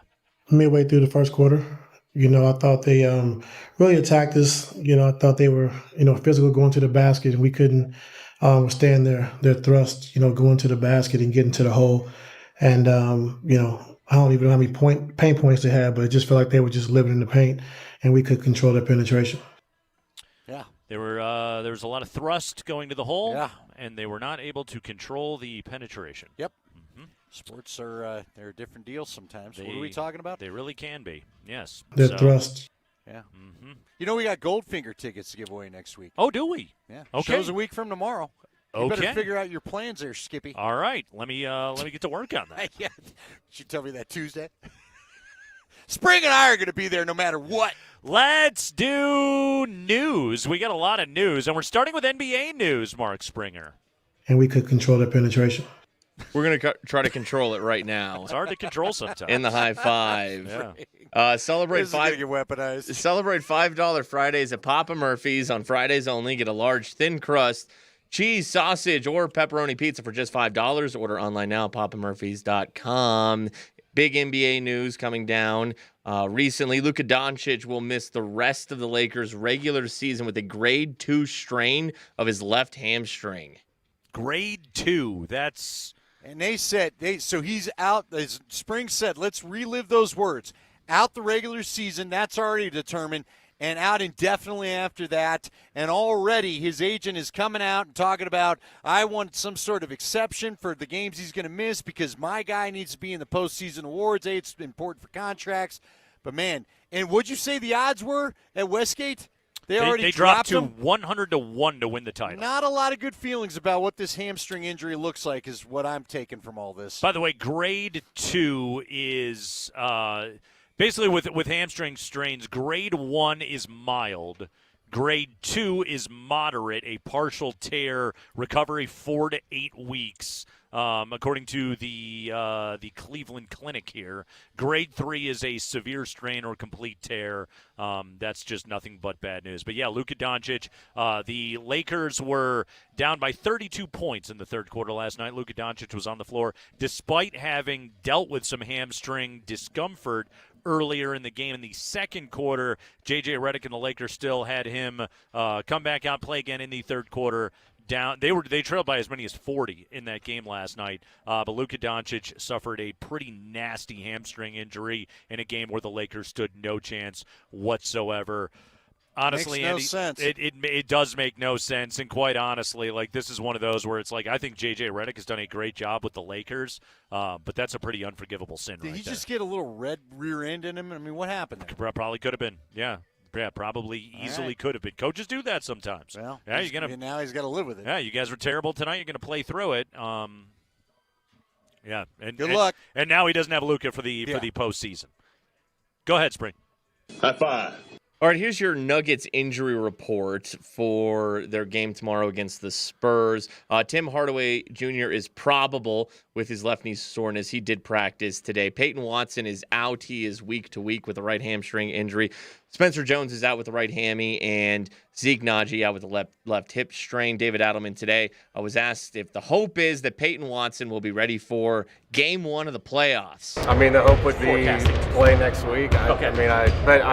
Again, to your point, I think it's being careful with him, at the same time competitively wanting him back as soon as he feels comfortable. And also that week leading into the playoffs, you hope he's able to go through the preparation of what it is to play, in a Game 1. So we'll see how it goes. That's another good point that he brings up right there. Like, when you have a hamstring injury, you can't run. Right. So you're going to lose conditioning, and you're about to go into the most physically demanding part of the year. You want your conditioning peaking right now. You don't want your conditioning diminishing at this time of the season. So that's yet another little bit of bad news that Peyton Watson now has to deal with and that the Nuggets have to deal with. As you heard from Adelman right there, well, I hope that he's back next week. I think David Adelman is pretty sick of having to give injury timelines when it comes to hamstring injuries. Yeah, we know he is. He's had enough of this. He's kind of frustrated in the cuts we played yesterday. But what are you going to do? This has been the Nuggets season. Well, and the compounding part of it is no Watson, no Jones. Right. And, oh, by the way, Aaron Gordon is also still looking fragile, we will call him right now. So, and by the way, you don't have Zeke. They don't have any power forwards. I know, man. Outside of that's AG. The problem. That's unreal. And Yeah. AG's got his thing. Right. Got to be careful with AG. Yeah. This is not a good situation, but as covered earlier in the high five, everyone is dealing with it. We'll have much more on this conversation ahead of tomorrow's huge Nuggets and Avalanche games coming up at 5:20. But right now, let's get some of that hockey news, Mark Springer. Hey, Jared Bednar talking today. He said that Cale Makar and Nick Waugh will not travel to Dallas for tomorrow's game, and they won't play Sunday against the Blues either. They're both an option maybe for Tuesday, though, when the Avs go to St. Louis. Jared Bednar was about to leave his presser when someone said, hey, I need to ask you about Mackenzie Blackwood. And what'd you tell him when you pulled him and he had his worst start of the season against the Canucks? What'd you tell him, Bedsy? I just told him to forget about it. I liked his handful of games before that. And I think that, that's a game that everyone needs to, learn from and then wash and get back to reset for the game against Dallas, period. And he's no different than anyone else on your team when it comes to last game. Forget about it. I don't think he was the biggest problem in that game the other night. No, he wasn't. But, again, you've heard me say it. Wedgwood is your guy in my mind. Yeah. Wedgwood is a guy that gets 3 starts of every 4. Right. That's how I do it. And it's, again, Blackwood's just had a weird year. It started off with his injury. He was slow to get back. Wedgwood was so hot they just kept playing him. And he's just never kind of found his groove this season. And to your point, he did get hung out a lot. He did. But Wedgwood has been making 1 or 2 of those saves that he missed. That's the difference. That's just the kind of special season I think Wedgie's having. He had a sick glove save in that Calgary game. He did. Yeah. So, but it is what it is. Wedgwood, I assume, is getting judging by what I heard Mark Moser kind of hit at. He's getting the net tomorrow, and then we take it from there. Yeah, he may get the net both games this weekend. We'll see. Right now, he's your playoff goalie. Yeah, I would think so. To me, it's not much of a debate. Now, Bednar said earlier in the presser as well that he sees no reason to change how they've done things. It's worked playing both guys, and if one guy seems to slough off, you play the other guy. That's fine. I'm not saying this team's got to be 1,000. But look, if Wedgwood's hot, you're not taking him out of net come playoff time, period, in my mind. Spring. High five. Oh, it's a little NFL time. Hey, we got NFL news. Let's go down to a county that it's in my top 200 favorite counties in the States. Duval. I knew that's where you were going. Yeah. You ever been out there? Jack's Beach isn't bad there, Spring. Okay. Hey, the Jaguars have extended. Put that ad on the Chamber of Commerce website for Jacksonville. If you find yourself in Jacksonville, you might as well go to Jack's Beach. They have extended defensive end Trayvon Walker to a 4-year deal, $50 million guaranteed, worth up to $110 million. Former first overall pick in 2022. Yeah, good player. Pay him. That's the going rate for a pass rusher that can actually get home. He had a down year production-wise and dealt with a lot of injuries, but back-to-back double-digit sacks in 23 and 24, if that guy's right. Pretty damn good player. Not surprising. This is how it goes when you take a number 1 overall pick in the draft. Go ahead, Spring. High five. And finally, free agent running back Najee Harris visited with the Raiders today. The Raiders. Whatever happened to Najee Harris? Well, he was a Charger last year, and he got hurt. Yeah. He's kind of on the J.K. Dobbins career arc right now where both guys, and again. He never missed a game in 4 years in Pittsburgh. Yeah, but last year, he got a little banged Played up, 3 right? games last year. So 3 games. He could be an interesting switch up with Ashton Genty under Clint Kubiak. If you know anything, a West Coast guy is going to run the football, right? So you'd think. I wouldn't mind if they just at least just had a conversation with the guy, tried to put him on another one of those. There'd be your big back.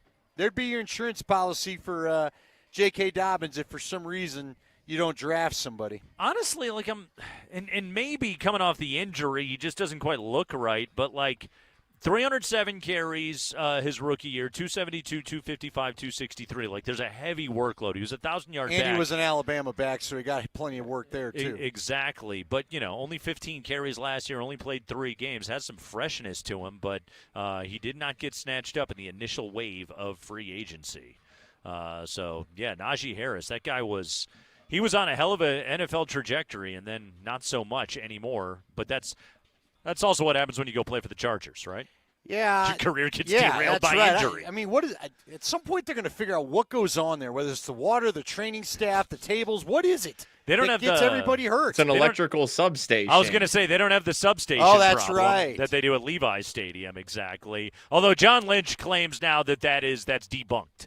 He says that's fully debunked. Okay. Well, I mean, look, I guess Dre Greenlaw found it okay to go back there. He wasn't too worried about it. That's a guy that's known to have an injury or two. Thrilled with that. By the way, do you buy that conspiracy theory? Is that one that you subscribe to?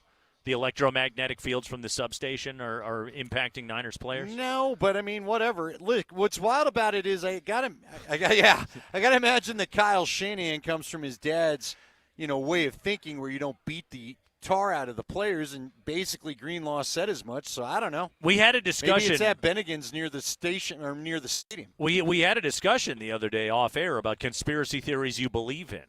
Yes.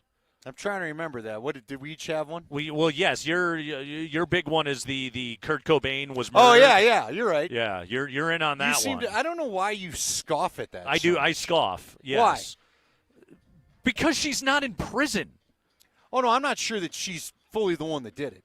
But I don't think he did it on his own. Then who did it? I don't know. I believe the guy. If one of the most famous rock stars in the history of music is murdered, they're going to commit hefty amounts of law enforcement resources to it, would they not? But again, if you make it, you're talking about a guy that was drugged out, and I believe he had enough heroin in his system not to move for 3 days. That's what I believe. I think Kurt Cobain had some tolerance. I think the guy could party. Go ahead. What was yours? My 2 conspiracy theories are Stevie Wonder is not blind. Okay. Because I saw the video where he caught the falling mic stand. Okay. And number 2 is that O.J. Simpson was Khloe Kardashian's father. I could see that too. Yeah. All right. Yeah. Mm-hmm. Yeah. Those 2. Spring, you got any? They're both pretty low stakes, I know, but I hold on to them, and I will hold on to them forever. Avril Lavigne has been replaced by you buy that she's a body double. Lavigne. Hold on. That the Avril? Do you not know about this? No, I don't.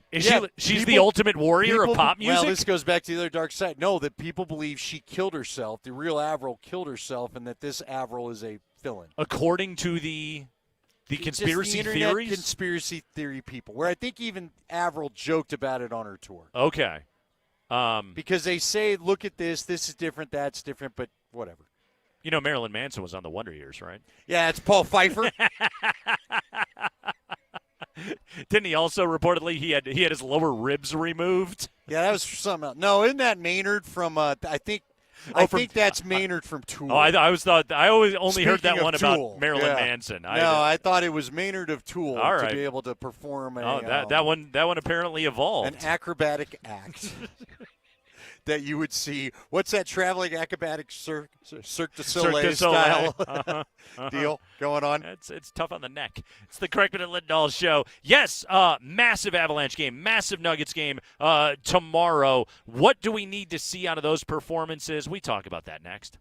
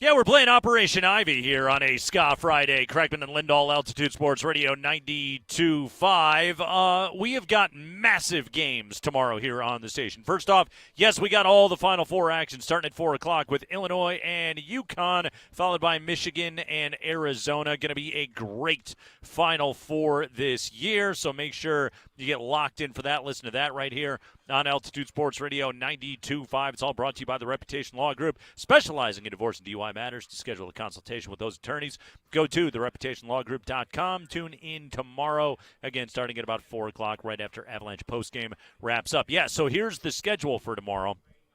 Nuggets Spurs, AM side. So if you're out and about tomorrow afternoon looking for the Nuggets game, Kaz is going to be on AM 950, pregame at 12:30, tip-off at 1 o'clock.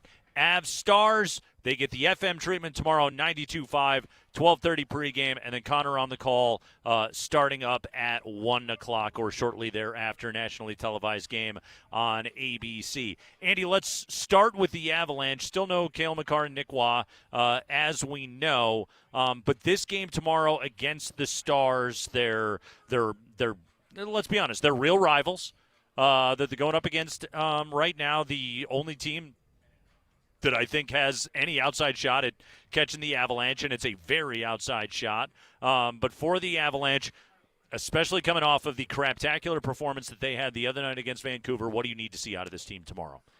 I need to see you. You know what I need to see you do? I need you to score on Ottinger. That's what I need to see. Because Ottinger's he's giving you some headaches these last couple of meetings. And it's what I need to always see. I need to see you plant rear ends in front of the net, take his eyes away, and get the dirty goals. Mm-hmm. I'm not worried about you being picture perfect. I don't really care if you win this game 5-0. If it's a 2-1, 3-2 game, and you get it playoff style, you knock home some nastiness in front of the net, you're willing to go to the hard areas, that's what I need to see. I need to see that you're ready to battle these guys in their style come playoff time, period. Now, it sucks Nick Waugh's out. That's a guy that I'd like to really – you're really hoping he does big things for you in the playoffs. You traded for him for playoff time, so get him right. I get all that. But I want to see you play a gritty game tomorrow, frankly. I honestly like both of these games tomorrow. I see a lot of parallels in, especially coming off of the opponents that they played. The Nuggets played the Jazz, and the Avalanche played Vancouver. Now, and we had some fun with it yesterday. I don't think the Avalanche cared about that game on Wednesday. This is one where you care about it, right? When there's 82 of these things, you're not going to get up for every single one of them. This is one that you get up for. Your next three, really, this is one of those opportunities where Jared Bednar can look at his guys and say, okay, this is playoff mentality kind of stuff right here, all right? If you go out and you beat Dallas, you take at least one of two from St. Louis, you've all but locked up the Central Division and the number one seed and most likely what's going to be a President's Trophy, all of that. Like, really, the Avalanche have the opportunity to basically shut the door here over these next three games, and then you allow yourself the opportunity to kind of play it however you need to down the stretch. Obviously, get it fully locked up, but then, do whatever you need to do to be in cruise control and get to the playoffs and be healthy and all that kind of good stuff. So I think that there is that motivating factor, and also just the part where, mentally, like, it'd be good for you. Go hand it to these dudes. Yeah. I still, no matter what, like, the Stars were the last team to win a playoff series when these two teams went head-to-head. That's something I think the Avalanche have got to go out and do. Now, the power play has been better of late. And Marty Natchez has been a massive part of that. Obviously, you want to be able to see that continue. You don't want to have any stupidity in this game. But this is a get up for it, go and get it, and essentially put the division away kind of opportunity. By the way, Mikko back? I haven't seen. I know he missed. Wasn't he supposed to be back this spring? Do you know, is Mikko Rantanen back in this thing? Yeah, he's back. Because he reappeared magically after the Islanders game when they got past their might get his rear end taken a task for what he did earlier in the year. So, yeah, they're going to be a little more healthier than they were before. So I think Ty Lue said something about taking a rear end to task I'm just earlier. telling you. Well, there's part of me has to remember I can't use all the hockey talk, but yeah. Their thrust. Uh-huh. Yeah. So, sure. Speaking of taking a rear end to task. So then there's the Nuggets, Andy. God, the Nuggets are tougher for me.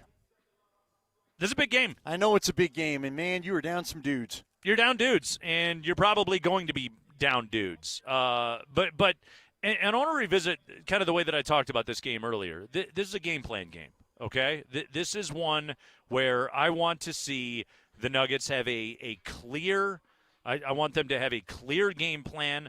I want to see them figuring out how to deal with the San Antonio pick and roll, dealing with, Wemby as a screener. First time they're going to be playing him, too. Yep, trying to this keep year, I mean. Stephon Castle and Dylan Harper and company from being able to get downhill. Now it's going to be tough. You don't have Spencer Jones, who's your best pick-and-roll defender. This has got to be a good Christian Brown game. We're not sure how much they get out of AG. This has got to be a good Jamal Murray game. They're gonna hunt Jamal, and we know that they're going to. But this is where you start to sort of put it in motion because look, if you're gonna win the Western Conference and go to the NBA Finals, you're gonna play San Antonio, and you're gonna have to be able to beat these guys. So I'm eager to see that out of the Nuggets in this game, and I'm eager to see how they attack Victor Wembanyama, where Nikola Jokic starts on the floor in the two-man action with Jamal Murray, how inside out he tries to play, what his willingness is to try some stuff on Wemby. Here's the thing. Wemby's going to block some shots, okay? And quite frankly, if I'm Nikola Jokic, I would look at this and I would say, all right, going into this game, Wemby might block 2, 3, 4 of my shots in this game. I got to be okay with it, okay? Because this has to be about Joker starting to figure out how to solve the issue of Victor Wembanyama. I believe over a 7-game series that he can. It's not the end of the world if Wemby gets some swats on Jokic tomorrow. I think he's going to. For Jokic, he's going to take the long view of all of this and say, okay, what do I need to know once I get into a playoff series against this guy? So I think that this game is important in that realm as well. I think there's a lot of big-time stuff. This is a huge game for the Nuggets tomorrow. Let me ask you this. Do you think, should he handle the ball more? Should Joker be selfish to get his own scouting report set up on Wemby?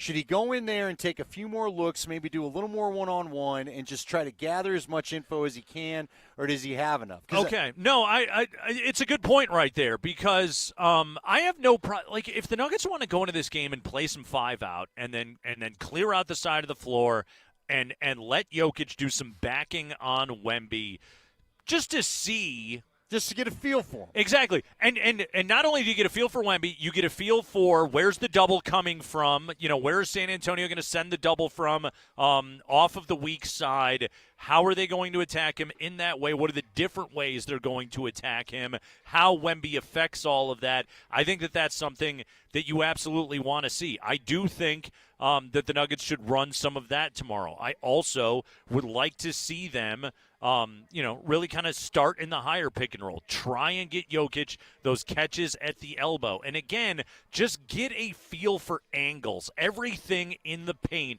is footwork and angles. And what does Jokic have to do to get to his comfortable spots to be able to knock down those floaters? This is the most difficult defensive assignment that he will draw for the rest of his career. This is the guy. This guy is the best rim protector of our lifetime, and he's in his 3rd season in the NBA. But that's what this guy is. And so for Nikola Jokic, it is about getting a feel. When I catch at the elbow, when I catch at the nail, if I catch on the block, how well can you get that entry pass to the block with Wemby's massive go-go gadget arms out there? Well, these are all the things the Nuggets have to start to get a feel for. What you're saying here, what I like about it is because we've seen it in the past where, remember, and they've added him against Golden State. It's the one that stands out to me where it took Nikola a couple games to figure out how he wanted to attack these guys, and Draymond in particular, and then finally figured it out. But by that time they were down 2, and they didn't have enough horses to help him to get over it. But get a couple of those out of the way. Right? At least use tomorrow to get that first, like you said, playoff game type scouting report. Let me just get this out of the way. I'm telling you, too, I still throw Jonas Valanciunas in there for whatever he has to. Well, he has to play. Yeah, but you know what? If you foul out, you are going to get physical with this guy. You're going to give Wemby something to think about too. That this guy might come and get a little rough with you come playoff time if he has to. And by rough, I mean within not throwing haymakers, but box him out, get your body into him, make him feel you. Yeah, play with the physicality that Valanciunas always plays with, which I think put is that elbow in the chest a couple times, like Scotty was talking about the other night. Absolutely. Now, like I don't think Wemby's going to back down. He's a tough ass dude. No, but absolutely, like get in on him and kind of start to figure all that out. I think this is okay. Follow me on two things, okay? I don't care if they win tomorrow. Right. I really don't. I am more eager to see how they play than whatever the result is going to be. They're probably not going to win. Sure. The Spurs are on an absolute tear. And, it's in their building. And the Nuggets. No, it's here. It's here. But the Nuggets are banged up. And so I think the Spurs probably win the game. Or at least that's just the way that I would lean. Well, with all as the of guys right you're now. down. Yes, it's an injury situation and all of that. But the thing that I am looking to see more of in this game is how many different things are they trying? What are they trying to do? What are they solving? What are the good? Number one, for defensively, for dealing with Wemby, where Jokic is getting the ball. And number two is how are you defending their pick and roll and hopefully stopping Wemby from getting downhill. I think a lot of the way that they're going to play against this team is, look, if Stephon Castle or De'Aaron Fox are shooting threes, if Keldon Johnson is shooting threes, if Champagny is shooting threes, that's okay. That's honestly, that's probably now, defend it well and hope they don't make 1,000 of them, but that's probably okay. It is about how are you dealing with the Wemby lobs and how are you dealing with him getting to his spot-up opportunities out on the floor. This is a good opportunity. I like this game in this spot for the Nuggets. Potentially, 3 weeks before the start of the postseason. If you play a playoff series against these guys, it's not going to be for a while, but this is a good scouting opportunity. Yeah, and, injuries, all that stuff could change everything by the time these two teams get together. But it is a good chance to get because what's wild about it is you got them, this week, and then what are we, 2 weeks away, 10 days away from the regular season ending? You close out in San Antonio. Yeah, of all places. I don't think the Spurs will play anybody in that game. Hopefully the Nuggets don't play anybody in that game. Hopefully that game is just a giant waste of time. Nothing to nobody. Yeah, and seeding is all locked in. Up, and I'm assuming I'm assuming it's going to be the Nuggets as a 4 seed. The Lakers, without Luca, I think still have a great shot at getting the 3 seed, and they've got 2 games on Denver and the tie. Or actually, after they lost last night, I think it's 1.5 now. Let me pull up the standings really quickly here, just so I'm totally clear on that. It's 1 game in the tiebreak. It's unlikely you catch them. Unlikely. Although, if you're in a spot where you're tied with those guys going into the final weekend, Nuggets should probably hit the gas and see if they can get it. See if they can get it and hope the Lakers lose a game. Just trying to get one of the Mammoth guys, Jordan Gillis, to throw a ball up to us. Do you think he could get it in here? See, I know he could get it up here. Yeah. Could he be accurate enough to get under the TV? Again. Yeah, not take out the television. He's not one of their shooters, I should point out. Right. He's a transition player, so it'd be wild. I would tell you and I to move our kid. Now, he went down the tunnel, so he's not going to do it. But what's a he transition threw a couple player? second. Well, like so a that midfielder? means he's a defensive player that if he gets the ball, he'll get it from defense to the offensive side. That's where the transition word comes from. But he's good enough where if he's in on his own, he can go and take it one-on-one with the goalie or maybe take on one defender. But if they get 2 guys out as he crosses over that second line there into the offensive zone, they want him to pull it back out and hopefully get the shooters on the floor, if you will. Okay. He's a Parker Kelly, who I don't mind if you get a shot, but I'd rather you pass it to Nathan McKinnon if we can get him on the floor. Although Parker Kelly, man. Hey, okay, so now Eric Law's going to – I know Eric can get one up here, but, Eric, you got to get it between the TV and the broadcast table, wherever he's listening from. See, he may not be in the building. Now, Eric Law is a shooter. Okay. Eric Law is one of the guys that can. He's a DU product, DU stud, was on the championship team, just retired. Yeah. He's a Denver Outlaw. He's a PLL legend. The league gave him a glorious send-off, but once he gets here – we'll see who Sticky grabs, and if we're still on the air, We'll see if he can get it between TV and broad. But you and I are moving our computers just in case. I was going to say, we don't want to end up like the Giants sideline reporter last night. Oh, yeah. Did you see that video? Not good. So she was interviewing my guy Susak. Yep. Who had the nephew that got whiplash from his own father last night. But the sideline reporter for the Giants on, what is that, NBC Bay Area, she had set up, she had like a little table. Yeah, she had her computer going at her notes. She had a laptop going. and her notes were all set up next to her as they were conducting the post-game interview when Daniel Susak got the Gatorade bath after 3 hits in his major league debut.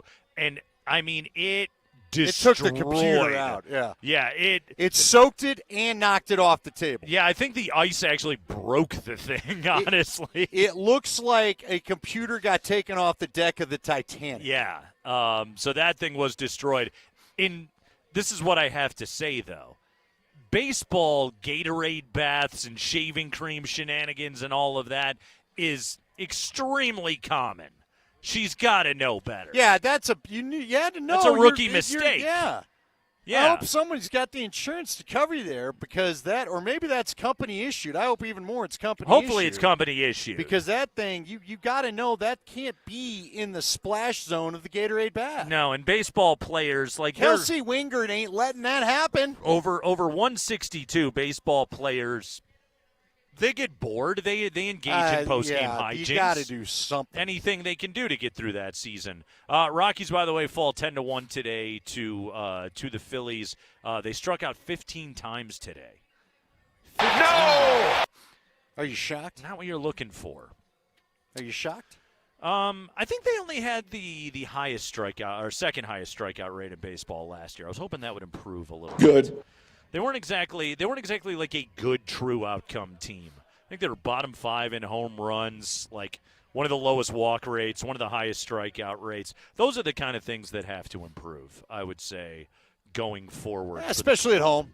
But again, we talked about this. Guys get to Coors Field now. Normally it takes a guy hitting 1 or 2 for them to feel like home run hitters, but hitters get in that park. They take a little BP, and they just want to send. Now, the wind was whack today. You'd think they'd just be trying to get a hit, yeah, right? The Phillies had no problems with it. Yeah, they didn't seem to mind the conditions. Michael Lorenzen giving up, let's see, 9 earned runs in 3 The guy innings with today. the career 9 ERA, +9 ERA. At Coors Field? At Coors Field, surprisingly got it near 15 today. I'm telling you, he may get a 20-burger by the time this is all done. 14.73 on the year now for Michael Lorenzen. Yeah, went 3 innings. 3. Got 3 innings. Yeah. Rocks fall to 2-5 on the campaign. Only 155 to go. It's Altitude Sports Radio 92.5.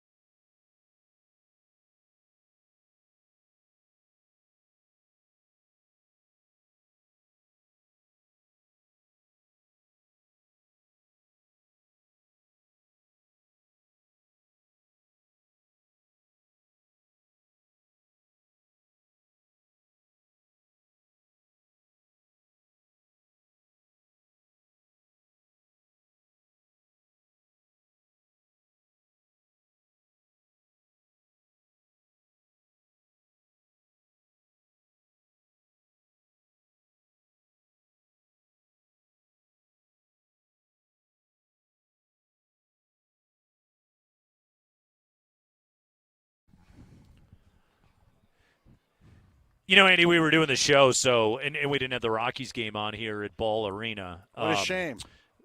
Kyle Schwarber, 460-foot home run today off of Bellozo. It was the only run Bellozo allowed, was the Schwarber home run.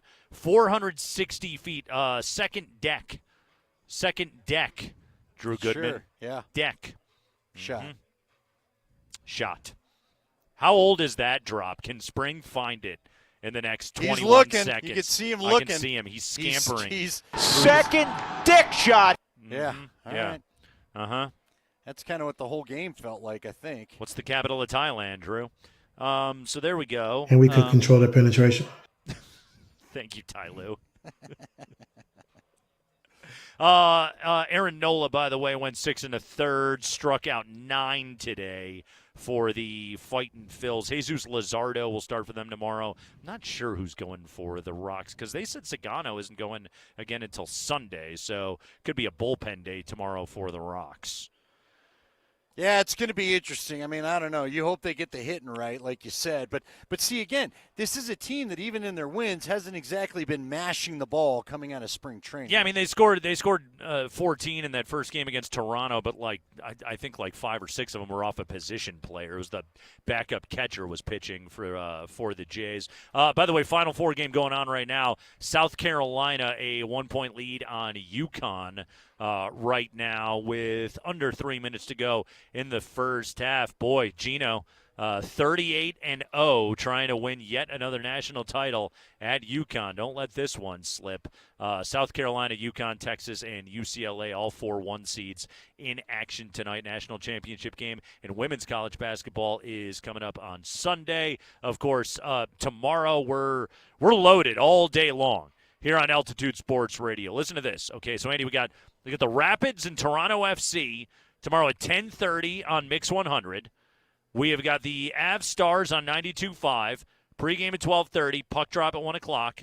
We've got Nuggets Spurs, pregame 12:30, tip-off 1 o'clock, AM 950. And then we got the Final Four with the games being carried from Westwood 1.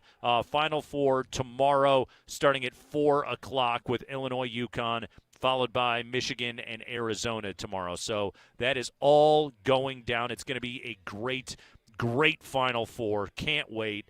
Yeah, it's going to be absolutely fantastic. I want to get to a piece of audio really quickly here before we wrap up. So Michael Scotto, a longtime NBA insider, he was with The Athletic. He said this on Yes Network ahead of a Brooklyn Nets game. But they were just sort of tossing around things going on around the league, and Michael Scotto pointed out some notes that he had gotten from talking to people around the league about what's going on with Denver, what are they going to do about Cam Johnson, what are they going to do with Peyton Watson after this season. Some interesting notes in here. Spring, fire it up. That's the Denver Nuggets. Both Cam Johnson, former net, and also Peyton Watson.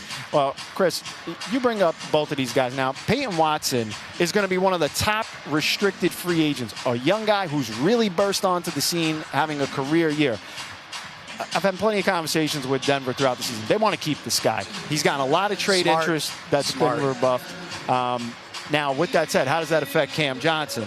Our old friend here in Brooklyn, it's a really good stretch 4, but for Denver, they're going to have to worry about looking at these extensions. You got Jokic, you got Murray, you got Aaron Gordon. You got to fit these guys under the aprons. They're going to be pretty close to the second apron. The way that they can stay below that and ensure more flexibility for the roster is potentially looking at the market and seeing if there's a fit with a Cam Johnson trade. It doesn't. So that's something you're going to have to keep an eye on for Denver. This is what happens in the new CBA when you have a lot of talented players that are high salaries. You got to make the books work. So our old friend Cam Johnson could be on the move again this summer for Denver because, again, Peyton Watson's going to be a guy they want to lock up for sure. Younger guy on the rise, going to get paid big bucks this summer. I mean, Andy, I've told you time and again, if you want P. Watt, you got to trade Cam. Like, that's just simple math right there. Yeah, but it was interesting to hear him add in. It would also give you the roster flexibility. Yeah. Is that just because he thinks that Watson would be cheaper than Cam at this point? I don't. Cam's a $20 million a year guy, right? No, I think you might save a couple of bucks On that, I don't know. But not much, right? The way Watson's playing, you Yeah, think Watson's probably going to have some pretty good interest. Yeah, he absolutely will. Plus, at his age right now, and a guy that's only ascending, there's going to be a market for him, and the Nuggets don't want to let him walk out the door. And man, I absolutely get it. I think Cam Johnson's a really good player. I think he's a really good fit on this team. I think it's been a weird year for him. It has taken time. I think he had a difficult time adjusting and getting comfortable here, and then he dealt with injury, and then the lineup got all screwed up, and things just were tough for him here this year. But I think he's been a very good Nugget, and he's been very good basically throughout the month of March. He's kind of found his stride with this team. Yeah, but it becomes a ceiling issue, right? And Cam Johnson's ceiling just isn't what P. Watts is. Right.